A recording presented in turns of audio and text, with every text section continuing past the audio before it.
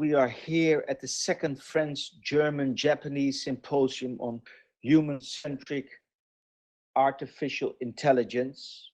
And now, to really kick off, I would like to show you a video of Minister Frédéric Vidal, the French Minister of Higher Education, Research and Innovation.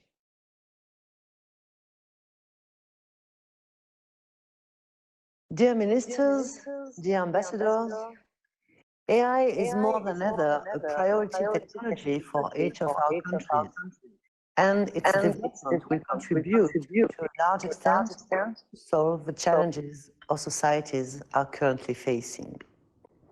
The first edition of this France-Germany-Japan Symposium, held in November 2018 in Tokyo, was a great success.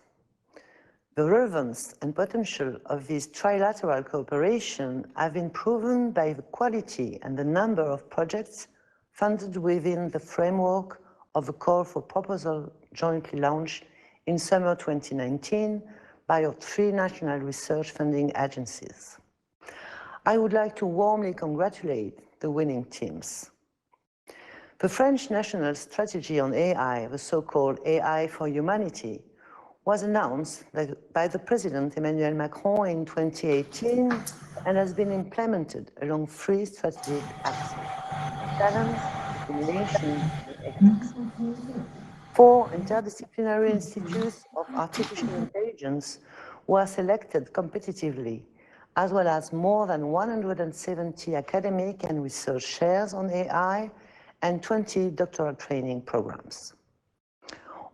At the multilateral level, following its announcement at the Global Forum on AI for Humanity, held in Paris in October 2019, the Global Partnership on AI has been started in June 2020 with a secretariat housed in the OECD in Paris and 2 centers of expertise located in Montreal and Paris, respectively.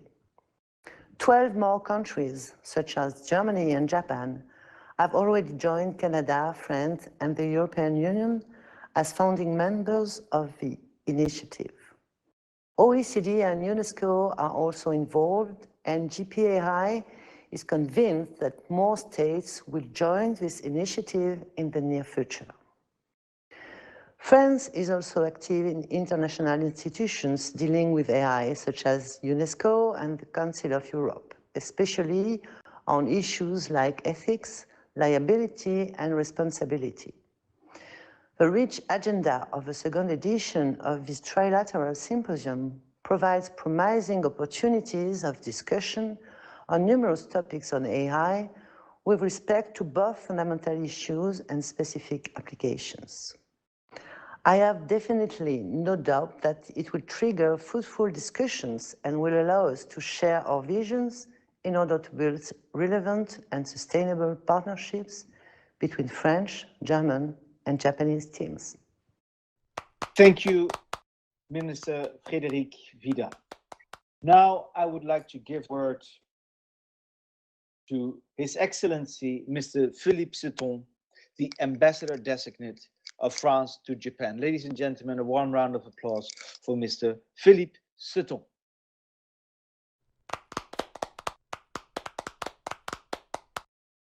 Good afternoon, ladies and gentlemen.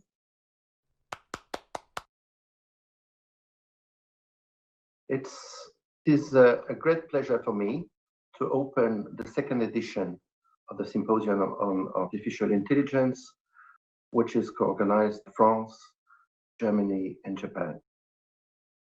As it was already mentioned, the first edition, held in Tokyo in November 2018, brought together researchers, policymakers, and stakeholders from the socio-economic sector who all expressed in a final statement their determination to intensify the collaboration on AI between the 3 countries.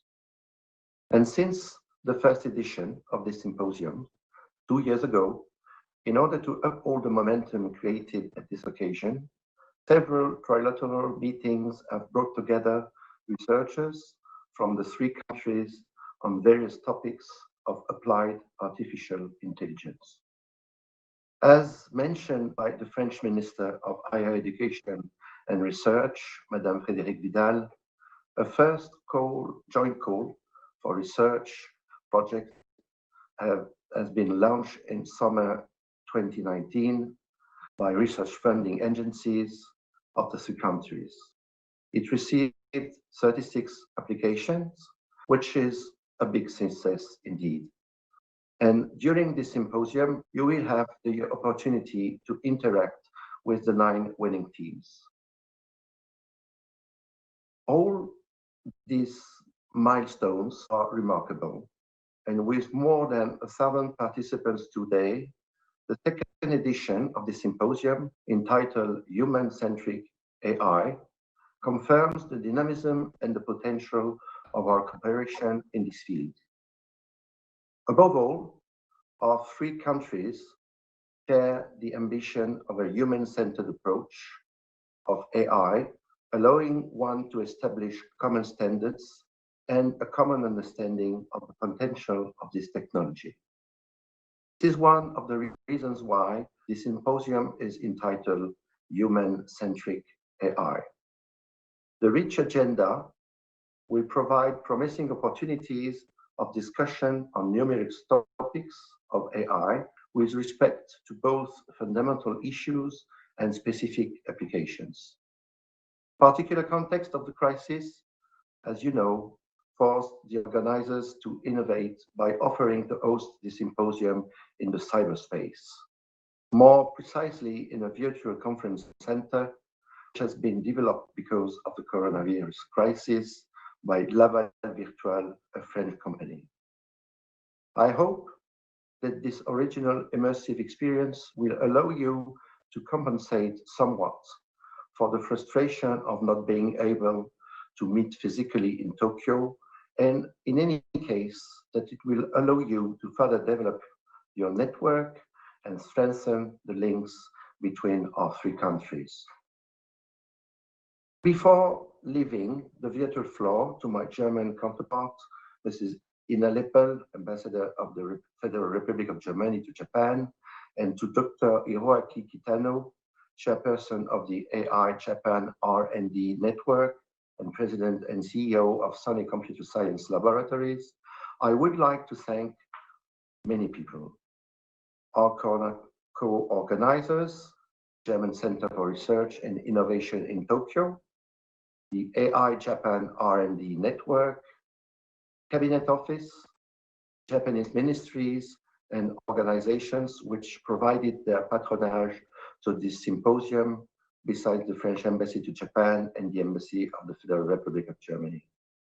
All supporters from France, Japan, and Germany for their valuable encouragements, and of course, all the speakers whose presentations and discussions we will listen with great interest. I wish all participants, speakers, and audience alike fruitful discussions and an exciting time during this 5-day online symposium. Thank you very much. Thank you so much for these words. I totally agree, and it's wonderful to have you all here. I see such a big crowd already. Now I would like to call to the stage Her Excellency, Mrs. Ina Leppel, Ambassador of the Federal Republic of Germany to Japan. Ladies and gentlemen, a warm round of applause for Mrs. Ina Leppel.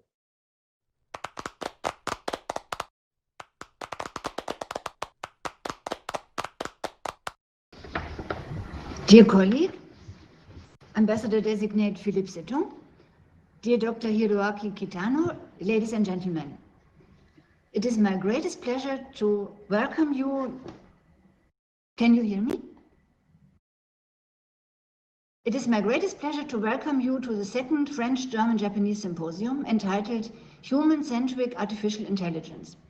Since the first Trilateral Symposium in 2018, which was held as a physical meeting here in Tokyo with some 350 participants from all three countries, we are now meeting virtually with more than 1,100 participants.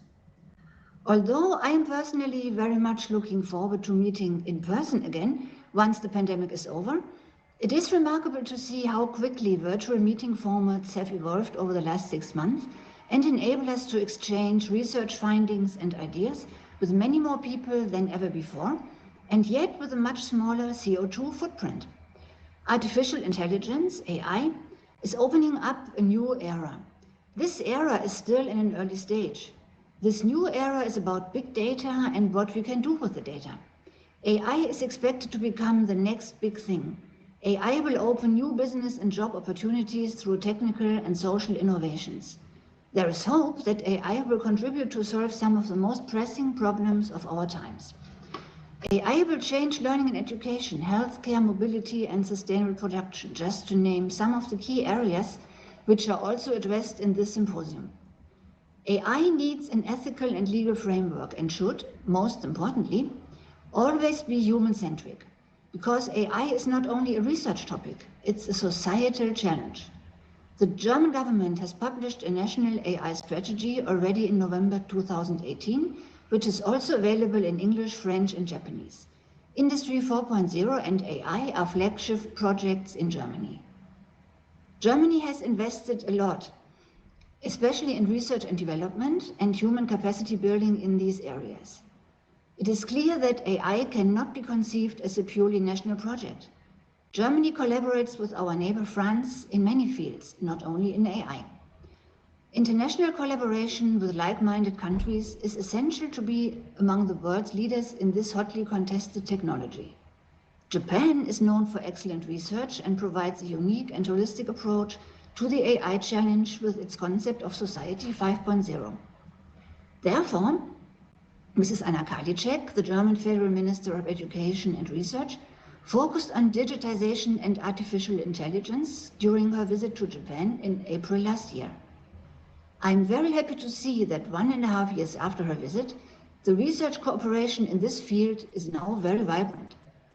Another 9 German, French, Japanese R&D projects on AI will be kicked off today. Germany, France, and Japan, together with Europe and other partners of the recently founded Global Partnership on Artificial Intelligence, must act in concert to become a world leader in a human-centric AI revolution. I thank the French Embassy, the AI Japan R&D Network, and the German Center for Research and Innovation for the initiative to address this very important topic in this Trilateral Symposium. I wish you an inspiring week and a fruitful exchange among friends. Thank you very much. Thank you, Mrs. Ina Lepel. Can you turn on your camera for a second so we can see you and say goodbye to us? Unfortunately, my camera disappeared.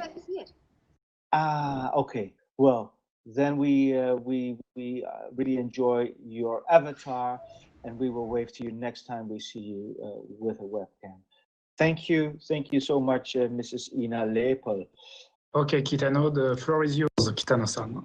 Okay, thank you very much. Thank you very much for inviting me for this organization. And I'm very pleased to be able to organize this second edition of the France, Germany, Japan AI Symposium. The initial version took place 2 years ago in Tokyo, and which has an enormous success. And this time we organize this in a virtual space, which is very symbolic, reflecting the current situations. And we all suffer from the pandemic at this moment. But I think that turned out to be the interesting opportunity in a way that we are forced to experience on the virtual space, forced to accelerate all the digital transformations. And expectation of artificial intelligence is very high at this moment, because like you want to run the city, run the organizations with less human involvement or human touch. You know, it is an unfortunate situation that we are facing right now. At the same time, I want to take this as an advantage. We leverage the difficult situations and then move forward. You know, for that, importance in AI is ever increasing, and with dramatic change in the society at the global scale.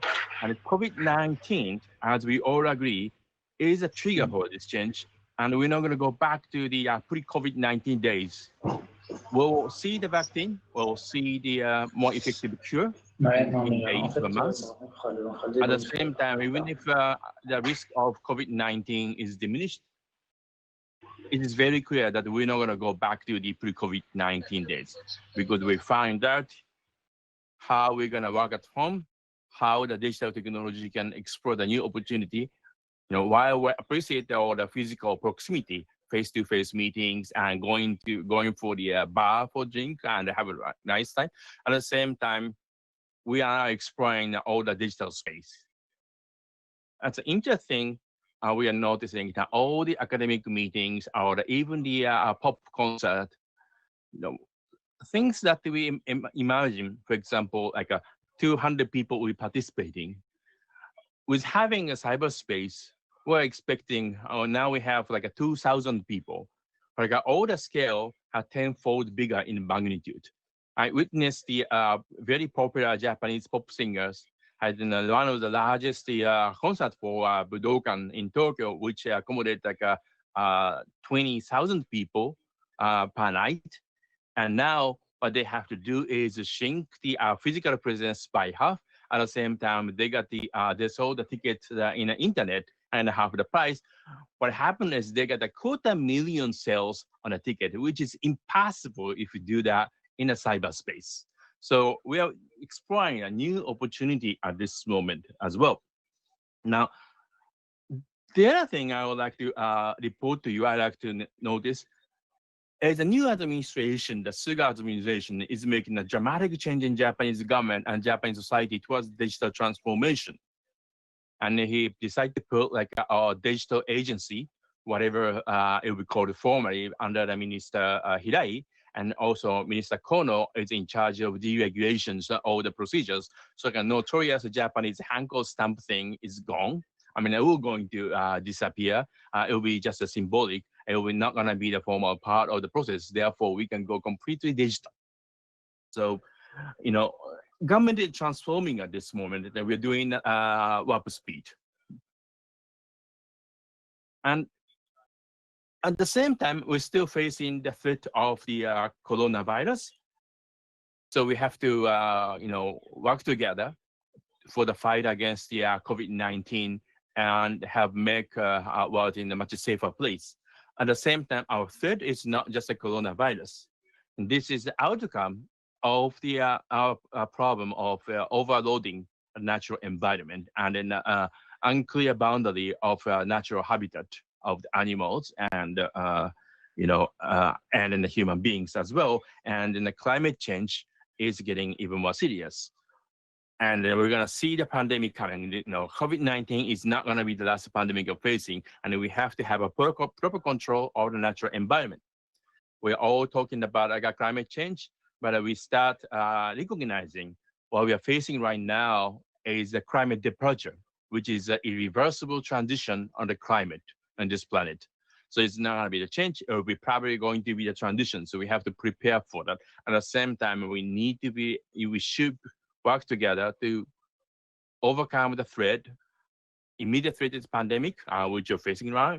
But I think we have like an even bigger threat, which is the global climate issues, resource demand issues, all the social gap, you know, have and not have, and all other issues we are facing, which is getting very explicit and getting worse because of the very stressful situation at this moment. So we have a lot more work to do, and we're going to work together. And this is a great opportunity for the three countries to work together in France, Germany, and Japan. And I'll say that goal of artificial intelligence deployment, also the digital transformation, which comes together naturally, need to be clearly recognized that those technologies need to be used to promote diversity and inclusion, as well as the sustainability of a civilization in every aspect.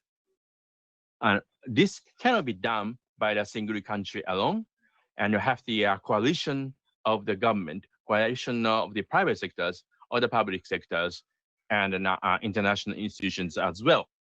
So this is the very first step for 3 countries to align the goal of artificial intelligence and digital transformation and work together, come up with a very serious program to be able to move forward on this effort and make the world in a better place. Of course, we have to overcome the immediate threat, which is COVID-19, but we have even bigger issues on the global climate, environmental, and societal issues.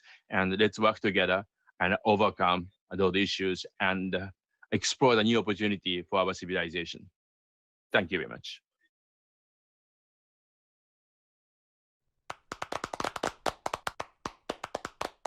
Thank you. Thank you, Dr. Kitano, for these inspiring words. And yes, there is an obligation here to for the world, to make the world a better place in these cold and transformational times. Now, I would like to go on, open the first plenary session, National AI Strategies.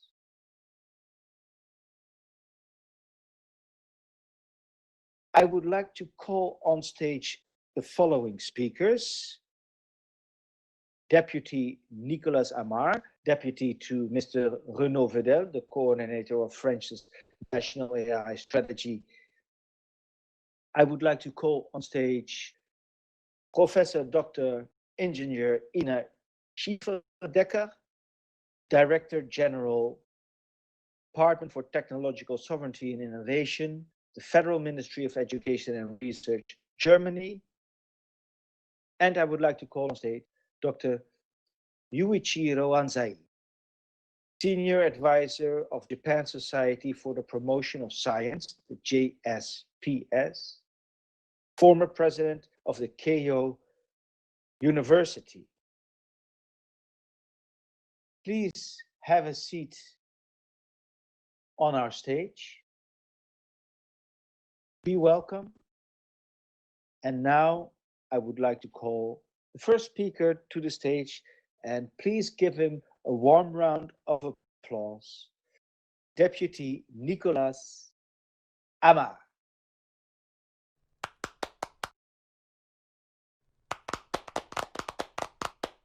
Hi, dear colleagues, ladies and gentlemen, thank you for this opportunity to present French AI strategy and its implementation before you. First, let me congratulate and be grateful to all Japanese and German co-organizers and partners, as well as the French Embassy in Japan for having successfully organized this Trilateral Symposium about human-centric artificial intelligence on the cyberspace.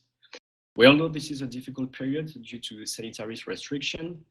Since it remains important, and it is always a pleasure to engage in discussion with colleagues and friends abroad, and even more in Japan and Germany, 2 countries with which France has a strong scientific cooperation ties in the field of AI. Renaud Vedel, the coordinator for French National AI Strategy, apologizes and deeply regrets not being able to be in front of you today, as he was called on an emergency on the pandemic by the government. But as his deputy, I'll make my best to replace him and give you some insights about the strategy. And I may tell you that this is the first time I am giving a speech through an avatar, and this new experiment is quite exciting. I have a presentation normally, and it doesn't. Yeah, now it's, sorry about that. Well, the first slide hasn't been taken. It's not a problem. First, a few words. The French national strategy is an answer to the conviction that AI is the next big thing, as said the ambassador. AI will play an increasingly important role for our future in economic competitiveness, job creations, modernizing public sector, and meeting societal and environmental challenges. Then the French AI strategy, which was launched by the president 2.5 years ago on the basis of Plenary reports under the umbrella of AI for Humanity motto, that corresponds to the strong conviction that AI must help humans to meet greater challenges and build a more human-centric world. So far, the strategy has grown in several sectors like economy, research, defense, public transformation, and tomorrow we hope that we will make important improvements in education, environment, and climate change, as well as the labor sector. As you can see, strategy was funded with 1.5 billion euros over 5 years. It is based on various measures in the areas of research, economic development, data, and ethics.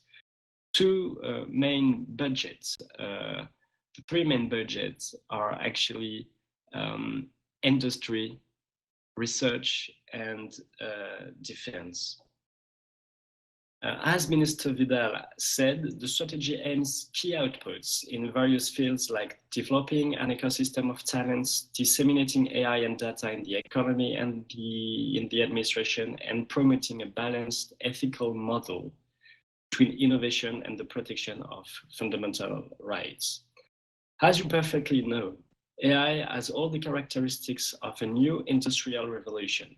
AI technologies are spreading across all sectors and are changing the very processes of production.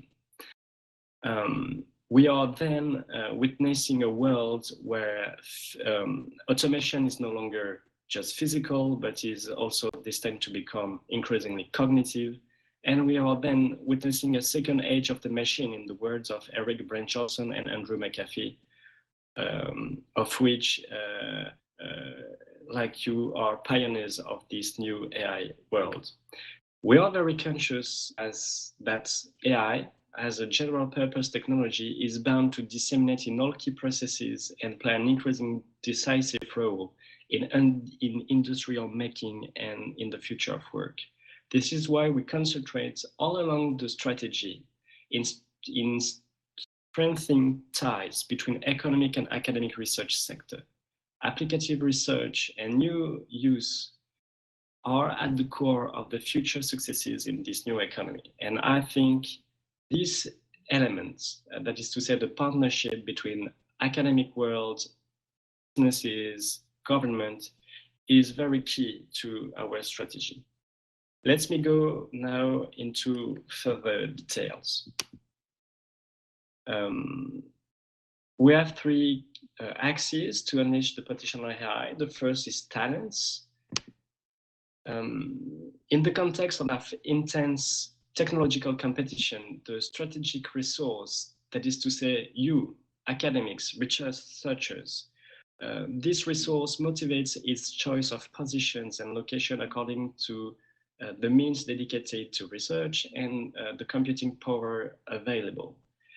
Then we have launched very important flagships, which are the three AI institutes. Three AI means the AI interdisciplinary institutes, and this you can see the key here for our strategy is to strengthen this partnership between research, public research, private research, academics, and industrialists. We have already opened 4 of them, one in Grenoble, MIAI, one in Sophia Antipolis, 3 AI Côte d'Azur, one in Paris, Prairie, and one in Toulouse, which is called Anity. They will focus interdisciplinary priorities in earth, environment, transport, and mobility. Along with those flagships, we have deployed more than 150 chairs, doctoral research chairs, and a specific doctoral program in AI that will allow to fund more than 300 doctoral contracts. This is one of the major improvements of the French AI strategy in the last 2 years. Then we have also built capacity and computing capacity building with the settlement of a new supercomputer, which is called Jean Z, and is dedicated to AI. second axis of the strategy is the economy. Has data dissemination, public transformation, and disruptive innovation are concerned. As you all know, major competitors led by the United States and China have built their technological advance and competitive advantage over the massive collection of data by major private actors or public entities. Then, data policy is thus a key success factor for any industrial ambition in the field of AI, and was at the heart of the recommendation of the Villani's reports. Then you won't be surprised that this data policy is based first on the support for data sharing. The Ministry of Economy has launched in 2019 a call for projects to support the settlement of data sharing initiatives within centralized, distributed, sectoral or cross-sectoral platforms. The first one are about to be born in the next month and years. There will be one in agriculture, for instance, and there is also an example of a project in French-speaking voice data hub. So this is the main improvements regarding the private sector. We have also accelerated public transformation, and the data sharing policy has also measures in the public sector. The major flagship here is the Health Data Hub. It was launched last year. It is an emblematic example of this. The fact that this health data platform should enable France to grow an AI ecosystem around health and try to become one of the leaders in AI in health in the next years. It was built on the fact that France has already good health databases, such as a national system of healthcare data, which contains 3 major databases in its historical base: health insurance reimbursements, French hospital discharge database, and statistic over the medical causes of death. And making those databases interoperable and available to research teams from all around the world is a major issue for us. It's essential to foster major innovation, to improve health of the population, and to reinforce our health system. It's even quite dramatic in the context of the pandemics. Concretely, the Health Data Hub will play a role of one-stop shop for projects of public interest in accessing health data while respecting patient rights. The data will be hosted in a secure platform, and the Health Data Hub has currently accompanies 36 promising research projects which have either been selected as part of a call for projects or were set up in response to the COVID-19 crisis. The last flagship in the economic policy is the launch of the great challenges and AI challenges. The idea here is to launch challenge that will try to foster disruptive innovation in dramatic fields for AI, such as improving medical diagnostics through artificial intelligence, securing, certificating, and reliability of systems using AI, and cyber security and automation. The last axis, and that will end the presentation. I hope this can appear on your screen.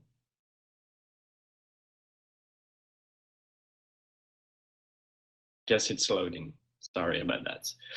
The last axis is ethics and international cooperation towards a trusted AI environment.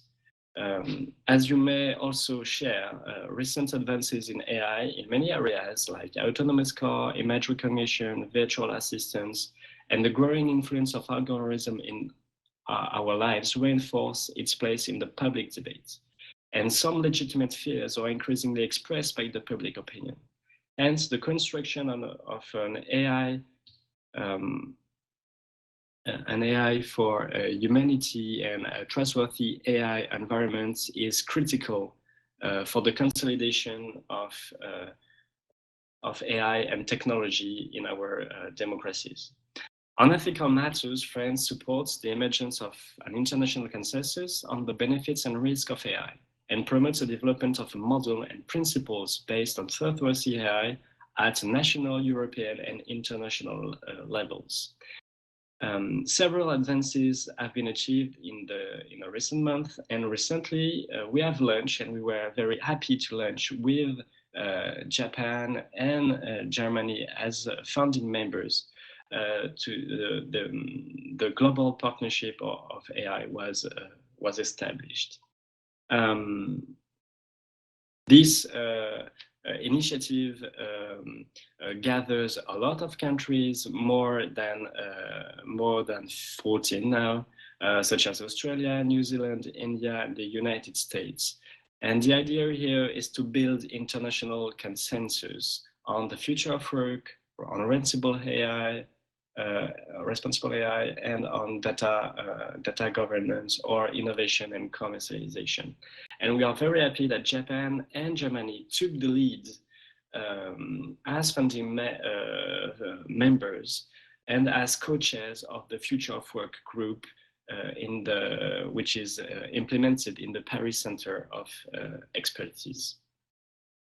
JPI isn't, in our view, an additional duplicate, but rather an international extension of the reflection that we have between Europeans on the development of analytical AI and with our international friends.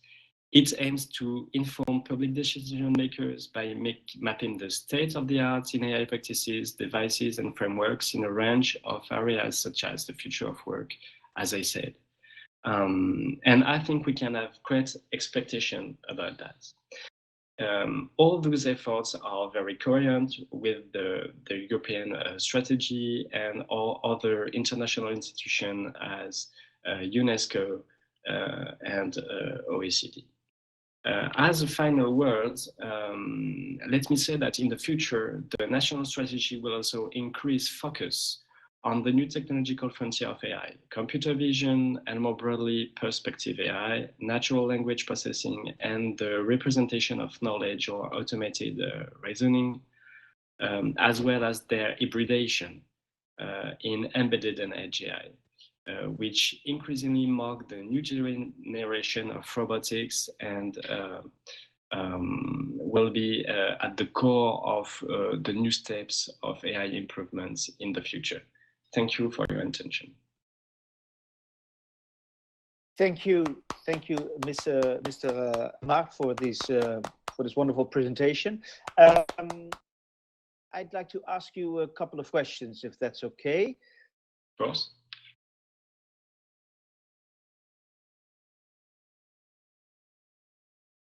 What do you think? In which areas the artificial intelligence development would you think France has a strategic advantage compared to other countries?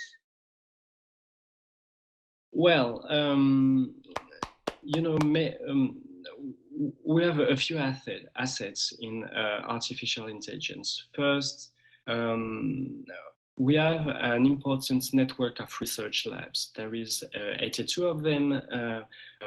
Some are top European players, and those French research labs accounts for 21% of European research resources currently on AI. Then I guess we have also worldwide leaders in many sectors like retail, energy, banking, or insurance. And those leaders are and should be at the forefront of the transformation that AI is enabling. And two of the last assets are the dynamic ecosystem of innovative startups. For instance, the 650 AI startups in France have raised more than 2.6 billion euros last year, which is an important figure. We have also quality databases, and maybe and that's very the singularity of the French academic landscape. We have a strong tradition in mathematics, a strong tradition discipline, in mathematics that Cédric Villani actually embodies. Well, it's that's impressive to hear. Also, the 650 artificial intelligence startups that are in France and that have raised also a significant amount of money to develop new products. You also mentioned the industry leaders, where you say they should be also pushing this development of artificial intelligence. Are they at the moment? You can always do better. There are more and more projects in those industry leaders, especially in the fields of the energy sector, that are coming out of the ground today. But I think we have a conviction in France, and it's very consistent with the European data strategy and the white paper for artificial intelligence led by Thierry Breton. Our continent, Europe, has been distanced in B2C big tech. But the battle is not lost for France and Europe, and I guess also Japan, because we are very similar on that thing. If we rely on our strengths, which are an unparalleled wealth of industrial data, a third and a specific ethical path that strikes the balance between innovation and fundamental rights, and that's very important for the development of AI, because those are the conditions that will set confidence and trust in the AI strategy over the long term. And then we have, as I said, all the legacy of those data, all these databases that we need to valorize to make new innovative disruptions here. And so I guess we have all the cards in our hands, and now we need to play more deeply and collaborative in order to make application of this. Well, thank you so much, and that's exactly why we're here, and that's also exactly why we have this this collaboration of these three countries, where we have actually a global collaboration here. So thank you, Mr. Amar. Thank you for stepping in so quickly when Mr. Vidal could not be here anymore. Well done. Thank you so much. One round of applause, ladies and gentlemen, for Mr. Nicolas Amar. Thank you all, and thank you very much. Now I would like to call on the stage the next speaker, Professor Dr. Ingenieur Ina Schieferdecker, Director General, Department for Technological Sovereignty and Innovation of the Federal Ministry of Education and Research in Germany. Ladies and gentlemen, please meet Ina Schieferdecker. Good morning, everyone. Konbanwa. It's not that easy to be in the right place in a virtual environment. It's very nice being here. Thank you for having me here. Mr. De Witt, Mr. Amar, Mr. Ansai-san, ladies and gentlemen. We live in challenging times. This makes it all the more important that we can rely on partners, allies, friends. France and Japan are all that, and together we are willing to address current global challenges through cooperation and a multilateral approach. We have long enjoyed a close and trusting partnership. Science, innovation, and technology policy in our countries are essential keys to sustainable growth, which places the challenges in environment, and energy issues in particular, as well as for coping with the current pandemic situation at the center of viable solutions. I would like to talk to you today about the German AI strategy and how our three countries can continue to cooperate in the field of a human-centric AI on the basis of our common democratic values and principles. So let me start with the German AI strategy. It was adopted on November 15th, 2018. And since then, we have taken many important steps in research and innovation policy to strengthen Germany as a location for AI in the long term.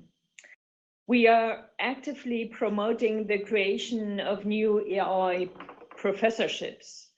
Through the Alexander von Humboldt Foundation and the German Academic Exchange Service, we aim to attract internationally renowned experts and young talents to Germany. We also further expand and strengthen outstanding structures such as the network of our competence centers for AI research in the long term in order to establish an internationally visible and attractive research environment.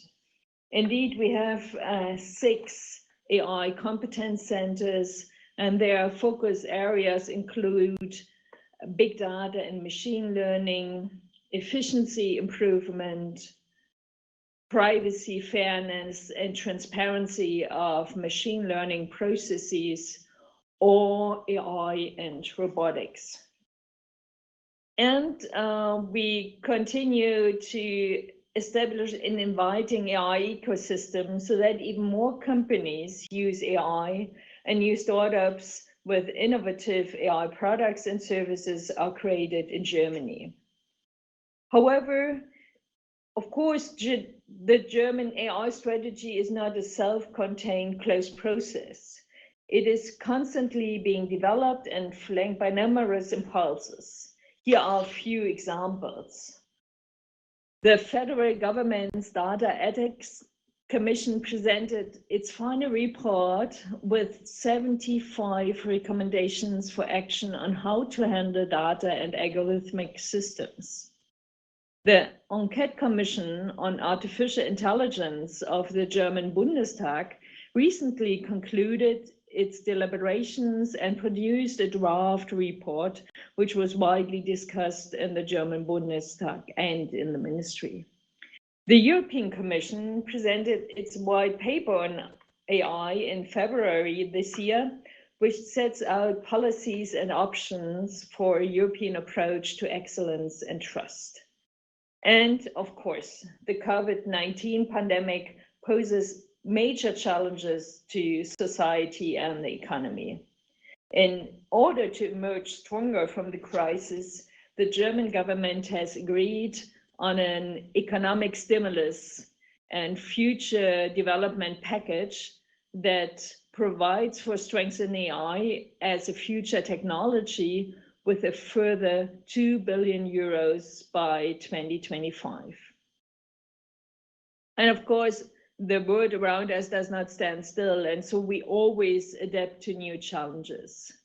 Currently, we are in the process of updating and substantially further developing our AI strategy. With this present update, we want to refocus the federal government's measures, findings, and recommendations in order to strengthen Germany as a location for research, development, and application of AI in international competition.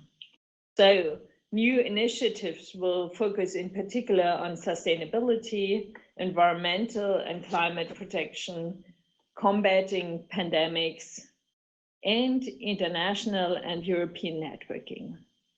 For the BMBF, my ministry, this means further expanding the broad range of research funding for AI and strengthening its role as a driver of innovation in the regions by intensifying application-oriented research at universities and at universities of applied sciences. And through SME-specific measures such as SME Innovative or AI for SMEs, we want to provide even better support for the transfer of research results, particularly to SMEs. And moreover, in conjunction with further AI application hubs on data-supported digital medicine with a focus on cancer and infection research and pandemic spread, as well as on circular economy and recycling, we want to open up the innovation potential of AI in socially important fields of applications. Let me come to the labor market. It's highly competitive for AI specialists, and that continues to pose great challenges, not only for companies, but also for universities and research institutions. In particular, in Germany, we compete with numerous globally active companies, and we want to better balance this with the experts contributing to AI research and development. Therefore, we address the shortage of skilled workers by providing intensive support for teachers and students, and by creating an attractive working and research environment in Germany. For example, with a new program, we will promote innovation in higher education through AI and big data. Let me now come to the cooperation with France and Japan. So, ladies and gentlemen, the digital transformation is likewise a global challenge. So it's therefore important to cooperate internationally and develop a common understanding of the changes brought about by AI. Together with France and Japan as close confidants, we advocate a responsible and people-centered use of AI. Through the protocol on further cooperation in the field of AI, signed with Japan in 2019, and the joint declaration of intent signed with France in April 2020, we will further pool our strengths and intensify our cooperations in the field of AI. Our AI competence centers, which I have already mentioned above, have maintained close and trusting cooperations with Japanese partners for years. I would like to mention just 3 of these cooperations, which stand as examples for many others. In 2017, the German Research Center for AI, DFG-JST, and the Japanese National Institute of Advanced Industrial Science and Technologies, AIST, signed a memorandum of understanding on the topic of AI. Second, the Munich Center for Machine Learning cooperates with the National Institute for Informatics in Tokyo in the field of scalable unsupervised learning. And third, the AI Competence Center in Tübingen is currently conducting 2 research projects with Japanese partners focusing on machine learning. So also the cooperation in the field of AI offers enormous opportunities for German and French business and science community.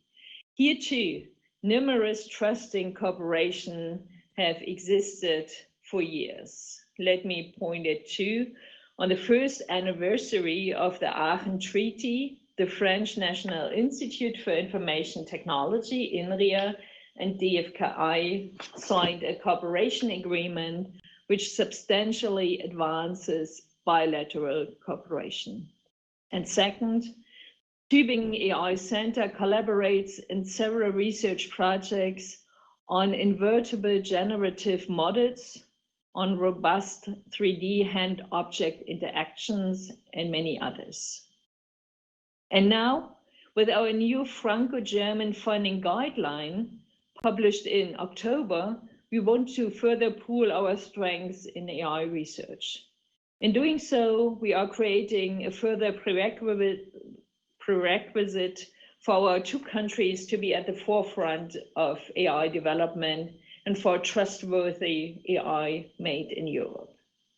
These are indeed impressive examples of bilateral cooperation that we have achieved so far.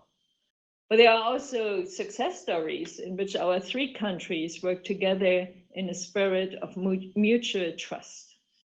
As founding members of the International Multi-Stakeholder Initiative Global Partnership on AI, GPI, we will further promote responsible and human-centered development and use of AI in accordance with human rights, fundamental freedom, and our shared democratic values.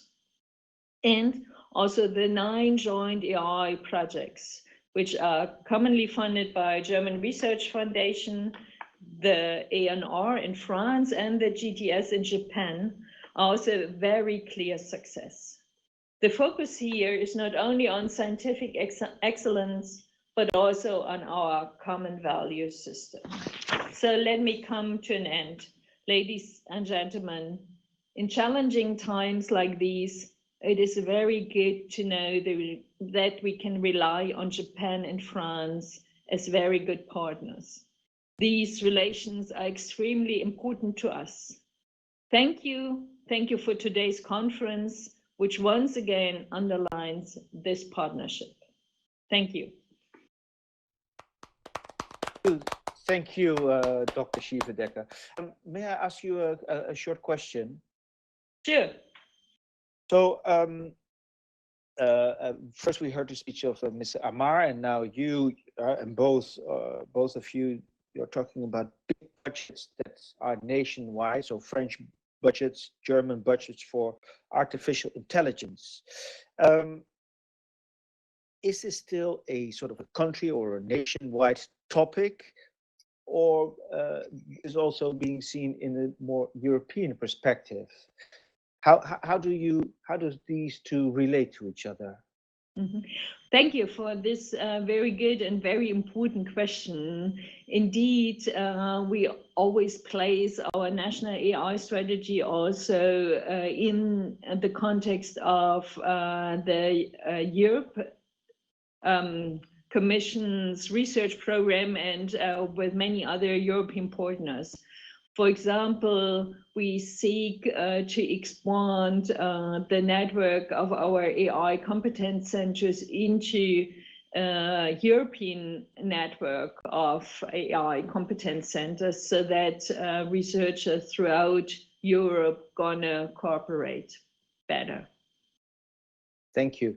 And where do you think Japan, France and Germany, or for that matter, Japan and Europe, can collaborate strategically when it comes to AI development? Well, I think Europe and Japan, well, maybe that is a German view, but and they are all very strong in industrial automation and robotics. And I think also along all the initiatives for Industry 4.0, that is a very important further application field, very industrial relevant and societal relevant, to be a good basis for cooperation between Japan and Europe, and Japan, Germany, and France. Thank you. Thank you. And where do you see the biggest challenges to implement the AI strategy in Germany in the future? Well, it is like often, well, the challenge lies in the scalability and the broad, which needs to be based on a broad acceptance in society, which needs to be supported by all the needed measures for trustworthy AI. I think that the big thing we need to address, so that people in industry or in any other societal domain can ask what an AI will do, how it does it, what is the data being used for it. So is it secure, is it safe, is it trustworthy? Is and it then it's gonna scale, I think. Yes, and the inclusivity is maybe also a part of it, that people feel it's theirs. Mm-hmm. Definitely. So all the approaches which make AI-based systems explainable so that people can understand what's going on are so important. And we need to train AI-based systems such that they address the whole spectrum of people in society or in the relevant problem space, and it needs to be verified and validated that this is really the case, that all the different people are being addressed. Well, I totally agree on that. Thank you so much, Professor Dr. Engineer Ina Schiefer-Dekker. Thank you for your words. Thank you very much. And now I would like to call on stage our next speaker. Very excited, Dr. Yuichiro Anzai, the Senior Advisor of Japan Society for the Promotion of Science, the JSPS, and the former president of the Keio University. Ladies and gentlemen, a warm round of applause for Dr. Yuichiro Anzai.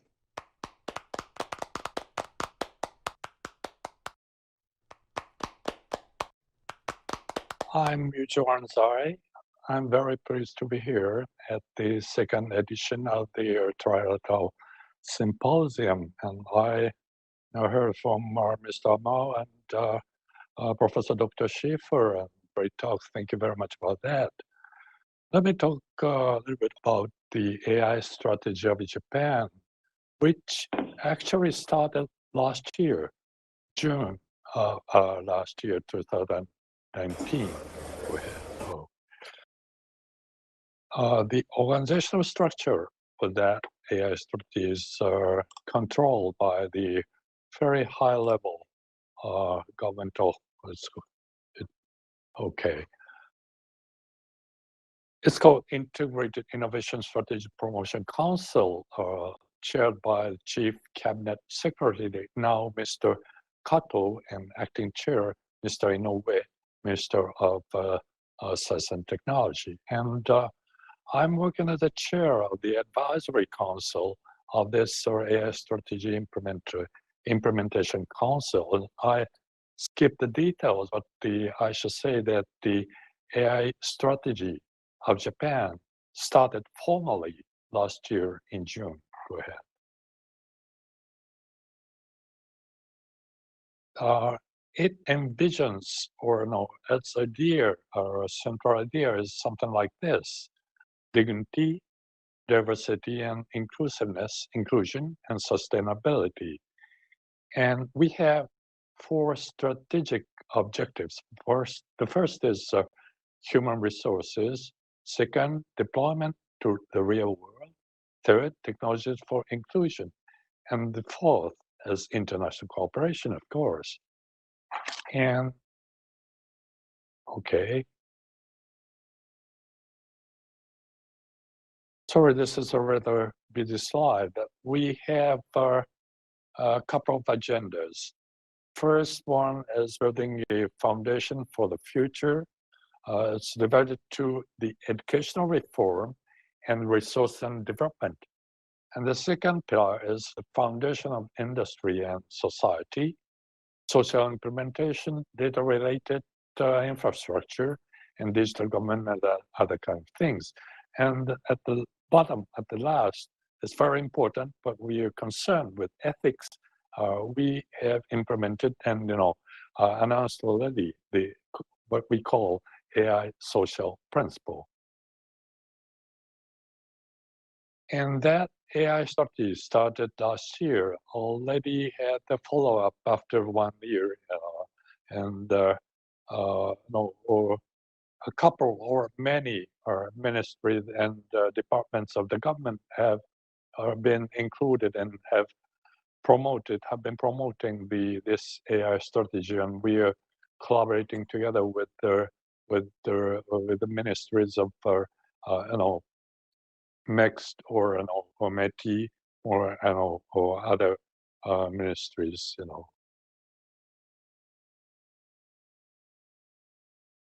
Let me talk a little bit about that educational reform. Under that advisory council, we have the Council for Mathematics, Data Science, and AI Education Program Certification System. This goes towards, we have been discussing a bit about the educational reform by introducing our certified courses to undergraduates of universities. As you see that in that pyramid figure, we are going to implement the certification system at the literacy level. It's a very initial level to 500,000 students per year to universities.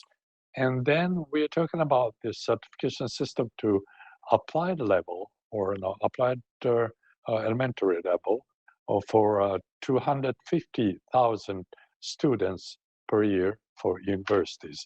And at the top, we need to nurture 2,000 persons, 2,000 students per year, including the graduate level. And at the top are about 100 students or 100 people per year at the international level. This is what we are talking about. I mean, we have already planned, and that bottom level in literacy level courses will be started next year, and the applied level course will be started, we hope, 2 years next. This is the time schedule we are planning, our 2020 fiscal year, 2021 fiscal year, and this is a very challenging program, but our goal is 2025. By that year, we hope that we are planning that that number, large number of undergraduate students will be educated, not just with their language and other kind of things, but also AI, data science, and elementary mathematics at the university level. Second one is for R&D, research and development. AI steering, we have AI steering committee led by Kitano-san of Sony Corporation, or Computer Science Research Institute. And at the bottom, we have the so-called AI and R&D network, also chaired by Kitano-san. Oh, sorry. Okay. That AI steering committee controls under our AI council that research R&D environment. At the center, we have 3 core research centers. One is RIKEN, or AIP, AI, or Advanced Intelligence Project. And we also have under the METI, AIST, AI Research Center, and also we have another one, NICT, mainly working on our communication technology and AI support for machine translation and dialogue processing. And we have our AI Japan R&D network. We already have more than 100 members, including research institutions and also universities. And okay, this is our COVID-19 related initiative started by AI Japan. We have many AI projects going on to cope with COVID-19. And so AI Japan is working in that way already. AST, ARC, Weekend AIP project, NICT are also working or cooperatively for that directions. Okay, and social implementation. Here, you see that we have four main pillars or main domains to work on. The first one is health, medical, and nursing care. The second one is agriculture. Third one is strengthening national land, infrastructure and disaster prevention. And fourth one is transportation infrastructure and mobility and that kind of things. Agriculture, smart agriculture, construction, or smart cities too. And at the same time, we are working on cross-domain data exchange platform. This is really interesting or data platform that using the distributed database, very large database management system technology. And of course, ensuring the trusted AI, trustworthy AI, and social principles. This is, of course, this has been going on at the Council for Social Principles of Human-centric AI under our advisory council. Japan's social principles of human-centric AI, we have 7 principles. You see here, one of the features of Japanese AI principles is that you see at the right top, we have education literacy principles, equal education opportunity for AI literacy. We believe that it's very important. And as you know, as Mr. Amar said, we have contributed to GPAI establishment. And before that, we have been working with the European countries, EU, and OECD very earnestly. And I bet this is a good direction to go still with the European countries like Germany and France. Okay. Okay, this is the end of my talk.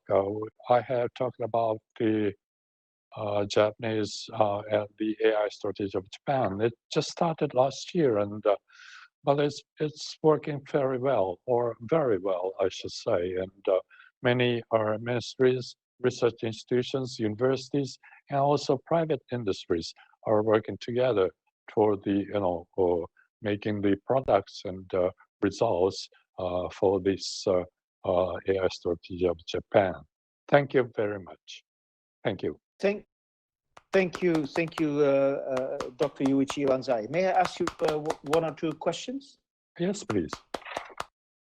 First of all, I want to say it's really impressive, the presentation and the strategy you have laid out for us. It seems like there is a lot going on in the research world in Japan when it comes to the development of artificial intelligence.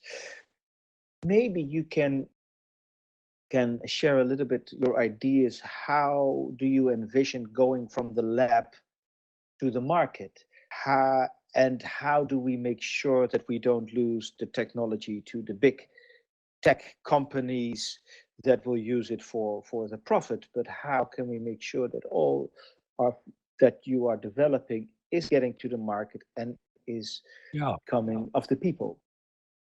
Okay. I should say that, as Professor Schaefer said, we are proud and we have the very advanced hardware technology for robotics and other kind of things, IoT and others, sensors, actuators, and others. So I bet that we can collaborate together with Germany and France for that direction of so-called cyber physical systems which could be a good, directional differentiate from GAFA and other big companies. But well, we still have the future. That's my tentative answer. Well, and we still have the future also, I see, because there's you invest also a lot in the development of new talent. Mm-hmm. Is there a lot of probably one of the characteristics of Japanese AI strategy is that we include the education reform, and the target is university undergraduate students and also high school students, and that's what we should do for the future of Japan and also for the world. Totally agree. Yeah. And can you say anything about the level of exchange between Europe and Japan when it comes to students and researchers? Is that on an acceptable level, or is that something that really needs to grow? What do you think? Our organization, JSPS, has been working with Germany and France for a long time about the research exchange, and also other institutions of Japan have been working on that. But still, for AI field, we should strengthen the ties and the collaboration and the exchanges, not just for researchers, but also graduate students, doctoral students, and those kind of young generations. I bet that would be a very important, good direction to go for all of us, for 3 countries. And how do you have any ideas how to do that? And maybe what do you think of a platform like this? Would that be helpful, or do you have other ideas how we can enforce that? We have many, or at least several levels at the national level, or at the university level, and research institution level, and also research funding agency level. And at all the levels, we should proceed under some guidance of, for example, the AI Strategy Council of ours, and some, similar institutions of yours. I'm in Germany or France. Well, thank you so much. Thank you so very much. You're welcome. You're welcome. Now, we are, ladies and gentlemen, we are at the end of this session, National AI Strategies. I thought it was a great session, really insightful. We are now going to a break.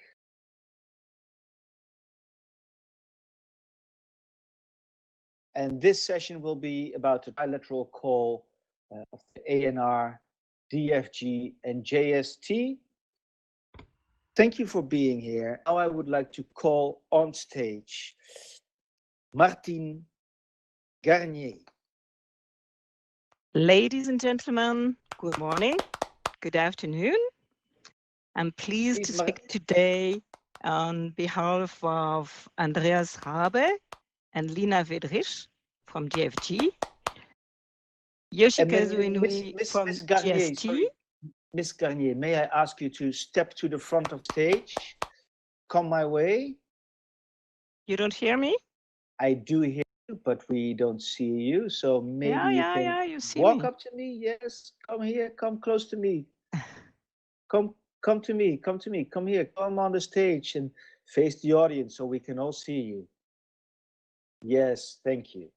Okay, so well, I'm pleased to speak today on behalf of Andreas Rabe, Lina Wedrich from DFG, Yoshikazu Inui from JST, as well as my colleagues from ANR, Frédéric Precioso and Fanny Lesha, whom I would like to thank warmly.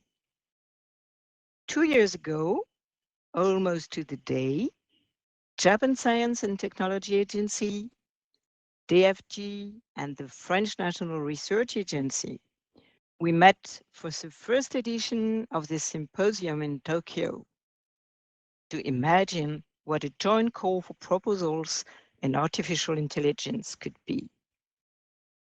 Then became concrete with the signing of an agreement between our three agencies, the aim of which is to strengthen research collaborations between our three countries, thanks to a common vision of AI that is ethical and human-centric.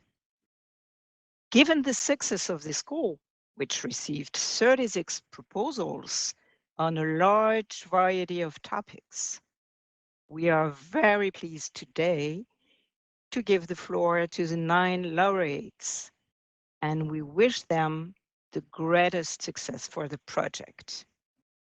Benny, I'll let you give some information to our speakers for the smooth running of their presentation.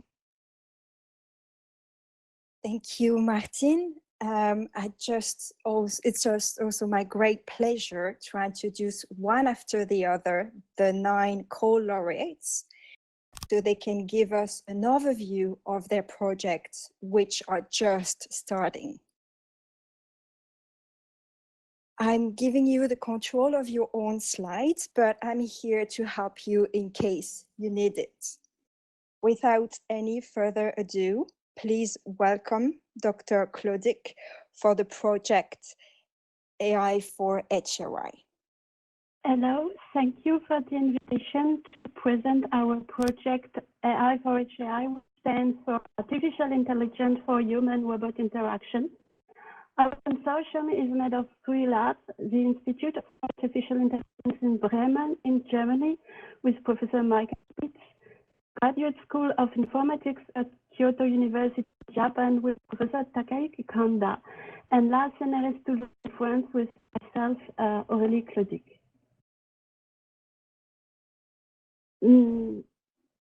The main project objective is to build an AI-enabled open source architecture for human-robot interaction management.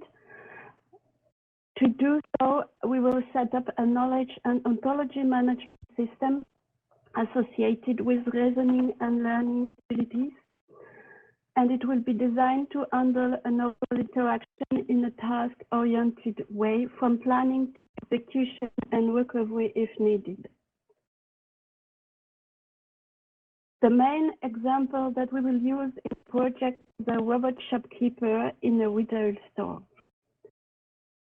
The project is divided in 6 work packages. The first one on architecture, the second one on knowledge representation and reasoning, the second one on learning of social interaction, fourth one on joint action planning and execution, and the 5th one on integration, data collection, and user studies.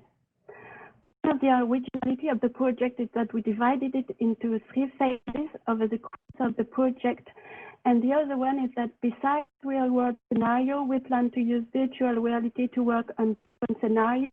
And we hope that will help us, even in this period, to work all together on integration and software over the seas. The expected result is the development of a novel autonomous decision-making system that will allow proficient interactions of social robots with human users.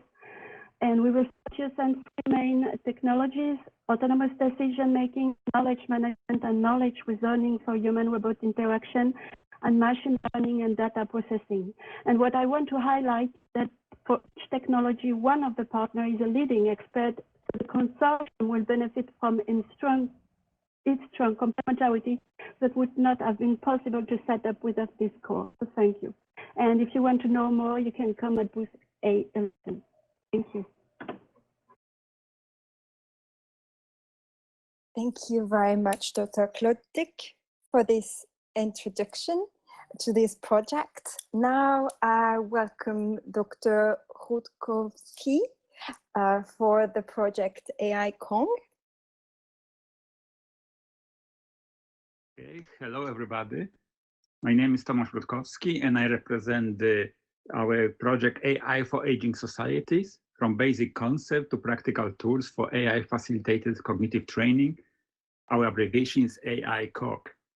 And I am a member of the team from the RIKEN AIP. Dr. Mihoko Otake Matsura is my boss and PI of the Japanese side. We have also French side, Dr. Alexandre Granfort from INRIA, and from Germany, the PI is Professor Tonio Boll from the University of Freiburg. I cannot see the controls, so if somebody can switch the slide. Okay, sorry. So just to make a background for my presentation, we all know that we are living in the aging societies, and Japan is #1, France is #3, and Germany is #4 in the number of people living who are 65 years or older. So mostly for the aging societies, there is a problem of depression, dementia, and long-term disability after stroke. We know already that around 50 million people around the world live with those problems. So there would be like 10 million every year. And there is expected that every 3 seconds, there would be one new case. And we also know that the deep learning, if you could go back 2 slides, please. We also know that the deep learning, it's kind of very powerful method these days, and we want to really utilize it. So next slide, please. So as we know, so our members have already certain results in this area, and we want to really leverage the potential of the artificial intelligence for the approaches to foster the healthy living. So our objective will be to study machine learning driven biomarkers for the personalized therapies. We will develop novel dedicated machine learning methods to adapt them to the brainwaves. We will make them open source, which would be really fantastic results. Everybody will be able to use them for their own research. And we want to use them also, mostly as biomarkers to facilitate this cognitive training and in the improvements. Next slide, please. So our 3 teams will have certain jobs to do it. So on the Japanese side, we will collect EEG data, brainwaves, and we will also make the final evaluation of the tools developed within the projects. On the French side, our colleagues will make the development of the machine learning tools, focusing on the unsupervised learning, data augmentation, and domain adaptation. And they will also make it available online, so that will be the French side main job. And in the Germany, our colleagues will be promoting interpretable human transparent machine learning tools for the clinical analysis of the brain signals. They will also be organizing and conducting ethical societal aspects of the project, as well as making the outreach. And next slide, please. So our project is divided into 5 work packages. I would like to invite you to our booth to discuss the details. Our booth is A12, and I am very much looking forward to see you there, and maybe next year to see you at this event to show results of our project. Thank you very much. Yes, Marianne Clausel, it's your turn to... Yeah, I'm sorry with the... to present the project ADA. Thank you. Okay. So thank you very much. So I'm very glad to present the project ADA, which is a joint project with Nancy University, Toulouse University, Graceville University, and Jamstech. So the main purpose of the EJA project is to study what is called multivariate time series, which has many applications in environments. For example, to study a regime shift. Excuse me to interrupt, Ms. Clausel. Could you speak a little bit more slowly so the translators have time? I'm sorry. Yes? I apologize. Yes. No worries. Thank you. Thank you very much. So I am very glad to present the EDA project, whose main purpose is to investigate multivariate time series. So multivariate time series is a mathematical framework used in to model many situations in climate, for example, to study regime shift, or in geophysics, to study geophysical profile, to study high order dependency between different components of a multivariate time series. So to understand how different quantities evolves jointly with time, we shall use new features, a new tool, which is called the iterated integral signature.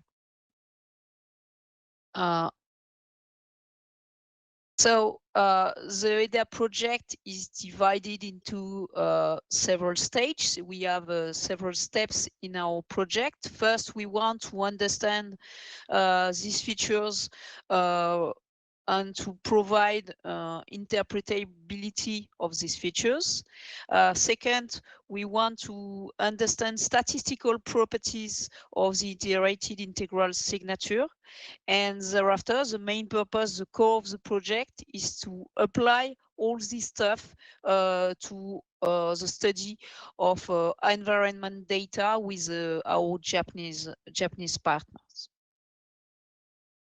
So the main point is that our project is extremely interdisciplinary.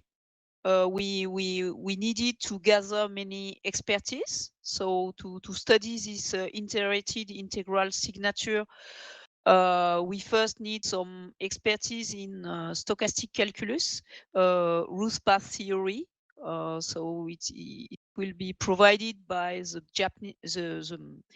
German partner, and also we have expertise in the French teams of Nancy and Toulouse.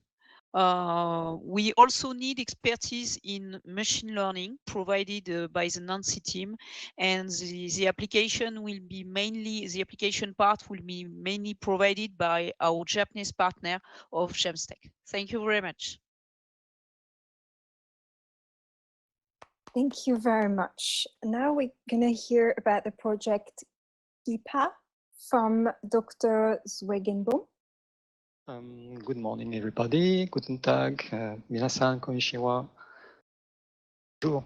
I would like to present Project KIFA, which proposes to design AI natural language processing methods to collect adverse drug reactions for pharmacovigilance. Collaboration between DFKI in Germany with Sebastian Möller as principal investigator, Riken Institute with NII and NISTO in Japan with Yuji Matsumoto as PI, and l'IMSI CNRS Université Paris-Saclay on the French side with myself, Pierre Zwegenbaum, as PI.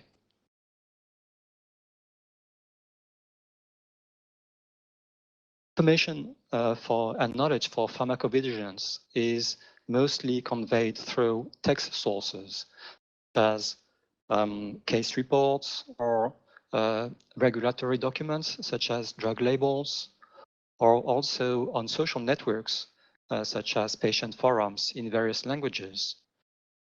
Since this is text, it's difficult to process with computers and to collect. Hence, the proposal to use natural language processing to unlock such knowledge and information from these text sources. So the goal of the project is to design machine learning-based natural language processing methods that can read this text and extract structured knowledge from multiple sources in multiple languages and integrate that knowledge into a unified schema. Plan to create and distribute datasets, that is annotated text for training machine learning methods for this purpose, and to distribute them to the wider scientific community. And these methods will be generic, but will showcase them in the pharmacovigilance domain. Basically, to begin with, we'll collect and annotate a set of text, scientific papers, drug labels, patient forums in multiple languages, and we'll design these AI-based natural language processing methods jointly in the 3 countries with a different focus, a complementary focus in Japan to extract information to populate and expand existing drug and medical problem ontologies. France to take advantage of structured knowledge to help improve the information extraction process. And in Germany to take advantage of multilingual sources of information, for instance, forums in German, in Japanese, in French, in English, to improve the information extraction process. The results expected from this project is first to distribute the programs, the codes that we'll have developed for the wider scientific community, publish also the data sets that we'll have annotated for adverse drug reactions, covering these different text types. We'll also use these data sets to organize what's called shared tasks or challenges to engage the wider scientific community to work on this problem. And also, since we'll collect these adverse drug reactions in a knowledge graph, we'll also provide a web interface so that colleagues and the general public can visit and browse through these new collected adverse drug reactions. Thank you very much. Thank you very much. Now is Dr. Kise, who are going to present le cycle. Yeah. Thank you. So, good morning and good afternoon, everyone. My name is Koichi Kise from Osaka Prefecture University, Japan. Today, I'm going to talk about our project called Recycle, a learning cyclotron. So let me start with background. Oops. I can take care of the slides if you prefer. Yeah. So next slide, please. Yes, thank you. So this is the motivation to accelerate the knowledge flow among humans. So in the era of 100-year life, everyone learns from everyone. So elementary of generation and background. So it may cause a bit of problem, so that we consider that AI-empowered human knowledge ecosystem is preferable. And for this purpose, we develop AI technology to accelerate the knowledge flow among humans. Next slide, please. Thank you. So to realize this, we proposed our model of learning called learning cyclotron, consisting of 3 steps: perceive, master, and transfer. And the perceive is to help learners to recognize new knowledge, maybe from lectures or textbooks. And the master is to make perceived knowledge usable by using the exercises or experiment. And the final step is the transfer. This is to motivate learners to deliver mastered knowledge to someone else who need this knowledge. And by circulating this process consisting of PMT, we are able to accelerate the knowledge flow among humans. So next slide, please. So in order to implement this one, this model, we have already started developing several methods. And for the perceive and master, we are working on sensing and actuating technologies. And as you can see in this slide, the left part, so we are working on using a lot of sensors to monitor the performance of the learners. And especially we are focusing on 2 modalities, text and speech, in our project. And for the step transfer, we are focusing on the nudging strategies to convince learners to transfer the knowledge. So focus on human cognitive biases. Next slide, please. Thank you. And we are working on the 2 different modalities, text and speech, and in 2 different fields, second language learning and physics. And our expected outcome is to develop a common sensing technology for different fields, and also the effectiveness of different modalities, as well as the cultural regional difference for the learning and effectiveness. Thank you very much for your attention. Thank you very much as well. And now we're going to hear about the project Panorama from Dr. Nakano.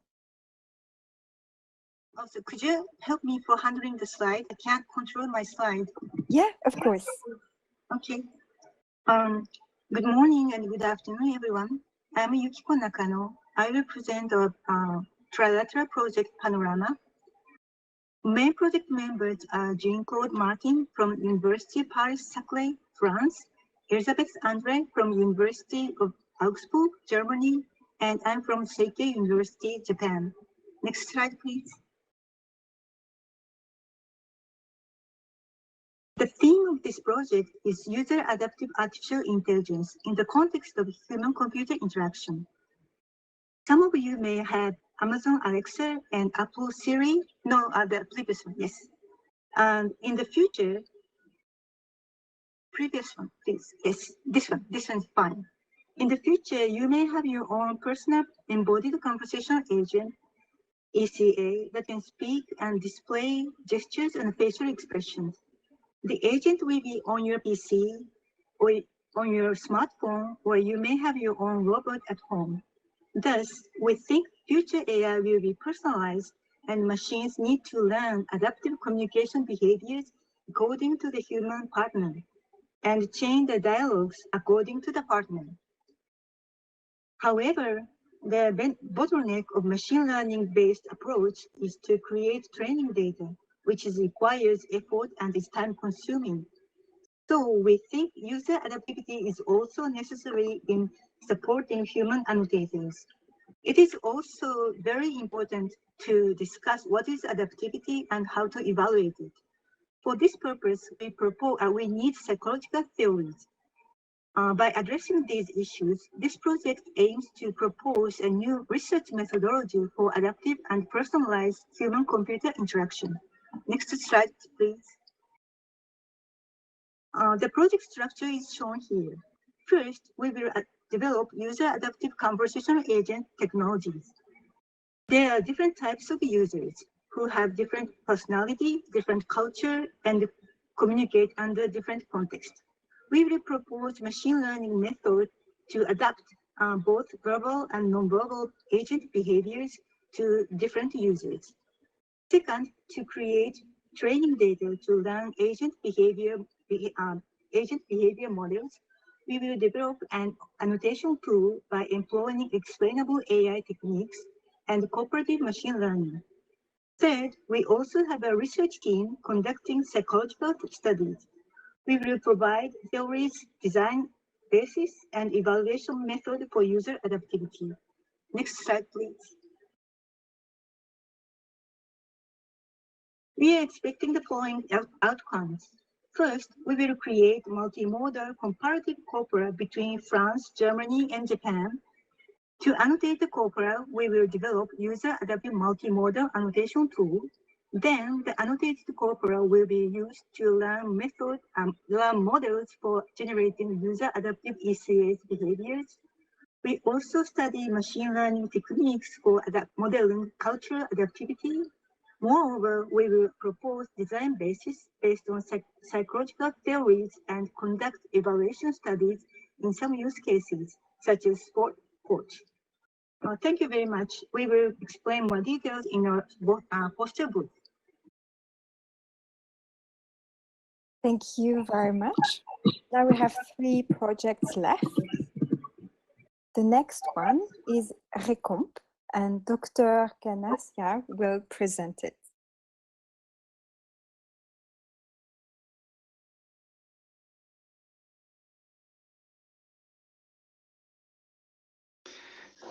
Good morning, everybody. Do you hear me? It's okay?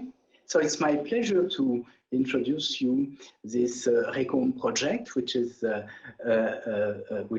Recomp means Research on Real-Time Confidence Mechanism for AI. We are 3 partners, a German partner, Adrian Pache from University, the Institute for Informatics in Germany, in Berlin. And, oh, sorry, I would like just to, okay.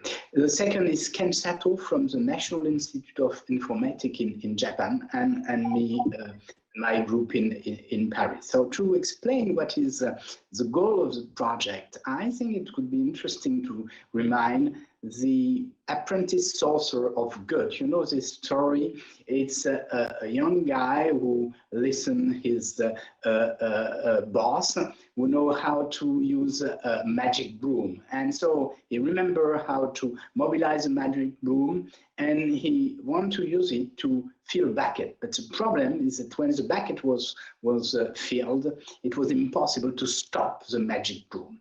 And it happens very often, the same situation with artificial intelligence, and especially with machine learning, that you learn program and you don't know how to restrict the behavior of this program. So this is this challenge we want to deal with here in this project. How to make sure that the outcomes of artificial intelligence agent correspond to some rule here. And this is what we would like to do. We would like to introduce some legal norm to be sure that the agent do what is allowed to do.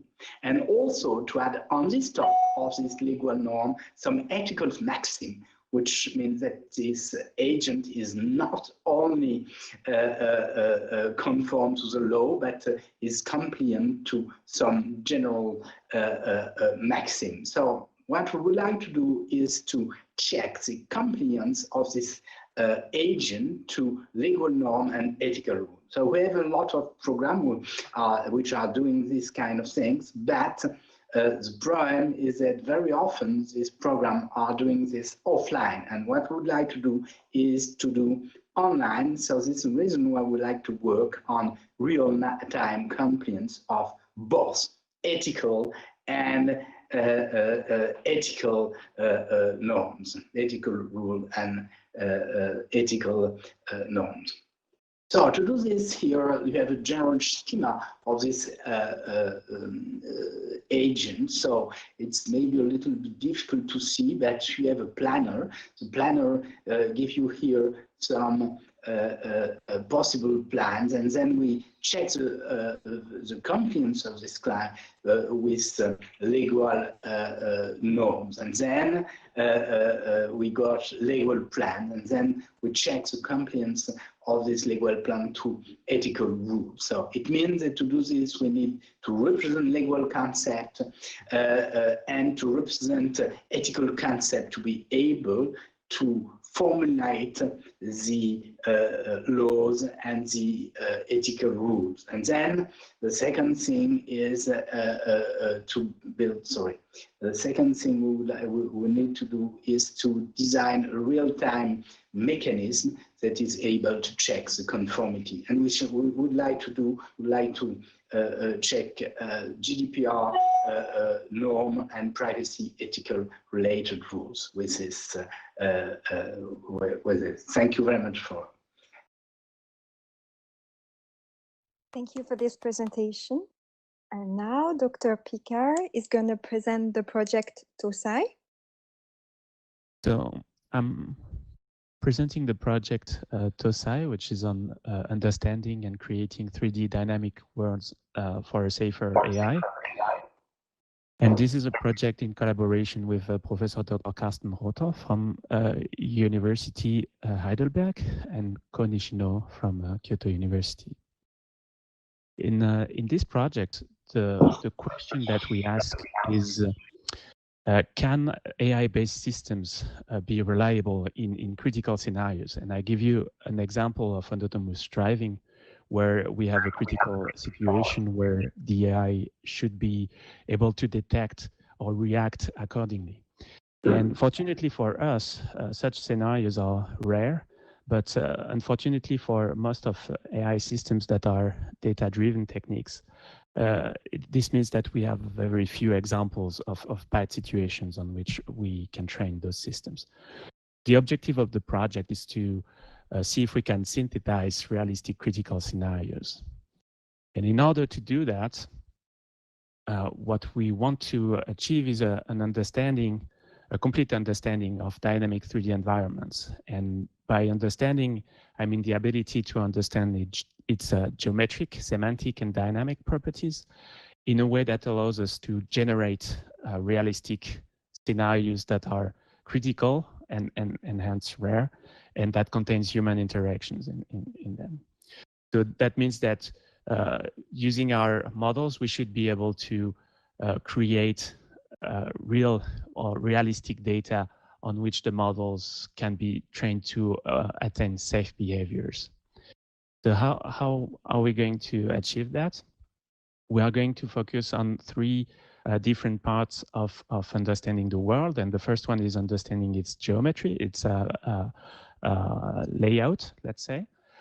Second one is to understand its physical properties that are measured by the appearance. So the physical properties that lead to the image as we see it. And the third axis is to learning to understand human behaviors and how they move, how we can detect them, how we can predict their movements. And using these modules, we will enter a feedback loop between analysis and generation of critical scenarios upon which we could improve themselves. Using one of the modules, we can generate new scenes that will be used to train to improve the models. And the outcomes of the projects are all-in-one models, what we call all-in-one models that will be able to do the understanding, that is the analysis of the environment in which the AI is put in, and also generate such environments. And we will release some critical scenario generator, which will be open source software. Hopefully that will help a lot other teams to build upon our work and produce safer systems, and also safety-oriented synthetic data sets that should also help other teams achieve better AI system for safer use of AI in the world. Thank you, Dr. Picard. Now, for the last project, we welcome Dr. Chen for Chiron. Yes, thank you. So I'm very pleased to present the Chiron project. The full title of the project is AI-empowered general-purpose assistive robotic system for dexterous object manipulation through embodied teleoperation and shared control. The project teams up three PI. So me, Li Chen, professor at École Centrale de Lyon, France. Professor Yushu Haskawa from Nagoya University in Japan, and Professor Jan Peter from Darmstadt University of Technology, Germany. So how can I go to the next slide? Could you yes, I will do pass it. to the next one, please? So the current robots in use mostly manipulate known objects in structured environments with repetitive gesture and high precision.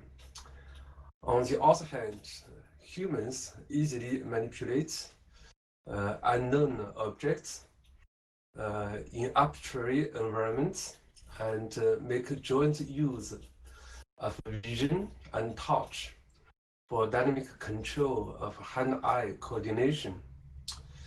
The goal of a Chiron project is to achieve the paradigm shift from a structured environment, known object, to the manipulation of unknown objects in unstructured environment. So we are developing a general purpose robotic manipulation system using vision, tactile feedback, and dynamic control of physical interaction. So next slide, please.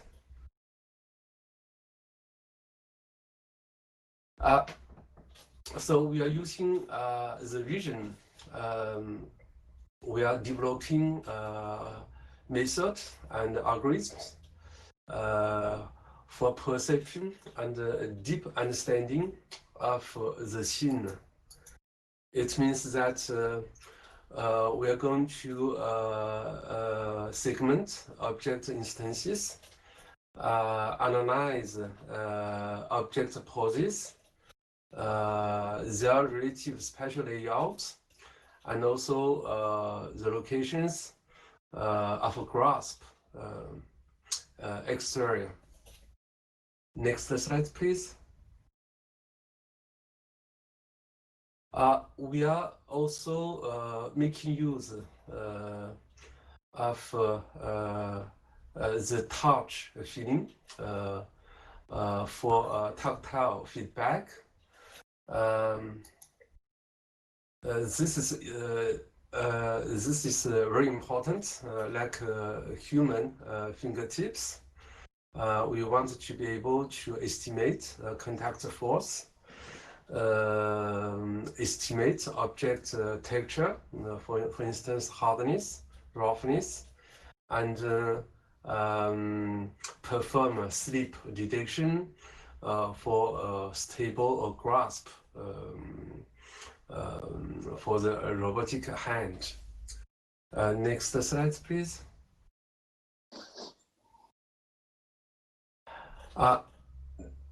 Dynamic control of hand-eye coordination for object manipulation is achieved through an intuitive haptic interface for embodied teleoperated manipulation and shared control between AI method and humans.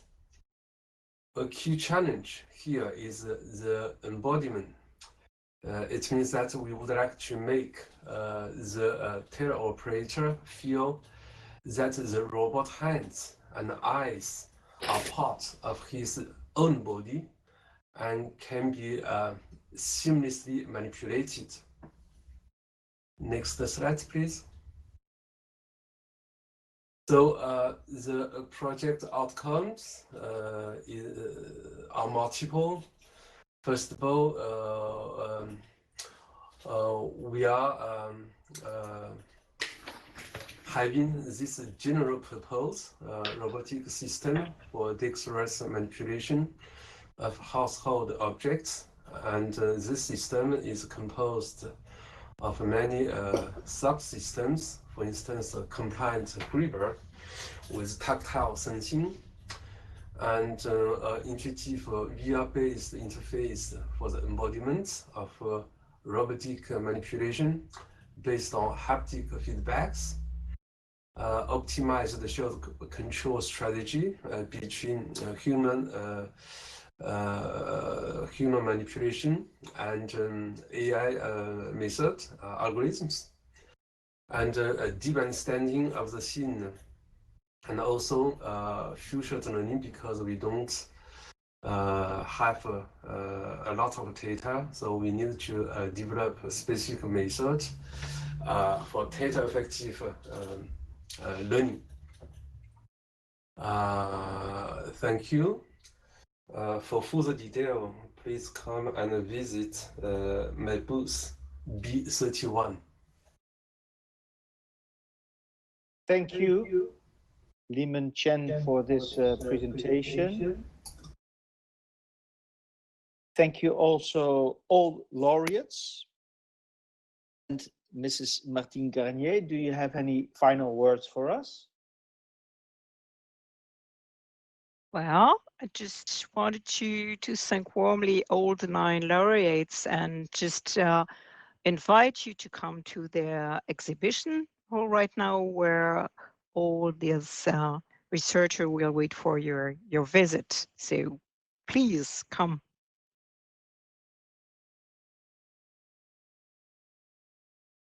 Let me start the next session, panel session, Human-centric AI. And now I would like to give the word to Dr. Arisa Ema to lead the panel. Thank you, Benjamin, and all the panelists to attend the session. So hello, everyone. Good morning, good evening, and good afternoon. Nice to meet you at this great event. So my name is Arisa Emma, and I'm chairing this session with this distinguished speakers from the Europe and from Japan. So today in this panel session, we would like to discuss the topic, the concept of human-centric AI. So what is and what kind of thing you will imagine when you hear the human-centered AI? Also, as the MC told, that this actually is the whole event concept, the human-centric artificial intelligence. So I guess you all have your own images or the way how humans and machine interact with the interact. So I hope after this session you may have some kind of some thoughts about what the human-centric artificial intelligence is and how human beings can make better society with this new technology, and how each of us, not the French, German, and the Japan, and not only limited to these 3 countries, but with all other countries or the organization, we can collaborate and make the society a better place. So I will end here, and in this parallel session, the panel session, we don't actually use the PowerPoint slides. So I will ask all the presenters to make some kind of statement in 2-3 minutes, and then we'll start the mutual interaction. And if you have some kind of comments, questions, I would like to invite all the questions. So please put your comments on the chat, and I would like to take at the end of the question and answer session. So let me start the session. So I would like to introduce the 4 people, and the first question I would like to ask is what kind of topics, considering about the human-centered AI, has been discussed or not being discussed in your country and your organization. So to start with, I would like to ask from Anne Bouvreau, and Anne, yeah, you're there. Hi, Anne. Yeah, so she's waving her hands nicely. And sorry, I forgot to show my camera on, but hopefully Anne can do. So Anne, can you just select the middle screen and show? Oh yeah, great. Thanks, Anne. So the floor is yours. Thank you. Thank you very much, Arisa, and hello, everyone. It's a great pleasure to be here today. I'm French. I chair a foundation on social implications of AI, Fondation Abeona. And as such, I'd like to give you the perspective in France on human-centric AI. Clearly, in France, privacy has been the #1 topic for a number of years on IT, with the IT and Liberties Commission and law. And that's the reason why France has contributed very, very strongly at European level to the creation of the GDPR regulation on privacy. And therefore, on IT in general and AI in particular, privacy has been the #1 subject. But there are, of course, many other subjects on human-centric AI that are very important. And one that I'm particularly involved in with Fondation Abeona is the subject of fairness and justice. And fairness and justice, of course, is super important, especially with machine learning algorithms and other algorithms that don't always show and explain clearly clearly what they do. And as such, we've been working on reports like one with Institut Montaigne, recommending to treat algorithms pretty much like medicine, and therefore to test them before they're put in service, to test them to make sure they really do what you want them to do, like a clinical trial for a vaccine, but also to test that they don't have side effects, negative side effects that you wouldn't want them to have. And those negative side effects could be discrimination on the basis of gender, age, ethnicity, social background, etc. And we recommend that this testing and this active fairness mechanism is really something that is put in place on this. This is a global recommendation. In France, in a way, it's particularly strong and sometimes difficult as a recommendation, because privacy, as I said at the beginning, has really been the #1 topic. And looking at statistics on people and how AI and IT impacts them is not something that people are really comfortable with. But I really hope that with these recommendations and with work that we do at European level and global level with UNESCO and others, we will be able to progress in this area. Thank you very much, Arisa. The floor is back to you, of course. Thank you, Anne, and thanks for raising this very important issue.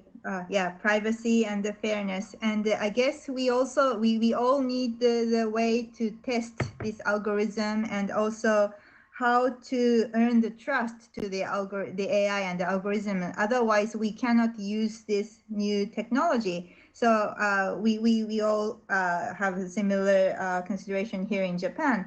So we will talk about this later. So thank you, Anne. So we'll move on to the Wolfgang. So floor is yours. Can you put on your cameras? Wow. Okay, maybe with no camera, please. Yes, okay. Yes, my name is Wolfgang Teves. I work for the German federal government for the Ministry of Justice and Consumer Protection, and I would like to highlight in my first statement two things we have done in Germany in the last 2 years. The first thing was that we established a data ethics commission that was supposed to give advice to the government how to deal with algorithmic and AI systems. And the Data Ethics Commission presented its opinion last fall and called for human-centric and value-oriented design that takes fundamental rights and freedoms into consideration. And the Data Ethics Commission said that this human-centered approach should permeate the entire design process. So really during the development, the deployment, the use of AI systems should be value-based. And the Data Ethics Commission said that they called for compatibility with core societal issues. They said sustainability in the design and use of AI system is a must, robustness and security, and most of all, transparent, explainable, and comprehensible systems. And they posed the question of how a clear accountability structure could look like, and also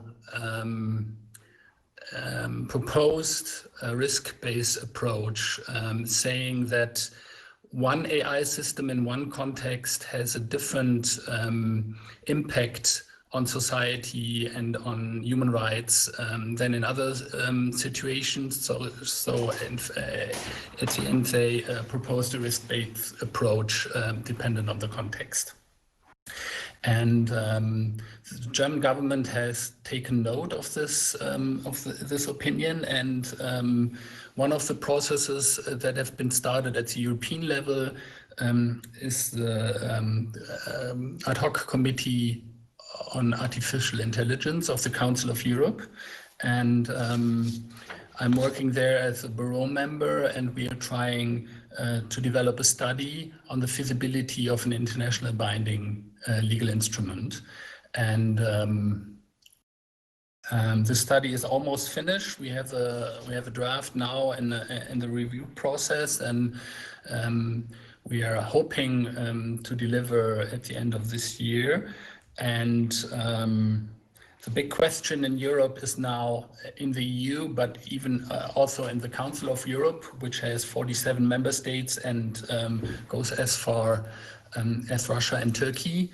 And we are discussing trying to identify rights and obligations which could become part of an international instrument, and what main elements such a legal instrument should have. And we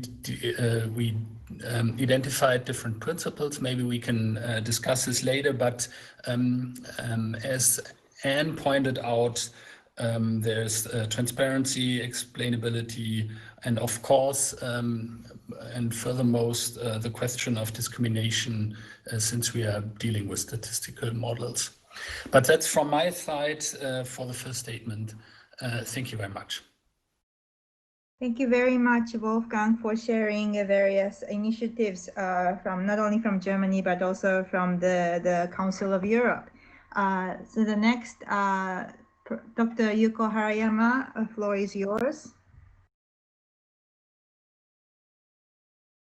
Thank you. I try to show myself.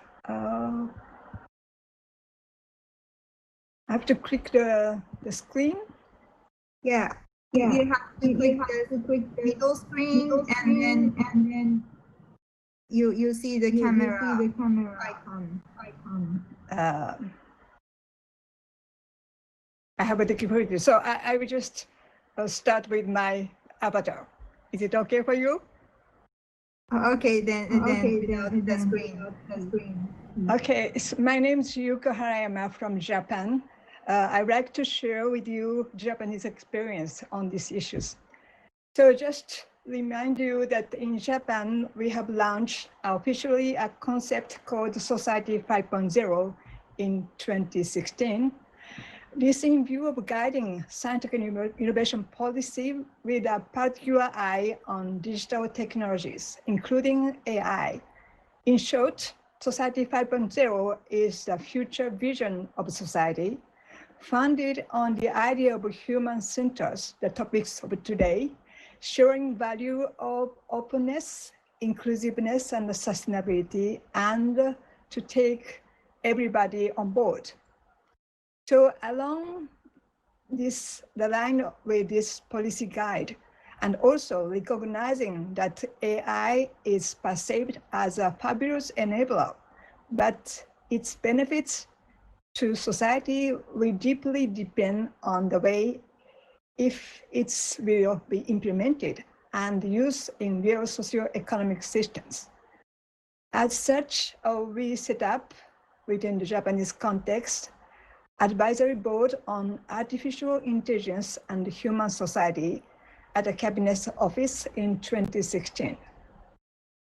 And at the end, in March 2017, we published a report, not providing recommendation, but mostly providing the list of issues to be addressed.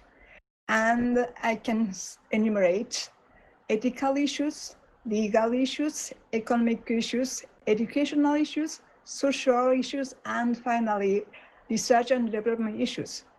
So these list of issues to be discussed became a basis for formulating later on the AI utilization guidelines at the government level.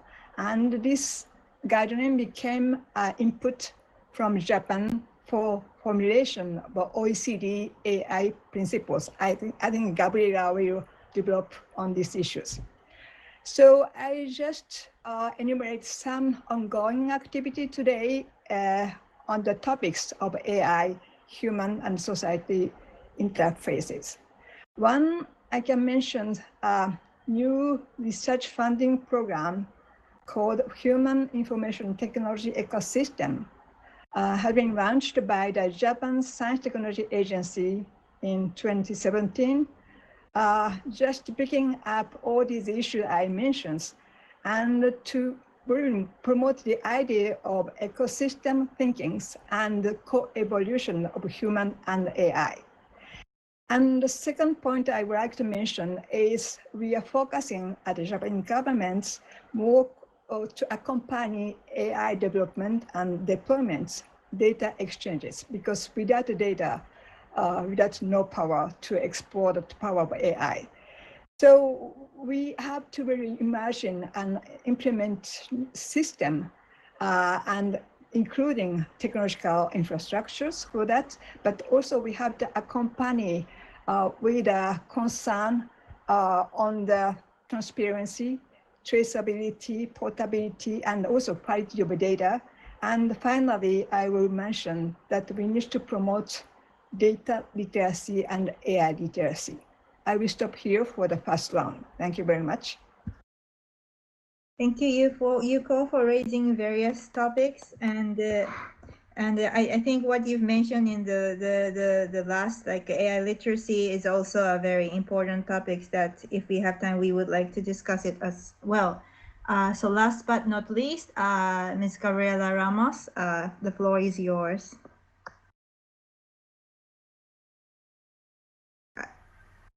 Is it possible for you to show the camera on? Oh, great to see you. Thanks. Actually, we can't hear you. Can you check whether your mic is on? Okay, here we are. We're talking about artificial intelligence, and we're finding it hard to manage these technologies. But I'm so glad to be here with you and to discuss this very important issue. As Yuko said, I have the pleasure to have been the Chief of Staff and Sherpa to the G20 of the OECD, where I work with the 3 presidencies, with Germany, with Japan, and with France, along with all the other presidencies of the G20 on the issues of digital and artificial intelligence. But now I am the Assistant Director General in UNESCO that is in charge of developing a recommendation on ethics of artificial intelligence, which is a very important mandate that the 193 countries of UNESCO provided for the institution to develop a comprehensive instrument that could deal with the ethics. And I think that they decided to put it in UNESCO because we have been dealing with ethics for a long time. I think that you might remember that we were the first institution to issue an ethical reflection on the genome and how to use the technologies, how to use science, because it's impressive, it's just mind-boggling how these technologies can evolve. But it's also very important that we frame them in a way that serves people, as the panel is proposing and as my colleagues in the panel have been advancing. So also UNESCO is an institution that is dealing with peace, and we have been dealing with digital issues for long. We were proposing and pushing for internet universality. We have the wrong principles. In education, we're looking at literacy and looking at how to ensure that the skills are there to deal with this very fast evolving technological landscape. But regarding the recommendation, I'm very excited to share with you that this is a tool that was seen as filling a gap, because we have been talking about principles and we have been talking about governance, but I didn't see in other institutions refer to the ethics front and central. And I would say, Yuko, that for us, ethics is an overarching framework. There are social issues that need to be treated with ethics. There are educational issues. There are gender issues. There are discriminatory issues. You know them. The biases, all the issues that are related to the incompleteness of data, or the way we build the algorithms that are just translating the biases and the discrimination that we have in the analog world to the digital world, where the environment is much less regulated. So what UNESCO did is to propose, the Director General appointed 24 very well-renowned experts to develop the recommendation, and we have now a draft recommendation. It's very inclusive the way we did it, because we went all over the world to request for inputs in terms of how people see it. The Global South, very important, because they're really lagging behind of these technologies, and we received 55,000 comments for the recommendation, including from the different stakeholders. The recommendation is systemic. The way it is drafted is systemic and is ambitious, because it looks, of course, of what do we mean by ethics, and ethics has to do with human rights, but the current human rights and the upcoming human rights, because I'm sure that we will be developing some additional human rights related to our right to preserve our brain without being nudged into doing things, or being wrongly influenced by echo chambers. All these things are evolving, and I think that we are becoming more and more aware on the need to advance new human rights. But we also developed the principles that my colleagues have referred to it, the question of privacy, the question of safety, the question of transparency, the question of explainability, the question of responsibility, and you know what, the question of accountability, because we really need to ensure that in the digital world, we at least achieve the level of legal rights and responsibilities, the rule of law that exists in the analog world regarding this accountability issue that has not yet been agreed how to do it. The question of data, the data gathering, data governance, how do we share data? Because that will have an implication in terms of how do we develop the products related to artificial intelligence.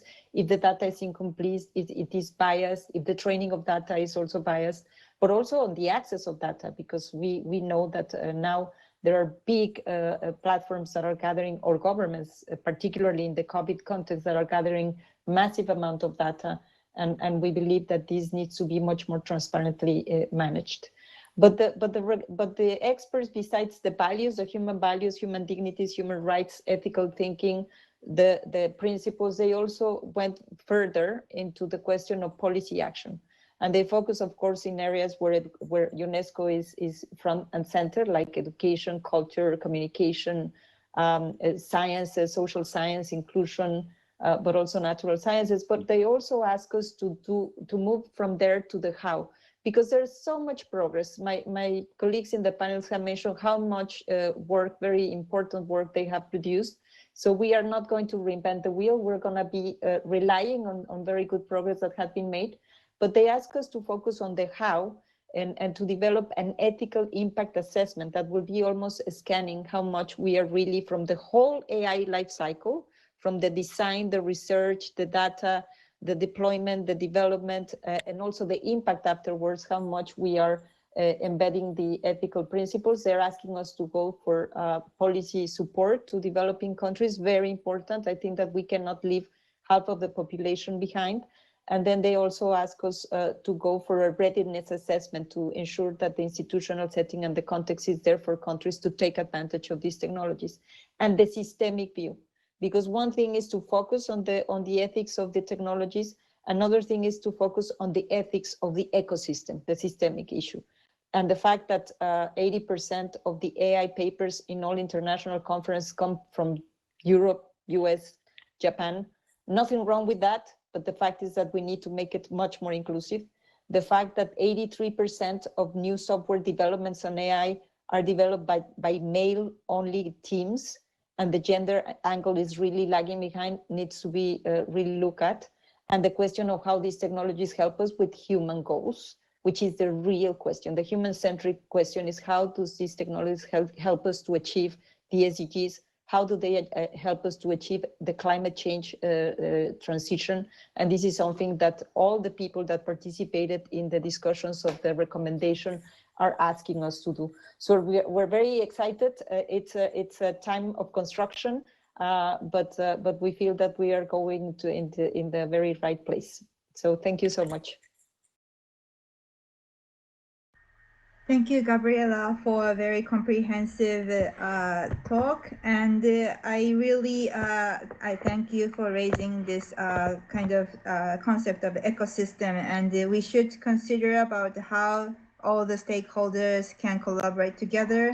And also thanks for raising the gender issue. And I would say that this session is quite gender imbalanced, because it's really nice to have very women in AI ethics and governance in many fields. And I guess what we can do together with is really important.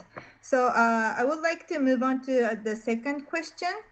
And for the second question, I would like to ask all the speakers, the panelists. So all of you mentioned that we've already reached to some kind of consensus of what is the values that we have to consider. For example, like the fairness, privacy, human rights, the transparency, accountability. There's a lot of value that we actually share when we're considering the governance and ethics of AI. So the issue right now is how to move on to the practice from principles. So I would like to start from Anne, and I guess you've already mentioned about testing and also how we could consider from the algorithm from the upstream of technology. So if you could kind of explain more about how the technology can be more fair and more privacy enhancing, and how your initiatives or your organization would like to collaborate with this thing with other country or maybe other stakeholders. The floor is yours. Thank you. Yes, thank you very much. Yes, I think that these subjects cannot be tackled at the level of one company or the level of one country. We do need international cooperation, and we also do need to take into account specificities of cultures and countries. And so for the subjects of fairness, for example, and justice in AI, it's very important to have common principles and to look at things like testing and to look at training also, and diversity of the teams involved. It's also great to join international working groups and to have cooperation between countries. What UNESCO does is absolutely great, and I'd like to commend what they're doing and what Gabriela said on that. What is being done in Europe is great as well, and I know Wolfgang will talk more about that. But I also think that exchanges of researchers and of information is very important. One of the things that Fondation Abeona has done with INS, École Normale Supérieure in Paris, is to invite visiting professors on AI and justice on an international visiting chair. Last year, we invited Dr. Kate Crawford from the AI Now Institute in New York, and it's really interesting to see the perspective from the US and the perspective from France. And this year, we have invited Karine Jeantelet from University Laval in Quebec, who's working on technological impacts on autochthon populations in Canada, and will come and give her perspective in France and in other countries. I think that international cooperation, taking into account specific cultures and context, is extremely important. The other point maybe that I could make as a suggestion here is that using specific data sets, and not only on a country basis, but on a global basis, and sharing data sets to learn from them, I think is something that can help us all looking at the human impacts of AI in terms of fairness and justice, but in terms also of all the other aspects that we've mentioned. That's what I wanted to try and say to answer your question, Arisa. Thank you very much, and it's really impressive, and having such kind of concrete example like the exchange of the researcher. And I hope that this session will become one of the opportunity to getting to know each other, and I would love to visit Paris, and to have that kind of exchange. And also about data sharing, that is also a very important thing, and that's how we could do, and we should consider about the methodology as well. So thank you, Anne. So I would like to move on to Wolfgang, and the question is same. So how can we collaborate in this area? And I also would like to ask some specific question to you. So you mentioned about the risk-based approach, and I think this is really important perspective. So even if we use the same AI, you know, even in the finance or the medicine or maybe chatbots or in the education, so we need to consider about the context, and the risk might be slightly different.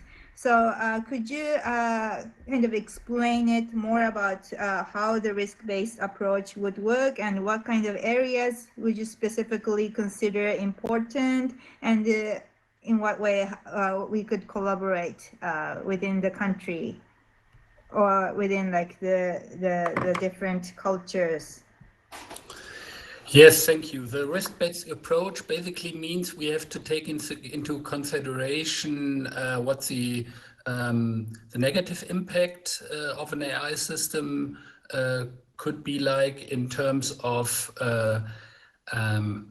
how often a negative impact will happen, and secondly, how strong the impact on human rights, the rule of law and democracy could be. And from that you see different risk levels, and from there you can apply different mechanisms or different obligations. One system probably only needs some more information, some more transparency. Some other would have human oversight and control mechanisms, even ex ante and so forth. But I would like to add something to what Anne just said. How can we cooperate? We are in the Council of Europe, as well as on the EU level. We are now discussing how those basic rights and principles that we have can be transformed into concrete obligations and substantive rights for the individual. What I've learned in numerous discussions with stakeholders is that we definitely need an interdisciplinary approach here. When you talk to people who work in the design of AI systems, everyone agrees that a system shouldn't discriminate concerning the gender, or be fair, be diverse, and so forth.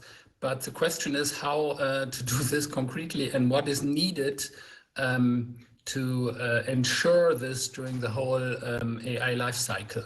And that's something that the CAHI, the ad hoc committee on artificial intelligence of the Council of Europe, is working on. I know that the EU Commission is working on this, and to highlight maybe two things is, and that is what Anne was saying.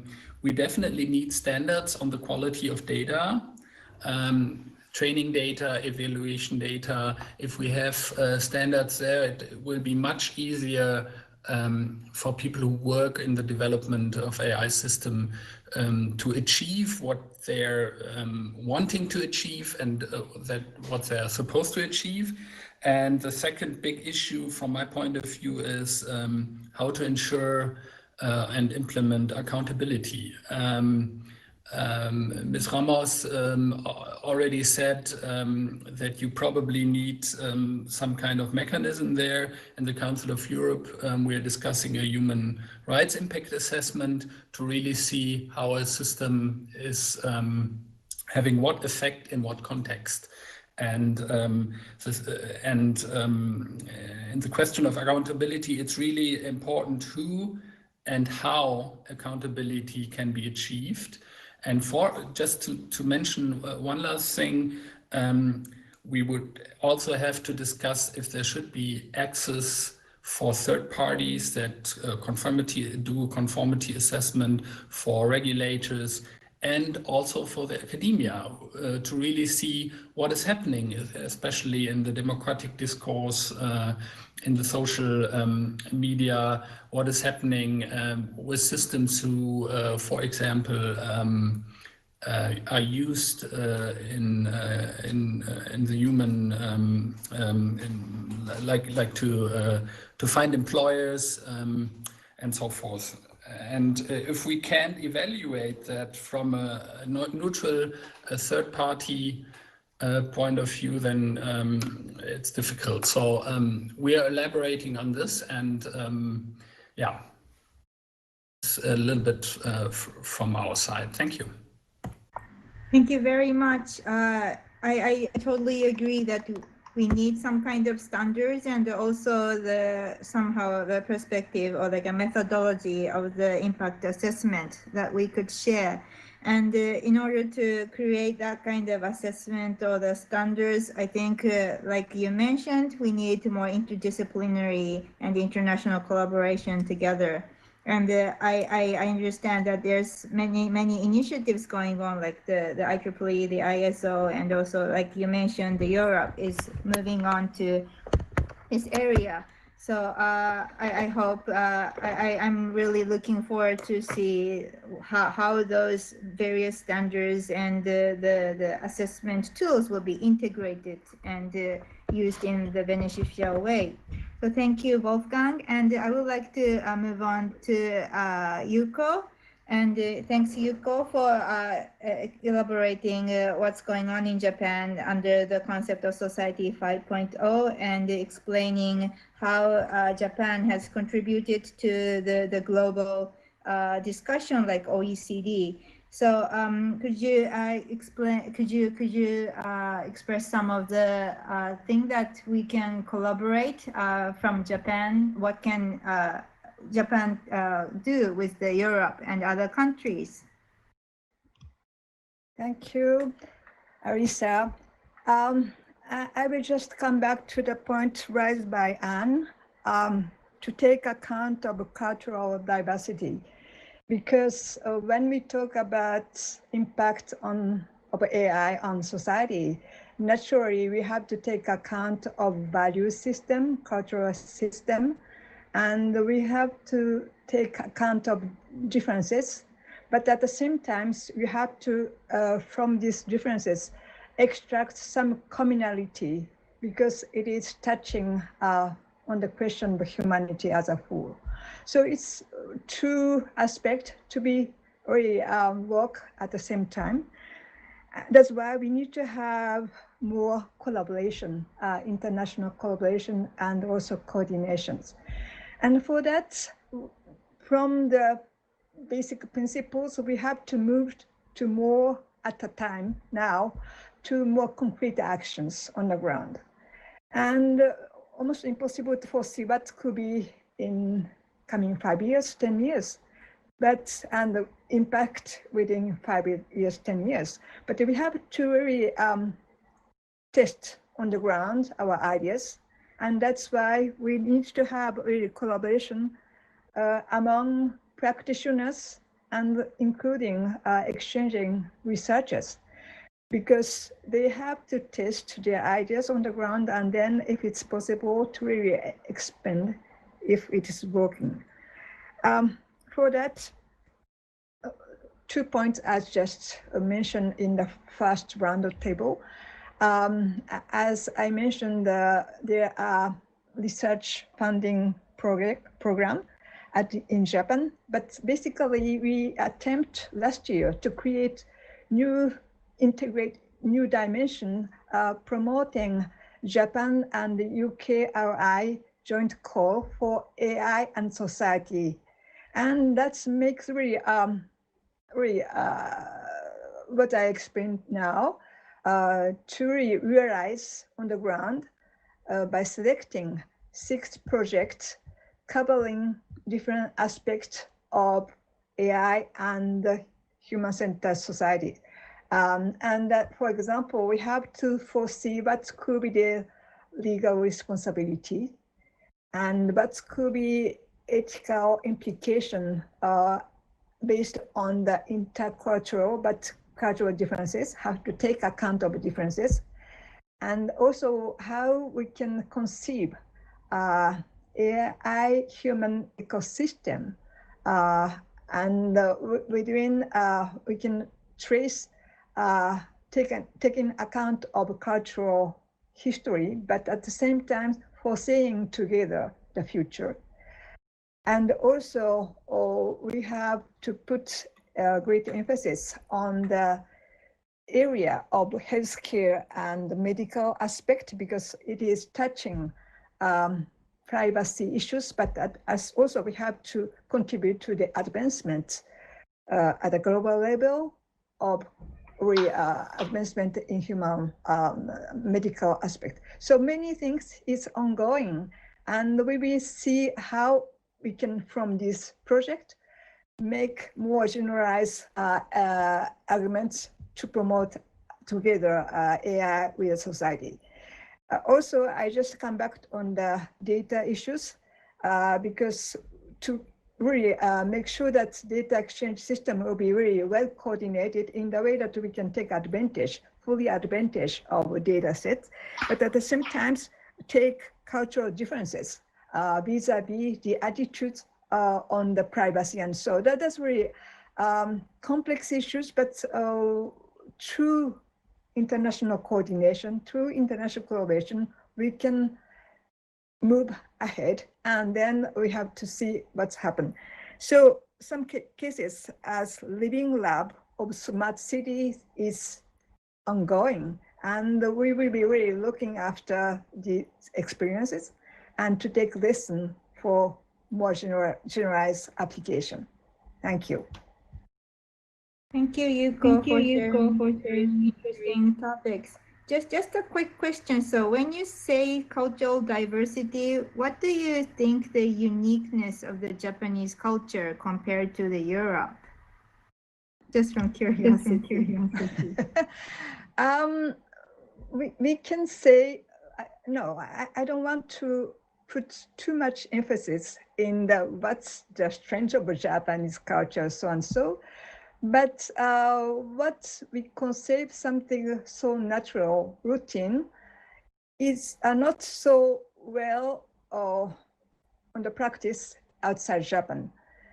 And we see the interaction between human, we are using much informal way of interactions. And these things we can really challenge within using AI and human interaction, and how we can really duplicate this kind of interaction between human in an informal way could be implemented between AI and human. That's something that we can really work together with Japanese people and foreign people to have a more objective view on what's the practice in Japan. Thank you very much, Yuko. As you all know, that we have the human machine interaction session tomorrow, so maybe we could hear some interesting examples with what Yuko just mentioned. So last but not least, I would like to ask the same question to Gabriela. So how we can, so I think the UNESCO already is collaborating with various countries and also the institutions. So how do you think we could move on to a step further for more collaboration? Well, thank you so much. And I was actually very happily listening to my colleagues from France, Japan, and Germany, Wolfgang and Yuko, because the reality is that there is a very strong need for international collaboration. It's almost a common place to say it, but these technologies are global, and we need global solutions. And that's why I feel that the global standard that UNESCO is elaborating for ethical use of AI could make a meaningful contribution. But we should not be naive. I think that there is more a common understanding of what are the challenges. There is common understanding of the biases, there are common understanding of discrimination, and the common understanding of the negative impact that it can have on human rights. We have heard, you have heard us all putting human rights at the center, but also the ethical reflection and how to protect those communities that are vulnerable or that are not included in the design. What is less clear is how we are going to go about it. And that's where countries need to come closer together, because there are very different views in terms of what kind of regulatory approach can we use to use these technologies. I think that Europe has been upfront with Japan in trying to put safety and security front and center with more stringent regulations. The US has been more light touch regulation, and leaving to the platforms to decide on self-voluntary principles. I think the time has come to really develop a regulatory approach that will help us advance what all the speakers have been promoting. And this is something that we are trying to do at UNESCO. Let me just mention the question of data. Data is not only core, because you might have incomplete data sets, and therefore, when you run an AI exercise, it will deliver discriminatory biases because you did not have the communities that are left behind represented if you're a financial institution, or manpower when they did an exercise to look at what were the strongest people to be recruited, and they happen to be male from some North countries. And you know it, the facial recognition limits to recognize blank women faces. So we know that, and this could be related either to the incompleteness of data, to the way we train data, or to the way we build up the algorithms that only translate the biases that we are putting at the table. But there are broader issues regarding data. There are issues of data sharing, because we are talking about an economy that is going to be developing products that doesn't exist today. The iPhone is a computer that 30 years ago would have taken us a room to carry it. And now you have this small convergence of voice and data and all the issues that you can do with this smartphone. But the reality is that there is going to be more and more products in the digital world that if we do not share the data, if we don't have very clear definitions on the ownership of data, on the governance of data, on the sharing of data, on the data gathering, I think that we will be leaving behind many, not only people, but also companies and countries and full economies. So I think that we need to be very conscious. And also we need to be conscious about the fact that it's not only about the algorithms, it has to do also with the institutional capacities. The institutional capacities, and it's no surprise that the European Union has launched this case against Amazon because of the use of their algorithms that is being putting preferences for their own products, which is very interesting because in the US, the general prosecutor also launched a case against Google because their algorithm, surprise, surprise, delivers more prominence to certain services that they can also provide. So these are the angles from the competition front, which are also important. But this also has a human rights issue that is leaving so many people that cannot compete if you are not into the ecosystem and you are not owning the elements. That is the new oil, the new energy, and I think it needs to be available for around the world. And then finally, the institutional capacities, as I said, regulators are well known, and I was in the Mexican government, so I can speak as myself also as a kind of regulator, are always lagging behind. We lag behind whenever there was a financial markets to understand the very complex instruments that were developed in the financial sector. Institutions are lagging behind also in understanding how these things work. And I think we need a massive investment in institutional capacities. Italy, France, Japan, they have those capacities. I think it's very important that countries that understand and master these regulatory frameworks, is not perfect, but is advancing, that they really work with the developing countries, that they bring with themselves in the developed cooperation in which these three countries are so strong, the capacities to support other countries to join the benefits of these technologies. I know they are doing it, but to do so, we are also in UNESCO with the recommendation, developing also a platform to work with developing countries to enhance their institutional capacities. Finally, as I said, the rule of law online and the rule of law as we have it offline. We need to detect when these things are being misused. Sometimes is by design and by negligence, sometimes is by purpose, and therefore we also need very strong redressing mechanisms. And therefore this is also the enforcement of the regulations that we can put together to protect people need to really be strong enough to pursue the rule of law. Thank you. Thank you, Gabriela. Wolfgang, I see your hands raising, so you have some comments? Yes. Wolfgang? Yeah? Yes. Yes. Oh, I saw your face. It's finally working. Working, yeah, great. Digitization is a difficult thing, even in Germany. Now, just a quick comment on Gabriela's statement. Human-centric for us concerning data sharing means also that we should consider if NGOs and if governments should have access to data sets that are produced by IoT or other IT apps on the smartphone, and not only companies. And the city of Barcelona, to take another European example, is trying to do that and trying to see what can be done beneficially done to help the government of the city plan the waste management or fumes and pollution and so forth.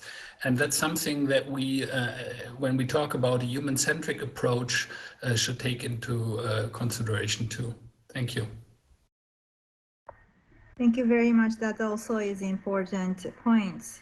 So I think we have just 3-4 minutes left, but I have a question from to my private chat, and it said, do you think if more women are involved in AI development, will it be more human-centric?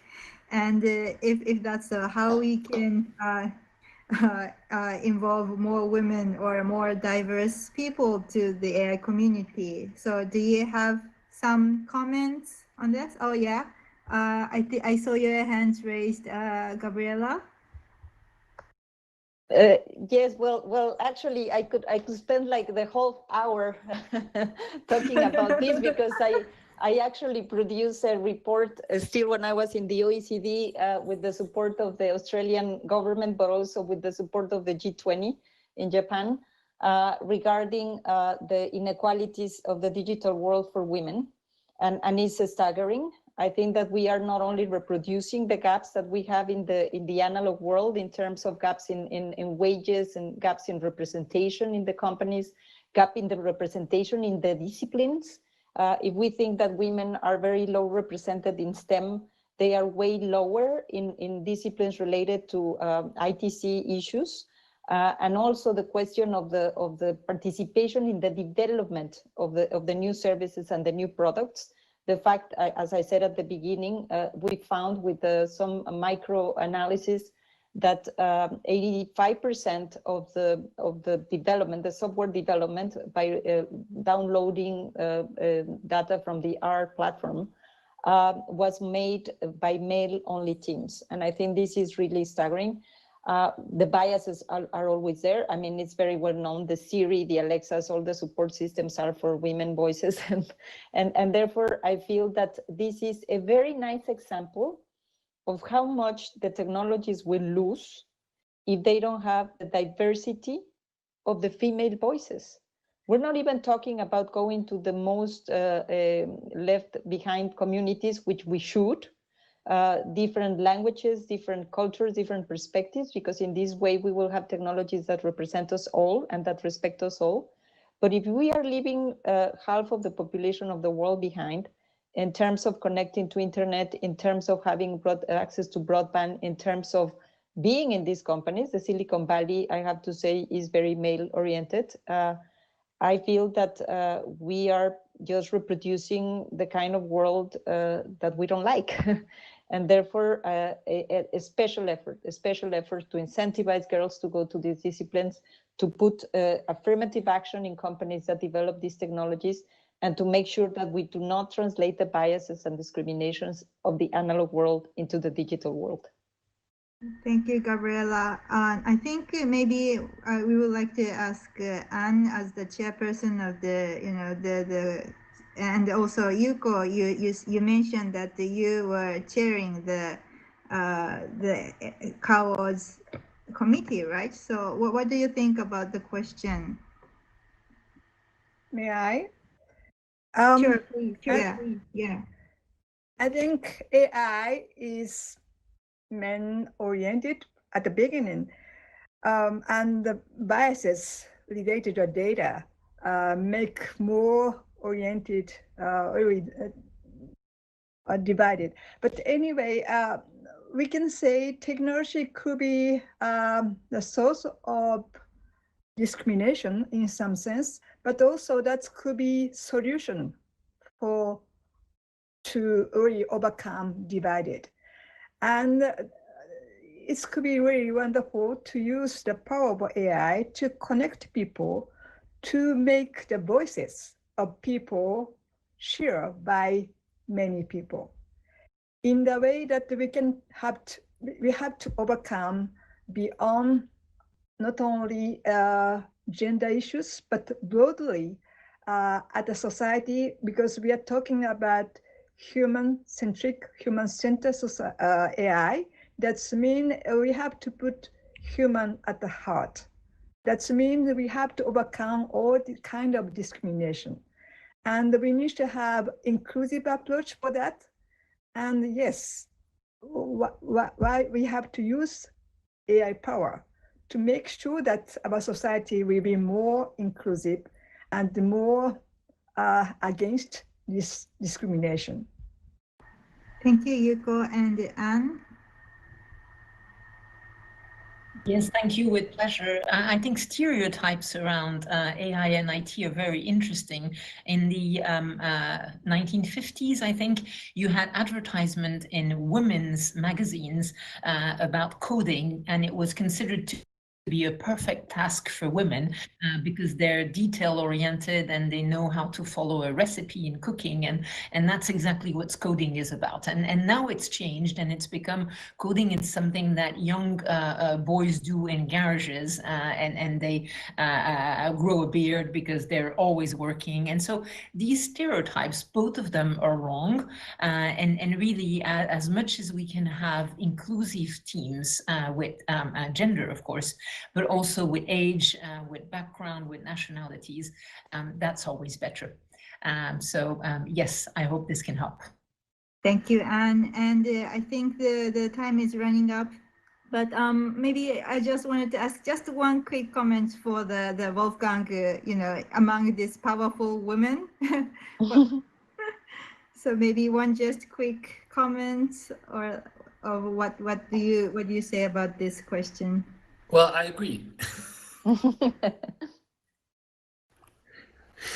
No, of course, diversity and gender questions are key, and this is probably why the German Data Ethics Commission had 2 female co-chairs, because I do think that diversity as a concept is key, and that people from different backgrounds, from different genders, but also from different cultural, different disciplinary backgrounds, have different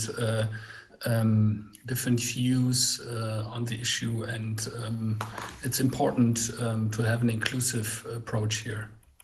Thank you, Wolfgang. And I think that's why we put this human human-centric artificial intelligence.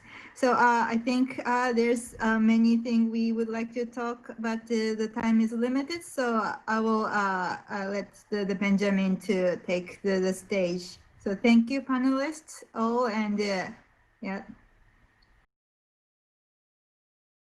So this is already the second day of the second French-German-Japanese Symposium on Human-centric artificial intelligence.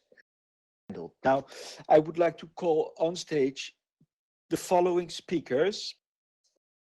And now I would like to give the word to the chair of this session, Professor Jean-Gabriel Ganassia.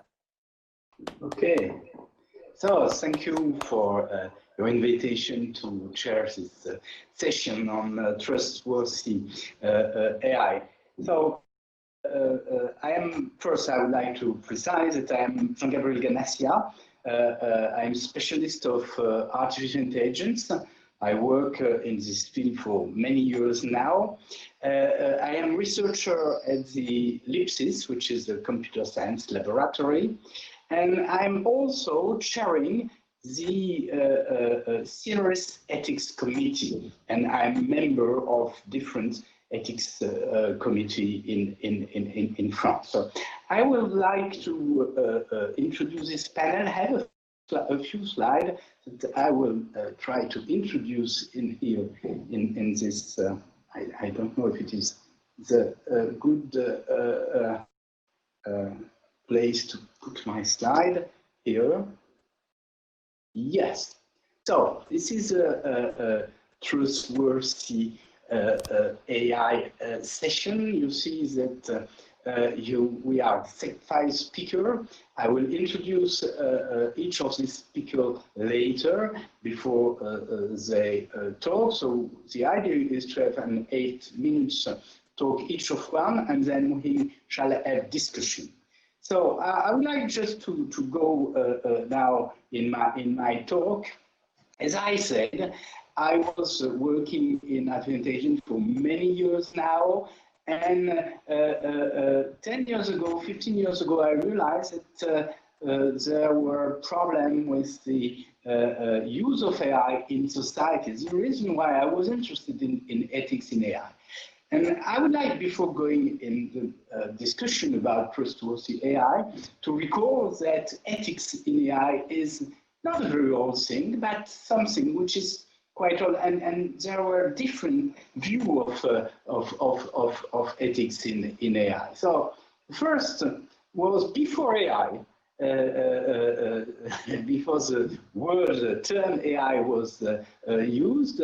Some people were interested in ethical issues related to machine, either imaginary or real machine. Here I mention different things. For instance, Pygmalion, who built a statue Galate, who he felt in love, or the Golem, which is a statue which was animated, or Goethe with the apprentice sorcerer.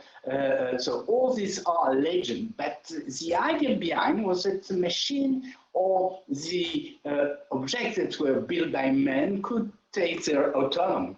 So this is just imaginary. A few years later, you remember maybe the cybernetics. The man who is the origin of cybernetics felt very early that there could be difficult questions that we shall face with information. He was Nobel winner, and in 1964 he wrote a book called God and Golem. But nowadays we have advantage. You remember that AI, the word was introduced in 1956. And very early, some people were interested in the ethical issue. So we have different type of ethical issues. The first were in 82, in the 80s, but it began a little bit before. People were interested in professional ethics. And for instance, the Computer Ethics Committee introduced 10 commandments of computer ethics. Then in 80s later, people were concerned with what they called data ethics. And they introduced the acronym PAPA, which means privacy, accuracy, property, accessibility. And later on, there were people working on what they call information ethics, trying to draw a parallel between ocean of information and bad information and entropy, as it is used in information theory.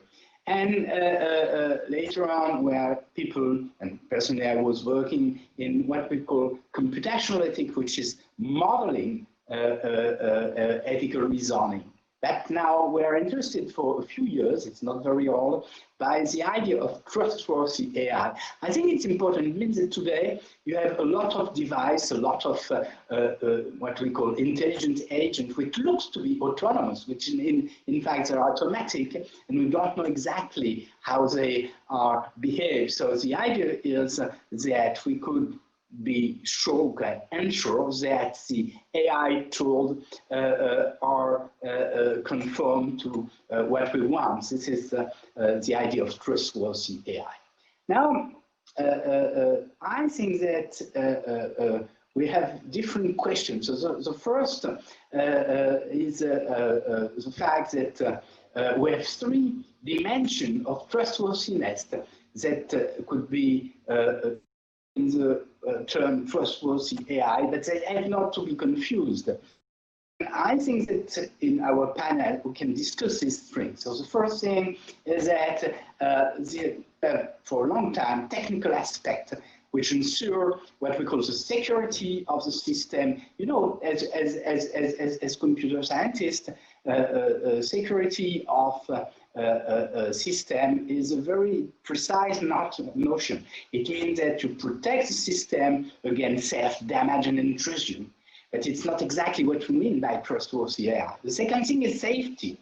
It's protection from harm due to undesirable outcomes that are a consequence of dysfunction, traffic congestion, hacking, etc. So this is part of trustworthy AI, but it's not exactly what we mean by trustworthy AI. So this is the first point, distinction between system security and safety. The second point concerns the legal aspect that require AI system be compliant with laws. And in particular, so maybe you can say, yes, they are compliant with some specific laws, but the idea is that it could be compliant with universal law as the law expressed in the Universal Declaration of Human Rights. And the third point is that ethics of AI has to be approached in relation to philosophical apparatus, which is important because ethics is a philosophical notion.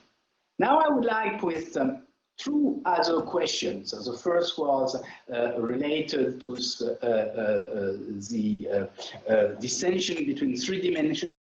I have two other questions. The second question concerns the tension in trustworthy AI, tension between laws and ethics, which are different, and sometimes ethics increase law, and sometimes law is not conform to ethics. Second aspect is the fact that laws are very often contradictory. And you know, my background is a logician background. It's very difficult to model laws. And when I discuss with a lawyer, it's a real nightmare because they think, oh, it's simple, you have rules. So many exceptions with rules. And the third is the fact that you have a lot of conflict between moral rules, and that's the same. And we try to model moral rule to use some specific logic which are being to overcome logical contradiction. And the third point, which is important, is the fact that the laws and ethics has cultural dimension. The etymology of ethics means that it's related to tradition. Tradition are specific and laws are also specific. And so, on the one hand, digital technology are global. So it means that if you want to have an ethics or a general law, it helps to be to ignore some of the culture and specificity. And on the other hand, cultural dimension make it difficult to extend the local solution to the tension which I mentioned before. So this was a general introduction, and now I would like to give the floor to our four other panelists, and I think it would be interesting to begin with Christoph Lutsch, which is specialist of ethics of AI, who will explain why ethics is so important. And then I would like Akiko, sorry, I have a problem with my. Then I will give the floor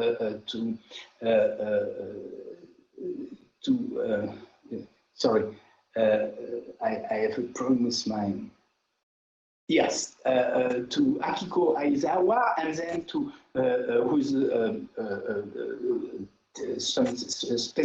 specialized in scientific aspect, technical aspect, and then to Julian Charoni and Teresa Yuzumi, because they are in charge of making this trustworthy AI effective. Thank you very much.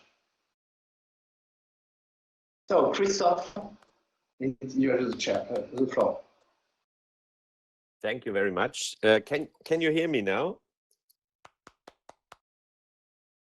Yes, I perfectly hear you. Yeah. Okay. Good. And you can see my slides, right? Yes, Yeah, we can see the slides, and maybe you can walk to the front of the stage. I'm trying. Thank you.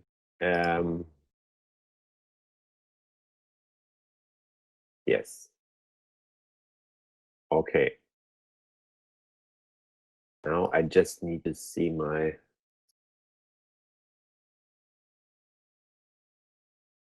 Okay. So thank you very much, Jean-Gabriel.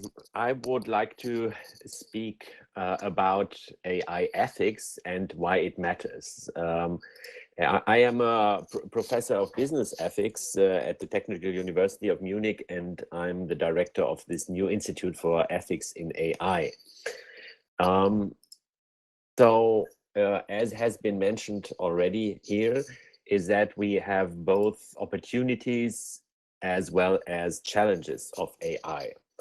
AI, as we know, is already present in many industries. And just to mention some, and in which there are also ethical challenges, this would be, for example, care robots, telemedicine, autonomous driving, sustainability, and also the drugs and vaccine development, of which there's a lot of talk currently, of course.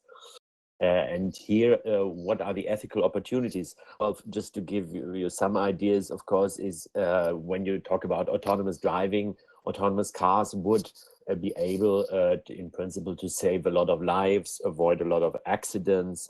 In drugs and vaccine development, it might be possible with AI to develop vaccines much faster. In telemedicine, as well as in other healthcare areas, it will certainly be possible to help the health conditions of many people. And AI can also be used to create more sustainable lifestyles, to make agriculture more sustainable, and many other things, very broadly speaking. But of course, there are also challenges for AI, such as the question of privacy, the question of data misuse, of attacks from the outside by hackers, as well as other forms of dangers, and the possible unrestricted use in military areas. So just as one example, as I said, the development of vaccines might be sped up with the use of AI, as drug discovery is a very arduous task, and it requires huge amounts of data that need to be crunched. We have already examples where AI could learn from the effects of thousands of molecules and to be able to identify specific compounds that have certain effects. And so AI could be very helpful here. as well. But on the other hand, we see biases here. For example, the training data that are used to train algorithms, to train big data applications. And the question here is, for example, where does the data come from? How was it collected? And it can be, in many cases, in other areas of AI as well, we find that the data was collected only on very specific parts of the population. For example, recent studies indicate that people of color are disadvantaged by AI algorithms in healthcare, and that's something we need to avoid. So we need to be aware that training data should be as much unbiased as possible, so that to include minorities, less wealthy people, and people from less developed countries.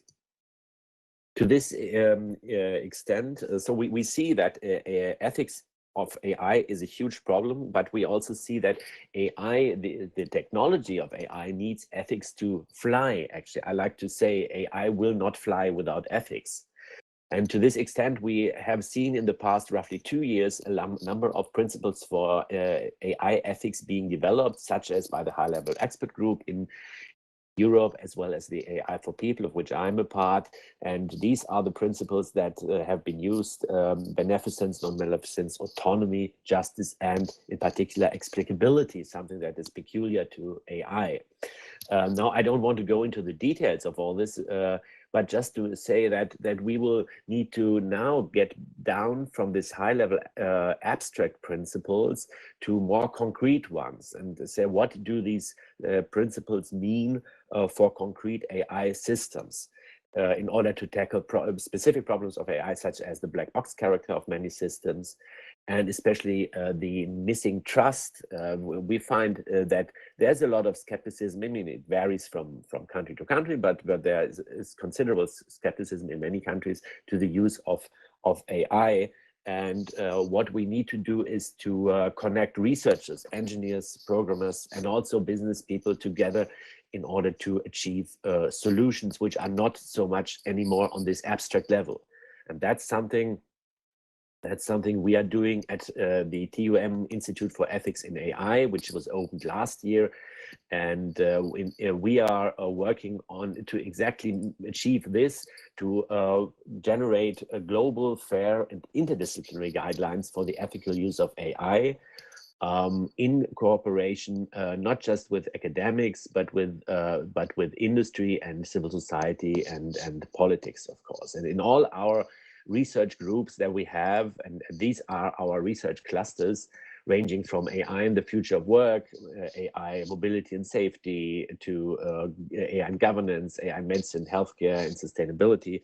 In all these research clusters, we work together in an interdisciplinary way. We have researchers from the technical side working together with those from the social sciences and ethics side, and developing practical, tangible frameworks, guidelines, and tools for AI ethics. Recently, to finish off with this, we have formed the Global AI Ethics Consortium in order to promote and coordinate academic research together with industry and civil society partners to work on the implementation of ethics in AI. These are our partners currently on all 6 continents. I'm very happy to say that Jean-Gabriel Ganasha here from Sorbonne is one of our partners as well. We also have Japanese partners from Tokyo University, as well as I said, from other continents. And currently we are focusing on responsible AI in the use against, in the fight against pandemics, especially COVID, since there's now a lot of demand in that. But we will work on more problems in AI ethics in the future, and broaden the scope of this consortium. So to conclude, as Jean-Gabriel already mentioned, trustworthy AI is a key concept in making AI work, not just making ethics work, but making AI work. We need guidelines that are more down to earth, not just highly abstract ones. We will need to work together with the companies who are working who have the technology, who are working in this area. It will not just be an academic enterprise. And we also need to focus on meeting societal acceptance, since without the acceptance of the users, of the citizens, the systems will just not work and will not be accepted. Thank you very much. Thank you very much, Christoph, for this excellent talk where you try to introduce what was trustworthy AI from a very concrete point of view, but also you try to explain what are the different reasons why we need concretely to have ethics in artificial intelligence. And now I would like to give the floor to Akiko Aizawa. She's the professor at the National Institute of Informatics in Japan, and she is chairing the new funding GST Trustworthy AI. And originally, Akiko Aizawa was graduated from the Department of Electronics of the University of Tokyo, and she has also done a PhD in electrical engineering. Mrs. Akiko Aizawa, I give you the floor for your presentation.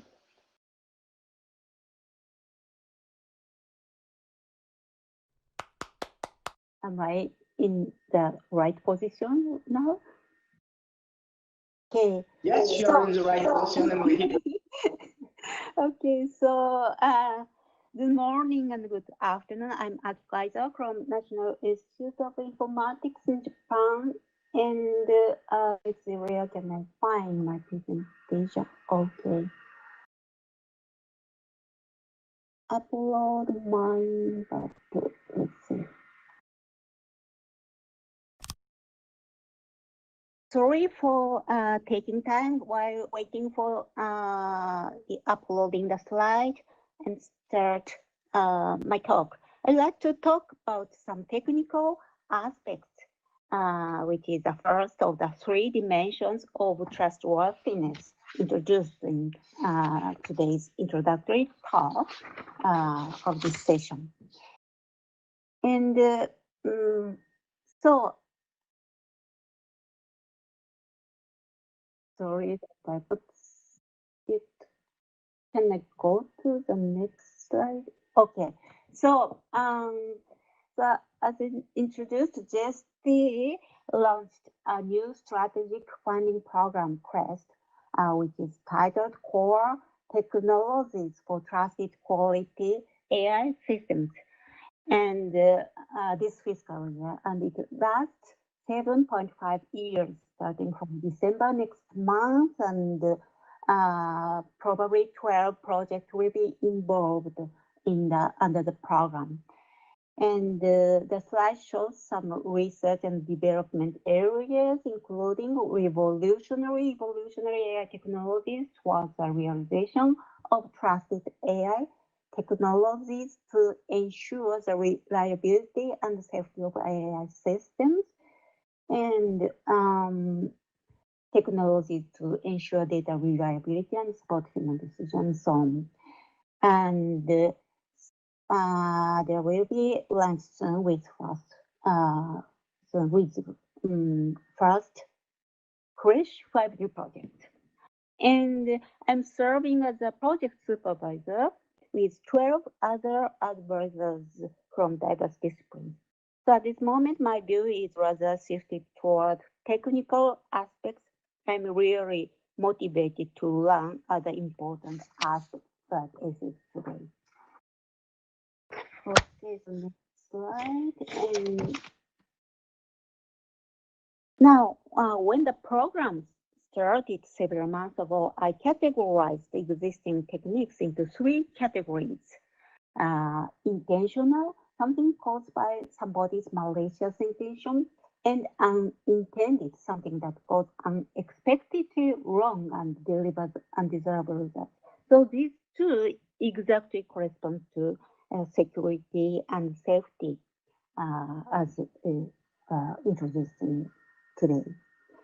And in addition to the intentional and unintended, let's to the next slide.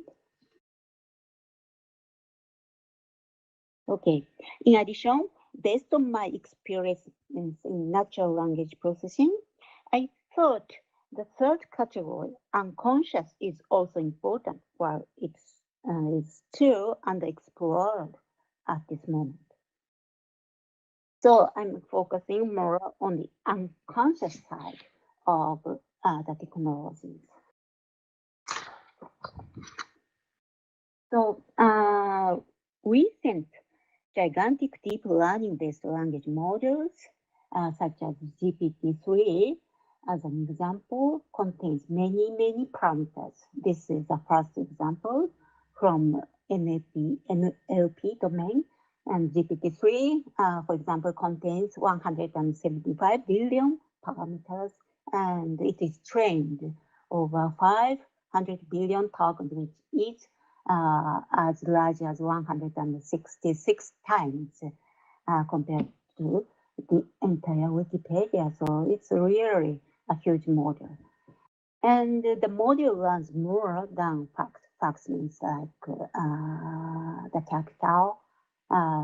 Tokyo is the capital of Japan, so on, a simple fact, but they achieved the best performance in many natural language reasoning.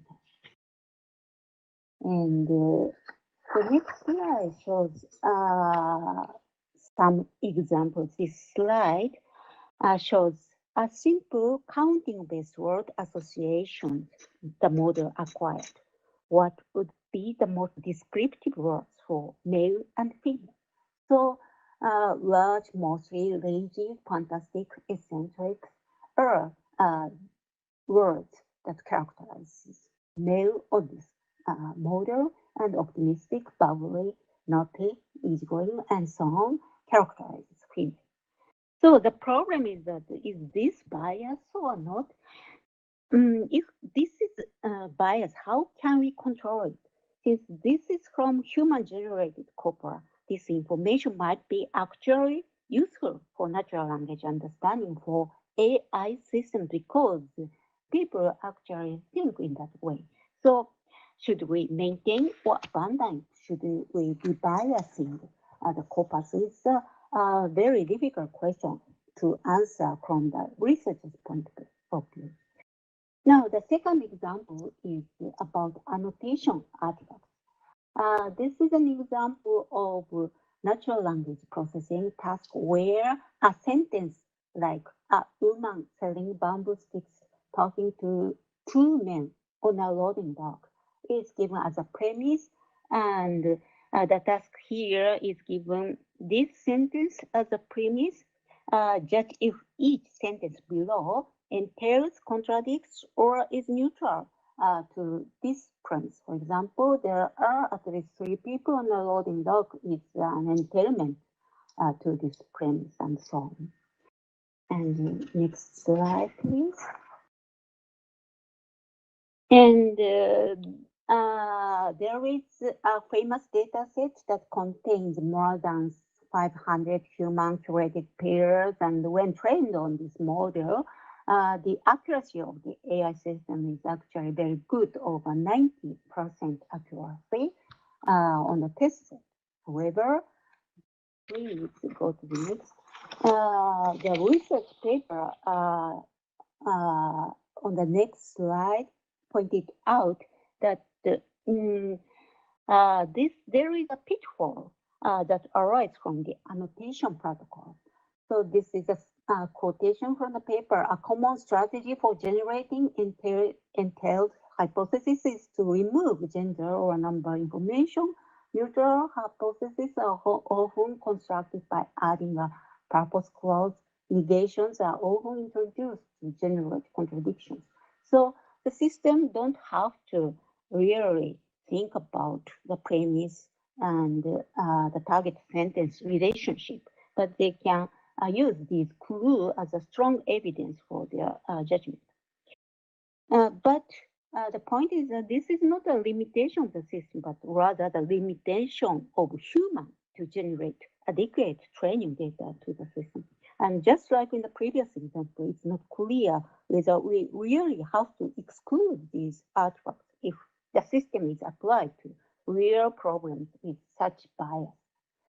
So, this is the end of my talk, and lastly, I'd like to introduce this simple figure about explainability cited from the paper, and it is pointed out that there is an unavoidable trade-off between interpretability and completeness.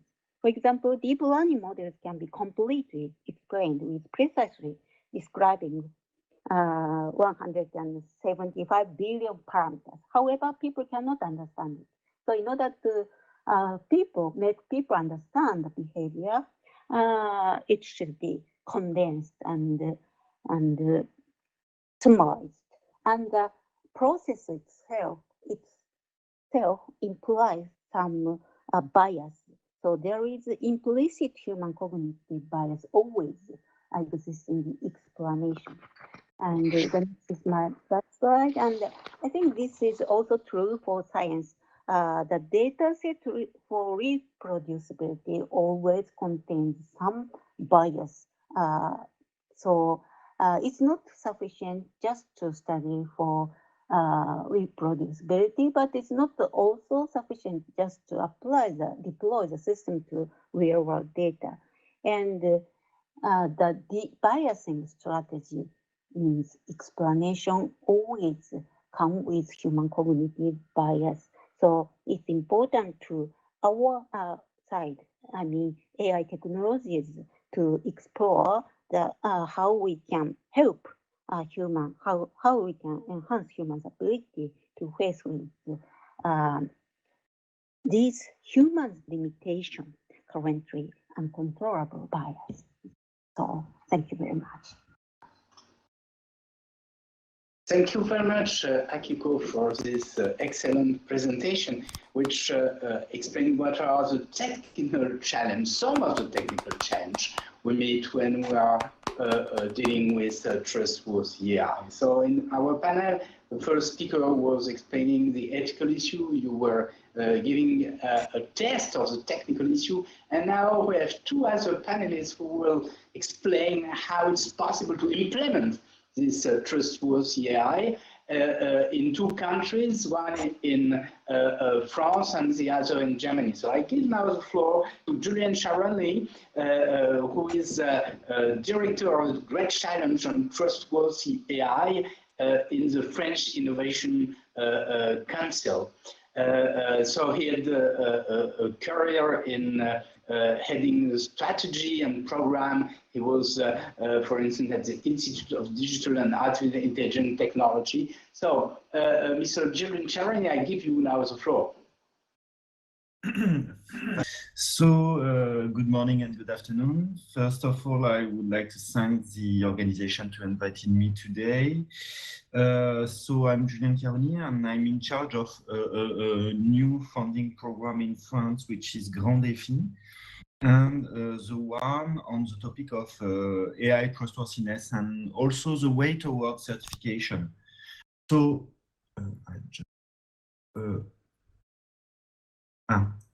skip the slide.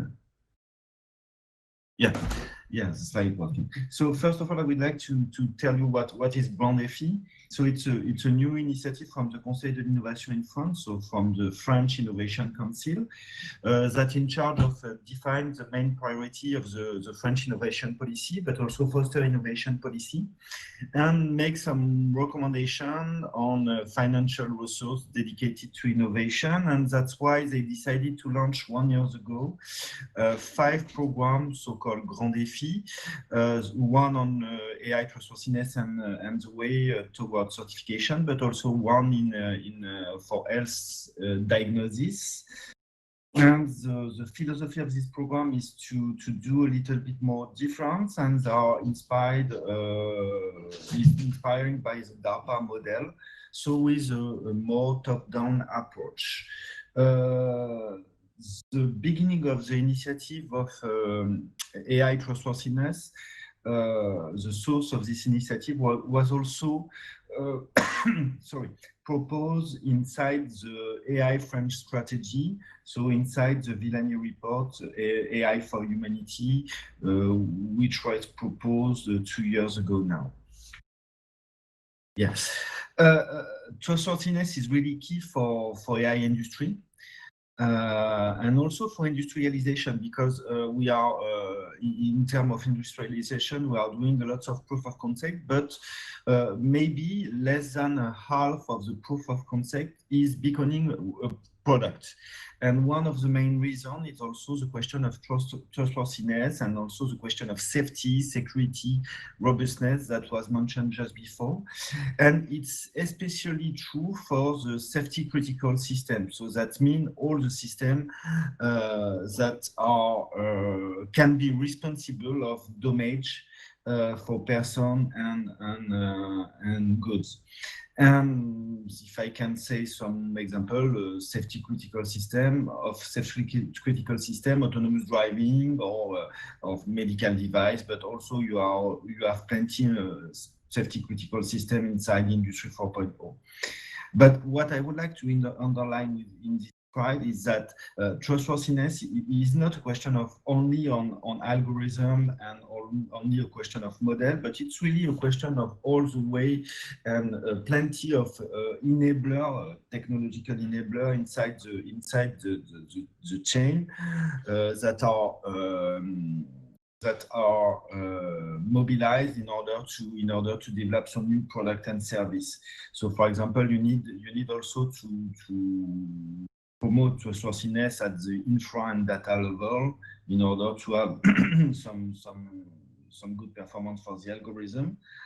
And one of these points is you need also to develop some new approach for software, algorithm, and system engineering. It's really something that are essential in order to promote explainability, to promote also interpretability that are different. The previous panelists talk about this point, because you can have the best algorithm with trust, with all the specification, etc., etc. If you cannot embed it inside the system, it's really useless. And so you have to prove the question of trustworthiness at the algorithm, but also at the system level. That's why I would like to underline that it's different enabler, but you need to work on this different enabler. I speak about just before about the safety critical system. It's also what is really highlighted by the European Commission inside the white paper on artificial intelligence, and we see that there is a distinction. Slide is not working.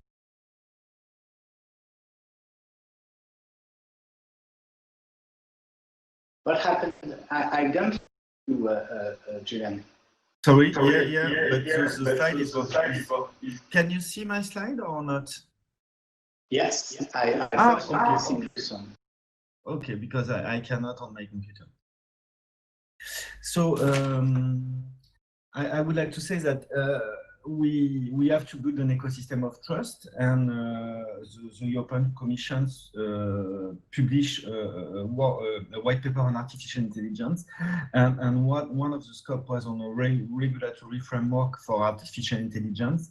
And as I mentioned just before, we speak about safety critical system, and we see that the European Commission make distinction between two applications. What are the application? Main application, and one application which is a high-risk application characterized by the domain, but also some constraint, some specification which is close to safety critical system. So we have to prove and to demonstrate trustworthiness if we want to promote new product, new services, but also to promote the competitiveness of industry in Europe.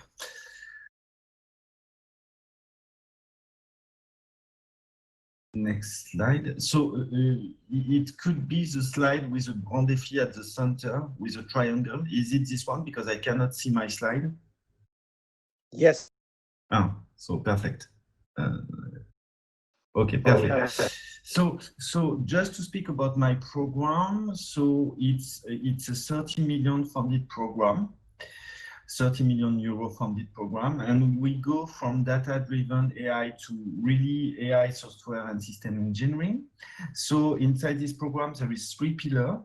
The first one is a technological pillar. So the main issue of this pillar is to develop STEM engineering to design, deploy, and maintain AI-based critical system. So at a data level, at an algorithm level, but also at the system level. So it's a private-public program involving industry from many sectors. The second pillar is more on evaluation, because you can develop technology, but also at the end, if we want to prove confidence and if we want to also respect the recommendation, we need to have some evaluation and sometimes some certification. So the second pillar is dedicated to promote some platform in order to make some homologation, certification of AI product in one domain. So for example, I choose the domain of autonomous driving. And the last one is a pillar of which is dedicated to standardization, because we see that standardization is really important. And we see that there is a lot of discussion at ISO level, but at European level also at the Sensenelec. And this pillar is a project which is really dedicated to promote ecosystem and network in order to share information at a national level, but also at a European level and abroad. So we have already some discussion with Germany in this topic, but also with Japan, and to set up some roadmap in standardization for artificial intelligence in order to have some guidelines, in order to promote some rules, in order to promote some standard that can be shared by industry to promote AI trustworthiness. Just to give you just to give you also just one more details on the technological pillar. The goal is really to develop method guidelines and tools for designing, deploying, and maintaining AI-based critical system. We build a roadmap with many industrial partners in order to list the major industrial issue, but also the major scientific and technological barrier, and also to list some use case in order to be sure that we can implement the result on the use case.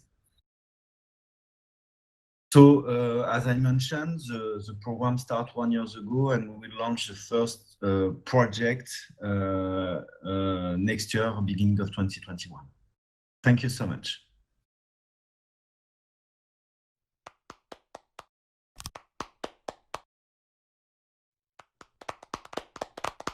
Thank you very much, Julien. And now I give the floor to Professor Toisha-Yesu-Jumi, who is a professor at the Keio University, and he's in charge of responsible AI action. So he has an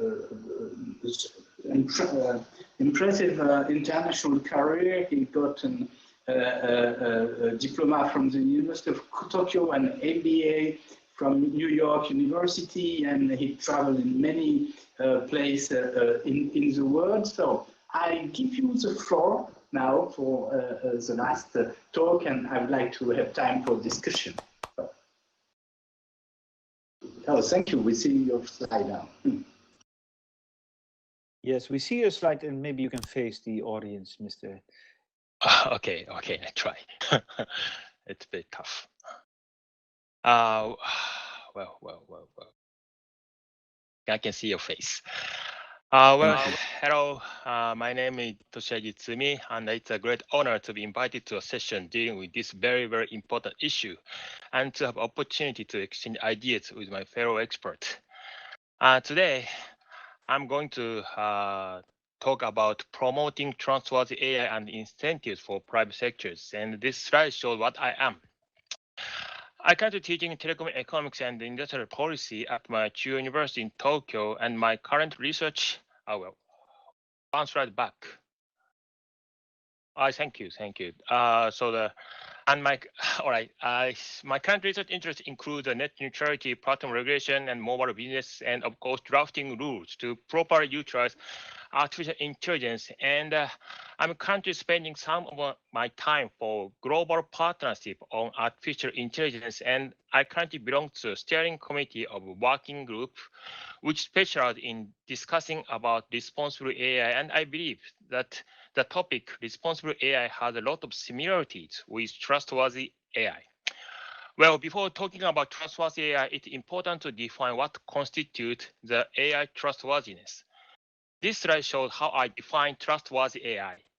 In the simplest terms, trustworthy AI is something that will help us achieve a desired goal, desired future. On the other hand, untrustworthy AI will not take us to the desired future. Few people disagree with this definition, I believe. However, if we start discussing a bit more specific features of this definition, I think it will be very difficult to achieve a mutually agreeable consensus. Actually, for this trustworthiness concept, many people have already proposed their own definitions. And can I move to the next slide? Thank you. And this is what Deloitte says about the trustworthy AI. They define the trustworthiness is a concept that is very relevant to ethics and has these 6 dimensions. They are fair, transparent and explainable, responsible and accountable, robust and reliable, privacy-friendly, and must be safe and secure in nature. And these 6 dimensions are similar to what Japan has struggled so far in order to obtain a proper governance framework for the AI network society, where we think AIs are ubiquitously available in our daily lives and where numerous AIs have to cooperate with each other in order to realize a desired future. Next slide, please. And next one, please. In the 2017 and 2018, a multi-stakeholder group organized by the Ministry of International Affairs Communication, which we call MIC, issued these 2 draft guidelines, one for AI research and development and the other for AI utilization, please. And these 2 draft guidelines are presented to the international community and finalized in the OECD AI principle in 2019. This is very personal to me because at that time, I was one of the vice chairs of the Committee on Digital Economy and Policy at OECD, which is a committee in charge of drafting process of these principles and issues them as the OECD Council recommendation on artificial intelligence in May 2019. It is very important to say that these principles are created for responsible stewardship of trustworthy AI. Now we see the trustworthiness here. Next, please. In addition, the Japanese Society for AI proposed ethical guidelines mainly for AI researchers, requiring them to make a constant dialogue with the surrounding society in order to guarantee Japanese AI research as beneficial as possible to the society as a whole. Next, please. Finally, in 2019, our cabinet secretary also organized a special conference and issued a social principle for human-centric AI, which includes these individual principles. In order to transform the whole Japanese society to be ready for widespread use of AI as soon as possible, in the hope of realizing the Society 6.0, where advanced AI technology will help us to solve some of the biggest social challenges Japan faces today. And I think all of these principles are well supported by almost every member of our Japanese society. So as you can see, the policy design we Japanese people currently have is almost perfect as long as the Japanese society is concerned. The remaining problem is, of course, how to put these beautiful principles into practice and how to make the whole system sustainable in the long run. Next, please. Theoretically speaking, all of these principles provide certain positive values for end users. Thus, we can expect that a part of the required trustworthiness will be automatically achieved through market transaction as long as the market is competitive enough. But The theory also says that the achieved level of trustworthiness is less than the optimal because there will be a spillover effect of such guidelines that cannot be fully captured by the direct users of that AI services, but will be enjoyed by the surrounding society as a whole later. If such a situation occurs, which we call a positive externality, market-based trustworthiness is deemed to be suboptimal. Of course, a super smart government might be able to instruct all the related players to introduce a social optimum level of AI trustworthiness and enforce their compliance with heavy enough penalties. Well, if we are living in a perfect world where everybody has a perfect knowledge of what will happen next and perfectly rational in making in the decision making, this is a fine solution. Please. However, in a real world, considering the speed of development of AI and the speed of change of related business model in the business sector, and also considering the level of engineering and technological knowledge required to understand and predict the future of AI accurately, I cannot expect the Japanese policymakers or any policymaker in the world can find the perfect solution and enforce it without causing a serious efficiency loss. Third, please. Thus, we need to introduce additional incentive for business sector to make them try various levels of trustworthiness. If that happens in a competitive market, we can expect the market transaction will determine the best one. Gubian subsidiary and social impact bonds are an example of such exogenous incentives. However, I have to admit that considering the sustainability, these are still not a perfect solution because providing additional incentives needs some cost. They are not free from the fiscal situation of each government and may be suddenly terminated if government comes to have an even higher priority target. Next slide, please. Therefore, we have to educate society about the importance of trustworthy AI. Once the whole society understands the importance of trustworthiness in AI, we then can truly have a sustainable system that is able to achieve and guarantee the optimal level of trustworthiness. In this sense, a symposium such as this one is very effective, though not immediate way to improve awareness among stakeholders, but it will work. Please. The most important message I would like to leave here is that because the majority of AI development and utilization are in the hands of private businesses, we cannot afford to disregard the necessity of providing proper incentives. This is why I said even the right guidelines, however correct, cannot be sustainable in the long run unless they are consistent with business incentives. Next slide, please. And I will stop here. Thank you very much. Floor is yours, Chair.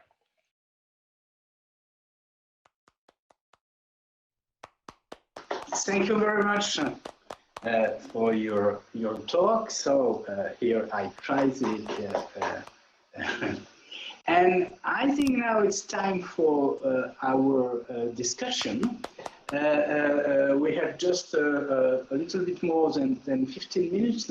I have a few questions, and there were a question in the audience. So the first question, I think, which is very interesting, concern the fact that you have in the world a lot of big companies which are AI providers. And the question from the audience was about the fact that are we working with these AI providers? But I would like to add a comment and to ask you to react to this, because the AI providers are also responsible for many bad use of AI. As the previous speaker said, you have some trade-off between the efficiency of AI tools and their trustworthiness. In a way, the fact that when you have something which is trustworthy, it's less efficient. So for all these reasons, I think we could have a discussion between us. So on one hand, it would be suitable that the AI provider has ethical committee, but I would like to ask to Mr. To the people who are in charge of the introduction of AI worthiness in different countries, if it is really reasonable to ask only the AI provider to be responsible for AI worthiness, because it's those things which is too important to give it only to the people who are building AI tools. So maybe if you have some reaction concerning this. So maybe I think that Christophe told that he was working directly with, for instance, Facebook and Google. But do you think, Mr. Julien, for instance, that you would like only to have this? So I give you if you have some reaction. Yes, and if I can directly answer that. Can you hear me? What I find is that those big companies like Facebook are, as was said in the audience, are perfectly aware that ethical problems are key to actually advancing AI technologies. And what is now a current task for them? I mean, there are two current tasks, I would say. One is that they recognize that they cannot just do ethics in-house. It's not something that you can just do within the company and have a department of the company work on ethics. You need to work together with external partners. That's what we are doing, for example, at my institute. And second, they also will have to work on a more concrete level. So with regard to concrete AI systems, all these highly abstract principles are good and necessary, but now we need to get to the development level and have developers, AI developers, work together with people who have these other competencies in ethics and social sciences. And that is the key to advancing and improving the systems. Thank you, Christophe. Julien, do you have something to add to this? Or maybe yes, Toshiba, do you have something to add? Yes, I'm agree with Christophe. That is a question clearly about how to implement inside the system and inside the algorithm the principle we are commonly shared, and how we can also prove that the system can reply to this principle and respect this principle. So that's why I guess that I mentioned the question of standardization. So I think that on the one hand, standardization is really important in order to share some standard and guideline and technical issue, etc., etc. But I think that there is also one thing that could be important is that evaluation. And it could be evaluation from third party, for example. If you take the example of aeronautics, there is EASA that are in charge of certification. So if you want to implement some new tool system, etc., inside aeronautics, you need to have some discussion with EASA. And so you need to have processes of evaluation of what you are doing and what you are implementing. And I think that it could be some interesting way also to in AI, but also to develop our expertise. Thank you. So if there are no other comment on this question, in the audience there was a question I think which is very interesting. It says that one policy government could be to promote the open source. So if all AI programs used by the public can be transparent to everybody, so that everybody can check their integrity. But do you think that this is sufficient? And this is a good proposal. I would like to add something. I think it was Julien Charoni in his talk. he mentions the difference between the algorithmic level of AI system and the system level. So it's, and maybe if you could comment this, I think the system level is very interesting, but the system is not only the technical system, that you have a lot of different tools that are exchanging together. The system is also what we call a socio-technical system. It means that the effect of some technology depends on the social organization which takes this technology in charge. So the system is very complex because it's not a system of machine, it's a system where human and society interplay with machine. So do you have a comment on this? There are many questions on the chat, so if you have no comment on this first point, I have a second question to Akiko. When I was listening to her talk, I had a question about this notion of trustworthy AI, because she said that yes, if we want that system be safe, you need to be sure that we can control everything. But in a way, there is some paradox in artificial intelligence, because what we want with intelligent machine is that they can do something which we cannot anticipate, because if not, if they are doing exactly what we know that they have to do, they are not really intelligent. So could you answer to this notion of what I call the paradox of trustworthy AI in a way?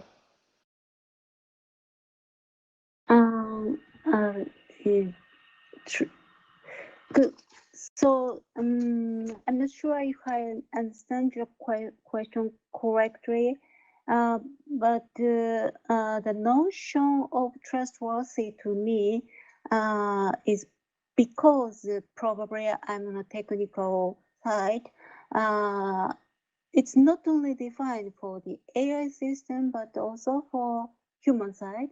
So human also have a limitation of defining precisely the implementation of ethics, for example, in a society, because the society itself is too complicated and there are too complicated social systems, too many humans, too many criteria in the zone. So although the principle can be agreed or agreed and perfect, there is some limitation on human side to actually precisely defining the trustworthiness so that computer system can understand the system. Does it answer to the question? I'm sure. So thank you, Akiko, for this answer.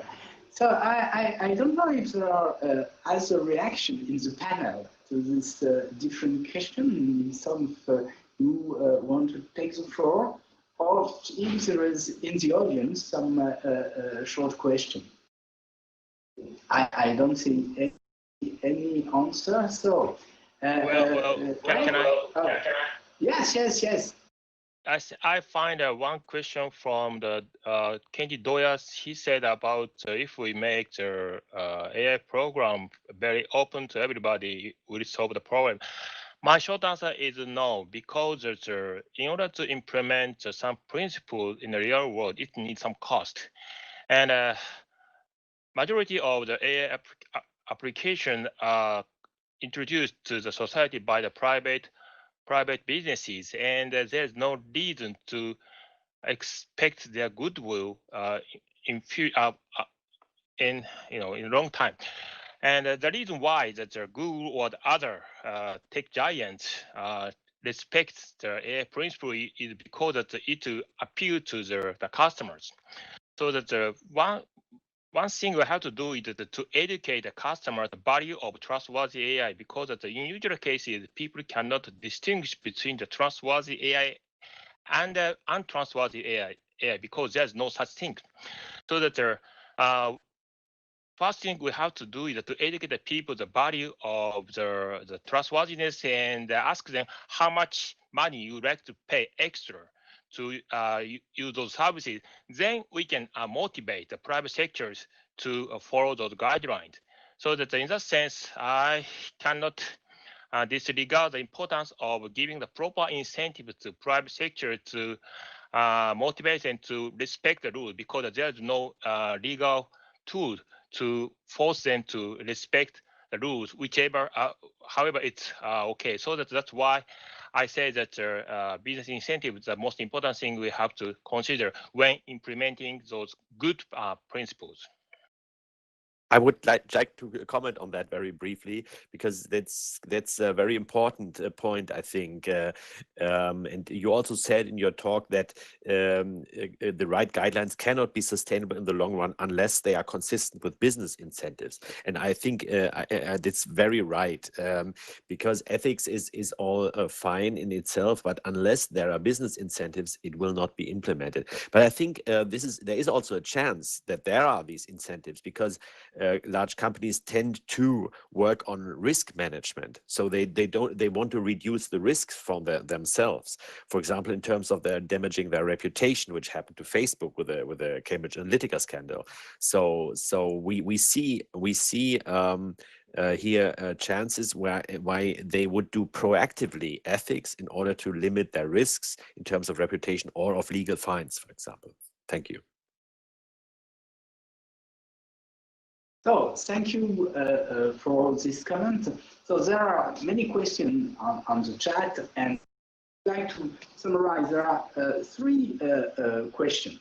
The first one is concerns the cultural aspect.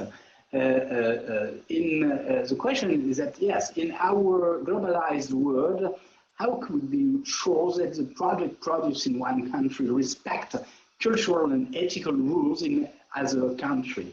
So maybe if you have some comment to this, I think this is a real important point. I try to introduce it in my slide, because ethics is based partly on tradition, and law is related to sovereignty, the law of the state. So how are we sure that the AI agent be compliant with something which is some kind of universal law, and are we restricted to universal law when we speak about trustworthy AI? So do we have comments on this in the panel? Anyone else? No? No, just take the floor, yeah. I would have a comment on that, because while I agree that ethics is a lot about culturally different issues, however,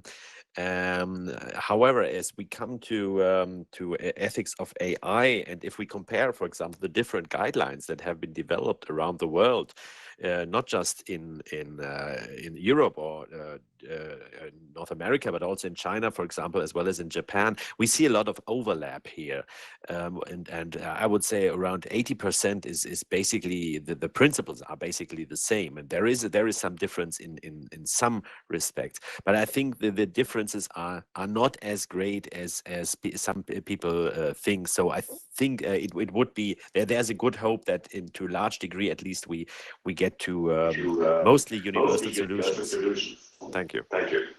So thank you, Christoph. Yes, this is the optimistic view, the fact that you have some universal ethics law, but we can also say that, yes, this problem are in the detail, because the problem with ethical rule is the order of preference, which is different depending on the different countries.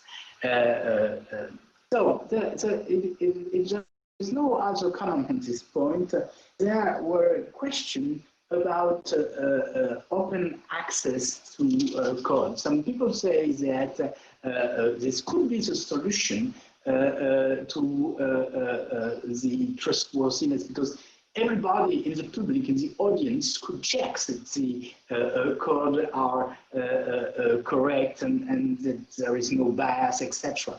So could you comment this point? I'm not sure that the transparency, personally, is a solution, because even if you know the code, it's very difficult to understand what is the effect of the code on the society. So could you do you have some idea on this point? Hi, I think that transparency works well as long as there is sufficient literacy from the outsiders. But average literacy of the consumer is not so high to understand every detail of the AIs. Sometimes people cannot understand the difference between the deep learning from the expert systems. So that I think that I can propose the introducing of some third-party auditing system. Those third party is composed of the expert. But if those third-party system works, it can solve some part of the problem, because the remaining problem, of course, how can we trust those third parties?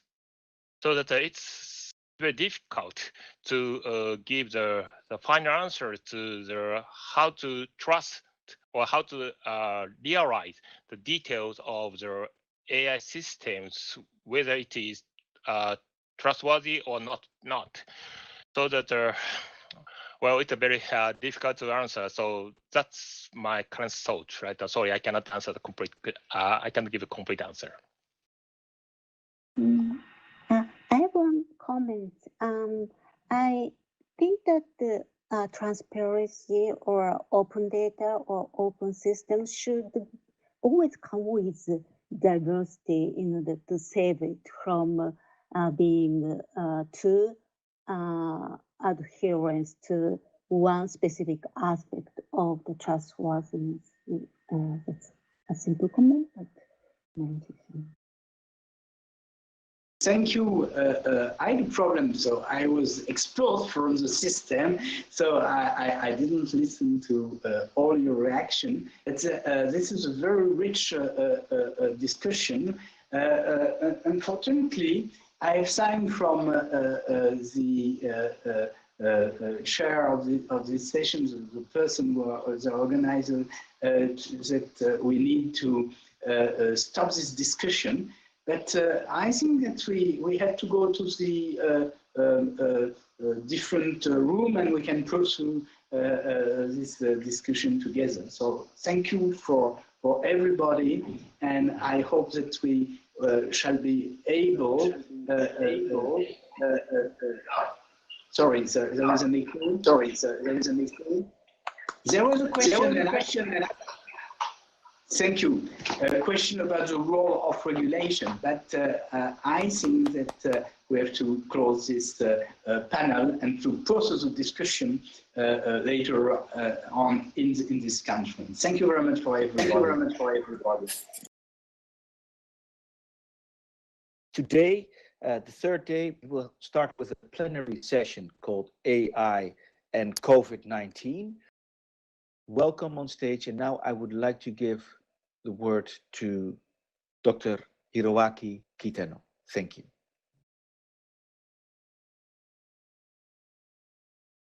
Thank you very much.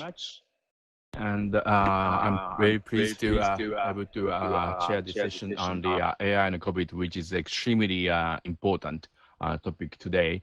And I think the whole world is mobilized to fight against the COVID. It's not just artificial intelligence, but also like all the medical professionals and then biomedical researchers fully mobilized last few months to fight against COVID.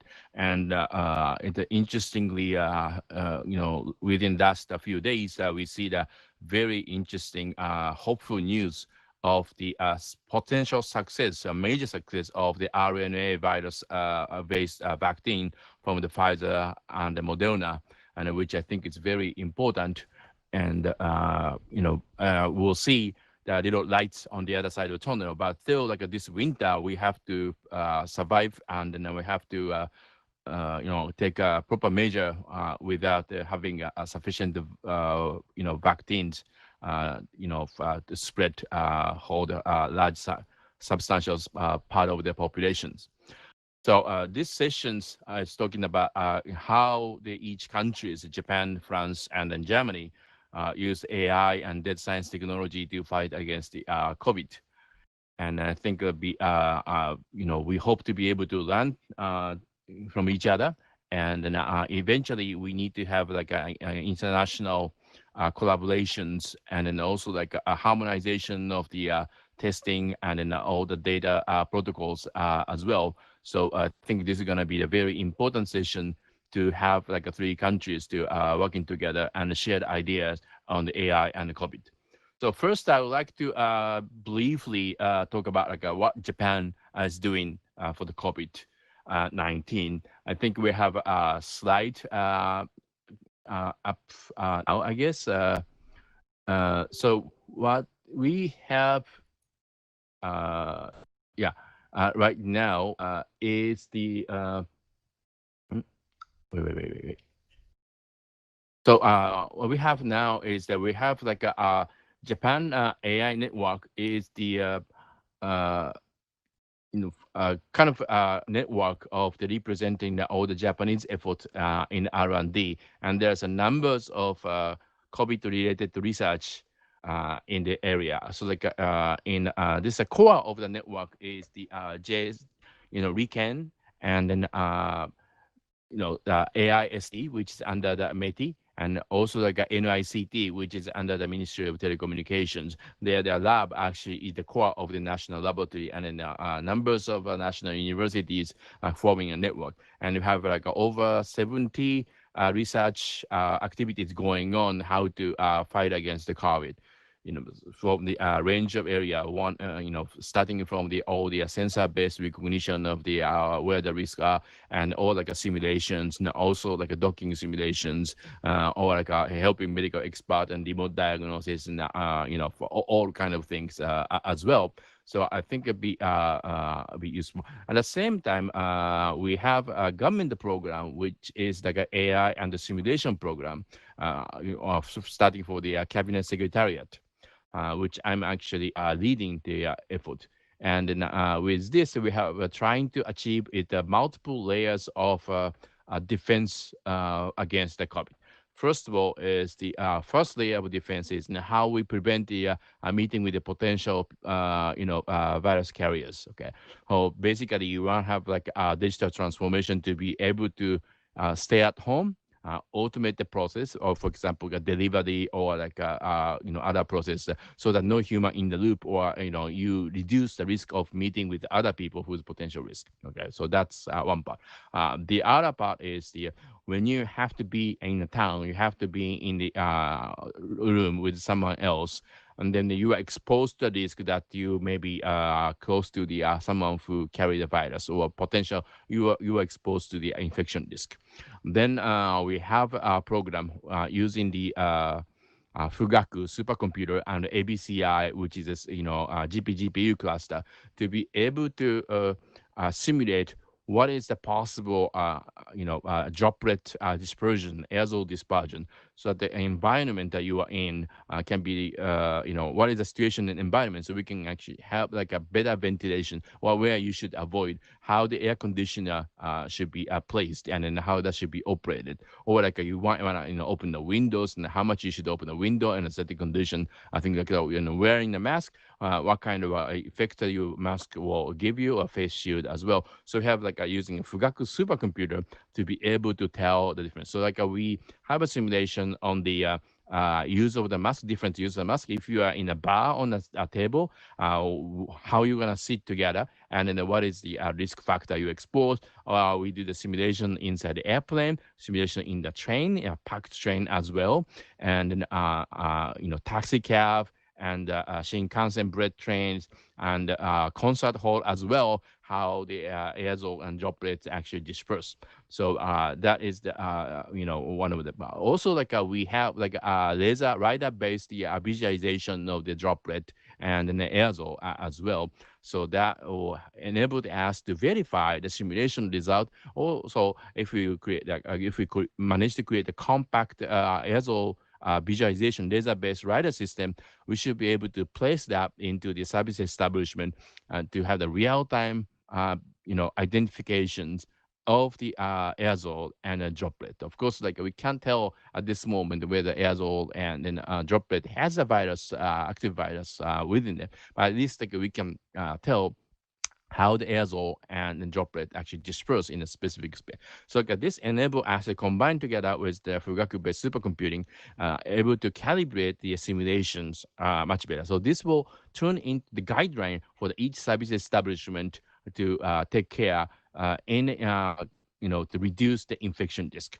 Then we have a program of like testing, for example, breast-based testing. So the problem with the PCR test is if you have the virus in the oral cavity, then you'll detect it. But then some patients who carry the virus may not have like a virus present in the oral cavity, but deep in the lower respiratory duct.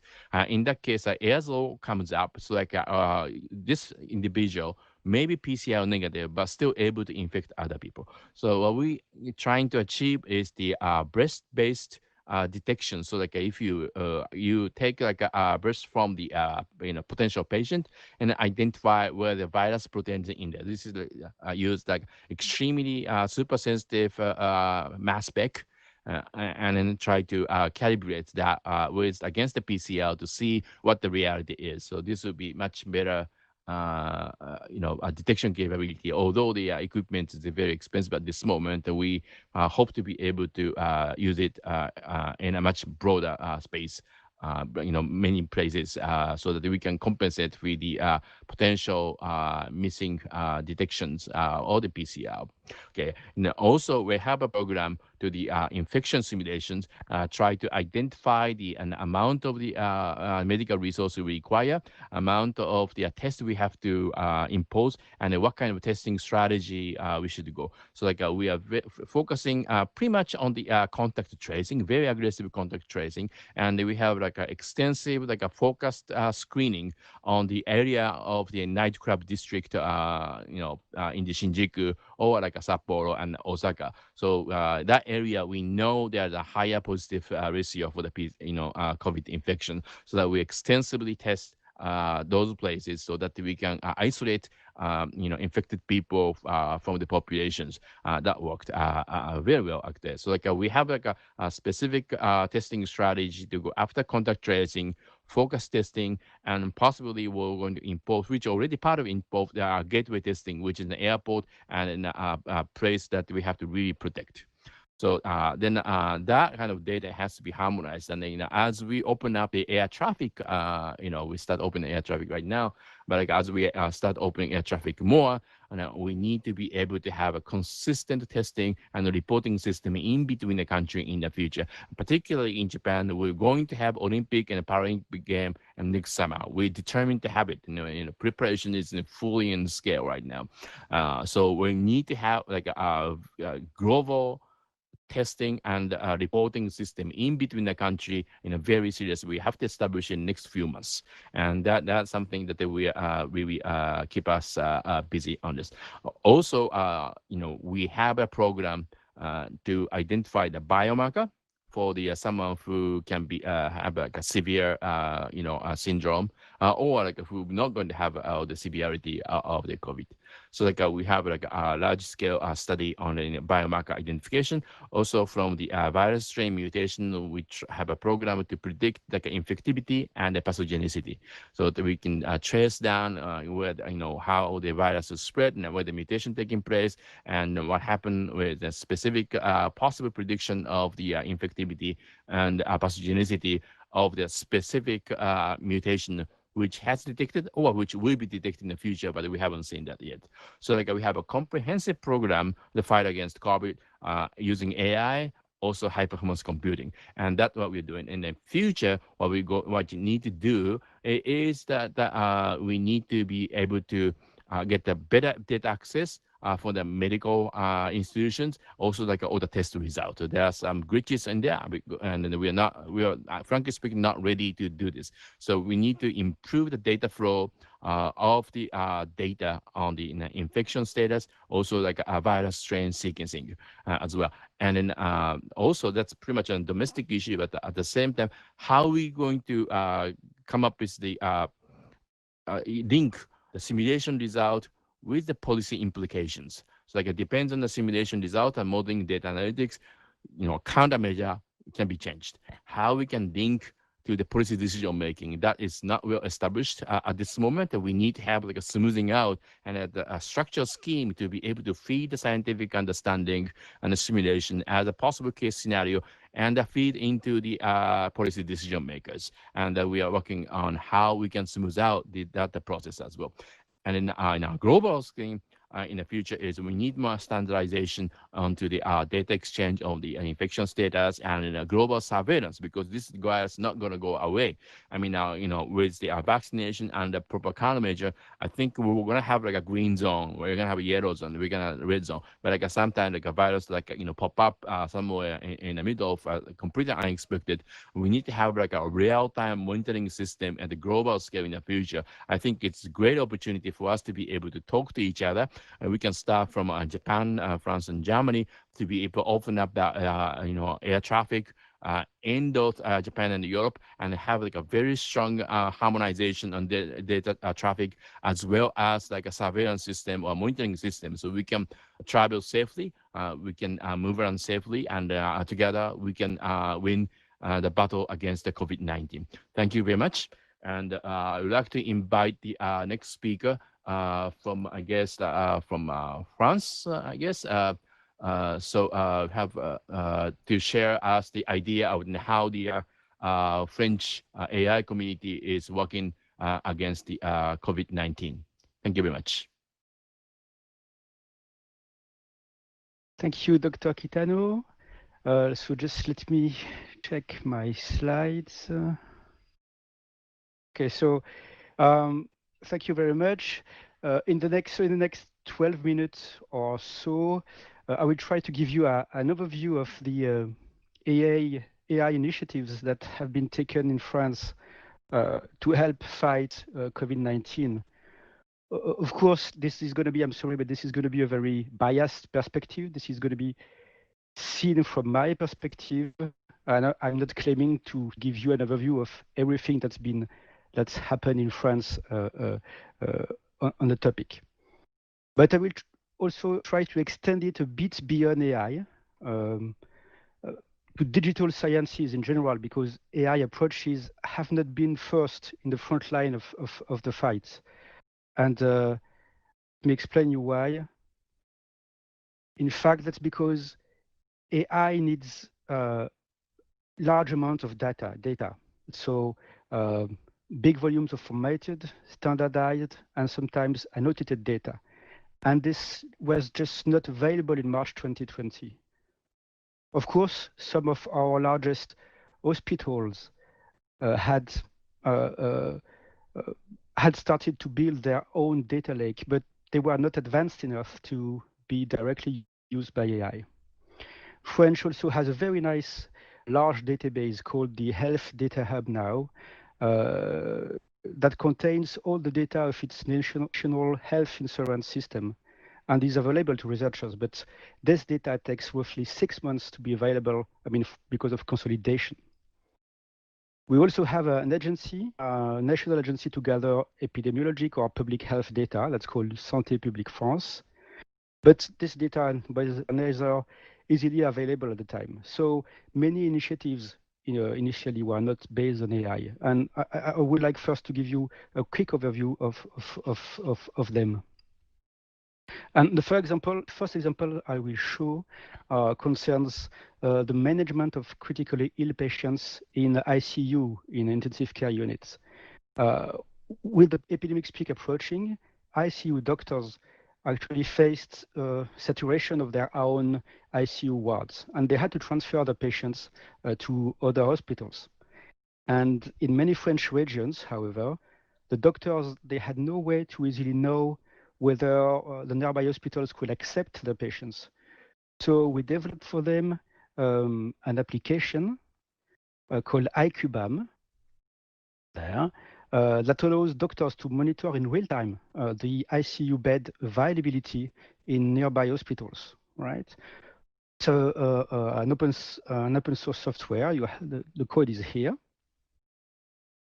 and it's very easy. Data is filled by the doctor themselves via a very light interface that needs just a few seconds to update. And as you can see here, it's been quite heavily used up to now.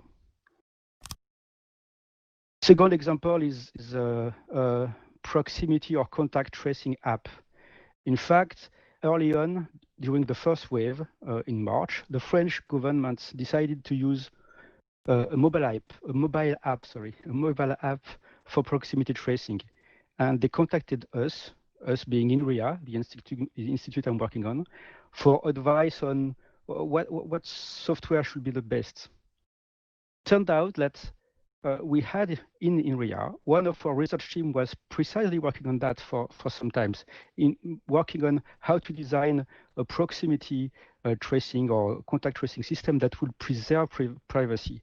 So this team quickly put together a proof of concept of such a protocol, contact tracing, privacy preserving app, in collaboration actually with the German colleagues from the Fraunhofer Institute. And it seemed that this have convinced the government, since they finally asked us in RIA to supervise the development of the official governmental app in the framework of the public-private partnership that includes several governmental organizations, large companies, and startups. The resulting app, which is called Tous Anti-Covid, meaning all against COVID in French, has been installed up to now by 9 million users as of today, and it's also, of course, an open source code that is available just here. Okay, now let me come to AI approaches, purely AI approaches. So what you see here, for those of you who don't know, is an onigiri, which is a Japanese rice ball that I'm crazy of. I love onigiri. But also, onigiri are very convenient for the purpose of my talk because they are usually shaped as triangles, right? Which matches the fact that AI approaches for COVID-19 can be grouped into three application classes, so three angles. First, they were meant to provide assistance to physicians or to provide tools to mine COVID-19 data or to help predict the evolution of the epidemics. First, of course, assistant to doctors was probably the most frequent application type. My first example here consists in an AI application for the prognostic of disease, right? So in this example, the idea is to use the CT scan of the chest that is usually done at admission for the patient and mix it with biological data of the patient, and then train a deep learning network on this data to predict whether the patient will develop a severe form of the sickness or a mild form of the sickness, prognostic. And in this paper there, the author shows that in fact this deep learning system performs better or is better or gives better, more precise prediction than radiologists themselves. Of course, the idea is that this system can be very useful for triage, which means to detect right at the admission at the hospital those patients that present a high risk of death in the next days and treat them accordingly because of their risk. Virtual reality, so VR, can also be used in this context. For instance, as illustrated here, for motor rehabilitation. Actually, after coming out of a coma in ICU, roughly half of the patients will need motor rehabilitation, for instance, to improve walk or to improve running. And VR can be used to start rehabilitation as soon as possible. Actually, even when the patient can actually stand up and leave the ICU bed. Of course, the underlying hypothesis that we still have to validate somehow is that such an early rehabilitation by VR can improve or at least shorten the real rehabilitation phase. AI has also been thoroughly used in COVID-19 data, as you see here. And in this example, I will just give you slides. Okay. My example will be about hospital data. So, and here more specifically about the hospital called APHP, which is the the aggregation of all the public hospitals, university hospitals of the greater Paris region. So that's 39 hospitals and more than 8 million patients per year. And in March, a PHP contacted us because they wanted to extract information about COVID-19 data, from their data, but this represented too many data streams and too many different forms of data to be easily doable. Oh, sorry, what happens to my slides? Yeah.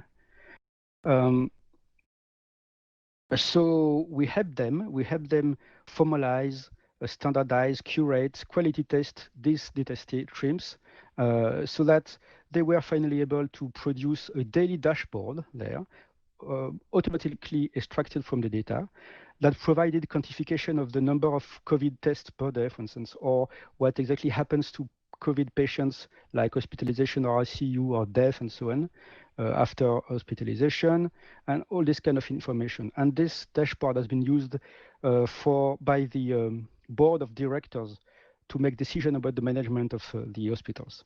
So once you have those data, then you can also work on this. And the thing you can do is to run retrospective trials, for instance. Oh, sorry, my slides are changing automatically. And this is an example here where what we did was try to assess the effects of treatment of COVID-19 by hydroxychloroquine. So for this, we use this automatically gathered data, and we could use data from almost 5,000 patients as of April 6th, 2020. And some of them were treated by hydroxychloroquine, and some of them were not. And this is the main conclusion of the paper. And if you take the raw data, then you see that in effect, yes, there is a 7.6 or something reduction of mortality in patients that were treated by hydroxychloroquine, either alone or with antibiotics, compared to non-treated patients. But on the other hand, if you look at carefully at the data, you see that the group of treated patients that were treated were very different statistically from the non-treated group. They were more likely younger, more likely males, they were current smokers, and so on. So what we did is we applied some advanced statistic techniques to correct for this difference in statistic composition. And once you remove these confounding factors, this difference, you account for it, then you see no more difference in mortality. So there is no evidence, in fact, for an effect of hydroxychloroquine on patient mortality. Finally, AI can also help predict the outcome of the epidemics. Of course, the mathematical models used to foresee the evolution of epidemics are not really AI model, but the great challenge here is how to inject in those models the new available data, for instance, about population movements. What you see here are the outgoing movements, the movement out of Paris, Lyon, or Nice in France, before the lockdown in March or after the lockdown, and you see that it's very different, of course. And those huge population movements through mobile phones can be included in the models. We also have worked quite a lot on the statistic of calls to EMS, emergency medical systems, SAMU in French, sorry, to predict the evolution of epidemics. And of course, another example is that many of the largest cities in France nowadays monitor for the presence of the virus in their wastewaters. So the big challenge is how to integrate all those data in the models, and for that AI can be useful. And for instance, we have started to use new data assimilation techniques inspired from what is done on weather forecast, for instance. So now conclusion. So together, there's been a large number of AI initiatives to help fight in the COVID-19 crisis in France. Some of them have been or will be useful, but the most important thing, in my opinion, is that our preparedness has hugely improved. In fact, there's been numerous initiatives to improve data availability in particular. For instance, for the social insurance data, there's been now a fast access to those data in time of crisis, even though it's the price to pay that the quality is less, is lower. Hospitals also now the crisis has improved quite much the data lakes of the hospitals, and many hospitals have started to build their own data lake. And also, we also have a huge improvement of the availability for open access epidemiologic data. And just to illustrate this, I show you here a screenshot of the last version of Tous Anti-COVID, where you see that you have this data every day, updated daily about the new cases, the number of patients in ICU, the occupancy of the ICU ward, and so on. Those data were not available at all in March, except maybe for a handful of researchers, whereas now it's updated every day in the application to everyone, to the 9 million users. So yes, I believe that we are closer to effectively using AI in epidemics, much closer than before. So I'm done now, and I thank you for your attention. And I think I will leave the floor to my German colleague. Thank you very much. Thank you much, Dr. Berry. And I think Dr. Ron Eris will share with us a German perspective on the fight against the COVID. Ron, please. Sure. Yeah. Thank you for the introduction. Now, in my presentation, I would like to switch gears a little bit. While we have heard in these two previous talks by Dr. Kitano and Dr. Berry, how we can employ data from electronic health records, epidemiological data, among others, to combat the SARS-CoV-2 pandemic. I would like to present to you how we actually exploit. Excuse me, Dr. Roland Elst, would you like to step to the front of the stage so we can all be with you a little bit more? Thank you so much. So what I would like to present to you is how we exploit large-scale genomics data directly derived from nasal swabs from our patients hospitalized in Berlin and other university medical centers in Germany to better understand the pathophysiology of disease and also to be able to better predict disease outcome. Now, since I would assume that not all of us are experts and have a background in genetics and genomics, I just would like to explain to you that the underlying information which we are using is basically large-scale data derived from genomic sequencing. And this data, if you, for example, focus on DNA sequencing data, is based on the basic understanding that all of us, from a DNA point of view, are identical with only slight differences. Every two participants in this conference would differ in every 1,000th positions of their genome. So given that we have 3 billion DNA positions in our genomic code, there are around about 3 million differences which make a difference between each and every single pair of us, which actually determines, for example, also the probability that we would derive a rather severe or lighter disease course. Now, of course, before the pandemic has actually caught all of us worldwide, the idea of using genomic information for stratification of patients is not at all new. So basically, the idea is that you look at a presumably identical or homogeneous group of individuals, like, for example, cancer patients, patients with a cardiac condition and so forth. And then you go on to stratify those individuals which are presumably homogeneous with respect to their DNA or information, or the information which is carried by the genes, so which we refer to as the transcriptome. And then, of course, the idea is that given this genomic information, you come up with a better and more precise way of diagnosing those patients, but also in terms of proposing a specific treatment for those patients. We have taken this idea forward for example, in cancer, and we have seen this all around the world. And I just want to highlight that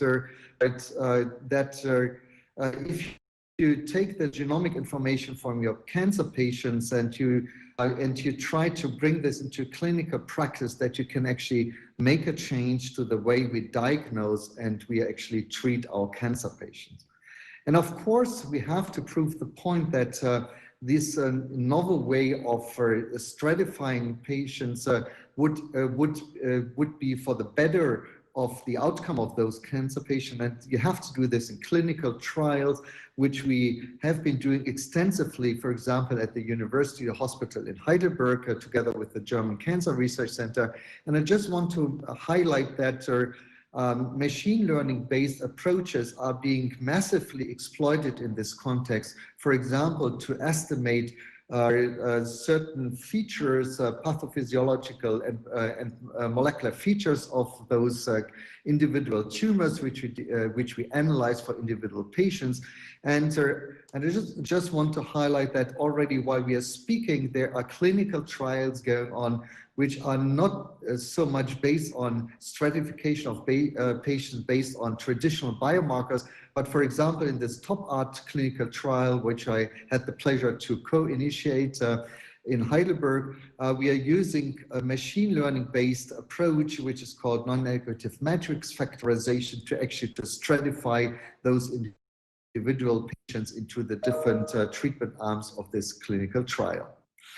Now, of course, the question is, how can we actually use these kind of combination of large-scale data derived from genomic sequencing together with patient-related data, for example, derived from electronic health record, to combat the ongoing SARS-CoV-2 pandemic. Now, when actually the pandemic arrived in Europe in early 2020, we had the advantage that we already had a lot of samples derived from the respiratory systems of, at that time, non-infected patients, which we which we sampled as control patients in our cancer studies. And our first and primary interest is because we have understanding about the molecular mechanisms which are involved in the infection cycle of the SARS-CoV-2 virus.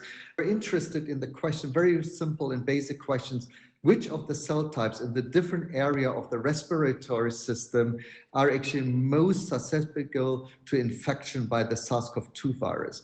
And we were actually able to identify those cell types which are most susceptible to infection, both in the bronchi and in the lower lungs, which gives us a good understanding of those of the molecular and cellular basis of this cell-based pathophysiology of COVID-19.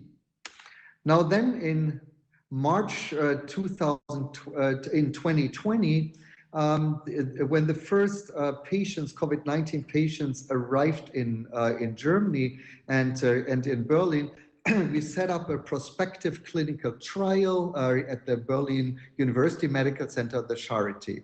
And actually, the goal of this so-called PA COVID-19 prospective cohort was to recruit each and every single consented COVID-19 patient into this prospective cohort to be able to get access to both data from those individuals in terms of electronic health record data, but also data from samples which we derive from, for example, nasopharyngeal swabs, as they are being used routinely in clinical diagnostics for COVID-19.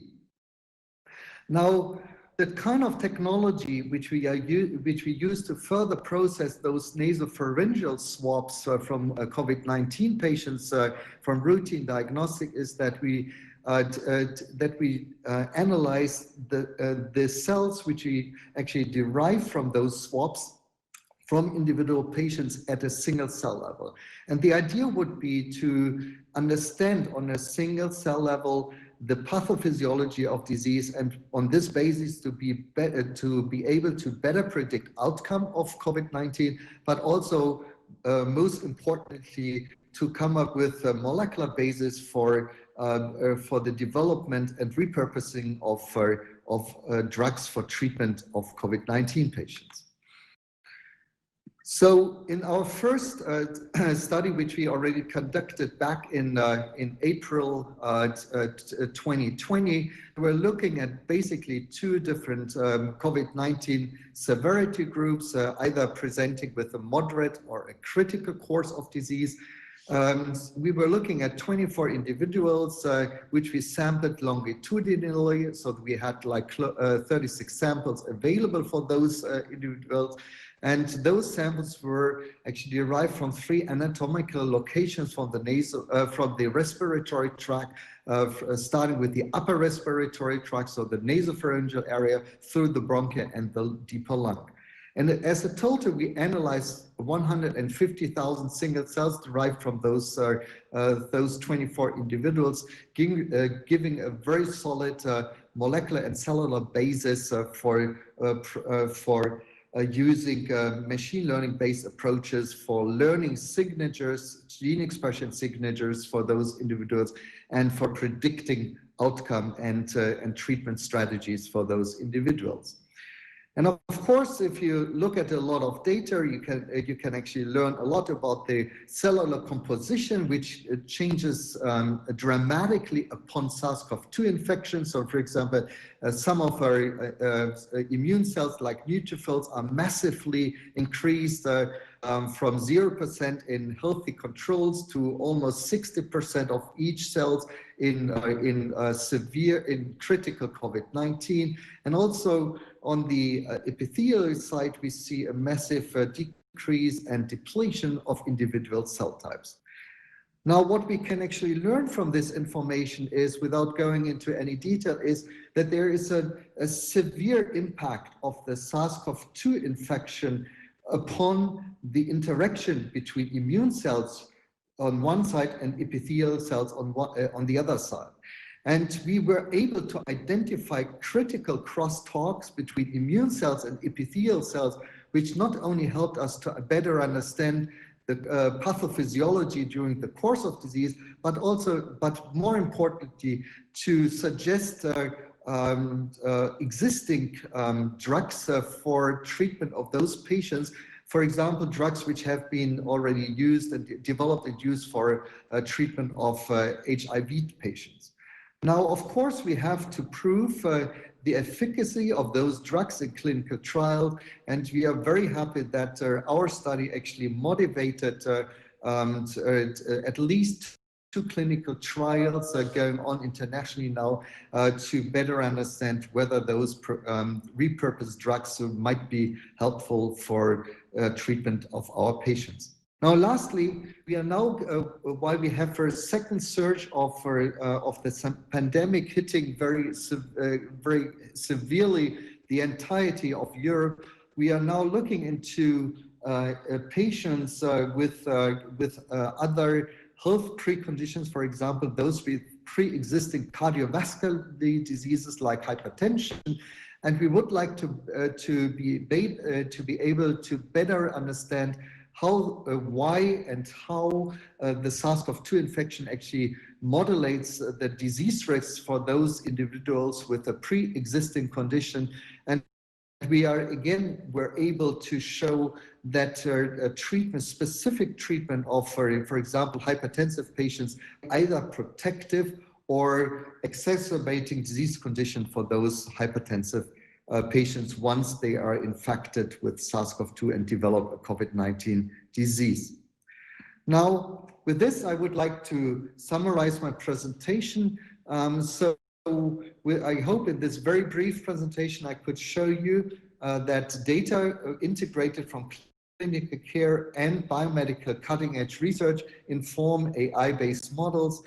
Artificial intelligence already in different disease areas helps to stratify patients. If it comes to COVID-19, machine learning actually helped us to identify novel treatment avenues and also better outcome prediction for our COVID-19 patients. Thank you for your attention. Oh, thank you very much, Roland. Okay, now we have like a presentation from the France and Germany, and then describe like a Japanese effort. Like what is the most powerful use of AI? Well, something like from your experience, I'm asking to the our French and German colleague, Dr. Barry and Dr. Ellis. So far, two things. One, so far, what is the most effective use of AI? One or two, and what could be the effective use of AI against pandemic, but haven't done yet? Any comments on that?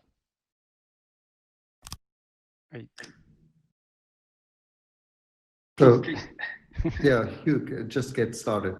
I'm following you. Thank you. Thank you. Yeah. For me, the most efficient, of course, use of AI is related to images. So, of course, as soon as you have medical images like CT scan and so on, that's where it's for me at least it's the easiest part, because we have a long tradition of AI and images. And for me, the future, maybe the most important that remains to be done for AI, for me, is prediction and being able to mix numerical models like the ones that are used to predict epidemic transmission, like SIR model and differential equations model, and mix them with AI techniques, if only to bring new data in models. Yeah, thank you very much. I think I fully agree with all the image-based diagnosis. We have a few projects, even in Japan, including the program I'm heading, be to use the CT scan for diagnosis. Because in Japan, we have the largest number of CT scan per capita in the world. So we take advantage of that as well. And then we have this Diamond Princess, which is this cruise ship in early in this pandemic. And we have a very detailed CT scan image of the various range of patients associated with all the PCR and other medical curation. So we have we take advantage of that as well. But all the transmission prediction, that's hard. I mean, it's some numerical model, you can use the neural net trained prediction in the future, but at the same time, as the prediction goes online and people worry about it, people behavior change. So I think predictions are kind of a doomed to fail in a way. How you envision a role of AI or a role of this kind of transmission model in behavior of people and the policy making? Yeah, probably back to your first question, then I will end up with your second question. So I think in the perfectly transparent data world, we would have probably a lot of data resources at hand to be able to better predict risk for transmission, but also risk for once you are infected by SARS-CoV-2 to better predict outcome. Now, unfortunately, much of the data which we would rely those models on is not readily accessible at large scale, at least in Germany, but I think also internationally. And I think for good reason, for data protection also has a say here. But for example, it would be tremendously interesting to combine local, regional, and national and global motility data from individuals with infectivity maps, and then, of course, exploit the genetic and genomic information which we have both on the population base, but also for individuals and for those non-infected with electronic health record. And I think if we were able to combine this information in a meaningful way in models which would actually inform artificial intelligence-based approaches, I think we would make a tremendous step forward in both understanding the course of disease, the transmission of disease, and also the outcome of disease once you're infected. Yeah. Any further comment on this? I think this is very interesting area, like how that electric health records will contribute in deep understanding and the prevention and cure of the COVID. I don't see. No, Yes, I'm not sure if not actually we contribute this, but yes. We do have a question.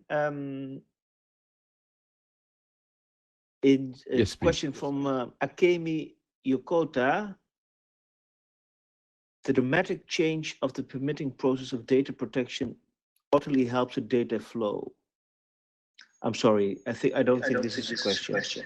Yeah, well, it's a question. So of course, Germany is very well known to be very tough if it comes to and very stringent if it comes to data protection laws.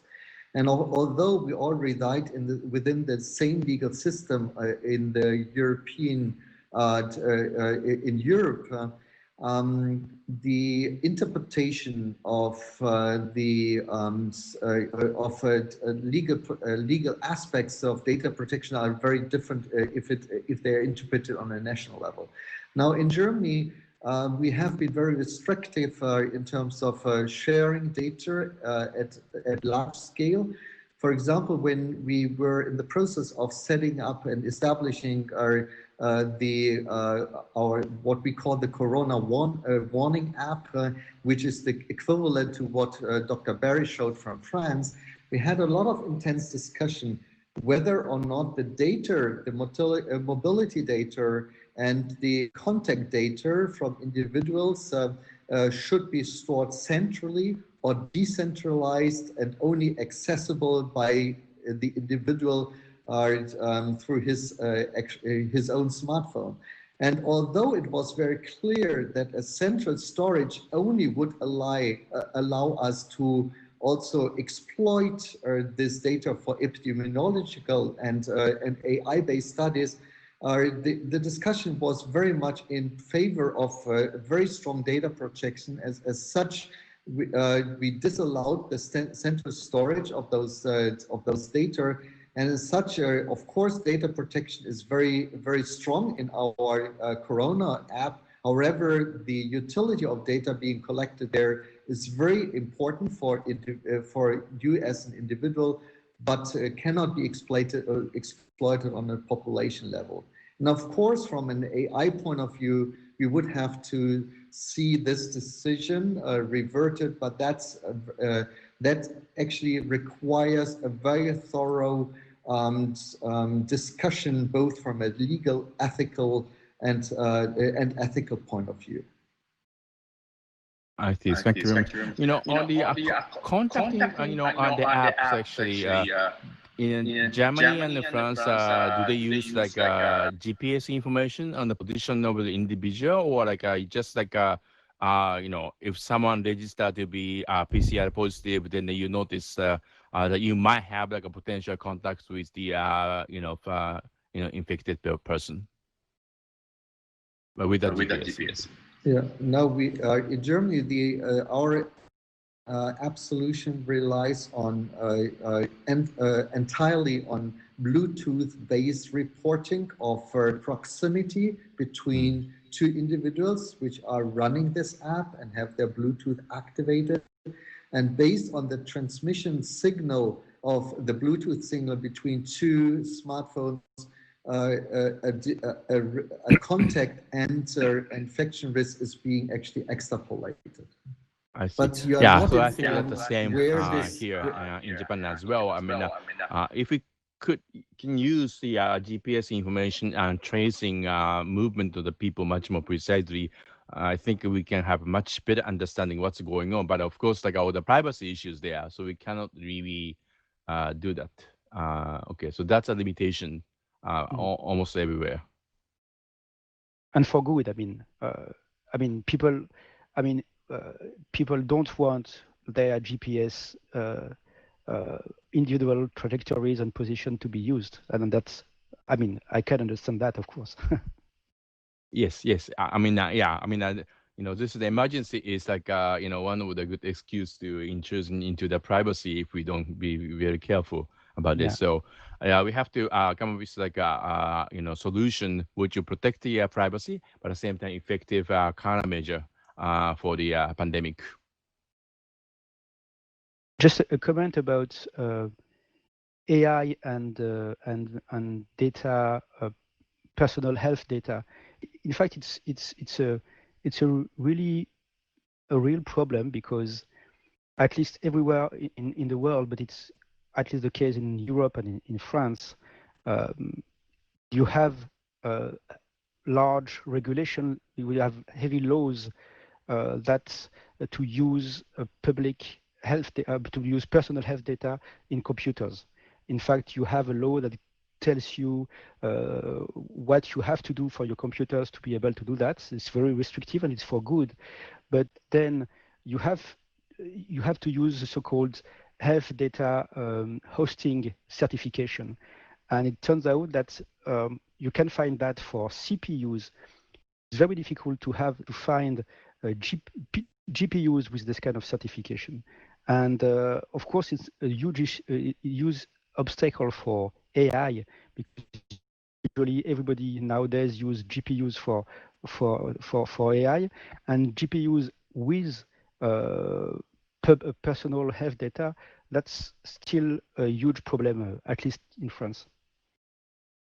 Yeah, I think we have like a question. Is one of the questions from the audience is can you know, privacy issues solved or mitigated by using the federated running? In principle, of course, that's one avenue to follow. In the case of contact tracing and privacy preserving contact tracing, in the case of the corona pandemic, it's hard to imagine how that actually would help, because I mean, each individual carries his or her own information, and as such, if you wanted to use distributed learning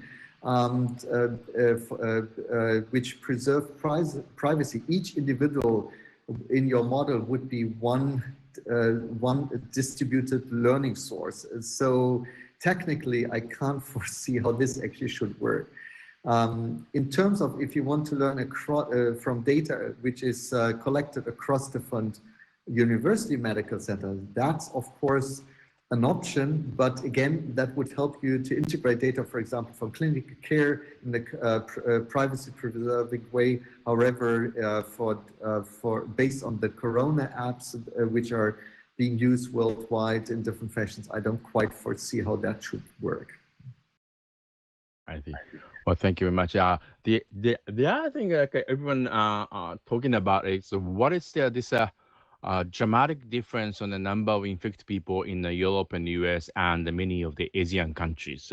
Do you have any thought about this? Because this, if you look at the case fatality ratio, I mean, Asia is slightly lower. That's not dramatically lower. I mean, of course, like in March, April, the way that the infection spread, for example, Europe and the US, you got the more elderly care house has been hit very hard. So that pushed up the case fatality ratio. But aside that, like, we don't see like a dramatic difference, but we see the dramatic difference in the number of the,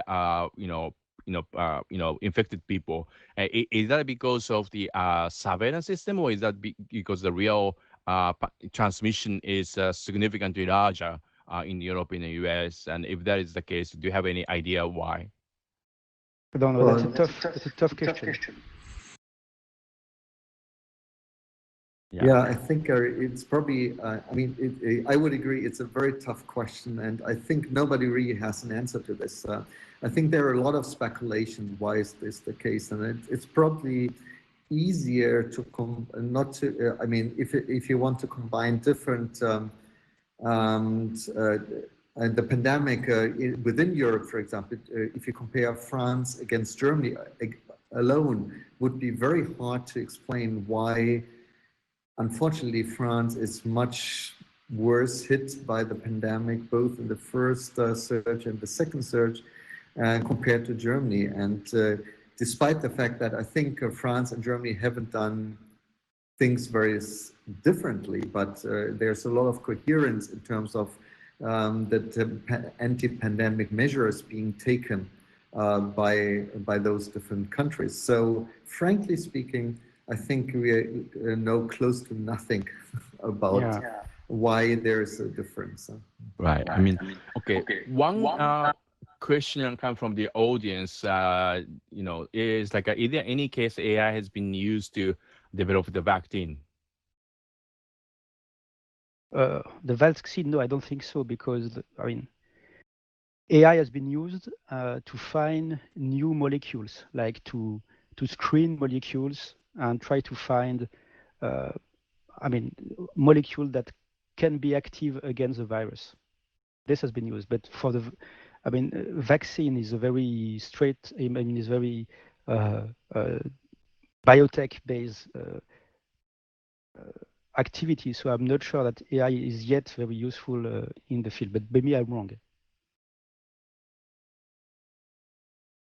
Yeah, I agree. I mean, for the biomarkers and all that, I think like machine learning might be able to use, but like vaccine, pretty much like not much AI involved, at least so far. Okay, I think we have like 6-7 minutes left, I guess. Any further questions on this, or the panelists, Laurent and Barry? Do you have any additional comments to make in the final 5 minutes of the panel? Maybe a comment on federated learning, because someone, I think that in the chat, someone asked if we have privacy issue with EHR, so electronic health records data, so that we cannot take the data out of the hospitals. Maybe we can do the reverse and put the codes in the hospitals, so the data stays where they are locally. So that's federated learning in a way. That's a very good idea. The only issue is that to do that, the hospitals must have a good computing resources. In particular, they must have GPUs, they must have clusters and so on. And currently, even the biggest of them, they don't have this huge amount of computing power, especially for GPUs. So the issue, really the point here is that if the computing capacity of every hospital increases, maybe that's possible, but that's still the issue. Yeah, okay. Any further comment? Ron? Well, okay. Well, like, since actually when I give a talk, actually I forget to put the slide which I prepare. So I think we take a last couple minutes to actually going through the Japanese effort. I'm not going to repeat, but I'll just take a browsing through. So this is the slide talking about like can you go through? This is like an effort we are making, and then this is like a number of AI research related to COVID. Next slide, please. Can they go through the slides? I don't know. I have a good. I probably okay. So this will be like I have to do the slide control. Yeah. So this is like a computing infrastructure. We use like a ABCI, which is like a GPGP cluster, and the Fugaku supercomputer. And please go next. And we have like a government program, which is the AI and simulation project. So this is like a web page you can go to, corona.jp and geo and jp. Next. And as I mentioned, we have like a multiple defense line from the infection prevention to like a cure, and I have the infrastructure project as well. And next, please. It's like we have like a list of this, like, you know, that you can find in the web page as well, from the simulation to the diagnosis, and then mutation predictions and biomarker discovery as well. Okay, next please. A couple of slides. I think this is like a droplet aerosol dispersion supercomputer, and then with the concert for the classic concert as well. And next slide please. This was in a vehicle, like a taxi cab, and then also like what happened inside. So if like a driver is infected or like a passenger infected, what happened, you know, how to prevent the infection inside a taxi cab, you know, what we're going to do. Basically, you're going to open the windows, but like this is in collaboration with the Toyota and Riken. So next slide, please. And this is like a vision-based surveillance on where actually people mingle together or not. So we don't have like all the close contact locations. So automatic detection of the situation, the cloudiness. Next, please. And so we have like a simulation, transmission simulation. We have a multiple team, 4 different teams, and an open collaboration, and using multi-agent modeling, network-based modeling, SIR model. We are taking a multiple team and a multiple approach. Next slide, please. This is one of the simulation design, which talking about like what is the amount of resources we have to put into the contact tracing, how effective it can be, and then also we have like if the random check in our population, you know, how effective, you know, how much you have to invest to be effective. Next slide, please. And this is like issues on domestic access and international harmonizations. Okay, well, thank you very much. Sorry, I missed it. I couldn't show the slide in the beginning. Okay, so I think we have 4 minutes left, and we'd like to close the the final questions and a discussion, I guess. Like for the panelists, what would be the question? What do you have like a final remark you can make?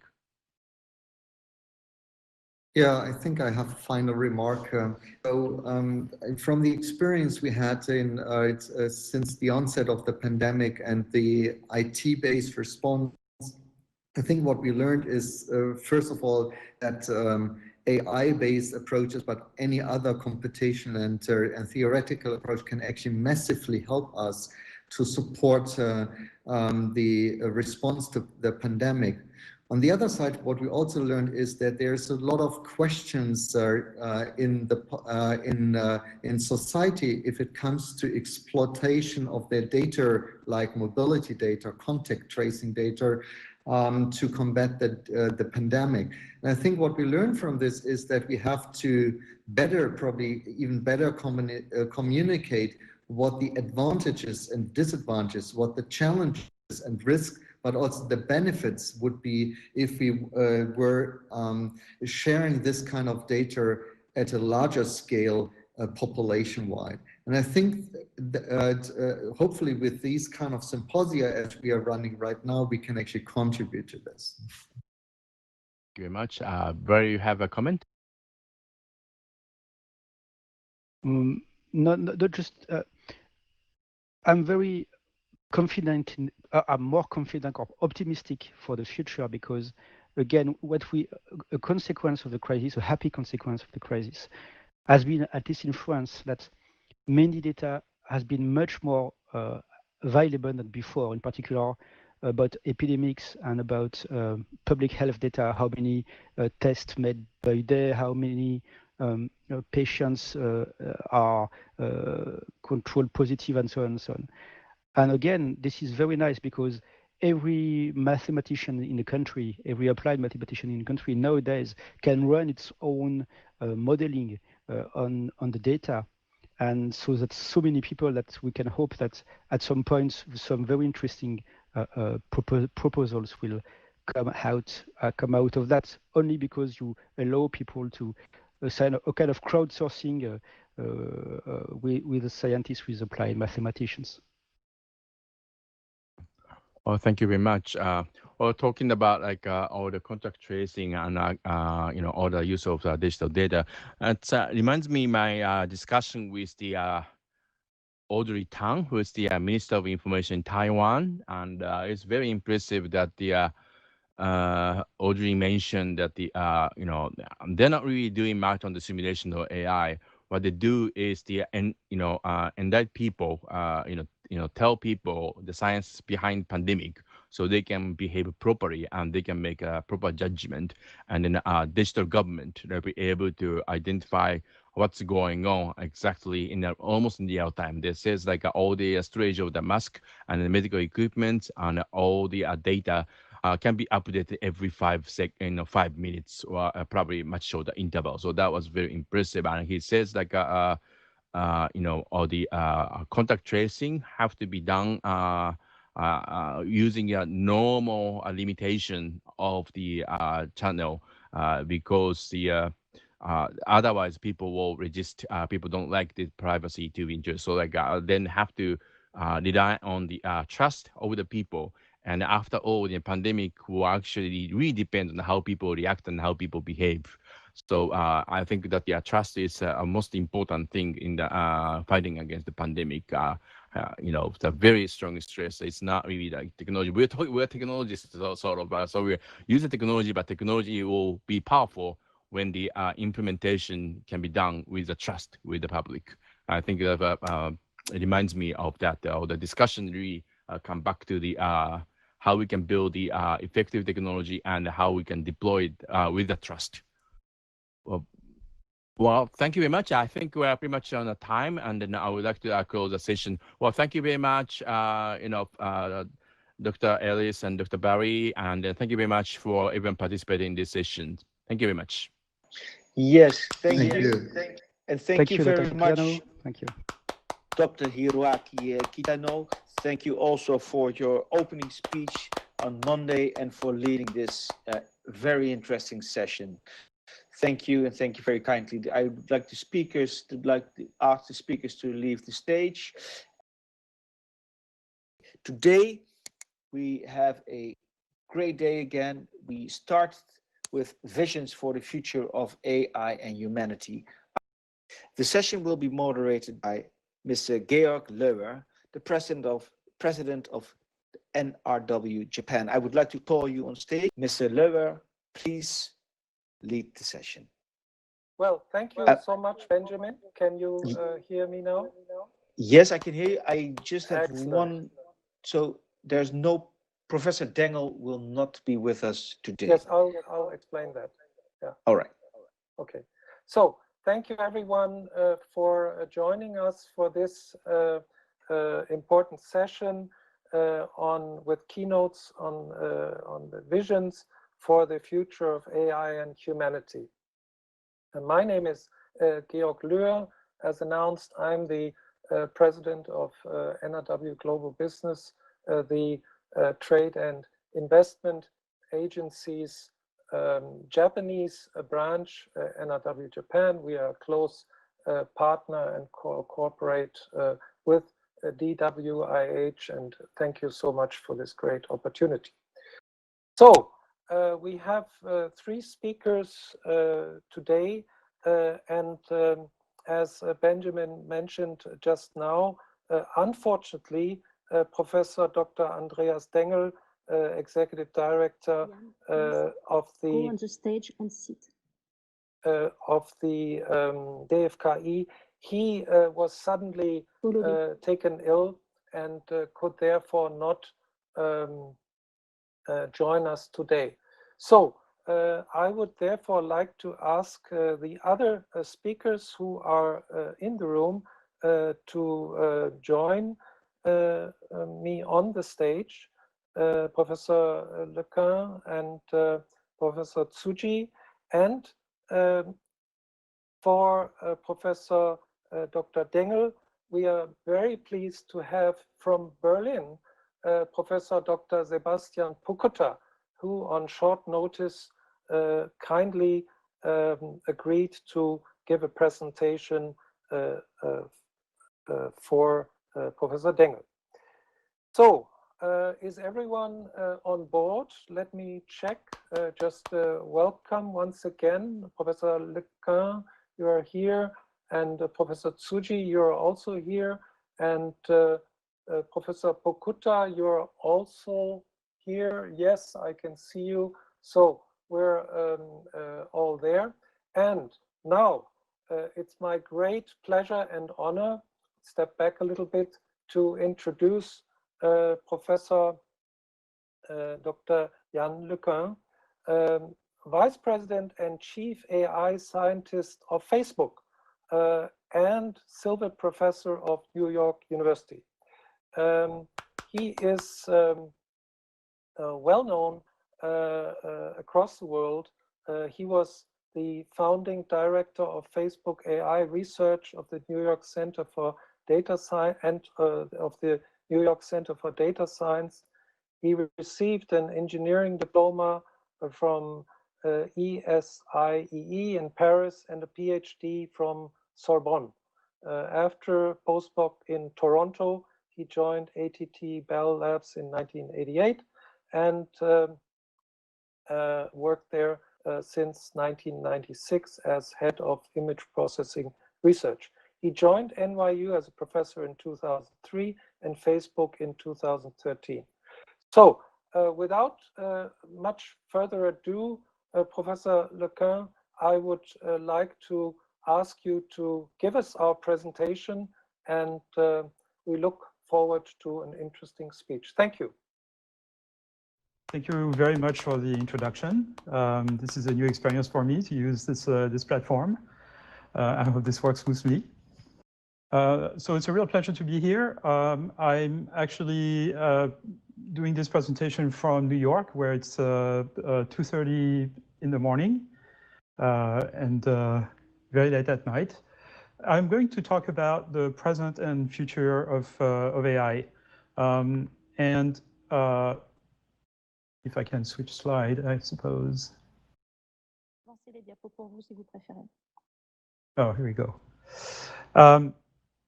Okay. All right. So the first question is why should we work on AI? What's the main motivation?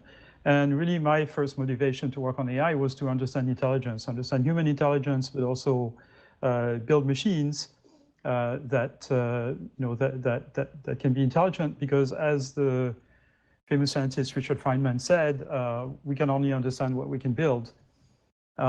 So it's a big question to figure out how is it that humans and animals can learn.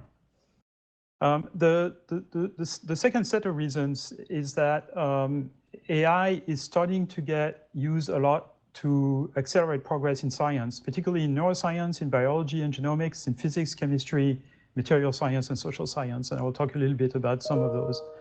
So,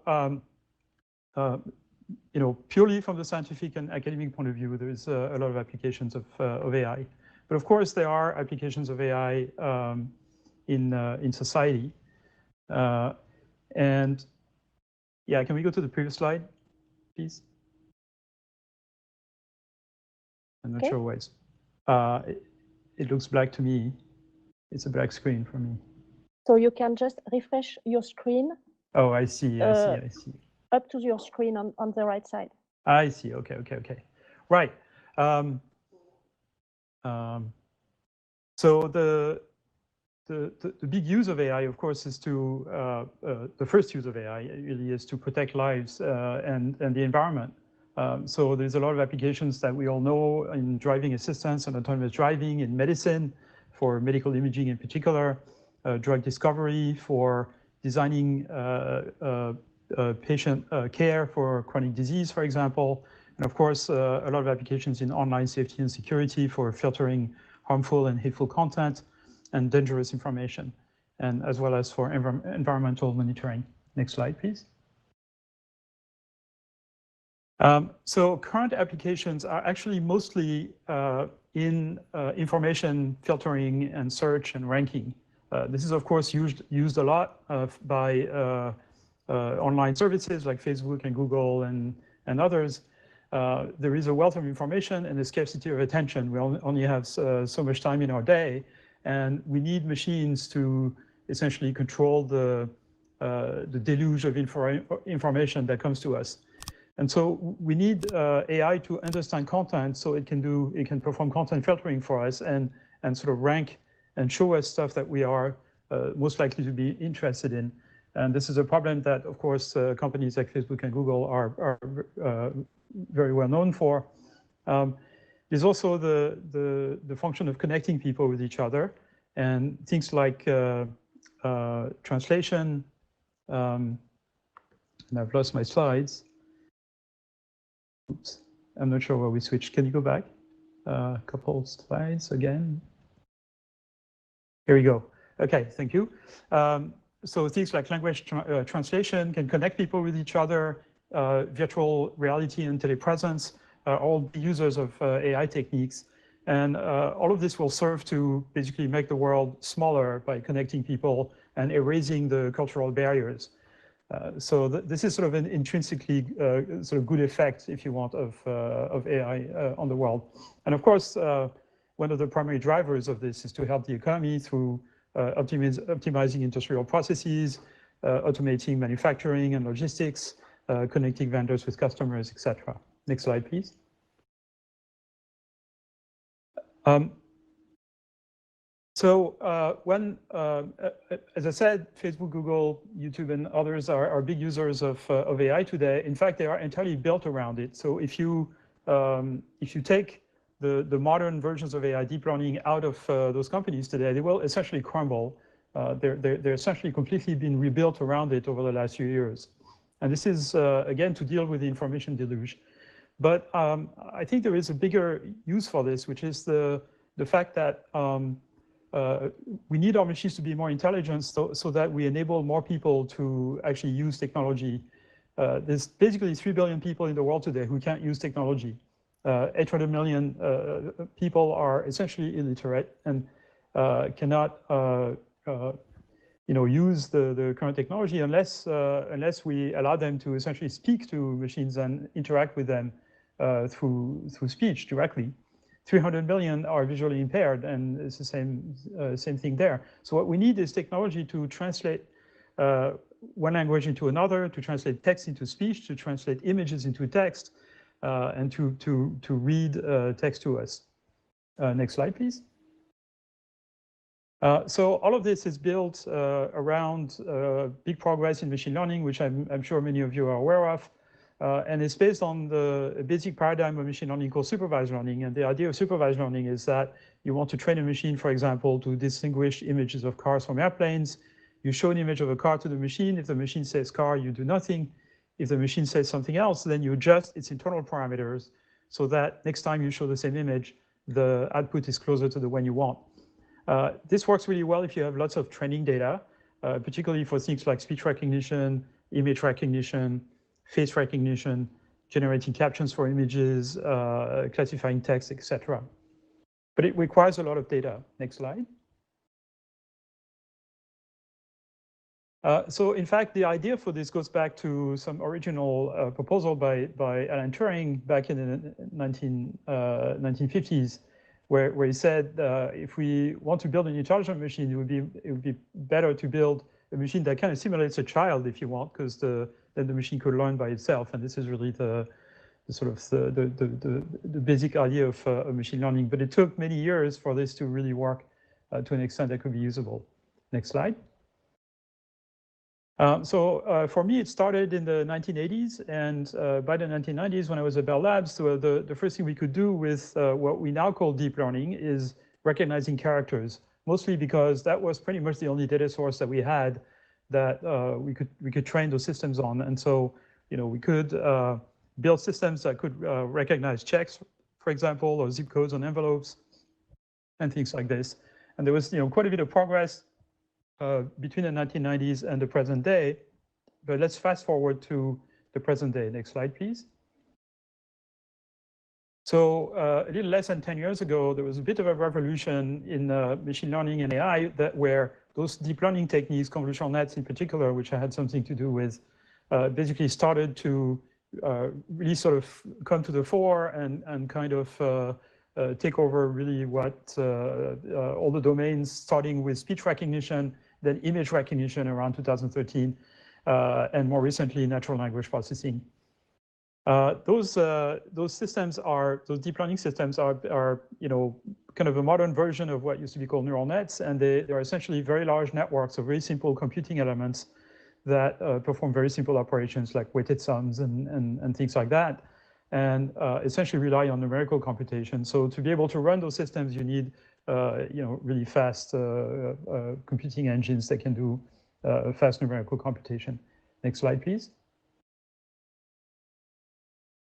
Just to give you an example of the state of the art in computer vision, there's been astonishing progress in computer vision over the last 7 or 8 years, to the point that now we have neural net architectures that contain sort of billions of neurons or processing elements, if you want. They combine architectures of the type that I showed before, convolutional nets, together with a new type of architecture called transformer, which is used for kind of the more sort of reasoning part of the system. This is a piece of work done by a group at Facebook AI Research in Paris, the lead author being Nicolas Carillon. And the results that are produced by those systems are really astonishing. Next slide, please. Those systems can essentially label every pixel in an image with the category of the object it belongs to. This is called panoptic segmentation. And they can recognize a few hundred categories. If you specialize them, they can recognize even thousands of categories. And they're quite reliable. So the progress has been really nothing short of astonishing. Next slide, please. And of course, you can use progress in computer vision for things like autonomous driving. So every car that's sold in Europe these days is sold with an automated emergency braking system, which I'm told reduces collisions by 40%. They all use this idea of convolutional networks. It's looking through a camera through the windshield. There's been a lot of progress over the recent years in medical image analysis using deep learning. And although most of those systems are still experimental because it takes a long time to kind of get them to market with clinical trials, the results are extremely promising for things like detecting tumor in mammograms. This is a picture from some of my colleagues at NYU. And of course, it's very wide use in content filtering, which is very important in given the modern modes of communication. People use the internet and social networks and other platforms sometimes for a nefarious purpose, and you have to be able to filter things like calls to violence and hate speech and terrorist propaganda and misinformation on public health and things like that. This is a topic of very, very active research and development in companies like Facebook and Google and other social networks. Next slide, please.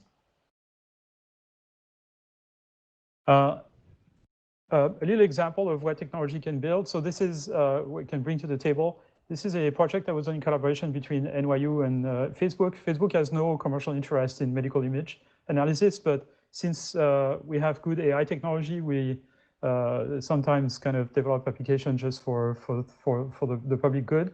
So this is one of those, which essentially allows to collect images from an MRI exam, reducing the time it takes to sit in the machine by a factor of 4 to 8.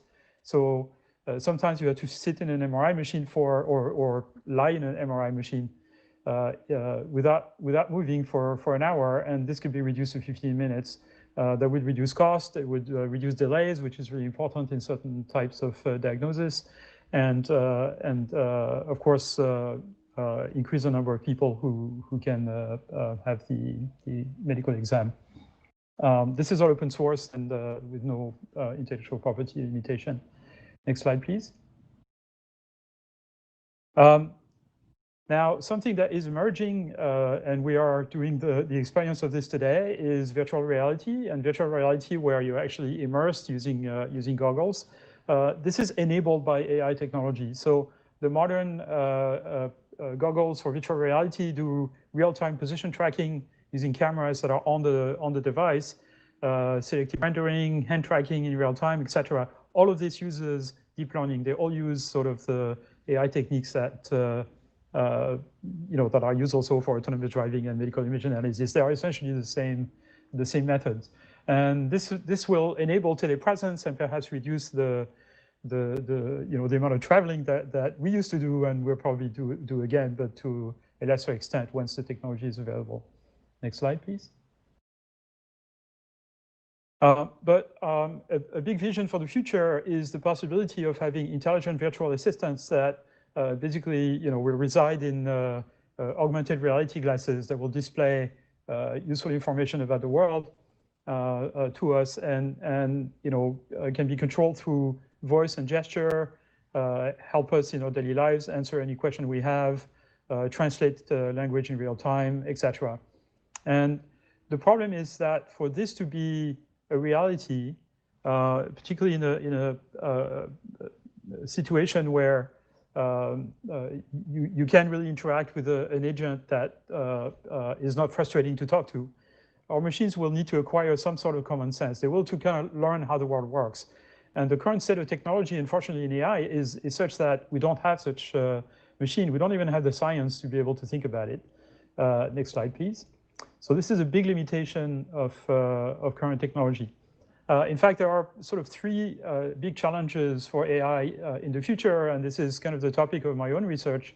The first one is being able to train machines with fewer labeled samples or fewer trials.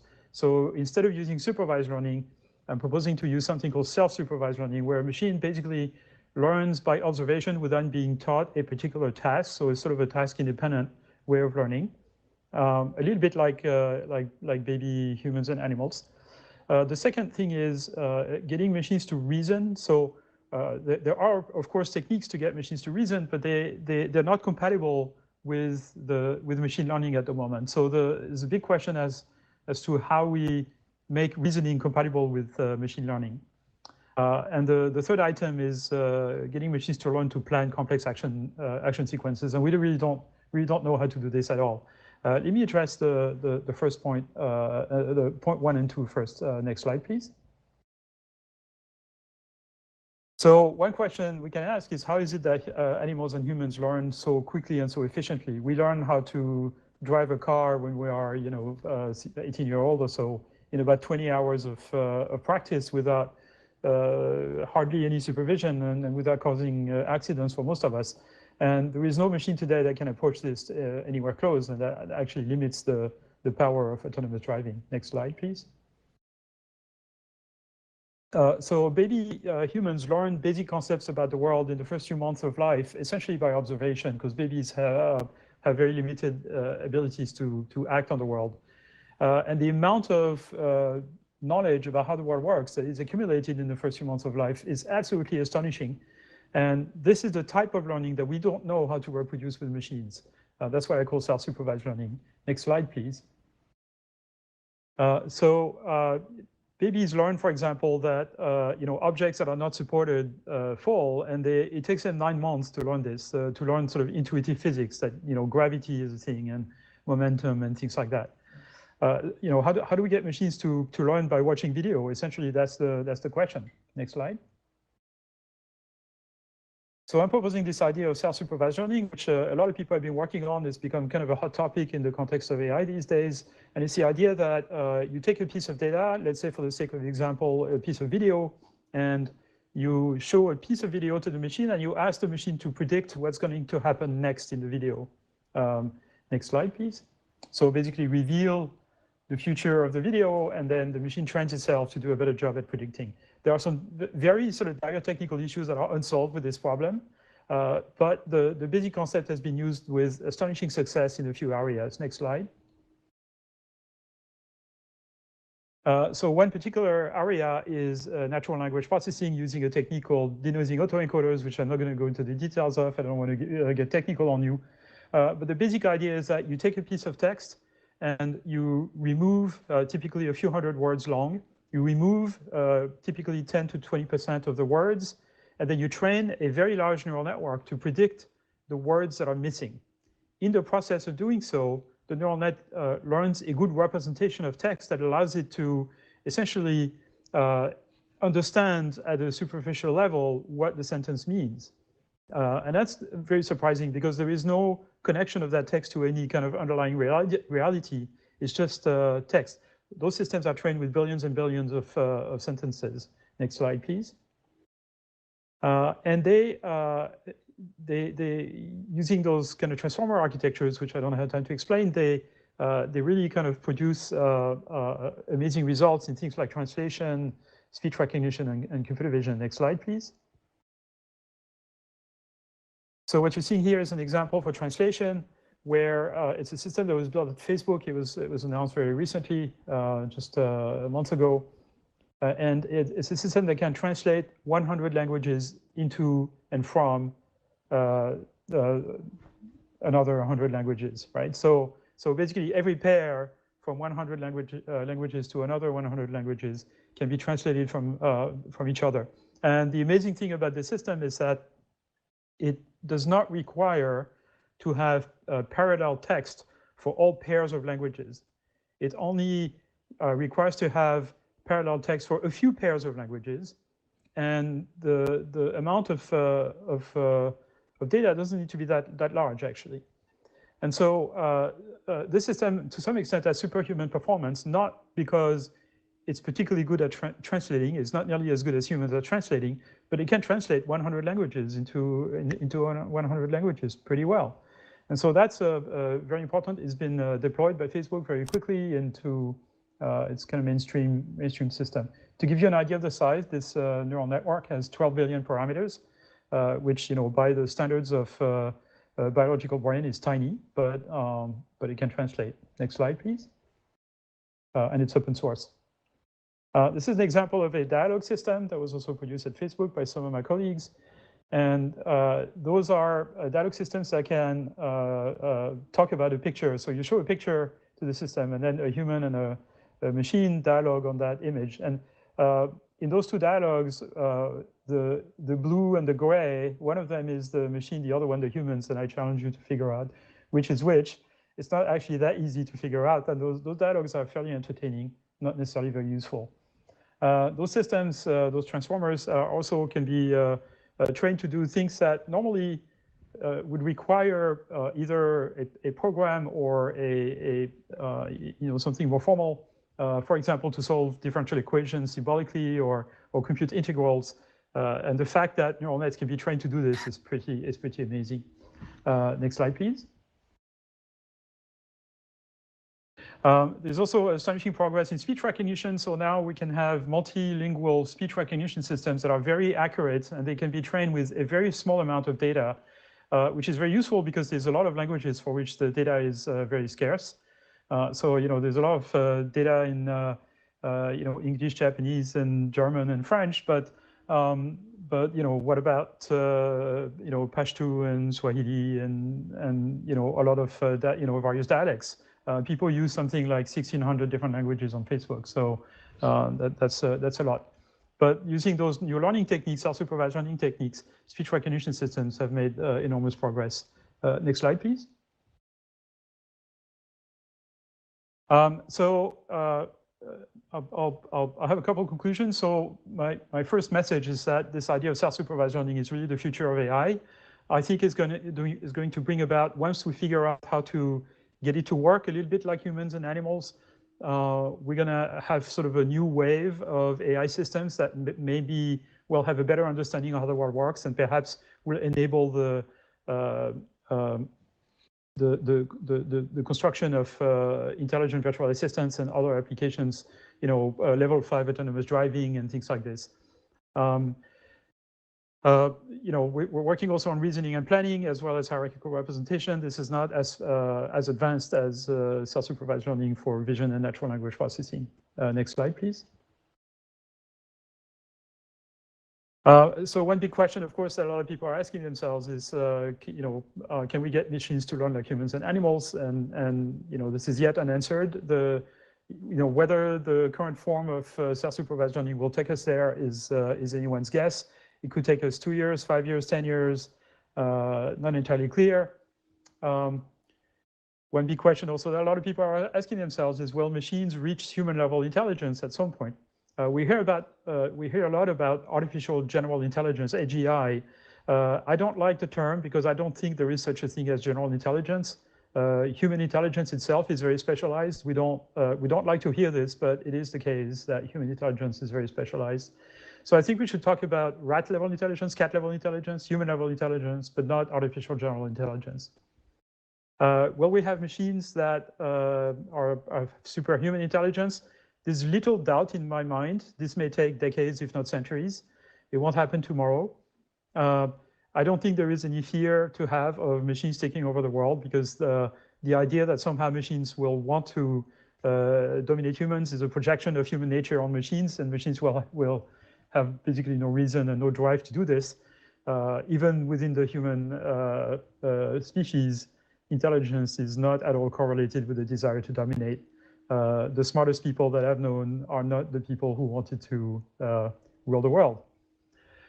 This is my last slide. So AI is a so-called general purpose technology. That's the way economists call it. And it's going to affect all sectors of the economy, but it's going to take at least 10 years before we see the effect on productivity.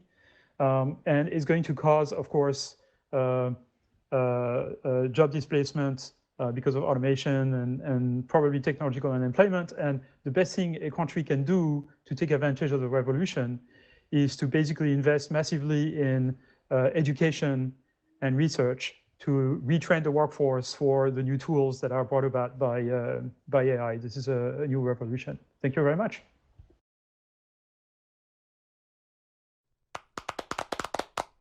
Yeah, please clap. Thank you for this great presentation. This was really, if you may allow the term, mind-boggling, because it contained so much interesting and valuable information that I think every one of us was able to take quite a lot along from us. So now I would like to, we are a little bit time-wise ahead, but let me see whether we have any questions right now. One question is here. If it would be possible for machines to reason, what does this mean for the status of those machines in society? And do you take those ethical questions into consideration in your research? From a philosophical point of view, this would raise the question about the position of the machine as a subject. This is from Professor Emine Gozen. All right, thank you for the question.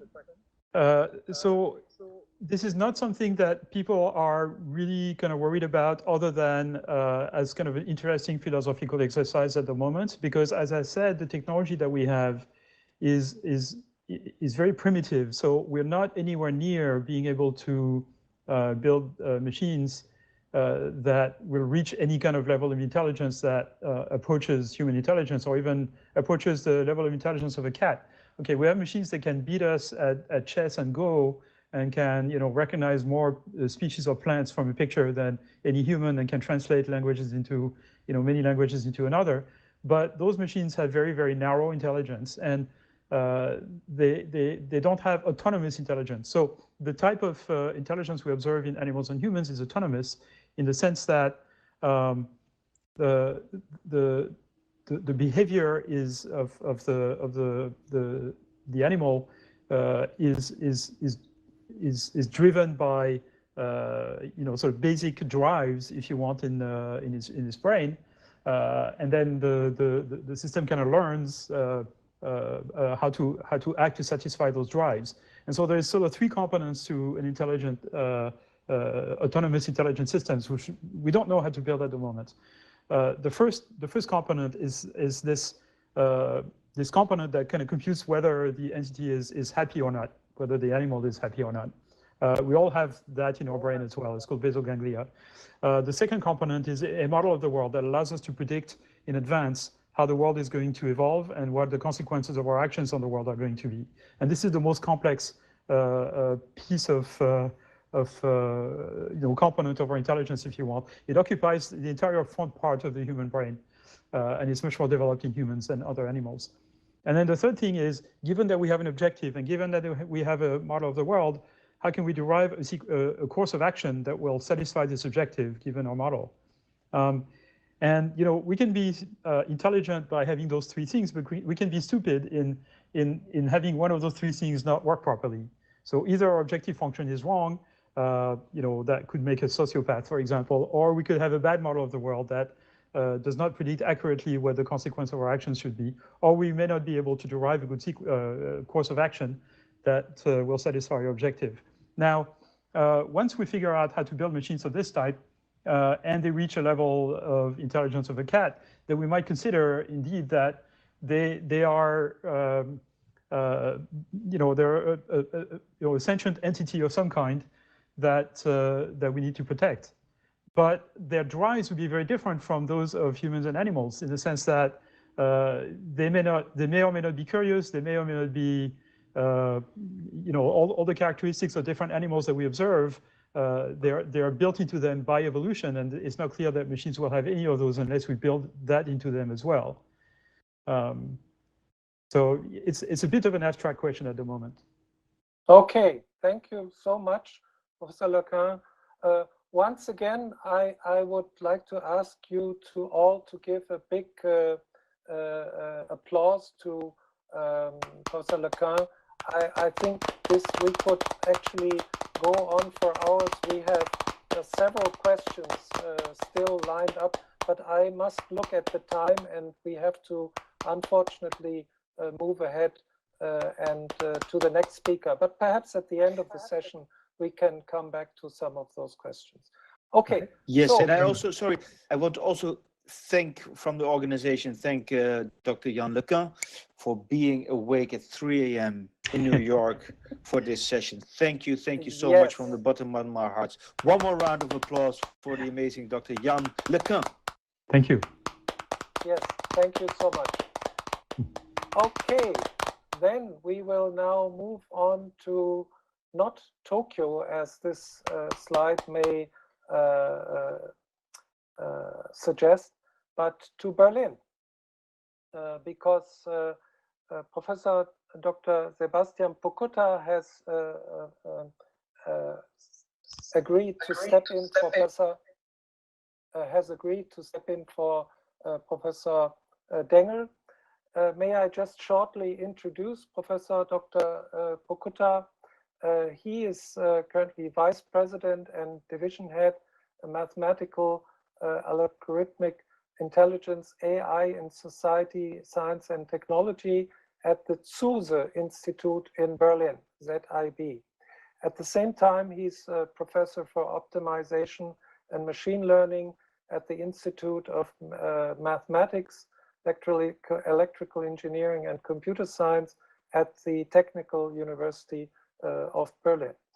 Those of you who know Professor Pokuta know that he actually is a frequent visitor of Japan.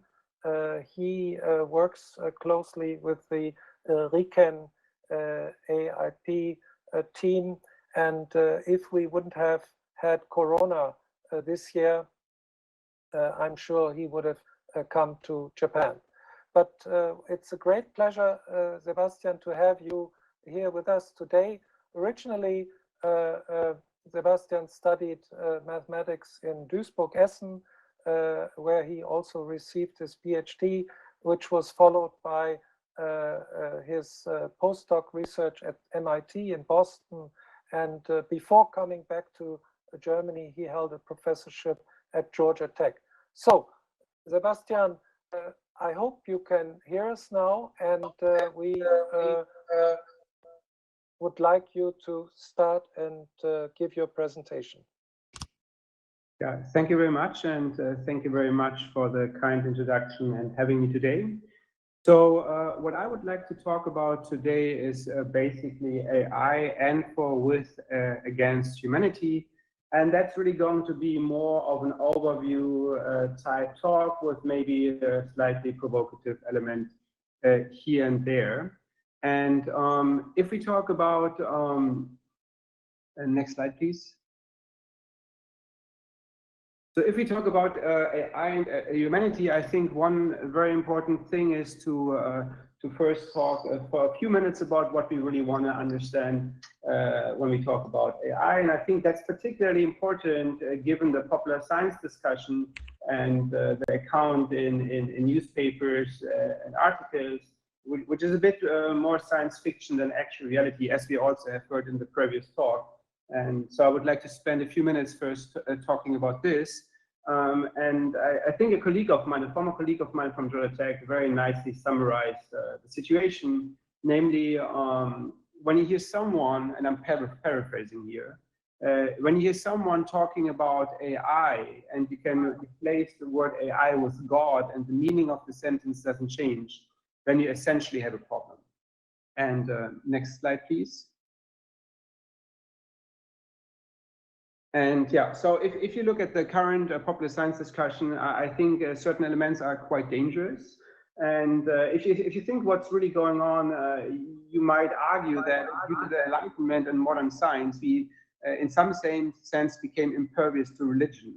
Yet on the other hand, through science or science fiction, we got this amorphous notion of AI with an almost godlike, almighty, infallible quality, and then we have these high priests, these programmers with exclusive, supreme access to an understanding of the reasoning of the machine. And so if you think about this, what you could say is, you know, on the one hand, we rejected our gods, and now we brought them back to the back door with this amorphous notion of AI. And if you talk to people, you see that there's a lot of confusion out there and a lot of speculation and imagination. And so, for example, just to give an example, a few months back, I think I was on some task force and there was this discussion going on. And then one person said, well, you know, I've been going through like 5,000 articles, papers, and writings, and I could not find a definition of AI. And if you think about this, this is really like what makes people speculate about what's going on and what this amorphous thing of AI really might be. Next slide, please. And yeah, so and one of the common scenarios that you very often hear is the so-called, what I call the Terminator scenario, which also Jan very briefly alluded to at the end of his talk, which is, you know, there will be this killer AI and this AI is going to kill us all. And if you think about where this fear or this perception or conception comes from, it's really three things coming together. On the one hand, we have had this move from a geocentric to a heliocentric and now to an egocentric view of the world, where it's always me and my story. And right now, the story is me and AI, and what is AI going to do to me or to the world or to humanity as a whole. That's one thing. And then the other thing that you have is this very natural human obsession almost to worry about imagined or hypothetical futures. And then you pair this together with this innate need. We also very briefly heard about this in a different form in Jan's talk, this need of acknowledgement. So if you want to build an intelligent machine, let's say, whatever intelligence means, then in some sense, we would want this thing to recognize us in order for us to recognize it as intelligent. And yeah, so that's this one view. There's this like this Terminator-like scenario that is out there that people are very often talking about and fear-mongering. But let me offer, and again, just like for argument's sake here, let me offer a contrarian alternative of how things might be. So so once we build this super crazy smart AI, and I agree with Jan that we are like very far away from this. This is going to happen in the mid maybe or long-term future, but not right now. But let's suppose you can build this AI. then it's completely unclear to me why this AI would not just walk off without any form of interaction at all. It's completely unclear that there has to be some form of interaction or even negative interaction by harming humans whatsoever. And yeah, to give it maybe a bit more of a hilarious spin, I included this XKCD comic here that makes a similar point in a slightly different way. All right, so having said that, maybe we can move to the next slide. So having said that, maybe it's useful to have a more operational and less colorful definition of what we're going to talk about when we talk about AI. And so if you go back in history, when people started to think about these things, one of the very first things that we were thinking about was, you know, if we can build a computer that beats a human at playing chess, that's actually going to be AI. And that was realized in the 90s when Deep Blue beat Garry Kasparov. And then people were like, oh yeah, you know, actually that was not quite AI. That was just approximate alpha-beta tree search.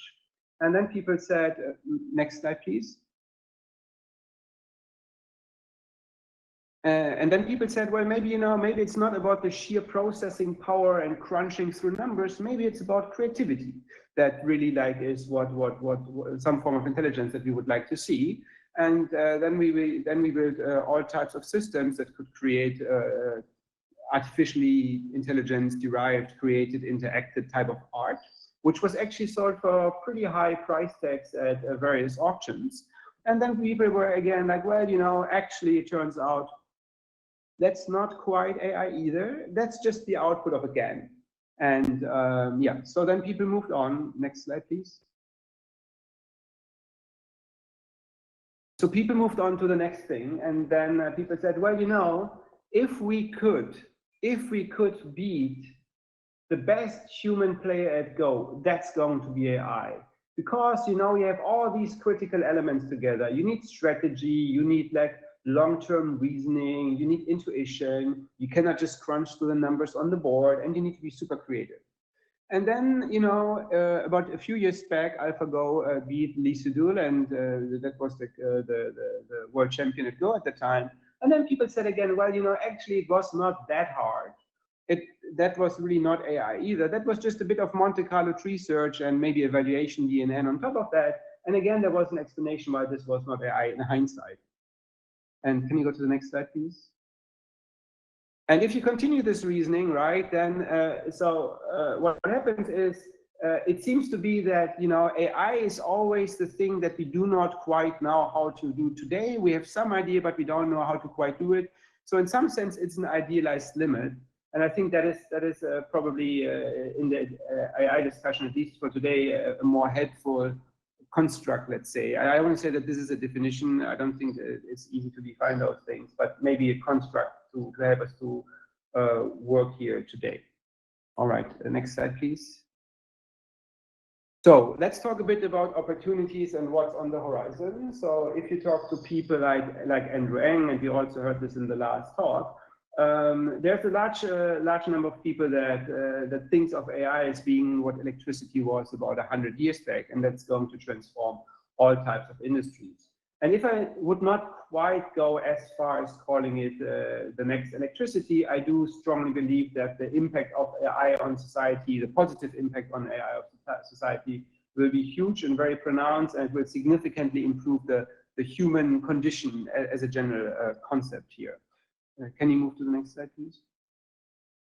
So let me give you 3 examples where how I think how this impact could happen, and I try to pick 3 non-standard examples, but now it turns out that actually yeah, so in some sense they're similar to what you have already heard a little bit earlier. So yeah, so one of the dimensions is I think enabling the individual. You see this already in many things today. When it comes to photography, when it comes to videography and blogs, there's all these type of AI tools built in that basically allow a single person to do much more than they could have done maybe 10 or 15 years ago. And in particular, if you look at this, like here, I took the example of high quality AI translations. So what you see here is just one out of many systems, and I just pasted in some text from my homepage here on the left, and then you see the German translation on the right. And it turns out the translation is actually really good. So there, I mean, you could basically take this as it is and use it for other purposes. And why is this important? This is important because if you now have a translator that lives off translating text as a living, that person can now basically do significantly more work by doing a lot of these translations in an automated fashion, and then just doing some fine-tuning on top of that. So what you will see due to this is some amplification of the Matthew effect, so the winner-takes-all type of paradigm, because the best translator can scale significantly better by means of incorporating or interacting with an AI and partially outsourcing the basic tasks of the job. And I think that will lead to a significant enabling of the individual, because suddenly the single person can do much more than they could have done beforehand. Next slide, please. The other thing that I think where AI will be significantly impactful on society and humanity is the discovery or rediscovery of knowledge, or more generally scientific information. And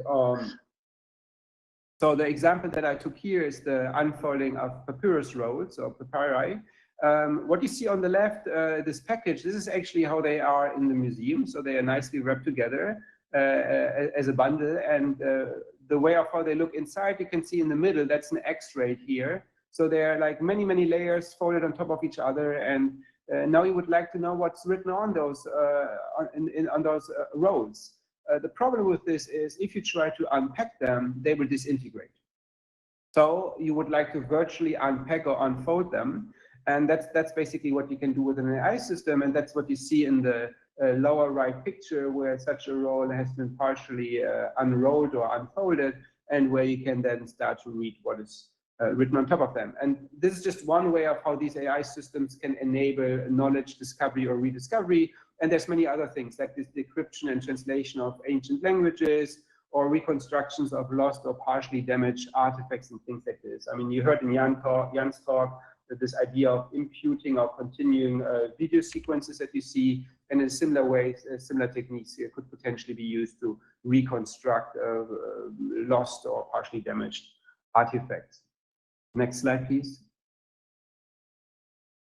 All right, and the last thing, sorry, I had to take this example. The last thing, how I think that the world is going to be impacted by AI, or the humanity at large, is basically scaling through AI agents. Jan gave the example of having this AI agent in a form of glasses that you wear on your head. But there's also many different types of AI agents that I think that we will be interacting with. It could be autonomous vehicles, drones. Sorry, a technical problem, I'm back.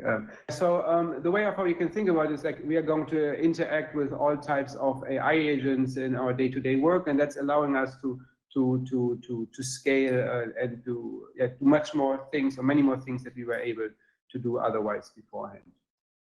All right, next slide.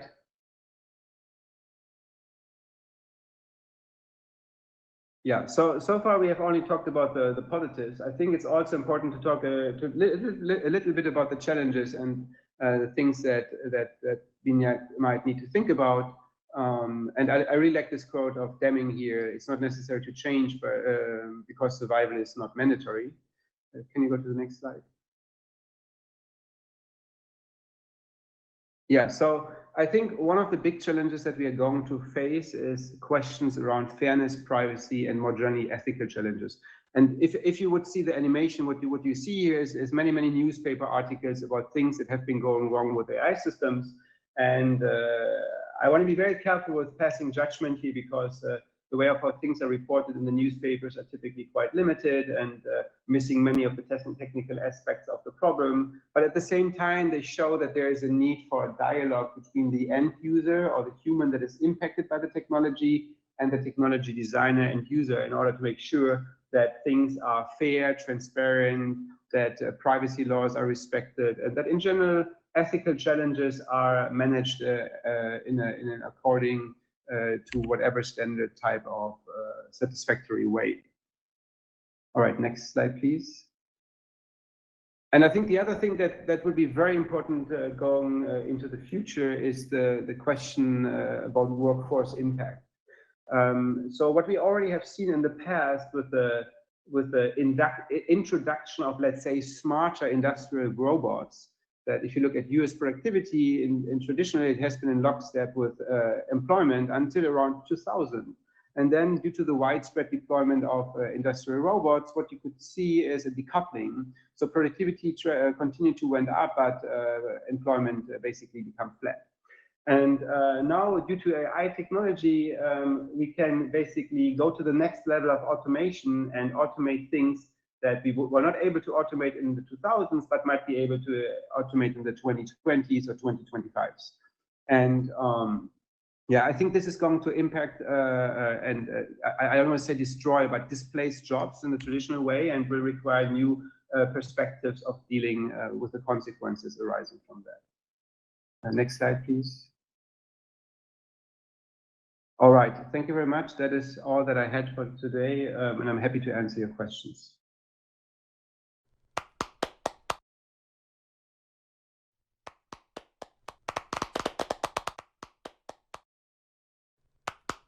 Yes, thank you very much. Thank you, Sebastian, for this great presentation. Perfect timing. Let me check what our time budget says.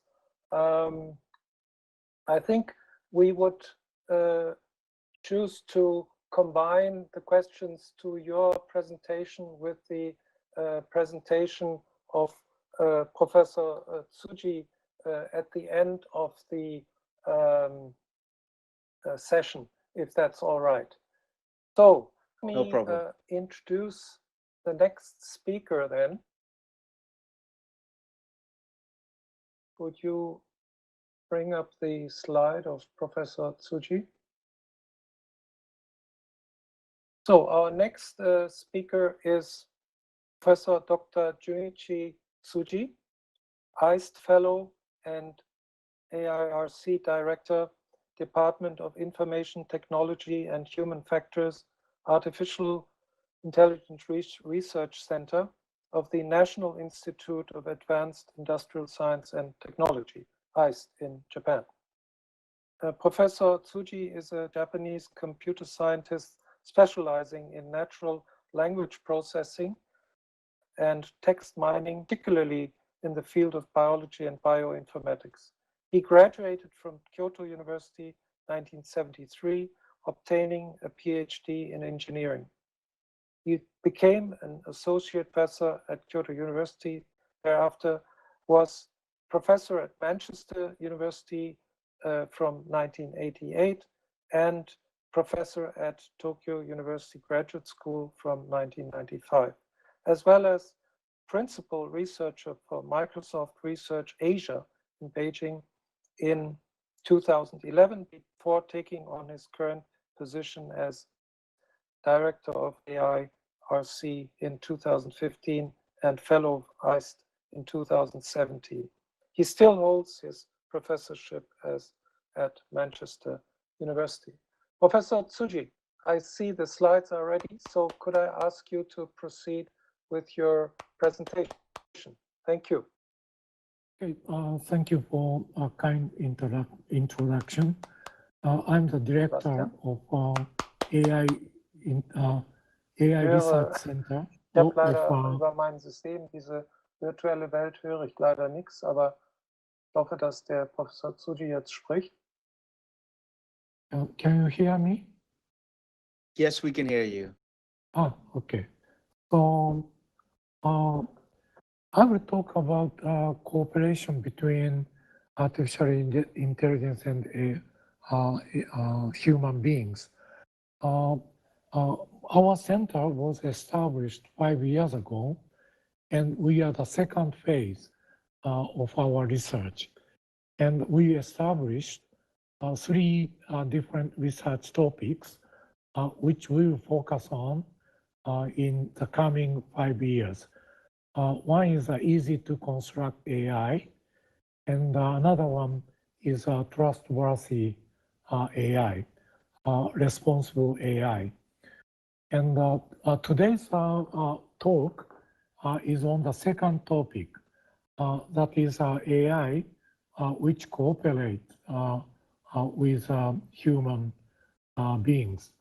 And we found that because our center is focusing on deploying AI technologies to the society, and when we deploy our AI technologies to different aspects of human life, we found that the lack of communication or cooperation with human being is a kind of a crucial roadblock for spreading AI technologies in the society. So unlike previous two speakers. Oh, we don't hear you okay. anymore, Dr. Can you hear me? Now again, yes. Okay. So we think that two intelligence, that means human intelligence and artificial intelligence, are quite different from each other, especially the current AI system, which are based on big data and machine learning and deep learning, sort of based on big data, which are observed from the real world and construct the model of the real world in their system. And based on that model, AI can predict what will happen in the next stage. And based on that prediction, AI can intervene in the real world. So basically, our current AI system based on big data are based on observation from the real world. Of course, observation is always partial. We cannot observe everything in the real world, especially something which happened in behind would be cannot be observed. So, for example, we speak some utterances, and we produce some sentences in our brain, but our thinking cannot be observed. It's only observable things are the text. So many things cannot be observed. So that's our current AI system based on big data. Human intelligence is quite different. We cannot observe such huge data and construct a model. We cannot do that. Instead, we human beings accumulated the knowledge about the real world through the evolution of human history. That is like science, and we have formal education, which based on accumulated knowledge. And individual human beings construct the model of the world based on those accumulated scientific knowledge. That means we have a model of the world, but not necessarily built based on observation, but also we build that model through education or scientific understanding of the world or formal training on the jobs and so on. So the two intelligences are quite different. A human intelligence can understand the mechanism behind the data. For example, human medical doctor can understand how diseases develop and what kind of mechanism produce some observed data that is clinical data. So they are quite different. So, okay, so the first topic is how data-oriented AI can be enhanced scientific knowledge. Scientific knowledge have to be embedded in the AI system. So This example is from drug discovery. In drug discovery, chemical materials and protein interact, and whether these specific chemical materials can interact with a specific protein or not is a quite important information.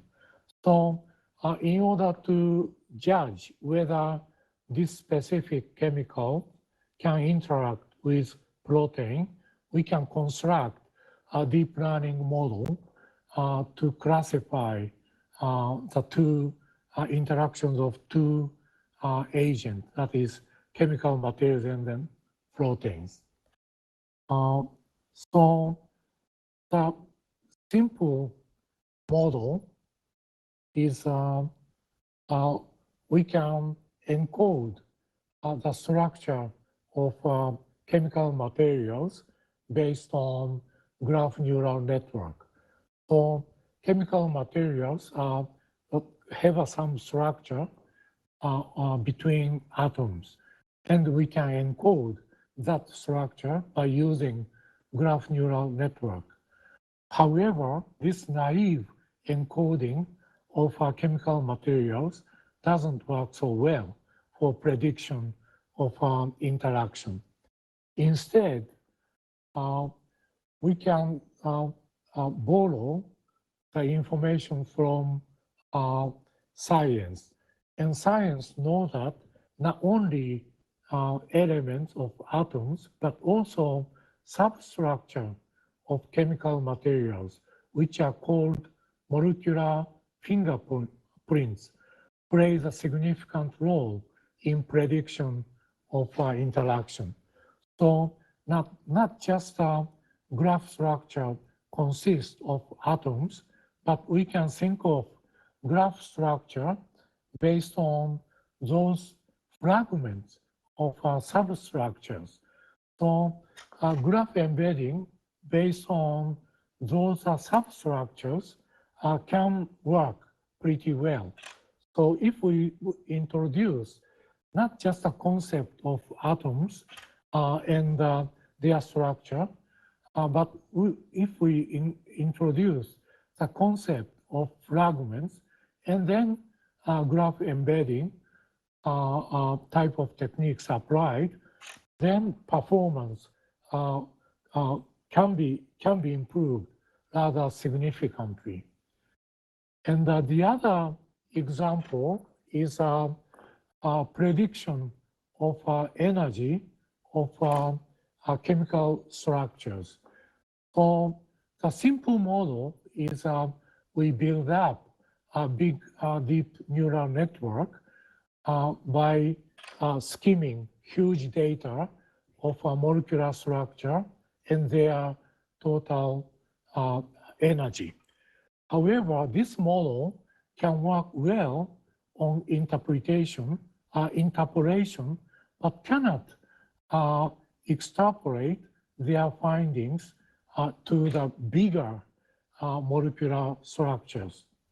So lower molecule, that means molecules with a small number of atoms, have a lot of data about molecular structure and energy, and we can train our deep neural networks, and then we can predict energies of new low materials. However, low molecules, but in order to extend that model to higher molecule, that molecule which consists of a large number of atoms, then the system cannot predict well. So extrapolation cannot be made by simple deep neural network. So what we did is we can use physical knowledge about physics. So molecule here can be related rather simple linear relation, and which are related with molecular orbitals. And based on these molecular orbitals, we can predict energy. And this relation is highly nonlinear. So in order to predict this mapping, we can use deep learning model. And furthermore, we can compute this again, physical knowledge, knowledge about physics. We can compute the scalar value based on molecular orbitals. And this scalar value are again related with another scalar value, which are computed by molecular structure. And these two scalar values are again related, but the relation is highly nonlinear. So we can use deep neural network. So we can have two neural networks, and we train this whole system end to end. That means we have a data of molecular structure and total energy. And based on that, we can train all the whole system. Then our system, let's see, this is our system, which embed physical constraints which derive from knowledge about physics. And this is a normal neural network. So you can see in the lower molecule, that means molecule with a small number of atoms, the two systems perform equally well. However, if we apply the same model to a higher molecule with a large number of atoms, then the naive model cannot extrapolate their findings. Our system, which embed physical knowledge, extrapolate its finding pretty well. So that means data-oriented AI alone cannot produce a good performance. We have to intertwine scientific knowledge physicists have, and we can design our system accordingly. So that is one of things which we have to think. That means data alone cannot produce a good system if we apply our AI system to the scientific field. And the other domain we are applying our neural network approach is a sort of robot for manufacturing. This again, the first speaker talked about complex planning and also how to teach human actions to robot. So the robot can observe human actions and understand what human doing, and that understanding requires linkage of visual information to more symbolic action. And observation can be decomposed into a sequence of actions. And that sequence of actions can be applied to produce new complex plans based on this symbolic understanding of the system. So our current plan for the cooperation between human and robot is this kind of environment. So human beings and robot working together, and by observing human behavior, robot understand what human wants to do. And according to that understanding, robot will make plan to help other human beings. This is again new challenge of cooperation between two different intelligence. And the other is at the topic of explainable AI. So obviously, a simple AI system which makes some judgment cannot be used in the real situation of a clinical diagnosis. Doctors cannot trust AI systems which cannot explain why such judgments are made by the system. So explainability is a key for the cooperation of between human and AI systems. So in order to do that, we have intermediary structure, which we call feature dictionary. So that means some decision making will be explained in terms of feature dictionary and show it to the human beings. So before the deep learning or current big data-based AI, human beings design the feature set in advance and then apply some kind of classifiers and so on and so forth. But our current model is quite different. So we first apply sort of AI system, deep learning system, and classify, and we analyze the classification schemes and try to quantize the features and show it to the human beings.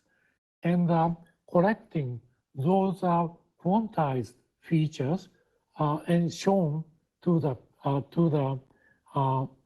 medical doctor.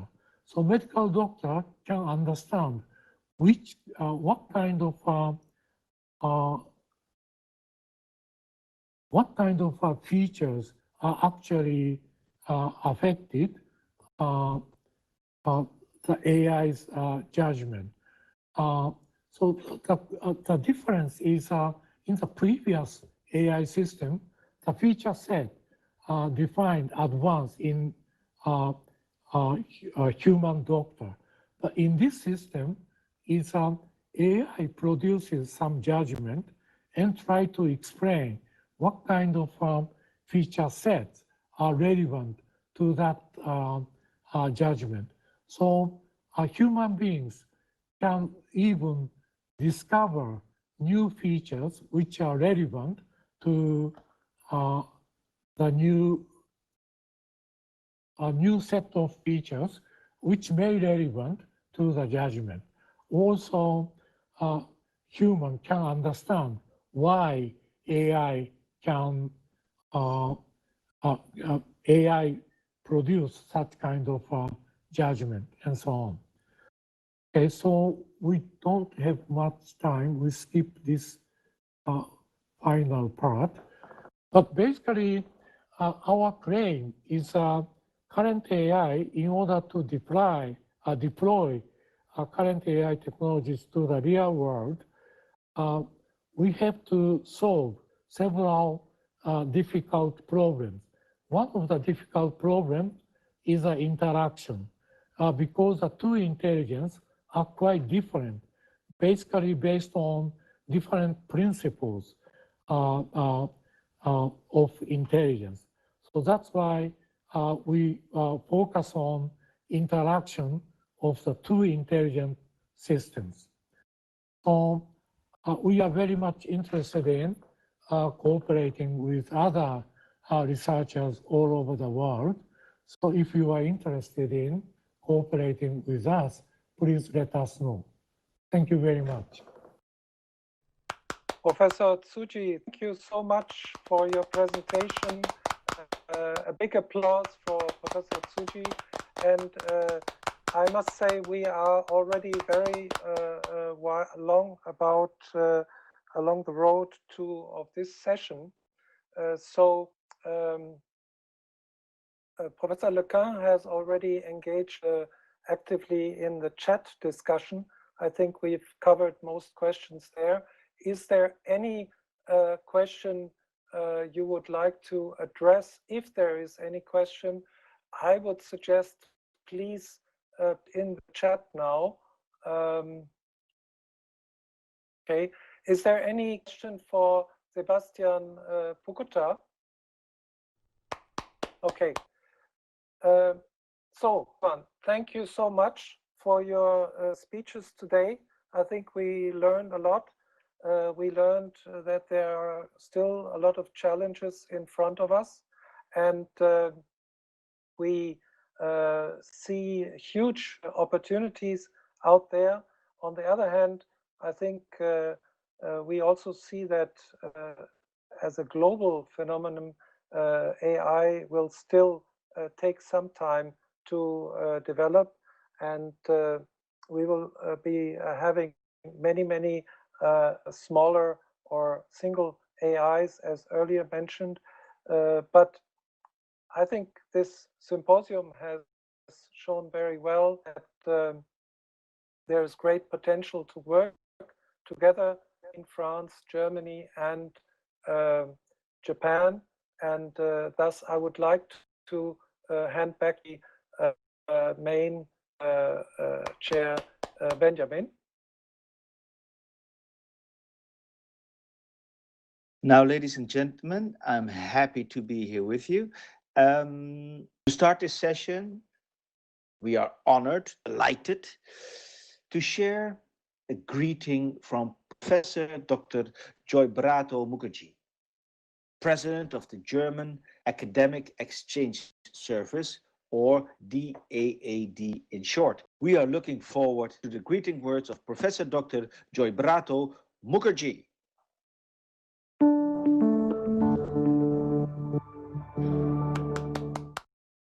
Dear ladies and gentlemen, we are experiencing challenging times. On the one hand, science, research, and international are severely impacted by restrictions on movement between countries due to the corona crisis. On the other hand, it is exactly in such times of global crisis that science, research, and international cooperation become more important than ever. For the German Academic Exchange Service, the DAAD, enhancing international collaboration for the benefit of science, industry, and society is one of our strategic goals. As international relations become more complex, political decision-making processes increasingly require scientifically sound advice. We believe that strong, long-lasting partnerships create the basis for common answers to global crises such as climate change, species extinction, and pandemics. Here, innovation and research collaboration are the engines driving efforts to find solutions to tackle global challenges. This is also why the DAAD manages 5 German centers for research and innovation, DWIH for short, worldwide. The DWIH are powerful institutions for promoting international networking and science exchange. By connecting stakeholders from academia, policymaking, and industry, they create the preconditions for research collaboration and facilitate dialogue on focal topics of our times.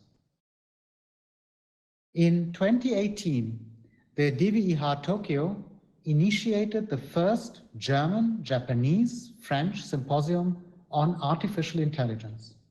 Over 60 speakers and 300 participants gathered in Tokyo to discuss common values and promising fields for cooperation.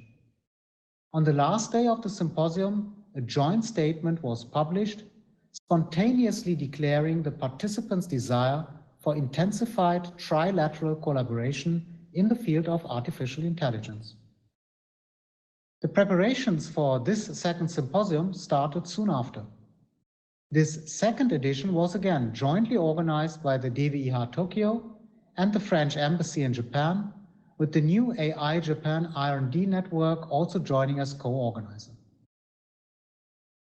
A lot has changed in the 2 years since the first symposium in 2018. Back then, who would have thought that this symposium would be conducted virtually? that AI would be discussed as a tool to fight a global pandemic, that dystopian scenarios of surveillance could easily become reality if it were not for legal regulations. In times of crisis, common values, more than anything else, build the fundamentals for international collaboration.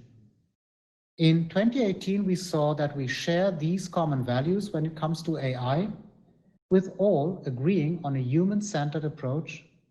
In the second edition, we want to look at what this approach means for concrete fields of application, ranging from environmental topics like agriculture and societal topics like democracy to technological topics like high-performance computing.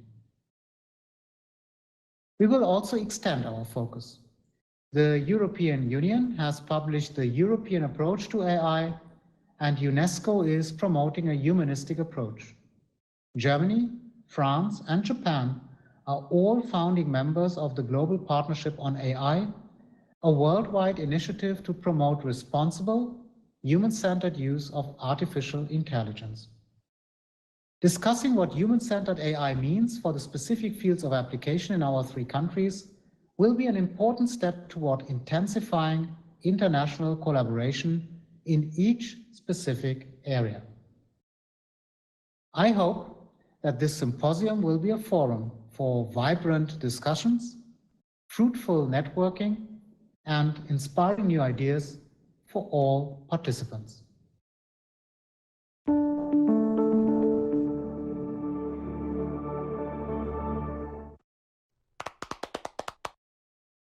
Without further ado, I'd like to introduce the plenary session of this morning, Geopolitics of AI. I think it's an important one. Thank you very much for this content introduction.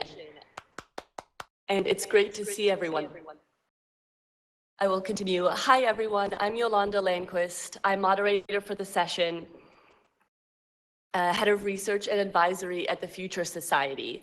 The Future Society is an AI governance nonprofit originally incubated at Harvard Kennedy School of Government. I'll share my webcam. We work with and for international organizations, development banks, national governments, companies, nonprofits, academics, and more, with a mission to advance the responsible adoption of AI to benefit humanity. In terms of international collaboration, speaking to the topic of this session, we work with the Global Partnership on AI in its data governance working groups and advising its responsible AI and AI pandemic response working groups, and with the OECD AI Policy Observatory and group of experts, UNESCO, IEEE, the World Bank, GIZ from Germany, and many more. AI implies big shifts, as mentioned, in economic, political, and military domains. Japan, France, and Germany, and others have this vision for human-centric development of AI. Japan, in particular, has been a leader in pioneering the global governance of AI. They've led an OECD activity on digital economic policy that gave rise to the OECD and G20 principles and the OECD AI Policy Observatory to implement those principles, and developing their own national strategy. The 3 countries all have national strategies and participate in the Global Partnership on AI with its secretariat at the OECD. The US and Chinese duopoly, so to speak, will probably dominate in AI research and industry. Where Europe acts as an ethical beacon, what does the trilateral cooperation mean? What should and can it achieve? The topic of geopolitics of AI raises 2 distinct angles, both of which we can approach today. First, given the geopolitical implications of power dynamics, economic, political, military, in the context of a US-China duopoly, like-minded countries can collaborate to combine resources and maintain power.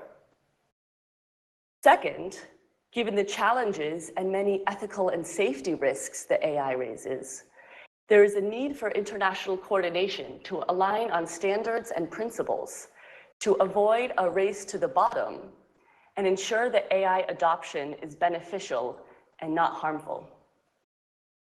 I'm really pleased now to begin the discussion and introduce our panelists to provide their 5-minute opening remarks. Let's please begin with Mr. Yoichi Ida, already introduced, but I'll repeat again because it's very valuable. Deputy Director General for G7 and G20 Relations, Chair of Committee on Digital Economic Policy at the OECD, Global Strategy Bureau, Ministry of Internal Affairs and Communications, Japan. Mr. Ida, it would be terrific to hear your views on this topic first, and then I will hand over to the other speakers. Thank you. Thank you very much, Yolanda-san. Good morning and good afternoon, ladies and gentlemen. And thank you very much for the organizer for having me on this opportunity. My name is Yoichi Ida from the Japanese Ministry of Internal Affairs and Communications. I normally work for the multilateral relations in the digital policy field, including AI policies. So I have some experiences to work as the chair when we hosted the G7 ICT ministerial meeting in the year of 2016, and also as the chair of G20 Digital Economy Task Force last year, both of which discussed AI principles. So, and I'm also working as chair of OECD Committee on Digital Economy Policy now. So as you know, Japan is located in East Asia, faced with the Pacific Ocean, and it's surrounded by many neighboring countries with different political regimes and social cultures. As a result, we put high importance on protecting human centricity and other democratic values in developing science technologies. As kindly introduced by the moderator in the beginning, when Japan proposed international discussion on AI principles in the year of 2016 at the G7 ICT ministers meeting, there were 3 elements as background. Firstly, we witnessed many citizens around the world were threatened by potential consequences of rapid AI development. So we thought we need to ensure AI will be developed and deployed to contribute to human well-being and happiness. This was based on our fundamental philosophy that AI development should be democratic and human-centric, of course.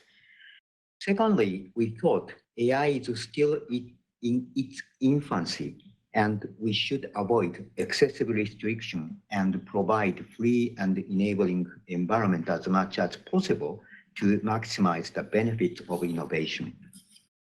Thirdly, we expected AI systems would collaborate and connect with each other across borders, and its ecosystem is spread globally. So regulatory environments need to be coherent across countries. In 2017 and 2018, Japan continued to lead the international discussions on AI under G7 and OECD frameworks, actively toward formulation of AI principles. Therefore, it was our great pleasure to witness that OECD and G20 reached an agreement on non-binding and human-centric principles for AI. In order to promote adoption of AI in societies and economies, it is critically important to foster trust in AI by putting AI principles into practice. In Japan, we are conducting field trials and case studies in critical sectors such as healthcare, transport, and agricultural production. These projects are collecting and analyzing use cases and accumulating experiences on how to function non-binding frameworks. We understand similar activities are also going on at international fora such as OECD and GPI toward prevalence of non-binding frameworks. We understand AI will be penetrating in all sectors and fields, and in some cases, we may need stricter regulations. Even in those cases, we will need to limit them to truly necessary cases and to maintain enabling environment as much as possible in order to maximize the potential growth power of innovation. Such discussions will need to be conducted globally and by multi-stakeholder approach. We believe the multi-stakeholder efforts and the discussions at OECD and the GPA are critically important, and we commit ourselves to working together with France and Germany, as well as other like-minded countries, to promote human-centric and democratic values. Thank you very much for listening. Thank you very much, Mr. Ida. Dr. Bertrand Braunschweig, coordinator of the French National AI Program at INRIA and former director of the Paris Center of Expertise of GPA. It'd be terrific to hear your perspectives on these important topics. Okay, I'm trying to start my camera, but I don't get the menu. So, sorry about that. I'm pleased to be with my colleagues here and talk to you about some visions about AI and the geopolitics of AI. In fact, I want to say basically three things. We have had a lot of thinking and writing about AI principles, ethical principles, etc. So now I think that it's time to gather all these efforts and to do more concrete work. First point. Second point, if we are going to put some regulations, we better put regulations on meta properties of AI rather than properties of AI systems. I will explain that later. And my third point is that AI might be going into a wall, in fact, into several walls, and some collaborative research is needed in order to avoid this. So on the first point, we have seen really a lot of efforts in thinking and debating about the societal aspects of AI. And so, for example, 5 years ago, I was attending a conference called The Future of Artificial Intelligence, beginning of 2016 in New York. And this is where the partnership of AI was launched. So this was already 5 years ago. Huh? And from then on, we have had enormous amount of efforts in discussing all these aspects by IEEE, for example, by the United Nations and UNESCO, by the OECD, by the European Commission, of course, for Europe, by the World Economic Forum, by the Council of Europe, by institutions such as the Future Society, etc. And of course, more recently by the GPA, which was in fact started last June, so it's a very recent organization. So we have really a lot of existing material. We have books about the ethics of AI, and in fact, I'm going myself to publish with my colleague Malik Galab and people who are attending the Global Forum on AI for Humanity in Paris 1 year ago. We are going to publish a book beginning of next year on these aspects called Reflections on Artificial Intelligence for Humanity. So in fact, we have a lot of material in front of us. And so it's not a matter of saying who is going to win. It's not a competition. Huh? More or less, all these institutions, all these activities, all these groups are a lot of common views. They are saying essentially the same, not the same thing, but variations around the same topics. So there's a global agreement on that. Some numbers. A Harvard study done some time ago was quoting 36 sources about the ethics of artificial intelligence. The AI index, last year's AI index, which was published in December 2019, a new version will be published later this year, was mentioning 59 documents. The work by Zheng in China, called Linking AI Principles, identified 74 such documents and analyzes them with great detail. And in fact, a recent study, which is done in the framework of the GPA by the Future Society, is now breaking the record, and they are quoting something like 200 documents. So all this is good, in fact. All this is good work. For example, the work done by the European Commission on Trustworthy AI is really remarkable. Huh? And the work done by all these institutions is really very interesting. But what do we need? Now we need all this to converge. We need to have a common view of maybe a few global ideas that are really mandatory for AI to be developed. And I think that this is really needed now. What is also needed is to put this into practice. And this is, by the way, what the GPA has been wanting to do. That is not only to, let's say, to debate about the consequences of AI for humanity, but also to work on practical matters with concrete projects. And I think now we need concrete projects to support these ideas that we are all sharing. So I think this is really the important thing to do now, which is to work on concrete projects. Of course, as I said, this is what the GPA intends to do, but it's really a young organization. In fact, at the moment, the 5 working groups of GPA are preparing what they are going to do, what they are going to present at the plenary, which is in 2 weeks from now. But it's an organization born 6 months ago, so it still has to prove that it can provide interesting results. But okay, I'm confident, having been involved in that from the very beginning. Now, the second point is about regulations. We are discussing regulations, but what can we do at the moment? If we are not able, it would be very, very difficult to put regulations on properties of AI systems. For example, regulations on bias. We are not able at the moment, technically speaking, to unbias our systems. Regulation on explainability. Okay, this is a desirable feature, explainability of AI system, but at the moment we don't know how to do it. We know how to do it in some cases, but not in the general case, and we don't know how best to do it. Regulation on robustness of AI systems. We don't know, in fact, if these AI systems are robust or not. We still need some tools and some research to achieve this.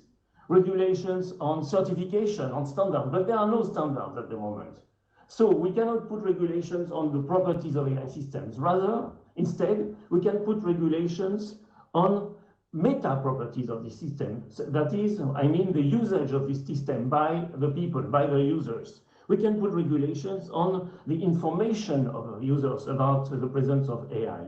We can put regulations on the training needed to be active in AI. We can put regulations on the conditions of utilization of AI system. So we can put regulations on the documentation. So all this is feasible. So my point here is that regulate at the moment, it might be different in the future, we should insist on putting regulations on the meta properties of AI systems. Third point, AI is going into a wall, might be going into a wall if we don't behave properly, that is, if we don't do enough research and development. For example, we have the wall of energy. It is now well known that training deep learning systems uses enormous amounts of energy, and it's doubling every 3.4 months. So a recent paper called the computational limits of deep learning explains this.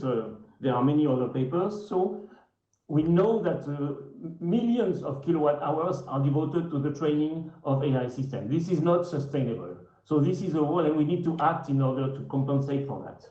A wall of trust. We are not, and this is something that we have been knowing for years now, and everyone is claiming that we need trust, but we don't know yet how to have complete trust in our systems for many reasons. Because we need, as I said, we need certification, we need evaluation, we need transparency, we need auditability, etc. We need proofs.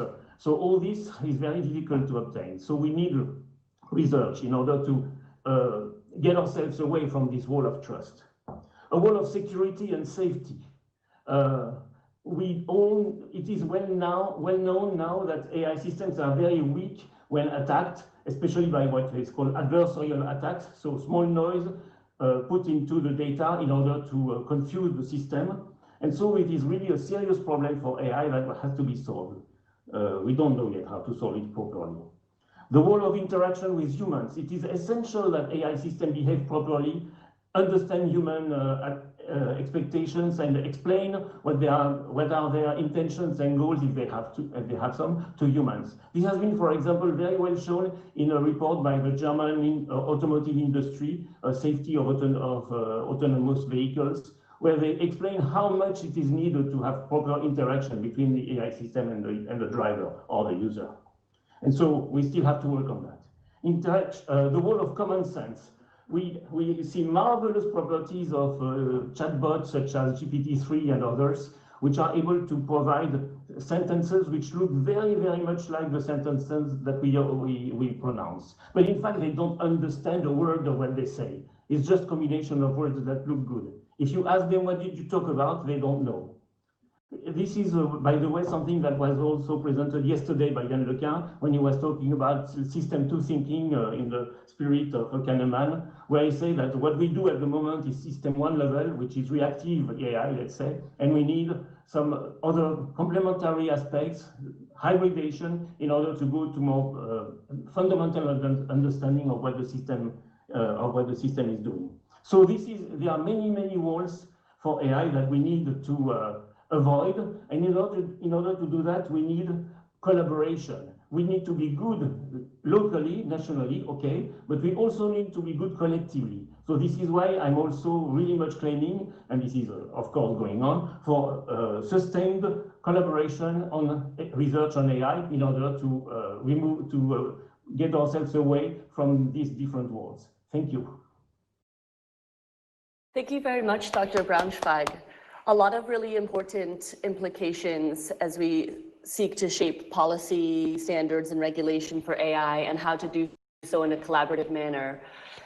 And hopefully, Mr. Cecere, in your remarks or in the panel, I'll ask you to maybe speak about research collaboration as well, because I believe that's one of your topics.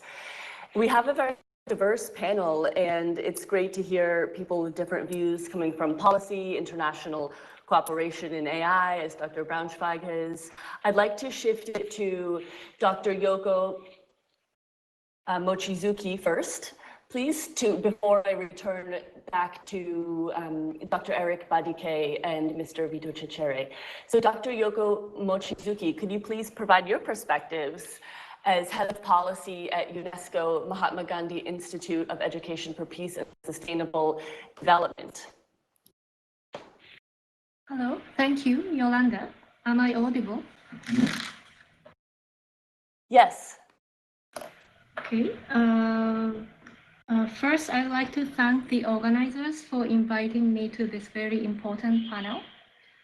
My name is Yoko Mochizuki. I am Japanese, but now I live in New Delhi, India. I am a head of policy at UNESCO Mahatma Gandhi Institute of Education for Peace and Sustainable Development, based in New Delhi. So I'm speaking from New Delhi now, where I have been in semi-confinement since March 2020. Mahatma Gandhi Institute of Education for Peace and Sustainable Development is the first and only Category 1 research institute of UNESCO in the Asia-Pacific region, and which was inaugurated in 2012. We are an integral part of the education sector of UNESCO, and we have a global mandate to advance progress towards achieving the Sustainable Development Goal 4 on quality education, especially Target 4.7 dedicated to education for sustainable development, peace, and global citizenship. I would like to talk a little bit about myself, my trajectories, and how I got here. Before moving to India in 2015, I was at UNESCO headquarters in Paris, working on education for sustainable development within the context of United Nations Decade of Education for Sustainable Development. Prior to that, I was at the United Nations University Institute of Advanced Studies. Today, it's Advanced Studies of Sustainability in Tokyo. And I was also working on education for sustainable development. So throughout my professional career, I've been working on education for sustainable development. And by virtue of being involved in education for sustainable development, I came to work more broadly on transformative education and rethinking of education for the future. The big question of how to change education systems to enable young people to engage creatively and responsibly with the rapidly changing world. How can we allow young people not only to survive, but also to thrive in the changing world profoundly impacted by climate change and artificial intelligence? So these questions brought me to this stage today. Now, I would also like to take this opportunity to talk about Mahatma Gandhi, after which our institute is named, as a way of recapturing what I have been hearing a lot in various sessions in this symposium over the past 4 days. Could you go to the next slide, please? Mahatma Gandhi requires the slide with Gandhi's picture, please.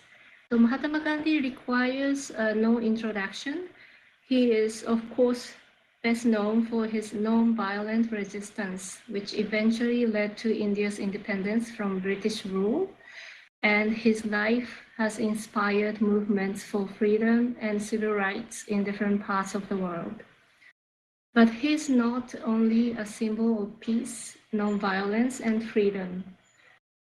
He can also be seen as a symbol of sustainability.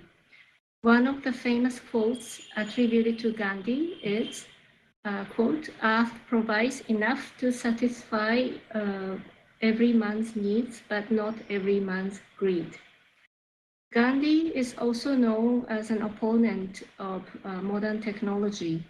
The logo of our institute, now you are seeing on the screen, includes a famous spinning wheel, or chalka.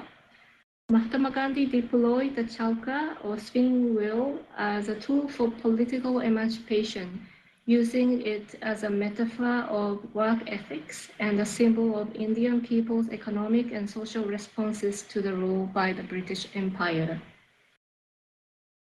He was against the dehumanizing aspect of machines and was also worried about the inequality that mechanization could create.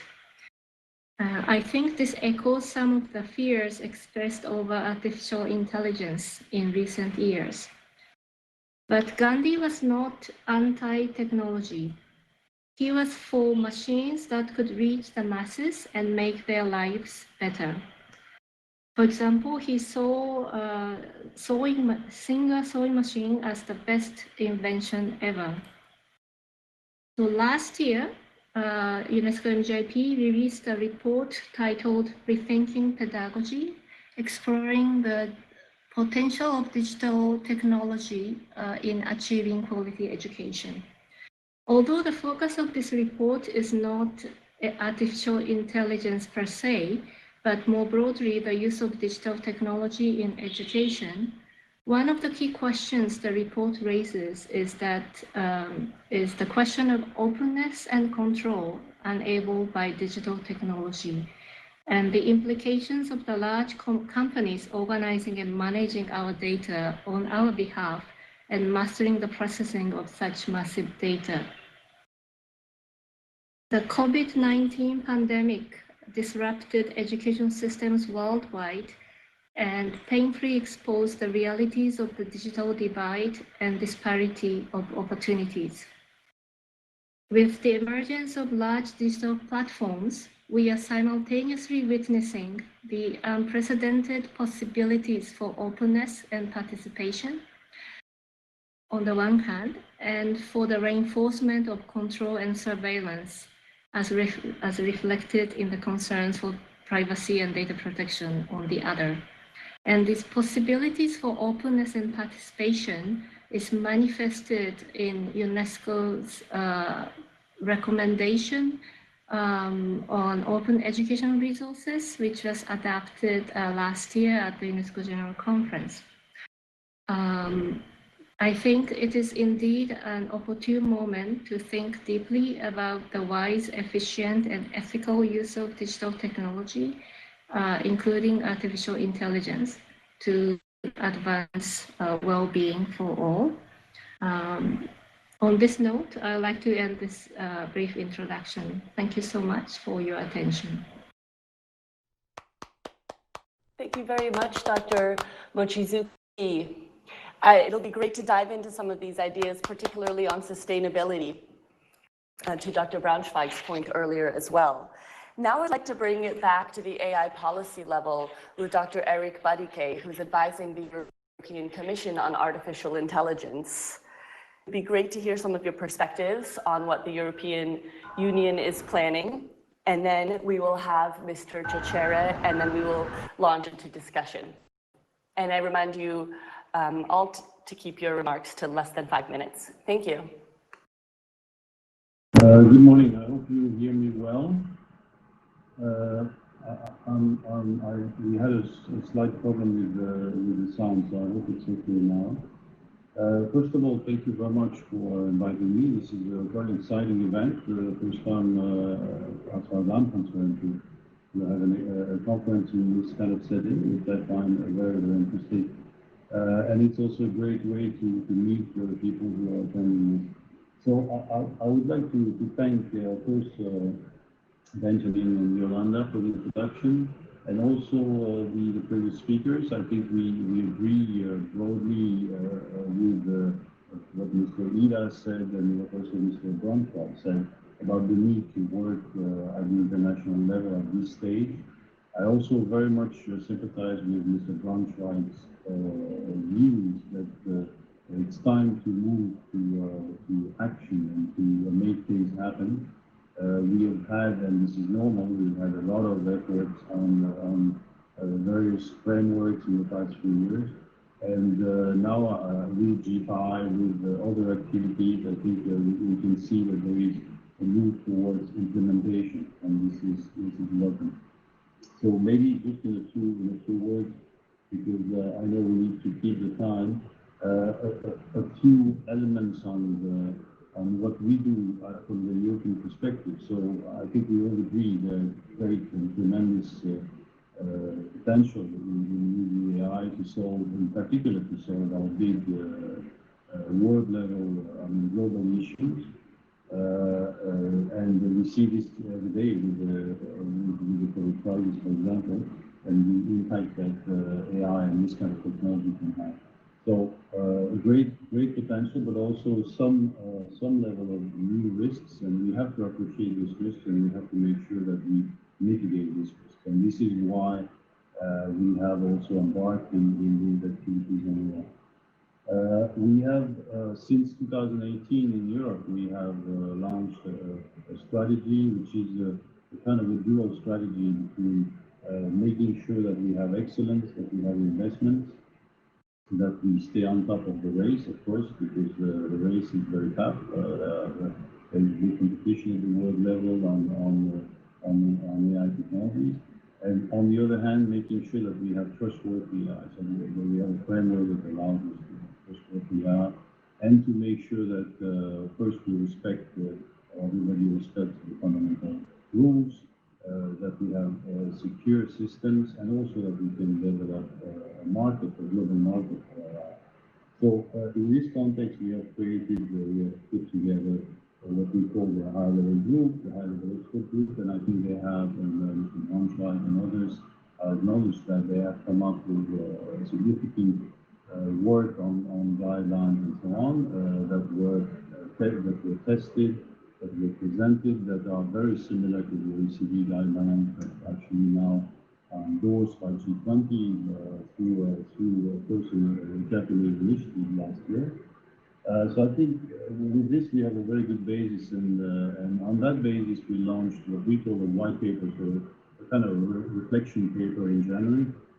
And out of this we organized a consultation throughout Europe, but not only Europe. And we received a massive amount. Dr. Badike, I'm sorry to interrupt, Yes. but can you try to talk a little bit louder or a little bit closer to the microphone? I'm sorry, is that better?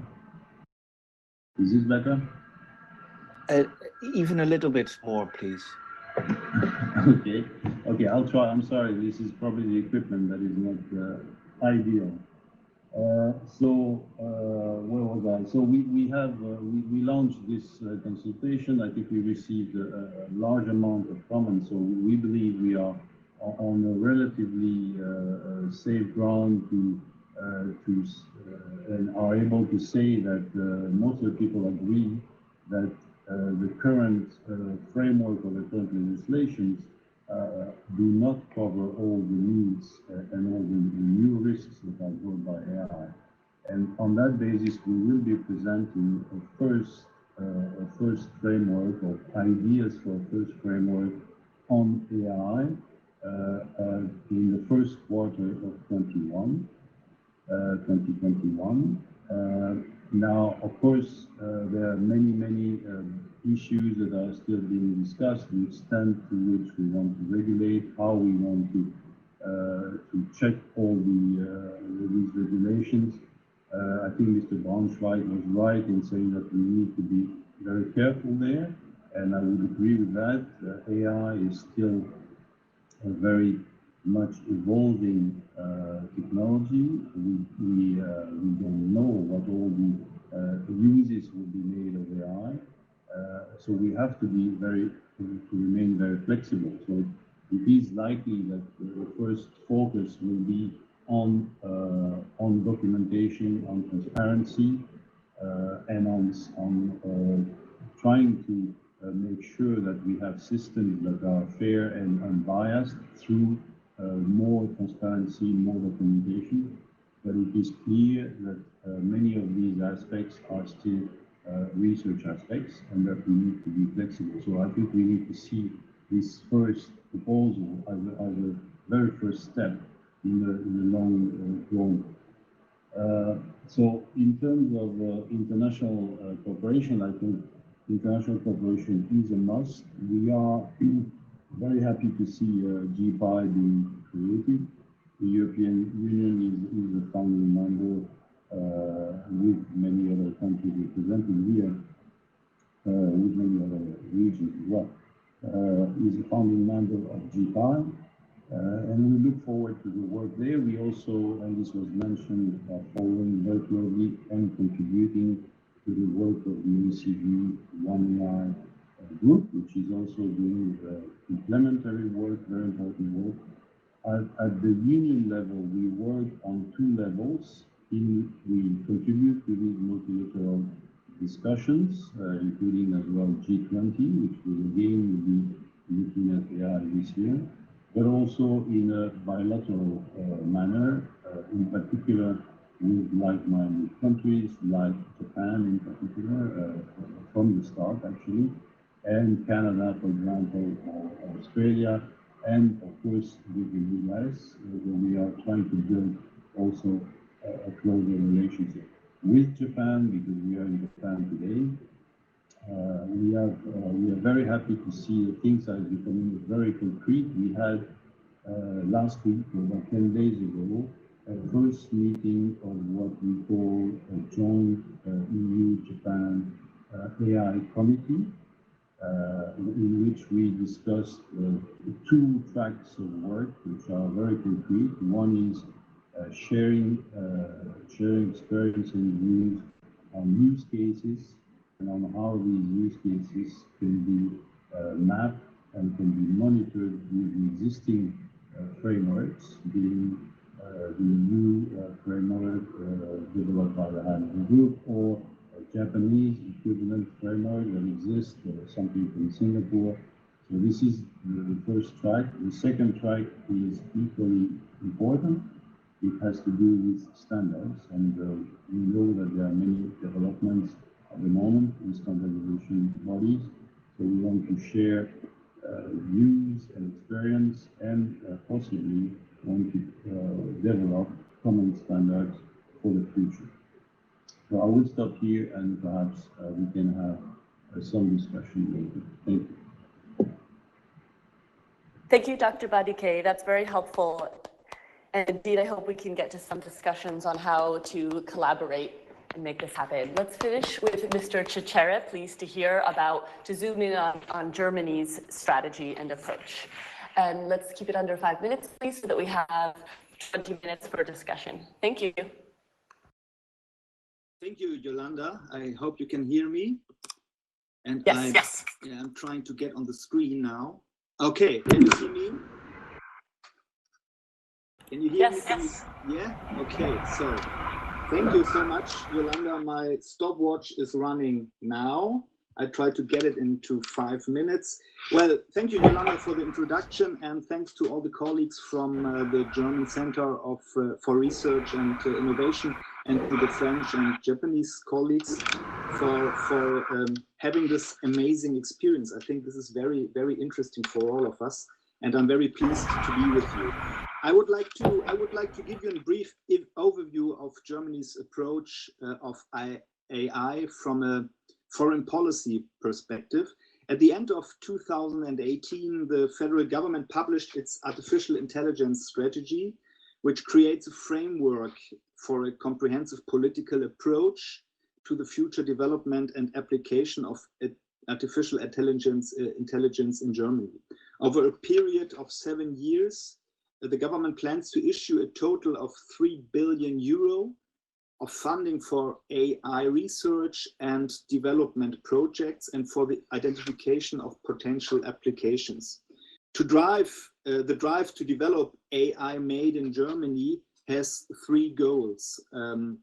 First of all, turning Germany and Europe as a whole into a leading centers for the development and application of AI in order to remain competitive.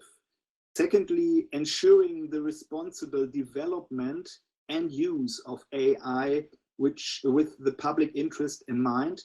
And finally, at the same time, embedding AI research into wider society in ethical, legal, cultural, institutional terms through broad public dialogue and active policy work. So the federal government's AI strategy identifies a total of several areas of action where research and development must be significantly ramped up. For example, it is strengthening research in Germany and Europe, or the transfer to business, or using AI for administrative tasks, and also national and international networking, like, for example, Mr. Baldik has already mentioned, engaging in dialogue with society. Those are the areas of action where the strategy should be implemented. At the European level, the federal government is also contributing to and supporting the definition of parameters for the use of AI in the digital single market and in the context of implementing the European AI strategy. So from the foreign policy perspective on this issue, another important point is Germany's work to promote coherent and coordinated international cooperation in the field of AI research.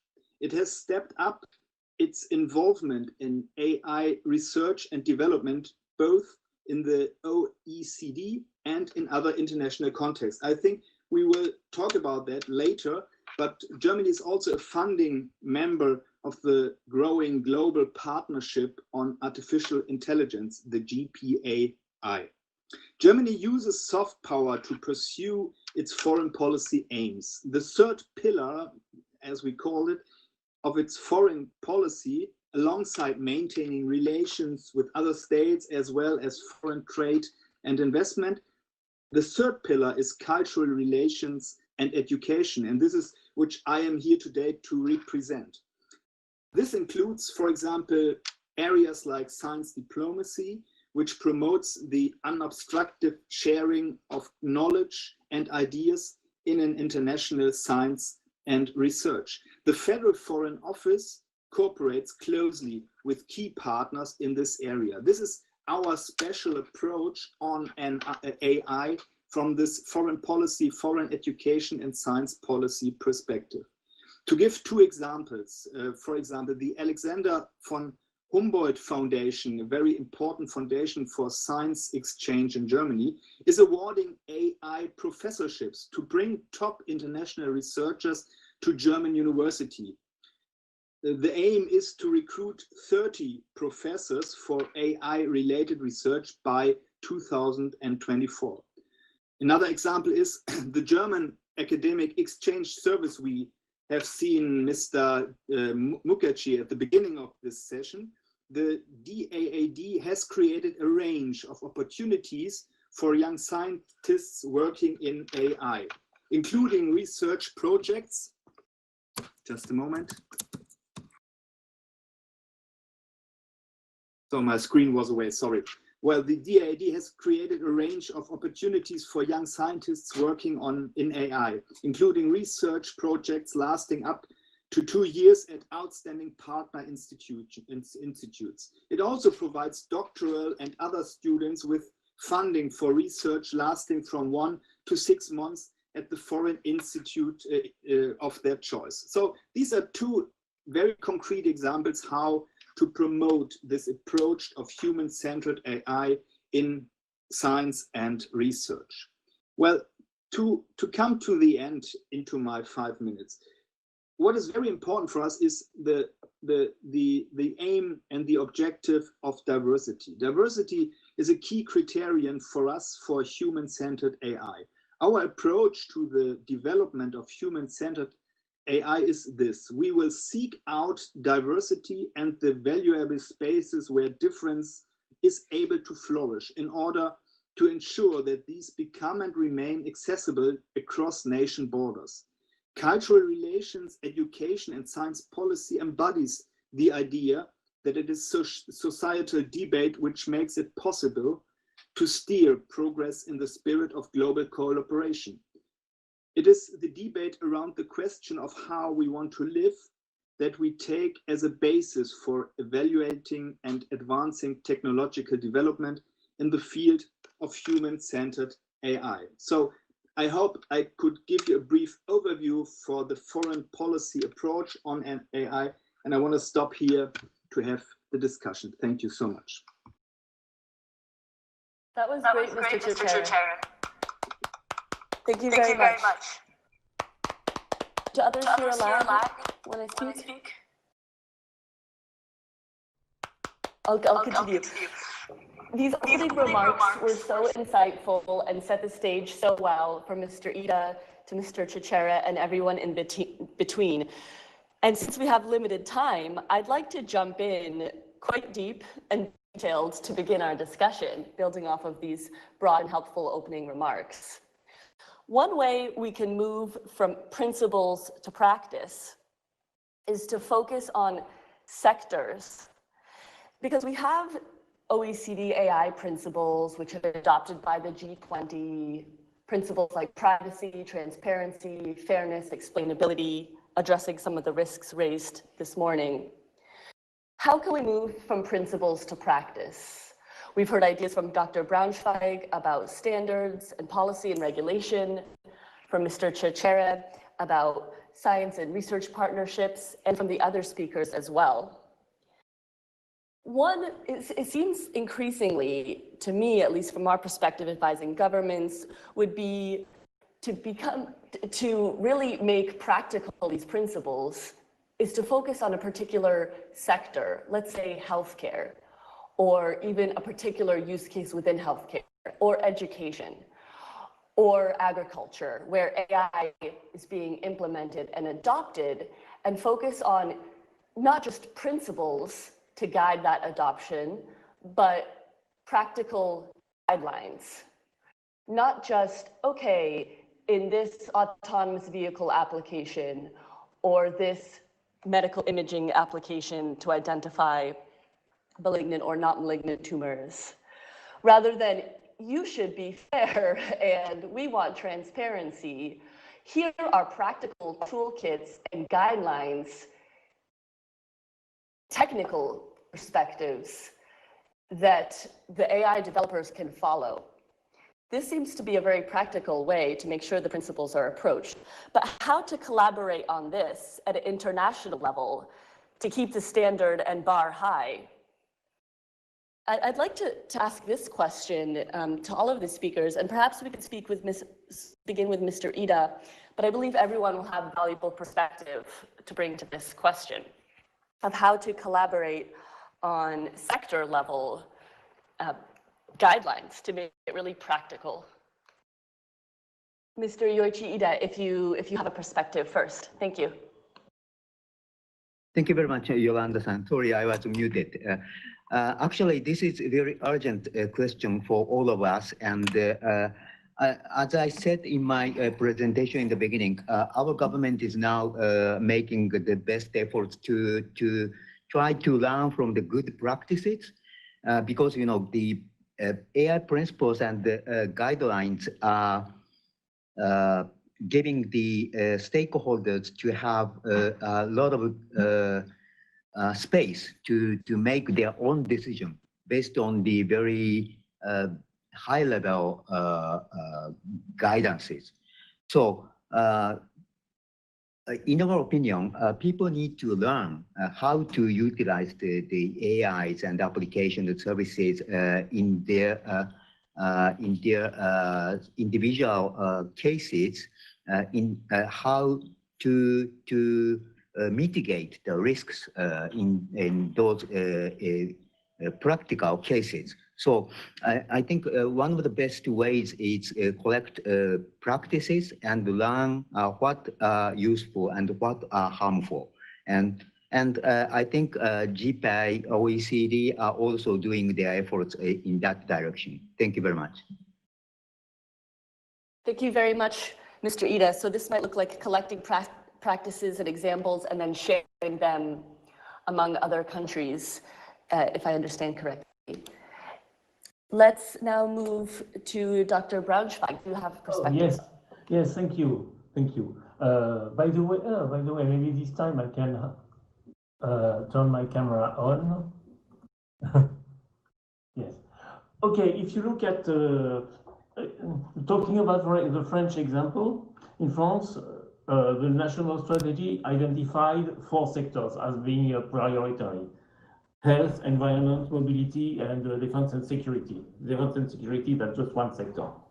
And so this is the same, in fact, in several countries, in several organizations. So we can look at the intersections of priorities between these countries, and for obviously health and environment are shared by almost everyone, and decide to launch projects that would go into this direction.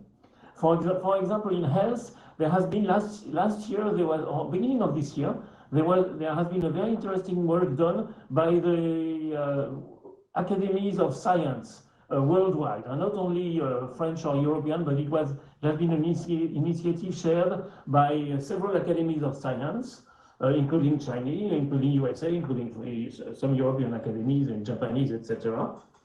And so in order to look at what are the essential aspects of AI into health questions. And so unfortunately they couldn't have the meeting because of the corona, but a paper was written on where are the important sectors to be worked on. And in fact, it is even more true in these periods of pandemics. And for example, the GPAI has a working group on the response to pandemics with AI. So I think it's, I'm just taking health as an example because everyone is using it. But if we go, for example, at the international level to experiments in federated learning, which allows the health data to be to stay where it is and not to be shared by all the actors, then we can probably do some interesting progress in this direction. So that's just an example. It can be, we can think of the similar topics in mobility, of course, because mobility is also transnational, and in environment because it's a global problem. I think if we, it's not only a question of defining sector level guidelines and policies, but also to do some practical work to show that these policies can be applied. Thank you. Great, thank you, noted. Dr. Yoko Mochizuki, any perspectives on how to collaborate in practical guidelines to apply principles in sectors? Yes, so I think many of you are aware that UNESCO is developing recommendation on the ethics of artificial intelligence. And the first draft is in the public domain. So I'm not sure if you have seen it, but the plan is to discuss this draft at the executive boards, and this should be adapted next year's general conference in 2021. And ethical questions regarding AI systems in this recommendation pertain to all stages of the AI system life cycle, understood to range from research, design, and development to deployment and use, including maintenance, operation, trade, financing, monitoring and evaluation, validation, end of use, disassembly, and termination. So this recommendation has like a policy action areas, and one of them is the ethical impact assessment, looking at the entire life cycle of the AI system. So if we have time, I can show you the slides. I put together some values, principles, and action areas, but I can maybe do that later. Thank you. Thank you very much, Dr. Mochizuki. And indeed, also with the OECD AI Policy Observatory, we looked at the AI system lifecycle and particular steps of where risks can arise. And next, Dr. Eric Badike, I'd love to hear your perspectives. Yes, thank you. Well, I think we believe that they are. And again, sorry, Dr. Badike, if you could speak loudly. Thank you. I'll try again. We believe that there are some general principles that can be set also in a practical way, and then of course and provide a framework, a general framework, and then of course we will need some specific rules per application area. But we also believe that there are tools that can help us to put these general principles in practice. One example is the so-called ALTAI, ALTAI framework that was derived from the work of the European high-level group on Trustworthy AI. So maybe that's something, and this is a tool that's online. Maybe that's something that could be also shared with the group. So what I would say on how to cooperate at the international level on this, I think this is exactly the idea that is behind our starting work with the Japanese colleagues. And in the meeting we had last week, the approach is to start with a use case, so looking at use cases, important use cases, and see how we can map some of the existing frameworks, whether the European framework or the Japanese framework or others, can be used to monitor these specific applications. Of course, we will need to have, as was said before, and as is also the approach in G5, we will need to have some practical projects behind this. And there we will need to find some ways to fund these projects. I'd like to just add to this few comments that there is another dimension which I believe is important, is that we need to also make sure that we train and that we have sufficient awareness in the different countries and governments and regions for people who are going to be checking these new systems that will include AI components, whether they are a car or whether they are a health system or whatever. And this is also a very important thing in front of us to develop this awareness, this expertise that will be needed for the future. Thank you. much. Do you mind repeating the name of the framework, anti-something framework that you mentioned in the beginning as a tool? I'll put it in the chat and I'll put the link. It's ALTAR, A-L-T-A-R. Perfect. Thank you very much. I'm Dr. Badike. Mr. Chichera, do you have any views on this? Yeah, thank you, Yolanda. Well, I think the current progress in artificial intelligence research makes one thing, from my point of view, very clear. It is increasingly unlikely that this technology will intervene in our lives in the form of a single super machine. I think AI is work in progress, as you can say it. It is already in use, but it is taking the form of small and discrete units which help people in different ways. For example, what music do I want to listen to while I'm having breakfast or driving the car or something like this?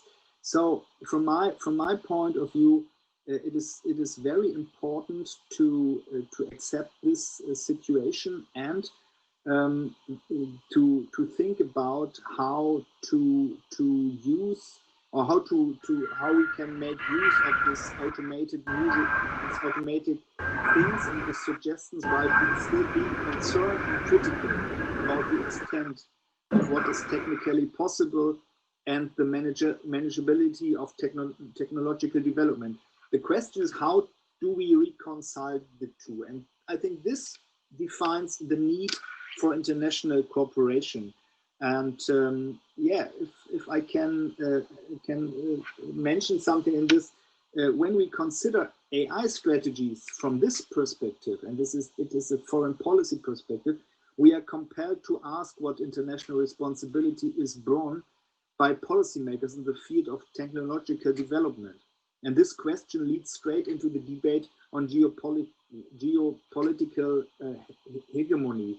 So as the heavyweights, for example, the United States and China, compete for dominance, do we have any ability at all to help shape developments ourselves? I think this is a very strong argument for more international cooperation on this. And the GPAI and also the OECD framework is very important for all of us, especially for the Japanese, French, and German approach on NI. I think any discussion of political responsibility in connection with AI development must focus on some very important issues in particular. For example, AI used in military technology, or AI used in civilian surveillance and monitoring technology, or even on also AI as a challenge for work and employment. So I think these are very strong arguments and issues to deal with AI things in international frameworks, and this is why we have to collaborate on an international level, as Japan, France, and Germany already does. Thank you. Thank you, Mr. Chichera. And it'll be great to see how this panel kickstarts such collaboration. To summarize the last discussion, showing examples and collecting practices and use cases, and starting to test in very important use cases, maybe starting with the most sensitive ones, is a great way to kickstart moving principles to practice, as well as impact assessments, certifications, and ways to ensure and check for trustworthiness, in addition to tools like the ALTAI framework. It's important to also coordinate on investment, especially in the context of the geopolitical discussion, and we did not have time to touch on that today. I believe we have to wrap up, but in case there were any burning final remarks, I'd like to give everybody 30 seconds in case that's the case. And if not, you're welcome to speak about next steps that you have in mind or how you'd like to continue the conversation. Mr. Ida, please, 30 seconds. Thank you very much. I believe AI should be, development of AI should be always global and inclusive and sustainable. So we would be very happy to work together with France and Germany for its healthy and sound development. Thank you very much for this opportunity. Thank you, Mr. Ida. Dr. Braunschweig. Yes, thank you. I completely agree with Yoshihide. I think it's we are lucky to have 3 countries Japan, Germany, and France sharing the same views on the use of AI and its importance and how to deal with it. And so I expect that this collaboration will last for many years. Well, a number of projects have been launched recently, and so I hope that this will go on not only between these three countries, but in a more wider space of the GPA, for example, and other bodies. So, and for me, I will spend some time contributing to a very interesting and new program that is launched in France, which is called in French Confiance.ai, Trust.ai. It's a multilateral project with many industries looking at technical aspects in order to provide trust in AI system. So that's going to motivate me for some time now. Perfect. Thank you for that update. Dr. Mochizuki, final thoughts or next steps?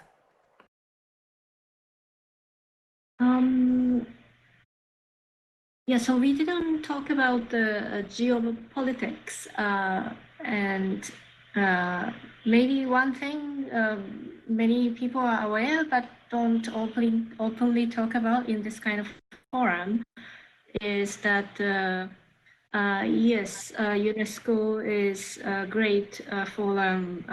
It's a catalyst for international cooperation, but of course, it's no secret that the United States withdrew from UNESCO, and our UNESCO's Director General is now French, and Japan and Germany are big donors to UNESCO, and they also, since my expertise is in education for sustainable development, I just want to comment that both the governments of Japan and Germany have been like champions of education for sustainable development, education for sustainability. And a lot of questions being asked are very similar in the sustainability community, and also this ethics of AI or digital transformation community. But I feel that these two communities rarely come together. And, although there have been very broad-based consultations, a lot of discussions are going on in other communities, really not known to people people maybe in this room today. So I think we can use international platforms to really bring together experts, policymakers from diverse disciplines and multiple sectors. Thank you.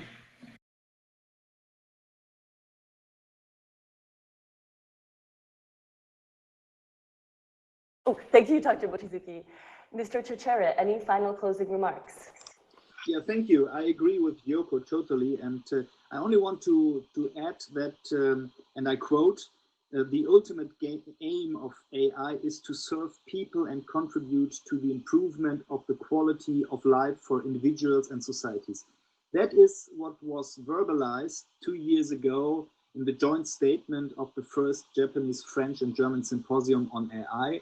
And I think we should continue. We should go ahead to promote this vision of a human-centered AI together with like-minded. And I think, therefore, we have a good position to bring us into the international frameworks like GPAI, OECD, and others to promote this special view on a human-centered AI. Thank you.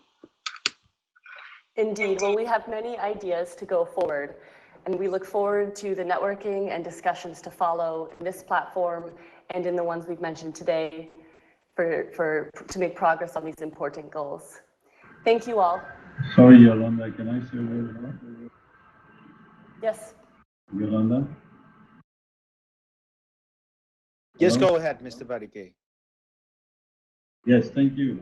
No, I also wanted to well, say that I'm quite positive. I think we have all it takes for this work at the international level. I believe that the EU, and of course including France and Germany and Japan, have a lot of elements in common, and that they can really contribute to push these ideas of trustworthy AI. And we should also, in doing this, we should not forget to also think of engaging other actors. So we have not spoken about China much, we have not spoken about the US. I think we have a very important role to play between these two very big players. There are other countries that are also along our lines. I'm thinking of India, for example. We are now starting some work with India and task force on AI as well. So let's be positive for the future. Thank you very much. Thank you, Mr. Badike. Dr. Badike, apologies for that. Another region to collaborate regarding would be Africa as well, so that like-minded countries, this trilateral relationship and others can counterweight US-Chinese duopoly there as well. Perhaps one of the session organizers has closing thoughts, but otherwise I would really thank everybody from the panel for today's discussion. Thank you. Yes, and thank you as well, Mr. Jolanda Landquist, for moderating this session. It's always great to hear the startups pitch, to be inspired about what they're doing and where do they think the future is going. To lead the session, I would like to call on stage or take over the word from me, Dr. Lukas Witosławski. Lukas, are you there? Thank you very much. I hope you can see me, the words, that you can hear me.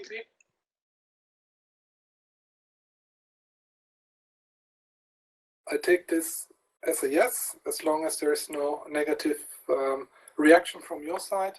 So thank you very much for the introduction. As introduced, my name is Lukas Witosławski. I'm the Chief Operating Officer at the German Chamber of Commerce and Industry in Japan.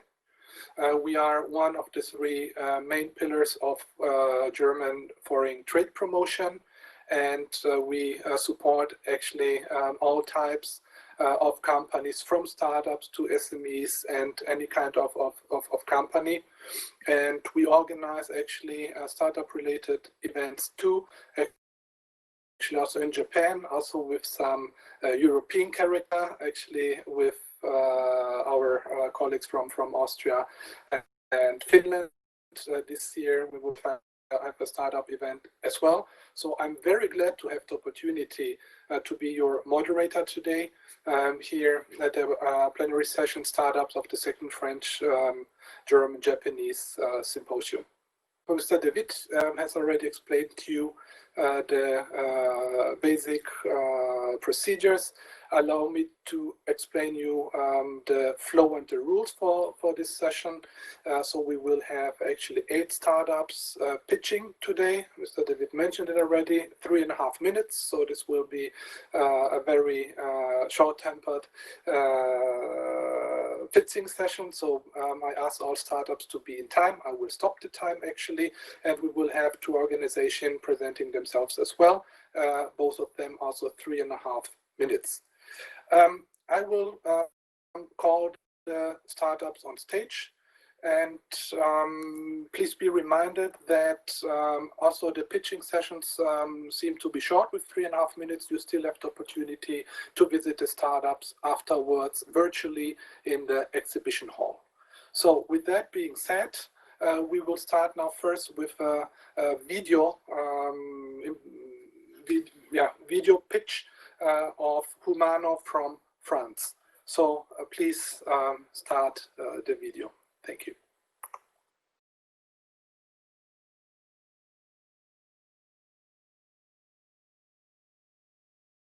At Humano, we stand for improving people's lives by giving them a natural way to interact with each other, thanks to technology. Our main goal is to create the next generation of human digital interface, affordable by everyone. Every day, more than 5 billion people use an app on their smartphone to communicate with each other. There is a huge opportunity to improve the experience, particularly interactivity. Even with very smart graphical tips and tricks, apps interactivity don't offer more than the click of a button.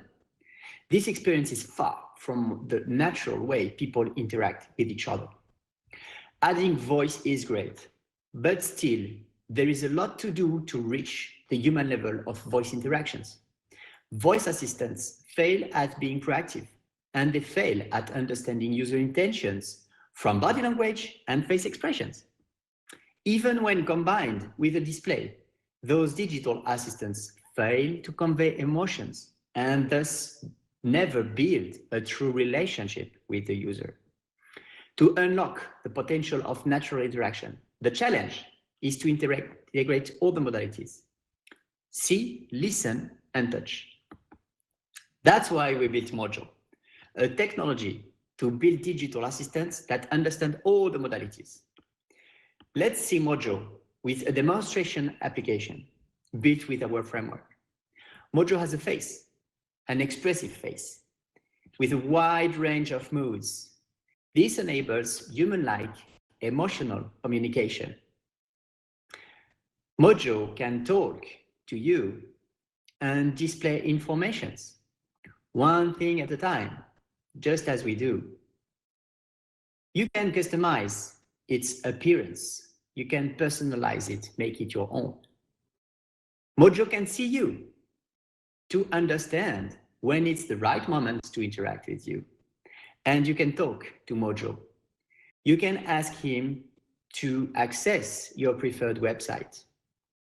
Mojo bridges the user with the existing digital services like shopping, news, games, and many more through APIs. Our technology is available for iOS and Android. The face is completely customizable. The core of our framework is a patented multimodal engagement technology using artificial intelligence. We are looking for pioneers to build the next generation of human digital interfaces.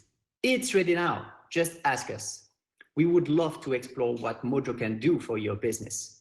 Create your own digital assistants using Mojo framework. We want to bring emotions to people with our technology. We are based in France and Japan. Leave us a message and we will be happy to discover what we can build together. And of course, we have a booth. I'd be happy to chat with you. Thanks a lot. So that's it. Beautiful on-time performance. Thank you very much. And very interesting to see that you're looking at the human digital interface. I'm feeling right now also in the same situation with the event today. Actually perfect start from France. Let us continue the next startup with motion miners from Germany. I'm not sure whether Mr. Sascha Feldhorst has already arrived. However, Mr. Malcolm Harris should be already on the stage. I'm here. Okay, beautiful. Then please come on the stage. It's yours. Time starting from now. Thanks for having us. My name is Sascha Feldhorst from German-based startup Motion Miners. We analyze logistics processes on the shop floor.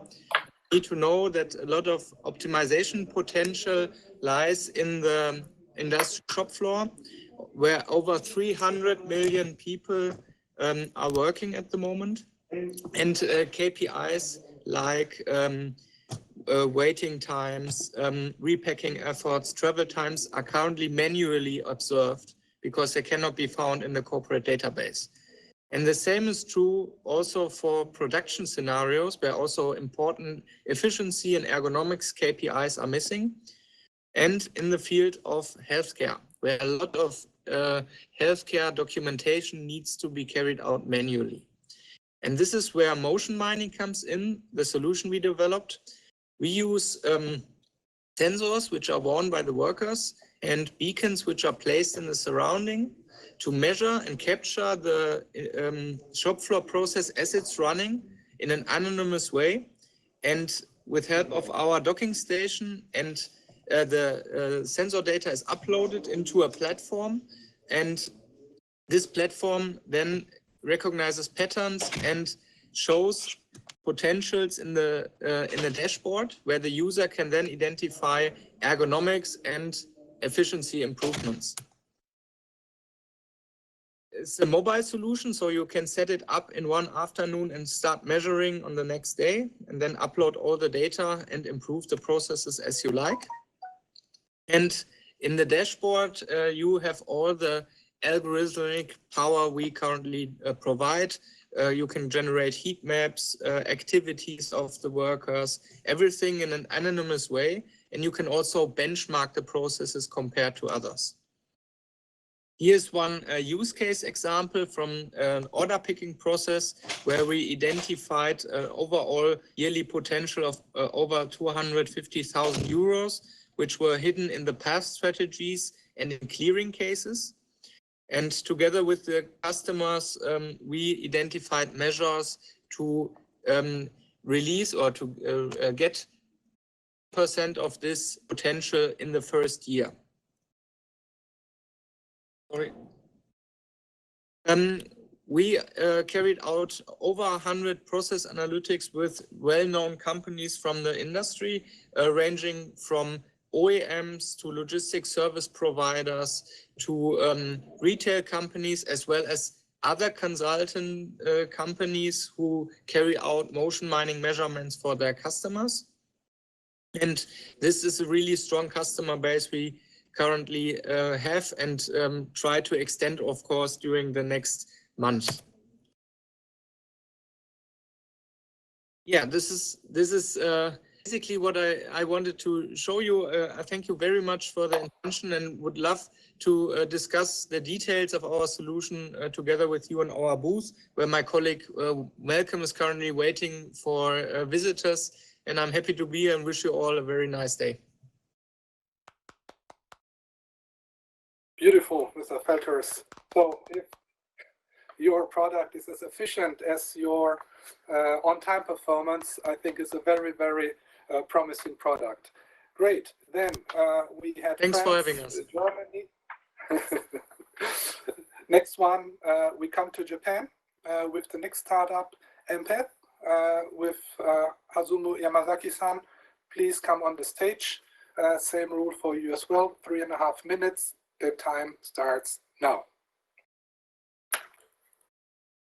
Excuse me, how can I share the slide? I have a link for that. So, hi, I'm Hazumu, co-founder of Empath, and we develop emotion AI, which can identify human emotion from the voice. So we focus on not what to say, but how you say it. So we analyze acoustic features of the voice, such as speed, tone, pitch, volume, intonation, and so on. So in that sense, it works regardless of the language in real time. And we also achieved about 2,800 customers over 50 countries in multiple business sectors, such as mental health care, automobiles, robotics, and so on. But as I will later introduce some use cases, we are now mainly focusing on contact center. And we have global status. We won 10 international pitch competitions, which means now the global market admit the value of our technology. And our team is mainly comprised of talented AI researchers with international background, including Shio Takaki, who is the inventor of the Empath technology, and has myself is mainly in charge of global business development. And we have Sarah as a chief data scientist, who is a specialist in the voice and motion recognition technology. And so, as I said, we are now mainly focused on the contact centers in order to improve customer satisfaction. And the problem is that a lot of contact centers cannot objectively and effectively evaluate their customer satisfaction.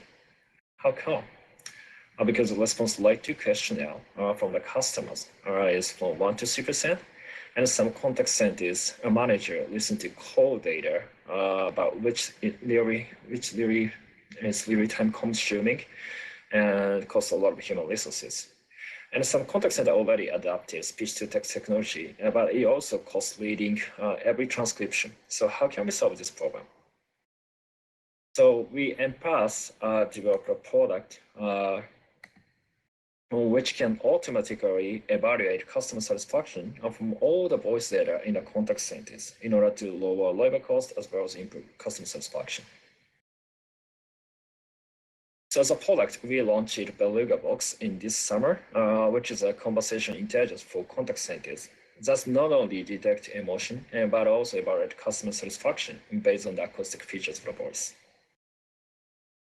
And our business model is very simple. It is based on subscription, and we charge $20 per seat per month.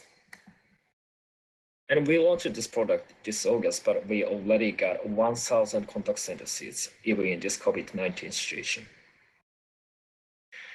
And we also are trying to expand our technology into other sectors, which will be applicable for their remote conversation solution like Zoom or Microsoft Teams, in order to evaluate their meeting quality, even this in COVID-19 situation. So this is the end of my presentation, and thank you for your attention. Yamazaki-san, thank you very much. Great on-time performance, very interesting solution. Actually, probably if I would call the call centers using your software, probably they will disconnect the call immediately in my case.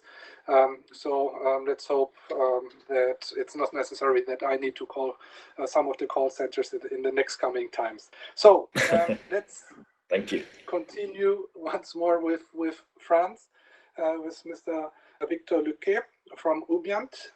Would like to call you on the stage. I think the rules are communicated. Once your slides are ready, I will start with the countdown.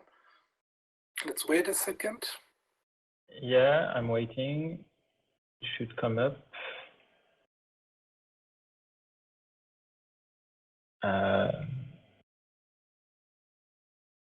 Yeah, can you please load the slide?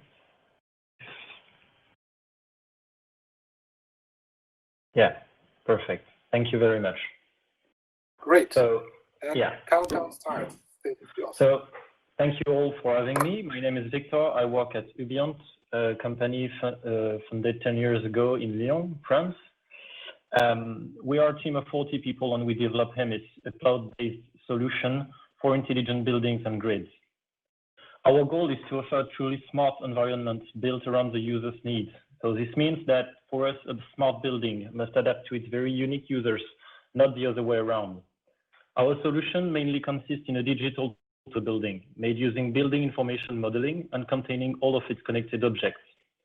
This same model is used throughout the whole life cycle of the building, from the first sketches all the way to the exploitation, making every step more efficient and integrated. During the design phase, it helps anticipate future uses and forecasting energy efficiency.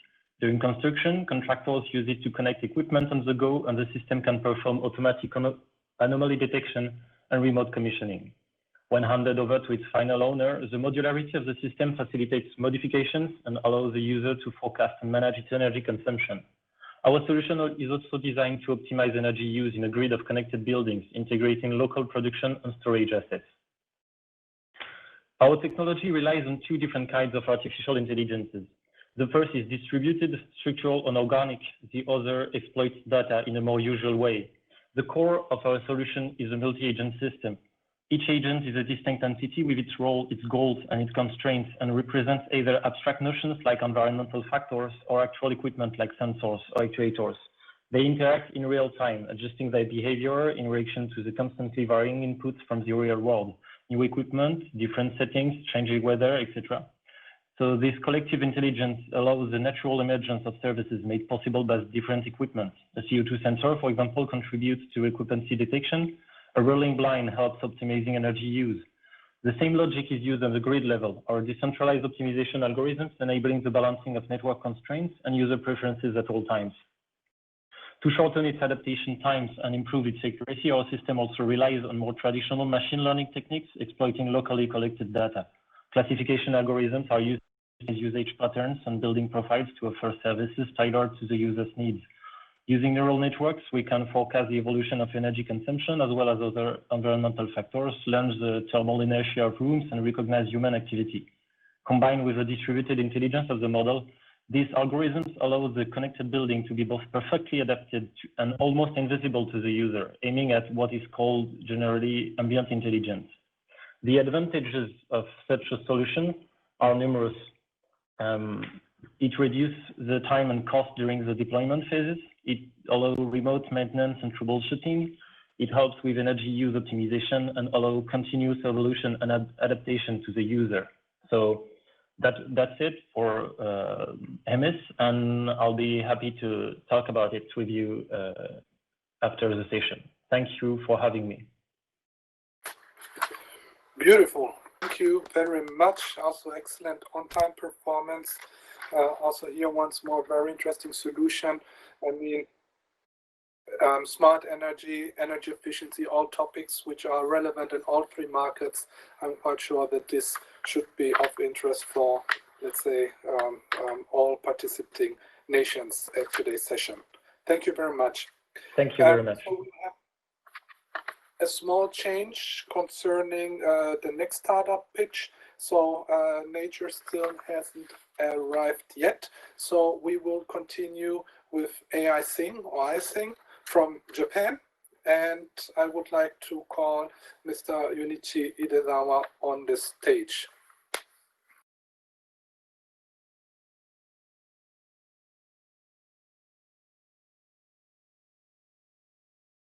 Same for you. Once the slides have been set up, I will start with the countdown. Okay, here we are. We cannot hear you yet. Okay, can you hear me? Yes, no, we can hear you. Great. Oh, the stage is yours. Please start. Thank you. Hello, everyone. My name is Junichi Idezawa. I'm the Chief Executive Officer at Aishin from Japan. I'm going to introduce our company and solutions. We are Aishin, and we have invented our original machine learning AI algorithms called AIIR, AIR for machine control. AIR means AI in real time. We provide AI solutions for major manufacturing companies to help improve the quality and productivity in the industry. This is a brief description about us. I want to explain our business model. We have two main businesses. One of them is inventing our original machine learning algorithms called AIR for machine control. The other is helping license agreements through POC and code development with major manufacturing companies utilizing AIR solutions. We are actually doing business with over 30 companies, and we already have license agreement with 2 of them. This is one of such co-development case studies with Omron. You know, Omron is a very big manufacturing company and factory automation solutions company. And by using our original AI technology called Deep Binary Tree, DBT, the machine is a winding machine which attaches 2 seats on the rail. The problem was that some defective product occurred because of the vibration caused when changing reels or environmental humidity or temperature. In the past, with conventional control technology, it took about 10 seconds to adjust and 20-meter films were wasted. However, our AI technology predicted the movement and corrected the vibration. As a result, our company successfully reduced the occurrence of defective products to 1/10. Deep binary tree used by Omron is one of AIR. We have invented our original edge AI algorithms for machine control other than DBT.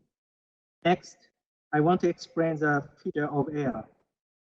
AIR enables lightweight, fast running speed, and online learning, incremental learning on the CPU or MPU, microprocessor unit.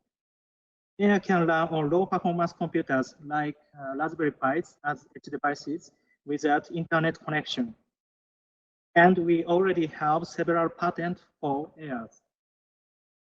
Finally, I'd like to show some application example of AIR. As shown here, AIR can help major manufacturing companies improve their productivity and quality. If you are interested, please contact us. That's all for my presentation. Thank you for listening and your kind attention. Thank you very much, Idezawa-san. Maybe one question.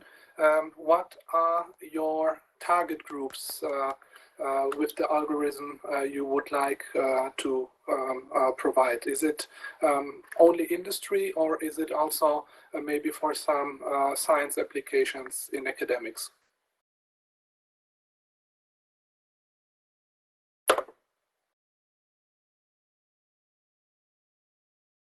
So no answer yet. Maybe we can speak afterwards. However, thank you very much. So let's go back once more to France. And I would like to call on the stage Mr. Ludovic Verdier from DAVEX. And same as before, once the slides are being set up, the clock will start ticking. So I still see the icing slides on my screen here. I don't know whether it's only for me or, okay, something happens. Okay, beautiful. Yes, so the stage is yours. Thank you very much. Hi, everyone. I hope you're doing great. Please, let's talk about AI and data exchange. DAWEX was founded in France in 2015 with the sole mission of facilitating the circulation of data between organizations of any size and industry worldwide. Also to solve a problem most organizations had with the explosion of the quantity of data being produced since IoT and the explosion of the data being consumed since AI and machine learning. Organizations still had issues finding the exact data they needed in order to operate their increasingly digital business. DAWEX received the Technology Pioneer Award in 2020 from the World Economic Forum for its leadership, innovation, and impact as a pioneer of the data economy. This recognition is also the sign that the topic of data exchange and the circulation of data to create value and boost innovation has become mainstream. What is DAWEX's value proposition? Our technology data exchange platform is providing a white label mode, including all the tools and processes required to easily and securely exchange data along various scenarios and use cases. Organizations that choose our technology can roll out rapidly their own data marketplace and use it for different purposes, from organizing and streamlining the acquisition of data from multiple external sources, distributing their own data assets to other organizations, and also providing data marketplace services to their own clients within their ecosystem. Major organizations have been leveraged DAWEX technology and know-how. Among them, the first data marketplace serving the agricultural sector in Europe, and also the first major data exchange in Japan. We know that AI and data exchange are closely linked. AI needs data, a lot of data. Data exchange provides a framework for facilitating data sourcing, helping research teams, developers to efficiently identify the data they need within a trusted environment, engage with external parties, and conduct data transactions in a secure and compliant way. Enterprises that are engaged in AI are showing a growing interest in sharing and exchanging data across organizations. A recent MIT study shows that 2/3 of surveyed firms are willing to share internal data externally to help develop new AI efficiency. As a closing point, I would like to say that DAWEX technology is a key enabler that helps remove data silos and facilitate data circulation that are essential conditions for the development of the data economy. In particular, we are an essential building blocks in the development of AI. Thank you very much for your attention. Mr. Verdier, thank you very much. Beautiful. You're welcome. Even much more ahead of the 3.5 minutes that you would have available, actually. Maybe allow me to use the time to make a question. Do you have, you made one example of your references on official level. Do you have also references on industry levels? Yes, sure. I was mentioning the agricultural sector in Europe. We've launched the first agricultural data marketplace that enables many stakeholders within the agricultural sector, from startup to cooperative industrial companies, to be able to exchange data thanks to our data exchange platform technologies. And also I was talking about the first data exchange in Japan. We launched it called the JIDEX, Japan Data Exchange, where many different Japanese companies, thanks to our technology, can easily exchange data on our platform. Yeah. Thank you very much. Yes, You're if welcome. with your platform we could connect all 3 nations, would be beautiful. So, yeah. Thank you. Great. Thank you very much.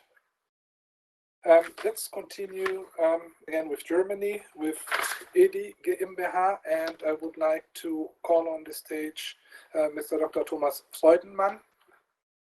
And apparently everything is already set up. So can we start?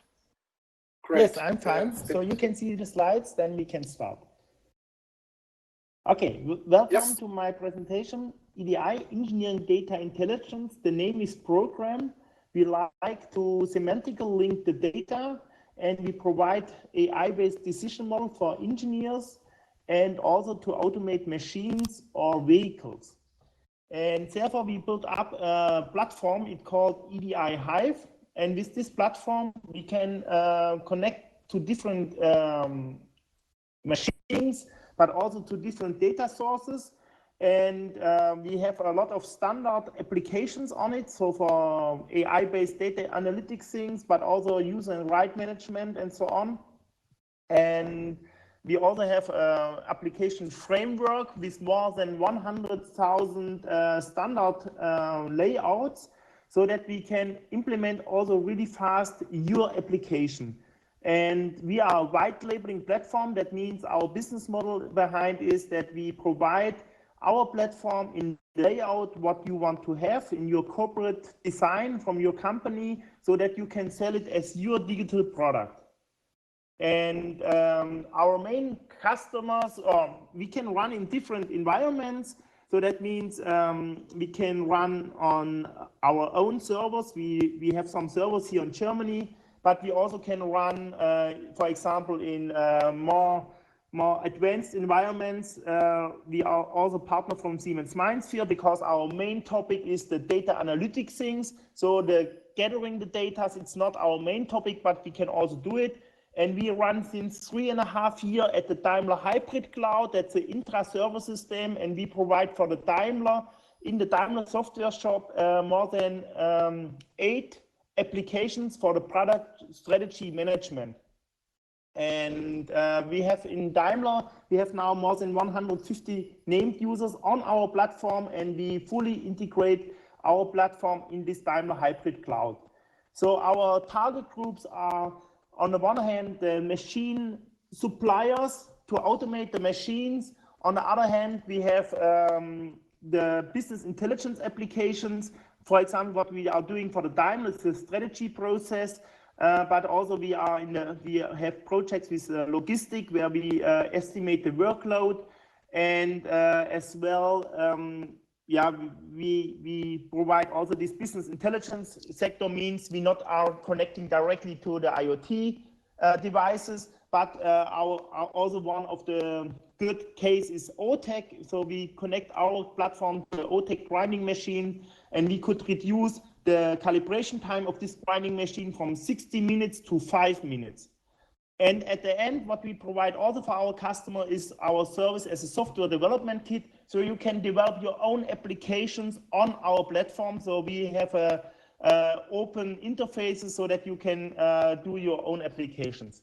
We are 5 years old. We are founded as a spin-off from the KIT. We have around 20 people in our company from 12 different nations. So we are a really international company. So our main language is English for sure.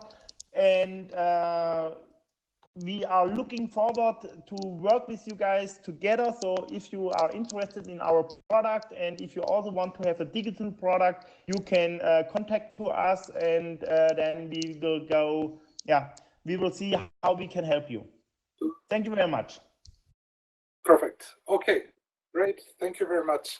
So I understand if we implement your software in our organization, everything will be more efficient at the chamber as well.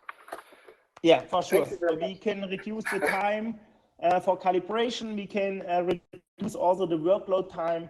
So now 150 Daimler employees can work more efficient. They not have to make copy paste of Excel tables and stuff.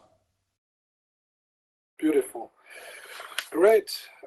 So thank you very much. Actually, concerning the startup pitches, we have come to an earlier end as Nature unfortunately couldn't make it today. So we will continue now with the pitching sessions of the organizations as I introduced at the beginning of today's session.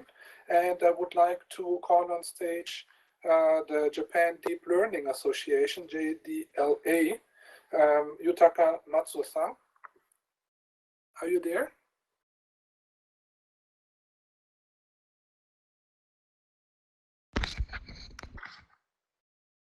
So we will have a video from the Japan Deep Learning Association. Association, JDLA in short. Beautiful, thank you. Today, let me introduce. Hi, I'm Yutaka Matsuo, the chairman of Japan Deep Learning Association, JDLA in short. Today, let me introduce who we are and what we do. JDLA is a non-profit organization founded in 2017. Our goal is to utilize and implement deep learning technology into business and society. In order to make technologies understandable for the public and expand the market, there are still big and small issues or topics that need to be discussed. Together with our partners, we are to serve as an educational platform and community hub amongst the overall stakeholders in AI business to share and overcome common issues in the field for the public value. As these are our member companies, we have 30 AI startups, the major partners who help us to provide use cases, best practices to encourage the use of AI. Also, we have expert members, mostly from academic researchers. One of our main activities is human resource development for educational purposes. The committee members mainly consisted of these expert members. And in the committee, we conduct two types of qualification exam. G-test is to determine the set of knowledge and ability to apply deep learning into business. E-exam certifies the ability to understand theories and skills to implement as engineers. G-test is an online test that takes place 3 times per year and is starting to get a good reputation from the industry. Now we are preparing to launch English G-test, hopefully from 2021. Now about 30,000 have passed G-test and E-exam in total, and they are free to join the community of deep learning evangelists. Now I think is the largest AI group in Japan. One more thing I would like to introduce is about Kosen Deep Learning Contest. A student of Kosen, which is a college of technology in Japan, are one of the most valuable assets for Japanese industry.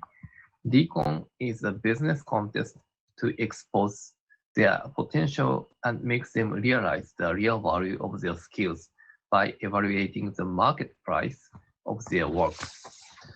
Past winning team and runner-up team actually started their own company. We are to keep providing support for all participants and pave the way for young generations who have ambition and skills. We would love the opportunity to work with anyone who share our vision. We are looking forward to working with you in the near future. Thank you for your time.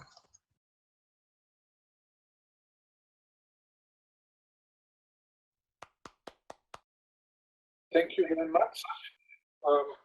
for blending in the video. It was quite interesting. Of course, not possible to ask questions, but the decon contest might be interesting to know whether that's also accessible for non-Japanese contestants. So the last part actually of today's session will be presented by Mirai-kan, which I also used to visit. And as you know, actually it has been planned to hold the second Trilateral AI Symposium at the Mirai-kan this year, but for obvious reasons not possible. So I'm very glad that we have Watanabe-san and Sakurai-san with us today. And I would like to hand over the stage to you. Okay, thank you very much. And okay, so greetings from Tokyo, Japan. My name is Yoshiyasu Watanabe from Mirai-kan, the National Museum of Emerging Science and Innovation in Japan. I am participating in this symposium with my colleague Ayuko Sakurai. The word mirai in Japanese means future, and kan means house or home. So Mirai-kan is home of the future, where people can openly discuss the future from a science and technology perspective with immersive exhibits like the Geocosmos or exhibit on the lower left, and the exhibits about digital nature on the upper right.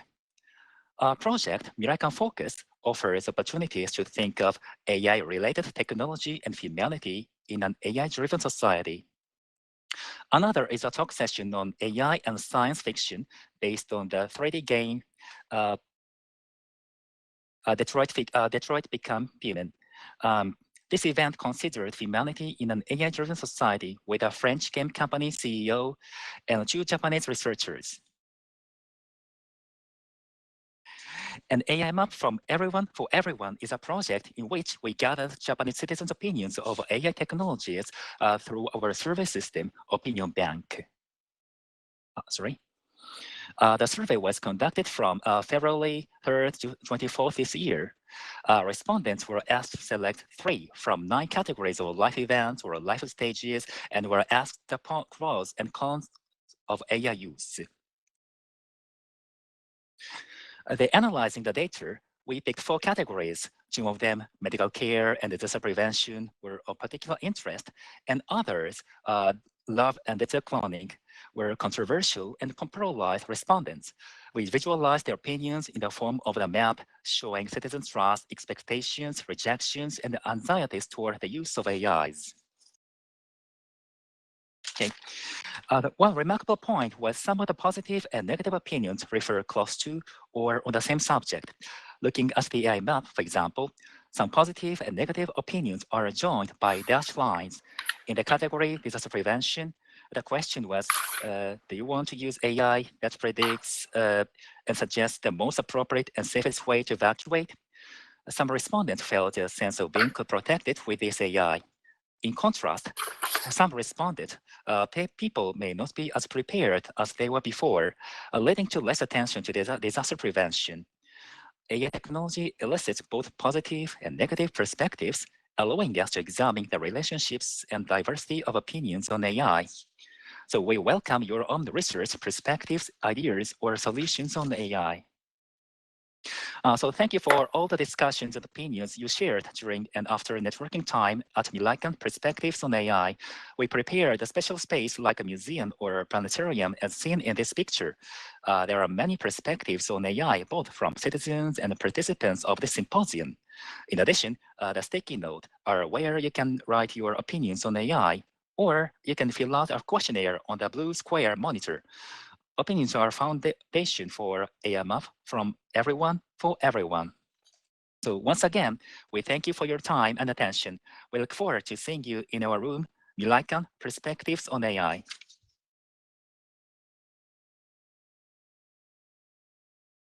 Mr. Watanabe, thank you very much for your presentation. Actually, I would like to use one of your mottos of Mirai-kan. You said Mirai-kan is home of the future, and somehow I like this very much also as a closing remark from my side as the session has come to an end.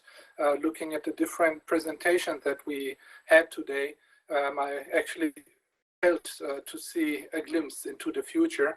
So thank you very much to all panelists for the interesting input that you gave. Thank you very much for giving me the opportunity of being your moderator for the morning or evening, depending on where you are participating from. And dear ladies and gentlemen, thank you very much for your attention. That's all from my side. And thank you, Lukas Witoslawski. Exhibition hall to speak with the startups. Thank you. Exactly. That's what I wanted to mention, is that you can visit all the startups in the exhibition hall. Then right now, I'd like to continue with this session, the wrap up of the parallel sessions. So during this session, the chairs of each parallel session held during the previous days will share a brief overview of the discussions and outcomes of their session. Let's start with the first session. So I would like to call on stage Professor Dr. Engineer Cornelia Weltzin, who was the chair of the session AI and Agriculture. Please, Cornelia, take the stage. Yes, thank you very much. And thank you for this opportunity to give a short wrap-up of the different sessions. Our session was focusing on the question, is environment versus agriculture an ambiguity that can be solved by artificial intelligence, and which tools are available to do so? We had 5 different presentations focusing on different topics: automation and robotics, the first 2, then the massive data acquisition in agriculture and how it feeds and needs artificial intelligence, the knowledge exchange for innovation in agriculture, and the data collection and collaboration platforms for the agricultural domain.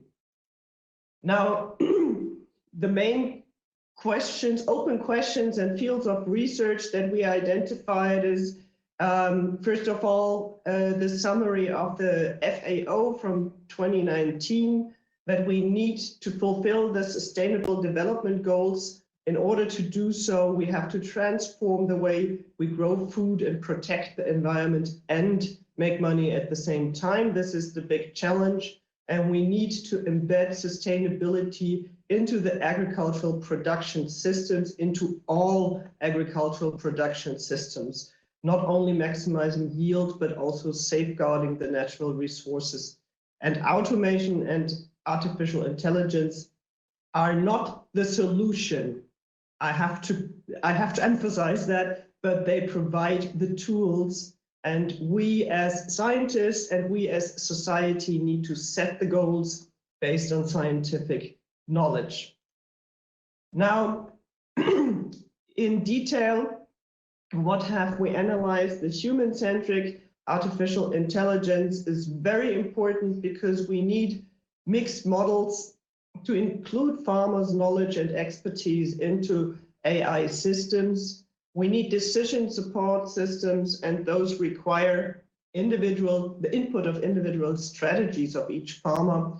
So no black box models, but open models. And one very important thing is we need to close the loop also in training. Experts today have to train the machines, and later on the machines have to train the experts. We must ensure that knowledge also on the human side is being expanded and furthered down from one generation to the next. So this is very important, especially for the agricultural businesses. Now, the second part, robotics, can support the management of highly diverse farming systems. And this is really critical. Just let me give you one example.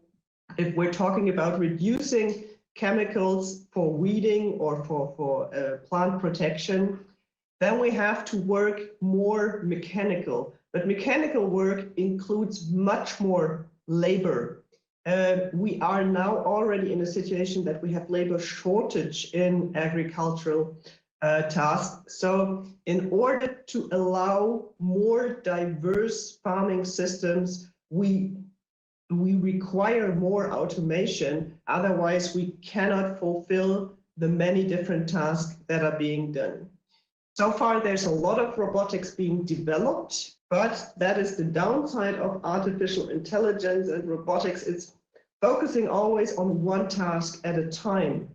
Our systems are very complex, and today we have systems like tractors, which are very general machines, which can be used for every single task in agriculture. So we need to broaden the vision here and also develop robotic systems which are suitable for more than one task only. Yes, so this is this part. And next we were discussing the global cooperation. We have identified many different topics. Just one example here. The utilization of water, of course, is a global challenge, and we need to collaborate on a global level. So far, the incorporation of stakeholders in a global level is very difficult.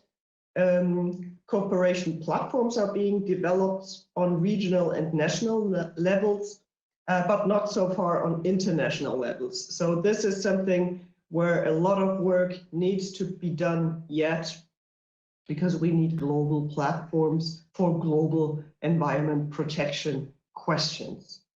Yeah, the last question was, what can we learn from each other? Of course, the global cooperation is one part, but also we can learn from each other, looking at the different farming systems.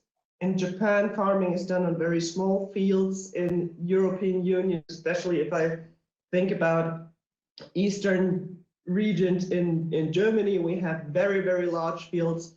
But now we want to do very high precision measures in these large fields, so we can really learn from Japan here. If we are talking about swarms of robots working in large fields, they have to be as precise as small machines working in small fields. So there is definitely room for cooperation and learning from each other. Of course, also the methods for artificial intelligence can be exchanged. They need to be adapted because every environment is different, and we're talking about empirical methods, of course. But yes, let's teach each other and learn from each other what we gained there. And then last but not least, the common sustainability strategies. The goals are global, the measures are individual, so we should also learn from each other in that respect.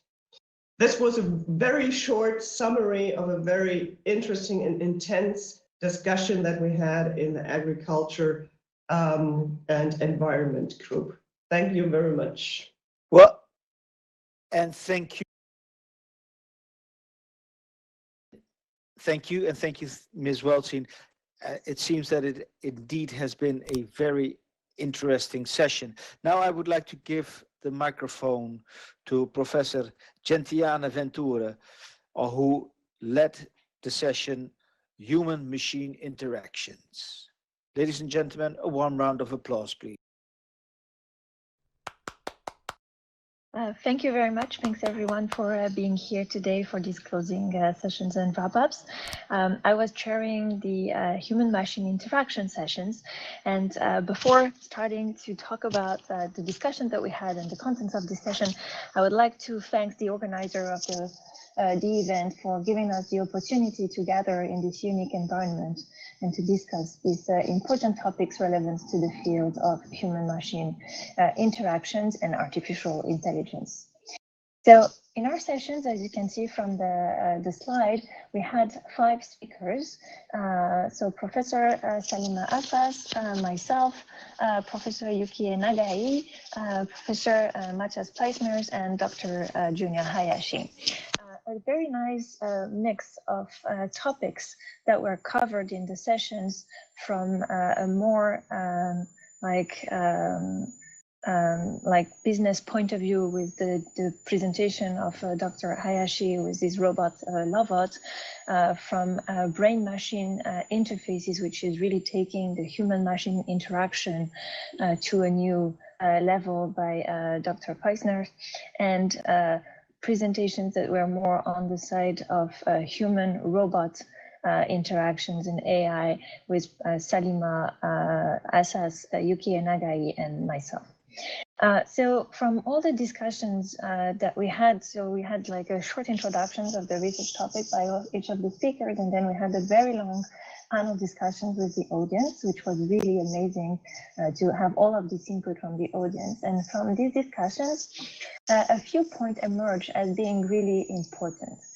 So for the three speakers' presentations that included the notion of social interactions with the machine, it was something that has been discussed quite largely during the sessions, was the social presence and the social intelligence. Though the term wasn't clearly defined and needed further discussion, actually, what is actually social intelligence for a machine, it was really important to realize that giving social intelligence to a machine might lead to better acceptations and further, like, more successful interaction, in the sense of if the machine has a goal, the human might be more inclined to actually fulfill this goal. But at the same time, there has been also an important corpus of discussion about whether this AI still should clearly show this social intelligence or not, or it at least shouldn't be hidden, it shouldn't be mimicking just a human, but it should be clearly demonstrated that this is an AI. So we don't want to have this ELISA effect, so that we won't be able to recognize which one is a real biological system, and which one is not a biological system. So this notion of which one is a machine and which one is a biological system. Even though we had also discussions regarding the fact that biological systems have life cycles and machines may have different life cycles, that we could eventually clone or reproduce the machine, so basically making it endless. It was interesting to see that these machines are mainly seen as individuals from the user point of view, because in particular with the experience from Dr. Hayashi, what we learned was that people create link and history between their machine and themselves, and these very personal relationships makes the system unique. So by making the system unique, it's not just only the intelligence or the knowledge, it's also the body itself of the robot that is unique. It has its own scratches, it has its own history, and that really can enable personalization of the system. And this personalization, by having this very tight interaction, makes the intelligence in the system less biased than it could be if we use a massively produced system, because the robot gets to be more user specific. And in the sense of user specificity, it was also largely discussed during the session that it was really important not to consider necessarily images of cultural images or traits to define the AI, but rather the individuality of the user. So of course, having a first idea of the cultural background of the user can be a good start, but really what makes a person is more than this. And by adding all this together, it made very relevant the fact that we need to work all together with France, Japan, and Germany, and this idea of meeting all together in these kind of workshops and discussing together is really of major importance. Finally, the idea of using human-machine interface, brain-machine interface, that was presented by Professor Peisner was also largely discussed, and it has many very positive purposes. However, one needs to be very careful in the use of these, and because there might be intrusion in our thoughts, and it was hard to see at the moment how could use be controlled.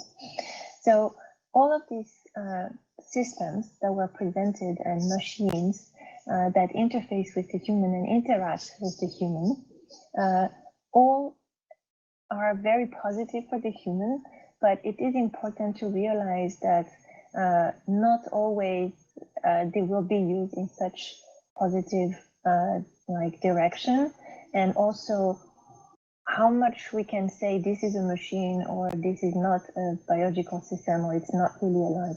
People will still think that this very specific machine that interacts with them is alive or is not a machine. It's a part of their family or a part of their so whatever it is. And so here there is nothing, we concluded that there might be nothing we could do about that. So we had a very rich discussion. This is also as presented earlier. Yes, like very just summarizing. Thank you very much. Thank you, Ms. Venture, for this wonderful recap. I would like to remind the speakers that we have a limited time, so keep it to under 4 or close to 4 minutes, your final remarks, so we stay in the time of this session. Now, without further ado, next speaker, Mr. Stefan Requena on high performance computing for artificial intelligence. Yeah, thank you very much, Mr. Chairman. Pretty much, yeah, it's okay. So my name is Stéphane Requena. I'm the CTO of GenC, the French HPC agency. And I had the pleasure to share this session dedicated to how high-performance computing, so the use of supercomputers, will foster and will help the development of AI. In fact, the question is on both sides, because also we discussed the fact that how AI could foster the use of how AI could foster the use of high-performance computing and numerical simulation. So we are living in a true ongoing convergence, and this was one of the major topics of the discussion. So why this convergence is happening? So why high-performance computing, numerical simulation, artificial intelligence are discussing together, are needed together? Because it's linked to the explosion of the data. So on this slide, you have some examples. So we discussed a lot during the session. For example, in numerical simulation, we were discussing, for example, in cosmology, the fact that recent numerical simulation has been generated 150 petabytes of data. In combustion, for example, when you launch a very detailed simulation, in combustion, you are generating around 1 petabyte of data every 30 minutes. So quite important because combustion is very societal in terms of how to reduce the CO2 emissions, how to optimize motors. So it's quite important in terms of society and in terms of industry. Also, very large scale instruments like satellite, telescopes, sequencers, network of sensors are generating a lot of data which need to be treated using IoT and supercomputers. So you have some example here. For example, the next LSST satellite is going to generate around 20 terabytes of raw data per night. And also, finally, IoT and the small instruments like the one you have in your pocket. But for example, you have some example every month, a typical internet user is generating 25 gigabytes. It's not enough, but if you take the example of a smart factory is going to generate 1 petabyte of data per day. So this is quite a challenge to really post-process data and value this data in competitive time. That's why these communities need to be supported by supercomputers, of course, but also now by AI. AI side also, we are discussing the fact that on this chart, you have the example of the evolution of the computational requirements of AI since perceptron in the 60s. And you can see clearly that can see clearly that on the first stage, the computational requirements were below the more low and were quite low. But since the recent ages and the development of new models, the rise and the explosion of data, and also the availability of affordable HPC infrastructure and GPU, for example, you see the explosion of the requirements of AI in terms of computing resources. That makes that the AI compute needs are doubling every 3 to 4 months, which is quite huge, in fact, which is largely beyond the Moore's law. So in this parallel session, I had the pleasure to discuss with 5 other panelists, 2 coming from Germany and 2 from Japan and 1 from France. So the Professor Matthias Weidmüller from the Physics Institute of Heidelberg, Professor Satoshi Matsuoka from RIKEN. RIKEN is owning the most powerful supercomputer in the world, actually. Professor Naïd Emad from University of Paris, Mr. Severin Reds from the Technical University of Munich, Professor Yasunori Kimura from AIST, and myself. So we exchange a lot about this fact that this convergence is happening now in many domains, including climate, including health and medicine, and especially we discuss a lot about how these supercomputers and AI could support COVID-19 research. The development of new materials, new energies, I was telling you about combustions, astrophysics, genomics, and also in the AI side, vision, NLP, which is taking a lot of importance on the use of supercomputers, reinforcement learning, etc., etc. Had a very long exchanges, and we brainstorm a lot about very interesting possible items for collaboration between France, Germany, and Japan. And the major stake is really to bridge these 2 communities, the communities from supercomputers and numerical simulation and the community from AI. So beyond the, let's say, the technical challenge, but there is also a very interesting human challenge to have everyone discussing together.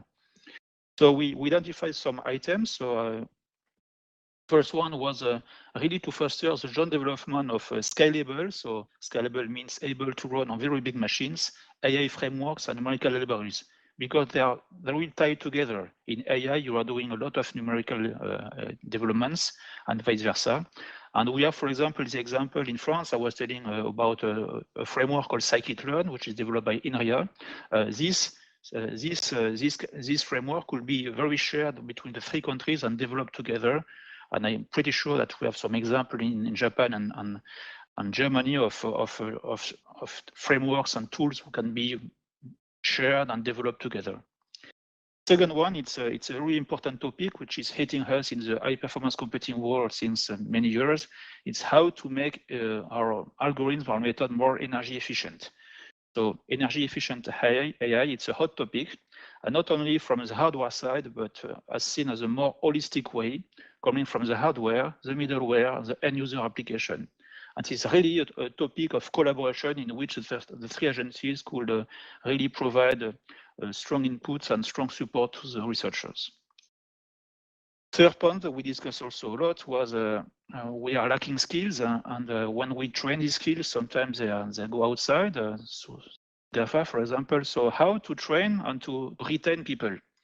And it could be very interesting also to have some joint effort for developing joint courses in terms of education, but also in terms of permanent training of researchers from academia or from industry, how to foster mobility of students, but also mobility of researchers between the 3 countries, between research and industry. So this is also an interesting topic, and also beyond how to develop be scientists. So people who are trained at the same time between numerical simulation and AI, HPC and AI, etc., etc. Sorry to remind you of the time. Yes, it's my last point. So, and the last point was related to how the agencies could develop and to launch grand challenges supported by HPC and AI. So, thank you very much. We had a very nice opportunity to exchange together, and I would like, in the name of the panelists, to thank all the organizers and Laval Virtual Team for this wonderful event. Thank you very much. Well, thank you. Thank you very much. Wonderful, wonderful recap of this interesting session. And now I would like to call on stage Dr. Noza Boujema, who will tell us all about their session, AI and Healthcare. And please be mindful of the time. Thank you. Do you hear me now? Now I hear you. Yes. Oh, yes. Great. Okay. So I would like to here to make a synthesis and present the takeaway messages from our session about AI and healthcare yesterday. We had several presentations from key players in healthcare domain, ranging from cardiology, neuroimaging, biology, endoscopy, meaning in the cancer application, and oncology, HCC, cancer to fight HCC cancer, but also immuno-oncology. So we have quite a wide range of applications, and we have seen really the potential of AI in precision medicine. But in the panel, we take the time, in fact, with the panelists and also with people from the audience to discuss what we identify as bottlenecks in the domain of healthcare. And I list here a few of them that have been discussed yesterday. And in fact, one of the main bottleneck in the healthcare domain, of course, as far as the clinical data or personal data and private information. So privacy issue regarding these clinical patient information is really tough to, in fact, to allow the wide deployment of AI technology. Definitely it is a bottleneck, in fact, as far as there is a lot of regulation in there. The idea is not to say there should not be regulation, but probably we should have, in fact, the different rules to unleash the potential and the power of AI in healthcare. Otherwise, I mean, we cannot make as we cannot progress as we should, in fact. If the clinical data are locked, it is quite difficult to move forward. This is one of the issues, and the second one that have been, I mean, there is no order of importance here, you know. It's only a chronological order of discussion in our panel. So the explainability of AI approaches, of course, there have been discussion about explainability, interpretability, etc., and the differences, and what we should do, and should we include, in fact, AI where we do not have, in fact, sufficient methods that provide us the why, in fact, answer to the why question, why we have this information. But at least, in fact, the traceability is key here, probably more important than explainability. In terms of responsibility, of course, and to be able to make risk assessment and risk management, probably traceability is key in this situation. I mean, in healthcare context. And the third issue that have been discussed, of course, is, of course, I mean, in all domains, we mention the importance of quality of data, but in the healthcare domain, it's not only about quality, but we have another issue, which is annotation. And in this context, annotation should be done by expert people. So it is not about general knowledge, but it's more about specialist knowledge to provide annotation, meaning providing ground truth information, which is really, really important to facilitate and to make performant the learning stages of AI models. So it is quite long, in fact, quite long journey to have these, in fact, the quality of annotation and the quality of ground truth. And the fourth point, which has been quite, in fact, widely discussed yesterday, it was about standardization effort to make clinical data coming from heterogeneous, usable and interoperable. This is really, really key, and all speakers and audience, in fact, all agree about that, especially if we talk about international collaboration, of course, I mean, we have different ethology, we have different hospitals, we have different, rules, and even for annotation, for storing, for I mean, even though there are, for instance, for medical imaging DICOM format, but we still have, in fact, issues about the interoperability of these data, and that's why, in fact, when we comes to where the international cooperation can play a role here, we identify the privacy issue and the standardization to make clinical data interoperable as probably the two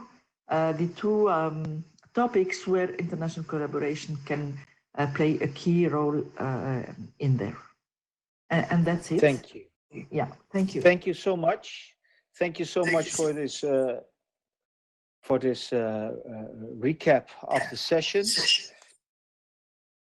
Now I would like to call on stage Dr. Kentaro Torisawa to tell us all about the session AI and Risk Prevention. And to stay in time, Dr. Kentaro, I will give you a short notice when there is 1 minute left. Thank you. Thank you very much. Can you describe the slides? Shall I do by myself? Dr. Kentaro, I'm really sorry, but your microphone is in such a bad condition that at this moment we cannot hear you. I would like to see if we can, in the back, work on this. And in the meantime, we will go on with another presentation, and then we get back to you at a later stage while we solve this audio issue. Let's now continue with the session with the remarks of Dr. Torsten Thiel and Dr. Kentaro. If we can go to, if you can go to the web lounge, so we can address your audio issue. Okay. Dr. Torsten Thiel will wrap up the session AI and Democracy. Okay, so thank you all very much. Thanks for the organizers for this great opportunity, for the whole session and the whole experience we had. I will just briefly say a few words about the session on AI and democracy. I don't have any slides though, but I think you will be able to follow the wrap up because I've structured it quite strongly with 3 questions. We also had a very lively and engaging presentation. AI and democracy is quite a nascent topic, I think. It's mostly derived from the debate on digitalization and democracy. So this was a first attempt to order the field. And it worked quite well because the presentations and the discussion did quite match. I think one can best sum up our discussions by answering 3 questions which were asked over the session. The first one is, how does the development of AI impact democracy and democratic systems? The second is, what could we do to secure a beneficial impact of AI on democracy? And the third question would be, what learnings can be gained from our 3 national contexts, Japan, France, and Germany? So first of all, how does the development of AI impact democracy and democratic systems? Coming mostly from a social science or legal theory background, I think we answered this question by clarifying the concept first. With regard to AI, we had a rather broad conceptual approach. I think in most of the presentations, a little bit different from the more technical understanding which were raised in other sessions. We used an understanding of AI that was, for example, wrapped up rather neatly by Wolfgang Schulz, as AI as a complexity term pointed to learning technical systems that accelerate automation that is in turn associated with challenges as well as potentials.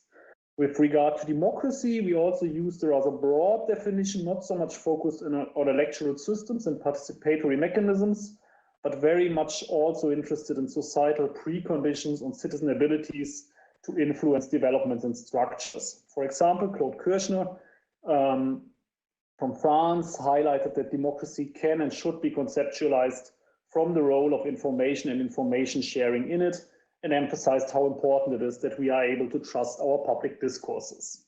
And on that basis of these 2 terms, we had a very lively discussion where we are headed now and how society and technology are co-constructed. For example, Janet Hofmann and I stressed in our talk that it's not so much the short-term challenges like societal disintegration and private power, but more the longer-term development that should be on our mind. For example, the problems to match accountability mechanisms if the processes of governing themselves changes and it's hard and are constantly changing. Wolfgang Schulz, on the other hand, compared preconditions of democratic decision-making with decision architecture of automated processes and gave us a very vivid example of automated content moderation and how technical attributes have a fundamental impact on human rights. I think overall we managed to avoid the dystopian trap of technological determinism, but advocated for more awareness of how the standards of collective and individual decision-making are reshaped in our AI times. Panelists pointed out that we have to develop our standards with a view to the normative goal, democracy, and not just from the technological opportunities. So it's very much about how democracies could shape AI and not so much to question how they are shaped by AI. This One more minute. Okay, this instantly leads to the second question: what would be the beneficial impact of society deployment of AI? We had a presentation by Carolyn Layer, who introduced us to the Good AI, an NGO she founded, which allows us to educate us on how, so the citizens to how to make use of AI. Another example would be Takehiro Oya, who contrasted an American-Chinese approach to individual decision-making that he framed as rather paternalistic, although in very different ways. A European approach that looks more at the empowerment by legal avenues, but then he made an argument how AI could gain us help individual and collective autonomy. Finally, the third question on the three contexts, Japan, France, and Germany. We had breakout sessions in this case, so the last 30 minutes were used for the speakers going to a room with the audience and having a discussion on three different issues. I can only share some nuggets from what has been discussed. One table, for example, discussed tools and experience, how best to establish accountability, responsibility by putting humans in the loop. Another table discussed educational issues on how best to raise awareness of the use of AI and its consequences and whose task that is. Is it more civil society or more a state task? And on the table that I was sitting, we were introduced to a Japanese study who attempted to counter bias in data and data sets. And we deliberated how best to include more voices and more data more voices and perspectives in the data itself, but also in the process by which decisions about the data collections are taken. Okay, I think I'll leave it at that, and thank you again very much for the interest and the session itself. Thank you so much. A warm round of applause for Dr. Torsten Thiel for this presentation. Then next up, I'm going to call on stage Mr. Hugues Verbeuf, who will tell us all about the session AI and Environment, or Frugal AI. And you have 4 minutes. Thank you. Good morning. Can you hear me all right? Very well. Okay, perfect. So I will try to stick to the 4 minutes and maybe even to the 3 minutes in the interest of time. So first of all, I was extremely pleased to take part to this session. The other panelists were Dr. Loreto Matu from the Fraunhofer Institute, Dr. Hiratoka Kaji from Toyota Motor Corporation, and Rémi Bouzel from Carnot Computing. And I think the discussion was quite fruitful, and I hope will provide, let's say, some materials for further steps. So if we can switch, yes, to this slide. Why do we need AI to be frugal? Because actually at the moment, the way digital has evolved in the past 10 years is making it more a problem than a solution for the environment. That might be a shocking statement, but that's unfortunately the truth. And the challenge for digital as far as environmental matter is concerned is to be able to change the current trend that would lead digital to represent as much GHG emissions as a car industry in 5 years from now. So if we can switch to the next slide. Frugal AI is one of the, let's say, initiatives that we should be taking, we being the digital community, to help, let's say, going the right way, and basically making sure that the way we are going to engineer AI and the way we are going to use AI is going to decrease globally the environmental footprint. And for that, we need two things to happen. We need to continue the huge progress that have already been made in terms of energy efficiency in the digital industry. But also, we have to change the way we use digital so that digital volumes, and what I mean here is data and devices, do not grow as fast as they have done in the past 10 years, because that will be unsustainable. And from this statement, we can see that AI is both a risk and opportunity. Why is it a risk? Because as it was already mentioned by the speaker regarding high performance computing, the computing power which is needed in the training phase of the latest deep learning algorithm increases very fast, and increases actually 6 times faster than Moore's law, and so does the energy consumption related to that. And the second risk is that there is a consensus that as far as AI implementation is concerned, the trend is towards more decentralization, and more decentralization means that there will be a multiplication of AI instances, meaning devices, that may actually lead to too much energy consumption. Now, there are also opportunity, and Dr. Matteo presented a new hardware architecture called neuromorphic hardware. And one of the advantages of this approach would be to reduce the energy consumption by an order of magnitude compared to current architectures. The second thing is that there seems to be some environmental awareness present in industrial approaches, and that's the case, for instance, in Toyota and Carnot. And the conclusion of the session was that there is a need to have a much broader integration of frugality objectives in AI, both in the ANR-D phase and in the implementation, but it needs to happen on a worldwide basis. And we believe that France, Germany, and Japan could and should lead this way forward. Thank you. Thank you, Ms. Verbeuf, for this recall of the session. Now I would like to call on stage to join me here, Dr. Shoko Suzuki for AI and Education. Can you join me here on stage? Yes, hello. Yeah, do you hear me? Now we hear you, please. Yes, wonderful. So in the slide of me, could you? So wonderful. So let's start. My name is Shoko Suzuki. I would like to briefly report on the discussions at yesterday's session on AI and education. The session speaker was Professor Boyer from France, Professor Schmidt from Germany, and Professor Anzai from Japan, and I. In their speech are introduced the efforts and the challenges in the education of AI human resources.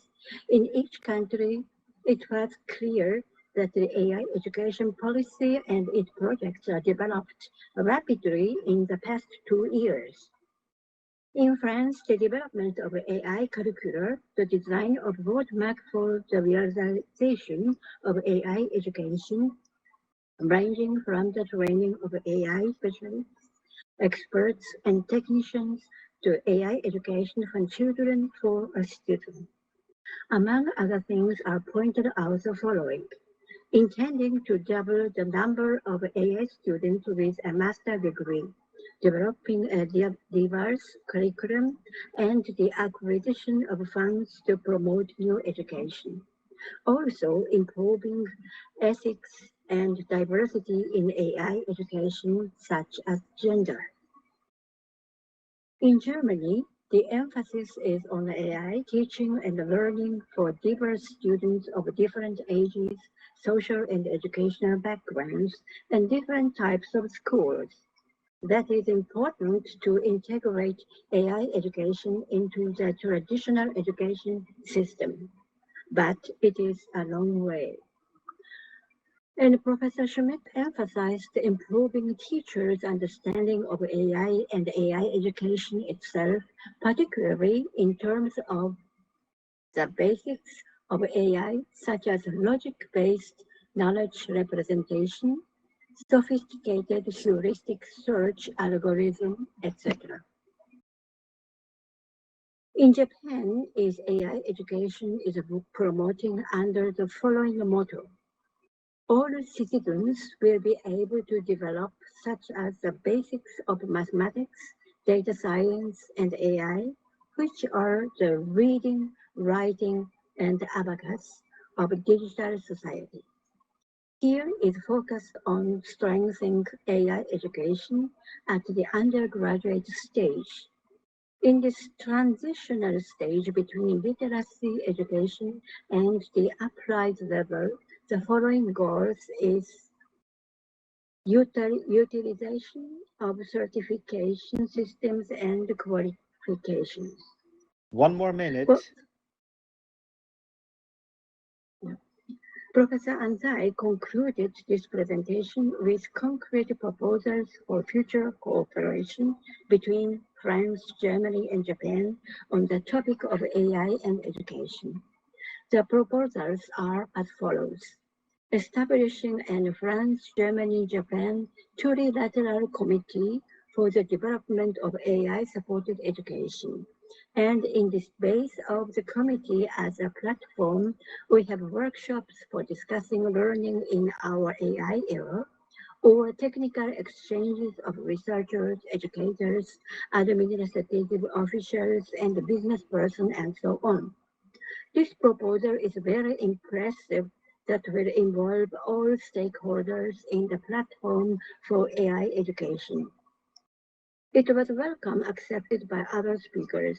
Especially this proposal is very significant to work on the development of new curricula, teaching materials, and teacher education from the perspective of AI education across countries. I'm willing to conclude my report by expressing my strong hope for the development of such a close collaborated framework in the future. Thank you very much for your attention. Well, and thank you very much. It seems that this was truly an important session for AI in education, and I thank you for reporting on it. Now I would like to call on stage Mr. Ulrich Kirchhoff, who will tell us about the session AI and Law. Thank you, Mr. Kirchhoff, for taking the stage, and thank you, Mrs. Suzuki. Yeah, thank you very much, everyone, for this opportunity to attend this very exciting exchange on artificial intelligence. My name is Ulrich Kirchhoff, and I had the honor to chair the session on AI and law. Our session focused on the impact of artificial intelligence in the area of law. We had three distinguished experts in the legal field that had presentations. We had Professor Spindler from Germany talking on copyright and law, focusing on whether AI created art could be copyrighted. on one hand, on the other hand, looking into AI data mining. Are there exceptions from the law? Is this allowed if, for example, copyrighted law will be used in terms of data mining? We had then Professor Yamamoto from Japan, Keio University, looking into the impact of AI on fundamental rights and constitutional rights. And as a third panelist, Professor Greenbaum from Paris University, looking into AI and liability. In our following discussion, we focused on two main areas. One area was liability, the other area was regulation models for artificial intelligence. With regard to liability, we discussed to some extent very detailed concepts of, for example, definition of operator of artificial intelligence, which is important from a legal perspective in order to see whether someone using artificial intelligence could, for example, be held liable. We discussed the current framework on product liability on an EU level, the EU directive, and to what extent this needs to be changed in light of artificial intelligence. And we also discussed to what extent it is feasible, also from a legal perspective, to overlook, to have oversight over artificial intelligence. And we concluded in this part that we need some sort of governance system, even though we are not sure yet how this will look like from a legal perspective, but we need governance in order to make sure that there is no negative impact also from a legal side through AI. And we also concluded that we need trained experts that are actually able to review also from a legal perspective what AI is doing. The second main focus of the discussion was the regulation model. That was actually fiercely discussed because there were different opinions reaching from, well, the existing laws with some twist, with some change, could actually be sufficient to regulate AI, to know we need some overall regulation of AI in hard laws, to soft laws. You may know lawyers or jurists distinguish sometimes through between hard laws that are actually that are yes, thank you. That are actually enforceable and soft laws that are not enforceable. We concluded on this note that for the time being, probably the laws we are having in place with some amendments in direction taking in artificial intelligence will be sufficient, but we will see some industry-specific regulations in the form of hard laws, and the rest of AI will probably be regulated through soft laws, through guidelines, recommendations that are not legally enforceable. Thank you very much. I think I'm in time, and yeah, that was our session on artificial intelligence and law. Thank you. You're perfect in time. Thank you so much, Mr.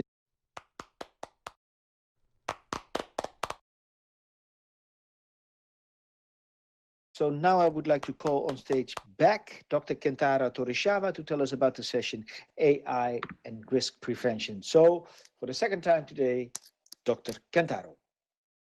So is my voice okay now? It sounds Can you hear me? Good. Yes. Wait. Okay, so I'm Kentaro Torisawa, NICT Japan. First of all, I'd like to thank the organizers and assistants for giving us this precious opportunity. In our risk prevention session, these four speakers with different backgrounds and the audience discussed how AI can help to prevent or reduce possibly large and complex damages caused by disasters, both natural and those caused by humans. I think that the impact of natural and non-natural disasters is becoming complex due to global and complex supply chains, our optimized lifestyle, and the existence of such advanced facilities as nuclear plants. So the application of AI to disaster management is quite important. So first speaker, Samuel, gave an overview of disaster management, particularly in the case of earthquakes, and also talked about his tweet analysis system, Trilateral, and he pointed out that the aggregation of different types of information is quite important for better situation awareness, and showed an example of such aggregation of physical data and Twitter data. Then the second speaker, Pierre, gave some examples of industrial hazards and showed that neural networks can simulate the physical phenomena of atmospheric dispersion at a much higher speed than that of classical simulations on classical computers. So the simulation can be used, for instance, for speedy disaster response when inflammable gas is accidentally leaked from factories. And then I talked about our Twitter analysis systems for disaster management, Disana and DSAN, and the disaster management chatbot, Sokuda, on the messaging application line, which is quite popular here. And I reported that private companies have already studied the commercialization of those systems. Then the last speaker, Gunther, is an expert of remotely sensed Earth observation data and showed two examples of AI-based disaster management technologies, namely AI-based combination of Earth observation data and in situ image data, and AI-based flood mapping. He also pointed out the combination of Earth observation data and social media, SNS, may be beneficial. Then we discussed a wide range of topics together with the audience, such as application of neural simulations to real-time tsunami prediction and suitable partners, particularly private companies, for sustainable deployment of AI-based disaster management technologies. You know, making a large amount of money from disaster management technologies is difficult since large disasters are rather rare. So finding suitable Okay, thanks. So finding suitable private company partners are quite important. As good candidates, insurance companies and SNS companies were raised, and actually some speakers had collaboration with those companies already. And we also talked about aggregation of different types of information, such as SNS seismology and Earth observation data, and the possibility of global monitoring and risk assessment using Earth observation. So, of course, finally, we agreed on continuing to talk about future collaboration and considering the combination of multiple expertise is crucial for effective disaster response. So that's for my session summary. Thank you very much. And immediately we're going forward to the last, yes, this is true, the last session. In this final session, I would like to give the first word to Dr. Susanne Brukwitsch of the DWIH Tokyo Advisory Board Chairwoman. Can you hear me? Yes, I can hear you. Perfect, thank you. So, dear contributors, dear audience, let me give a brief event wrap-up as the chairwoman of the advisory board of the DWIH Tokyo. This session marks the end of 5 exciting days of trilateral discussions on current topics on artificial intelligence. We are concluding with impressive numbers. We have 100 speakers from all 3 countries, Japan, France, and Germany, more than 1,000 registrations from many more countries, and over 4 million impressions on social media. On behalf of the DWIH Tokyo, the German Center for Research and Innovation in Tokyo, it is my great pleasure to congratulate all contributors to this great success. This symposium was a follow-up of the first Japanese, German, French DWIH Symposium on Artificial Intelligence, which the DWIH Tokyo initiated in 2018. Back then, the idea for the symposium was born in one of our advisory board meetings of the manifold supporters of DWIH Tokyo. They are well-known institutions from the research and innovation landscape in Germany. They saw that our 3 countries share common ground when it comes to artificial intelligence. For instance, all 3 countries rely on highly qualified human resources, cutting-edge research and development, and a well-established industrial infrastructure. And our 3 countries have implemented promising frameworks to encourage mutual collaboration in the field of artificial intelligence and related topics.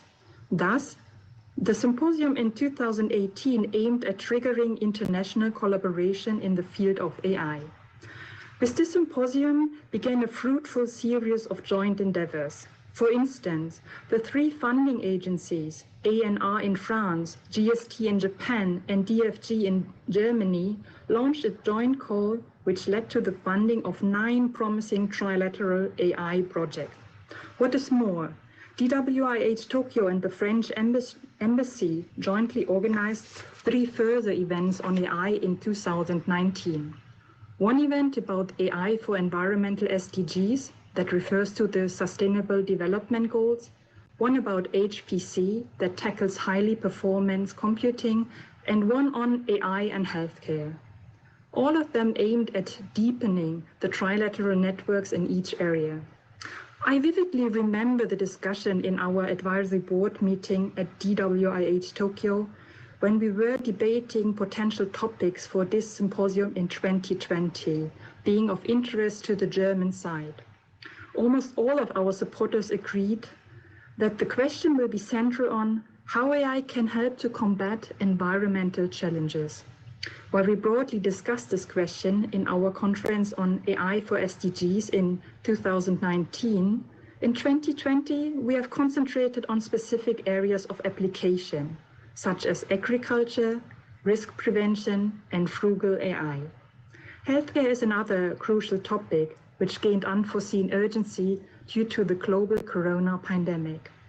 Moreover, how should we handle the influence that artificial intelligence might exert on democratic system and law right now in the midst of the global digital transformation?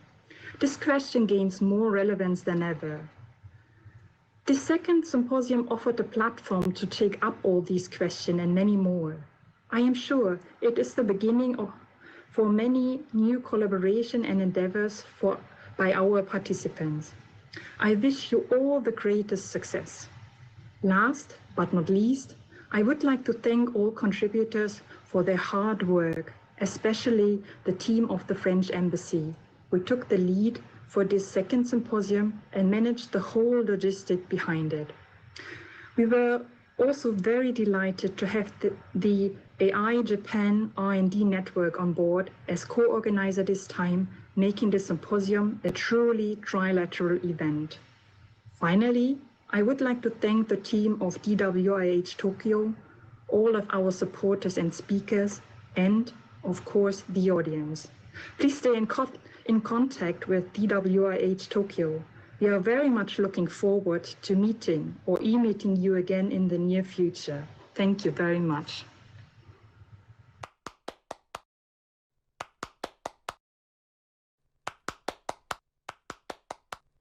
Thank you, Dr. Brugsch, for these kind and great words. Now I would like to call on stage Mr. Stefan Kanu.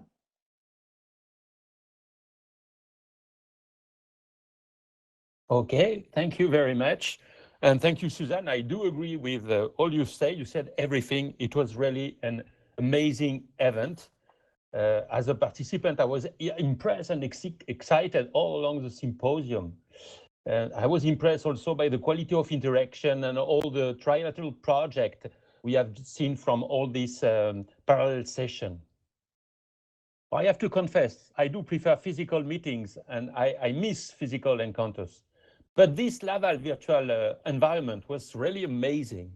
I do enjoy the beach, and I really enjoy also my island tower. I run around the island. So, as you said, this virtual symposium was possible thanks to real people, and I want to thank the organizer from the French Embassy in Tokyo. So thank you, Sandrine-san, Jean-Christophe-san, and Bertrand-san. Thank you very much for your work and the work of all your colleagues that makes it possible. So thanks also to the German partners and Japanese partners who organized this event. So we have to carry on this fruitful collaboration. It's very nice. So this collaboration was possible also because our three countries share the same view on a human-centric artificial intelligence, and that's very important. Artificial intelligence for human with strong ethics, and an artificial intelligence that contributes to society. And we see we would want to face challenges such as climate change, healthcare, and education, just to name a few. And we have seen that on the groups, the feedback we had. So we have seen that AI made outstanding achievements thanks to deep learning, but a lot remain to be done. And we have to think about the long-term research, and a lot remain to be done to really build a useful artificial intelligence, human-centric artificial intelligence. So now I close the event. So I prepared a bottle. I want to drink to this event and look forward for next event. Thank you very much.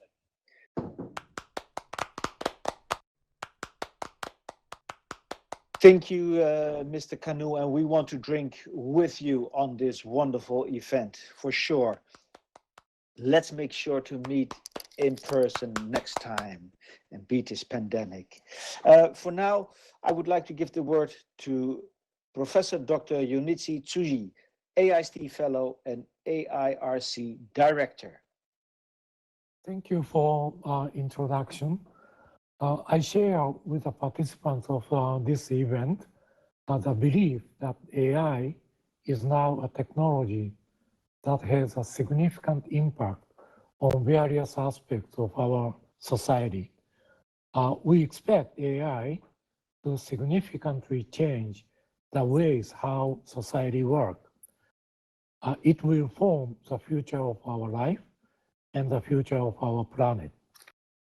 And research and development of AI that enriches our individual lives and society is not limited to researchers and engineers.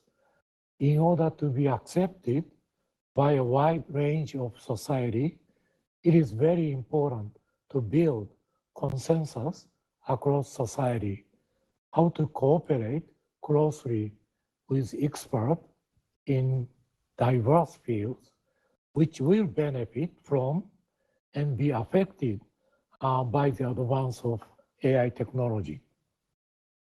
Through this event of a whole week, we have had very inspiring discussion on AI from diverse perspectives. I personally enjoyed the event very much and have been very much inspired. I hope you will have also enjoyed the event.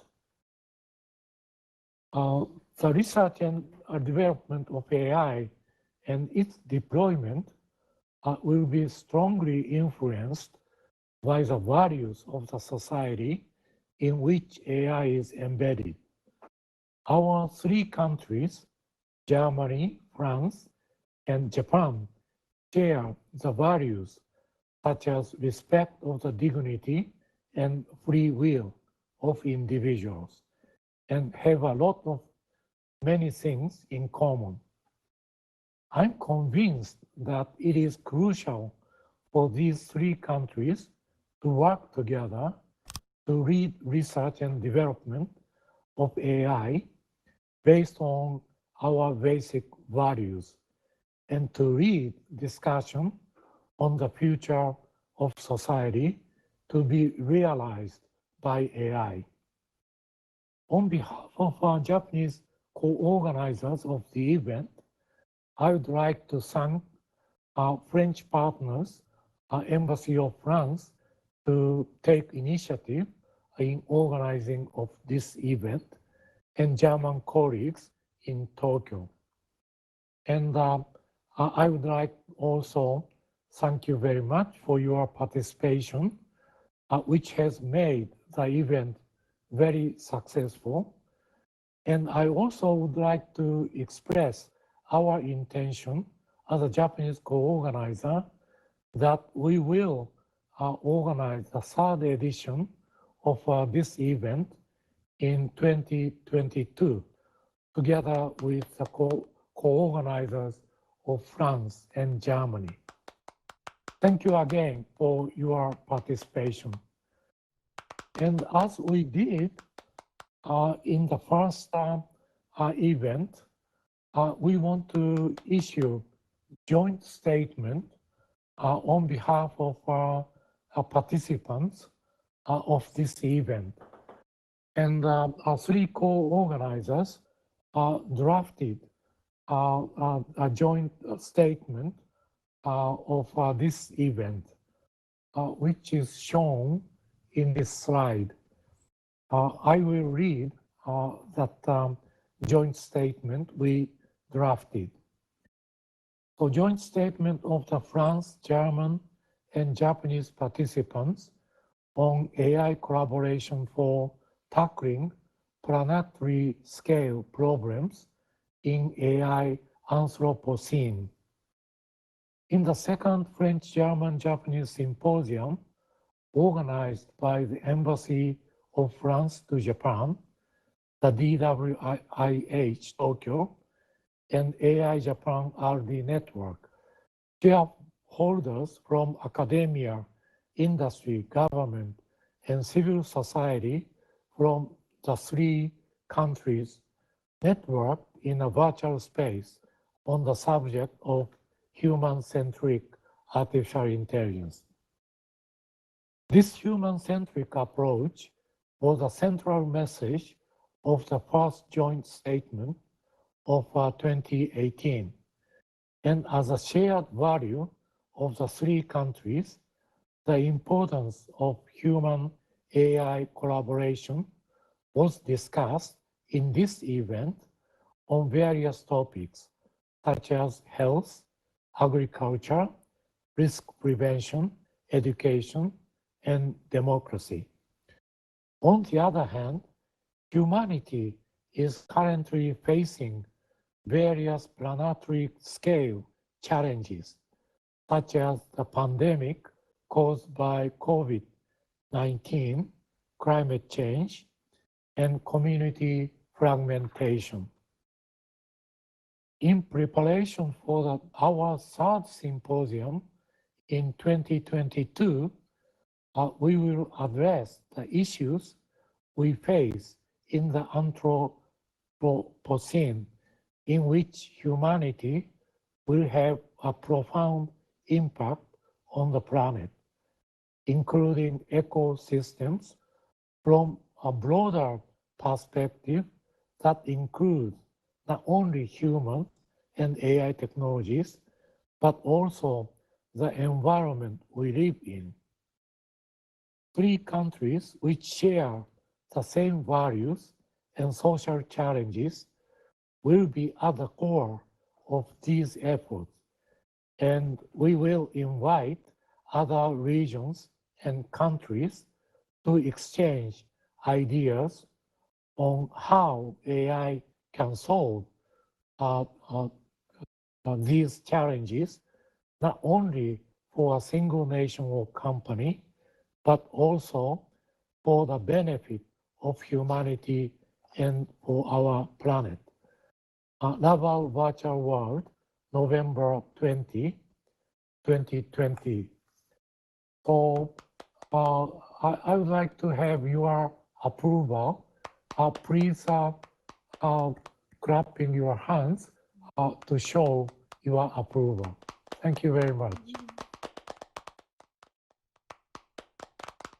Thank you, Dr. Tsuji, for reading out this this wonderful joint statement, and I think that's quite an amazing improvement. How do you say it? Quite amazing that this has been made this year again. So, thank you for reading this. Thank you, Mr. Stefan Canu, and thank you, Susanne Brugsch. One round of applause for all of them.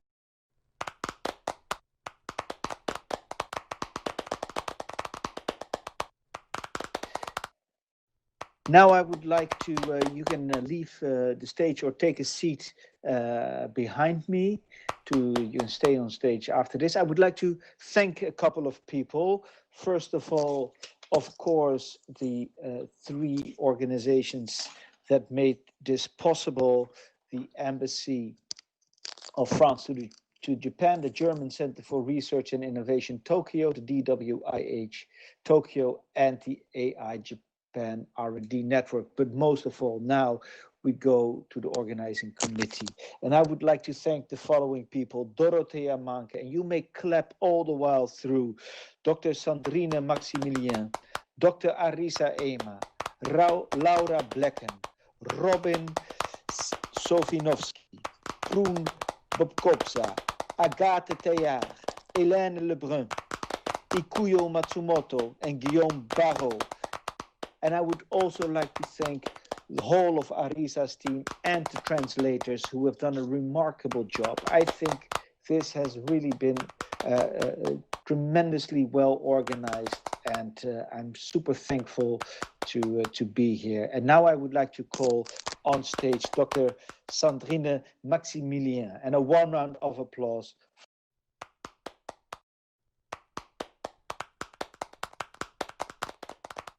Thank you, Benjamin. It was wonderful. You were a wonderful master of ceremony. It was really a big event, and you have done a wonderful job. So thank you, Benjamin. Thank you. I also want to say thank you to, of course, Laval Virtual's team. Thanks to this wonderful platform, we have done something very unique, and it was quite challenging, but at least we have done it. So yeah, thank you to the Ophélie and all the team at Laval. Finally, this is not the best news, but I want to say a personal message to my deputy, Guillaume, because today it's his last day at the Embassy of France after 2 years. It was a real pleasure to work with him, and he has done a wonderful job for this event. Thank you, Guillaume. Thank you. We will miss you. Thank you. So now, please, Dorothea and Arisa, my colleagues, you want to come on stage? Maybe, Dorothea, you want to add a word? Dear colleagues, Arisa.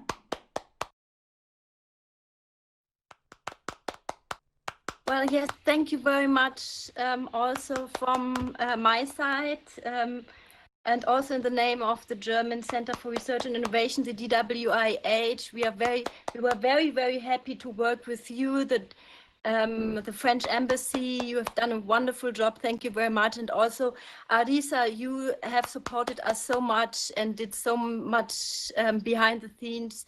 Thank you very, very much. And I'm very happy to be part of this organization team in 2018 and also in 2020 this year. And we are going to continue in future. And next time it will be in 2020 and hopefully face to face. I love Laval Virtual World, but also maybe next time we can meet again. It was so wonderful to see all your faces, real faces in the screen just 2 minutes before. And thank you to the Japanese side to make this commitment already today and to promise to be in the lead. Of course, we will support you and we will be a trilateral team again. I think Corona is a big, big challenge for all of us all over the world. We are experiencing this crisis collectively, and also we are experiencing digitalization collectively. And I'm very grateful to have this opportunity, although we have a big crisis, to meet you in this world and to meet you virtually, but also real, because behind every avatar there's a real person. It was wonderful also networking with you. So see you all in 2020. Thank you to everybody in the team. Thank you to the audience that you took your time, and please all stay well and healthy. Thank you. And I give the word to Arisa. Thank you, Dorothea, and thank you, Sandrine, and thank you, Guillaume, Laura, and all the other teams that we collaborated together. And I really happy to be working with this team, and I'm really pleased to stand in front of this stage and looking the various faces, even it's in virtual. And as Dorothea, as Professor Tsuji said, that we will be happy to meet you in 2020, and we'll continue this discussion. Thank you very much. Thank you, Laura. And may I add one word? I want to thank my team, especially Laura Bleken and Suzuki-san and Takeuchi-san. Your wonderful team. I'm so blessed with you. Thank you very much. Yes. And also you, Robin. Sorry, Robin. He was also there. Thank you so much. Yeah. Thank you, Arisa, and thank you, Dorothea. It was a great pleasure to work with you. I'm wondering if Laura and Robin are on stage already. So now I ask to all the staff to come on stage, please. Hi, Laura. Please, yes, everybody on stage. I will say 1. Yes, hello, Robin. Yes, so 1, 2, 3.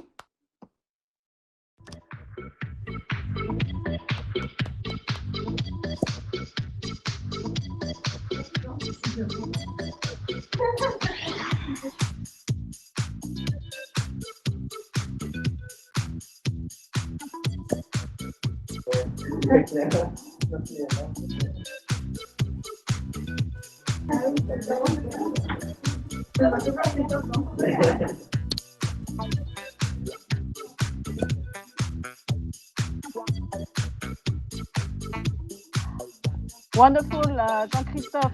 Yeah. Thank you, everybody. So this is the end. I think maybe Benjamin, you want to close the event? I don't know. Yes, well, thank you all. Thank you all. You've been an amazing crowd. It was lovely to be your host, and I want to thank again the amazing organizing team that pulled this off. So thanks again, and see you in 2 years. Goodbye.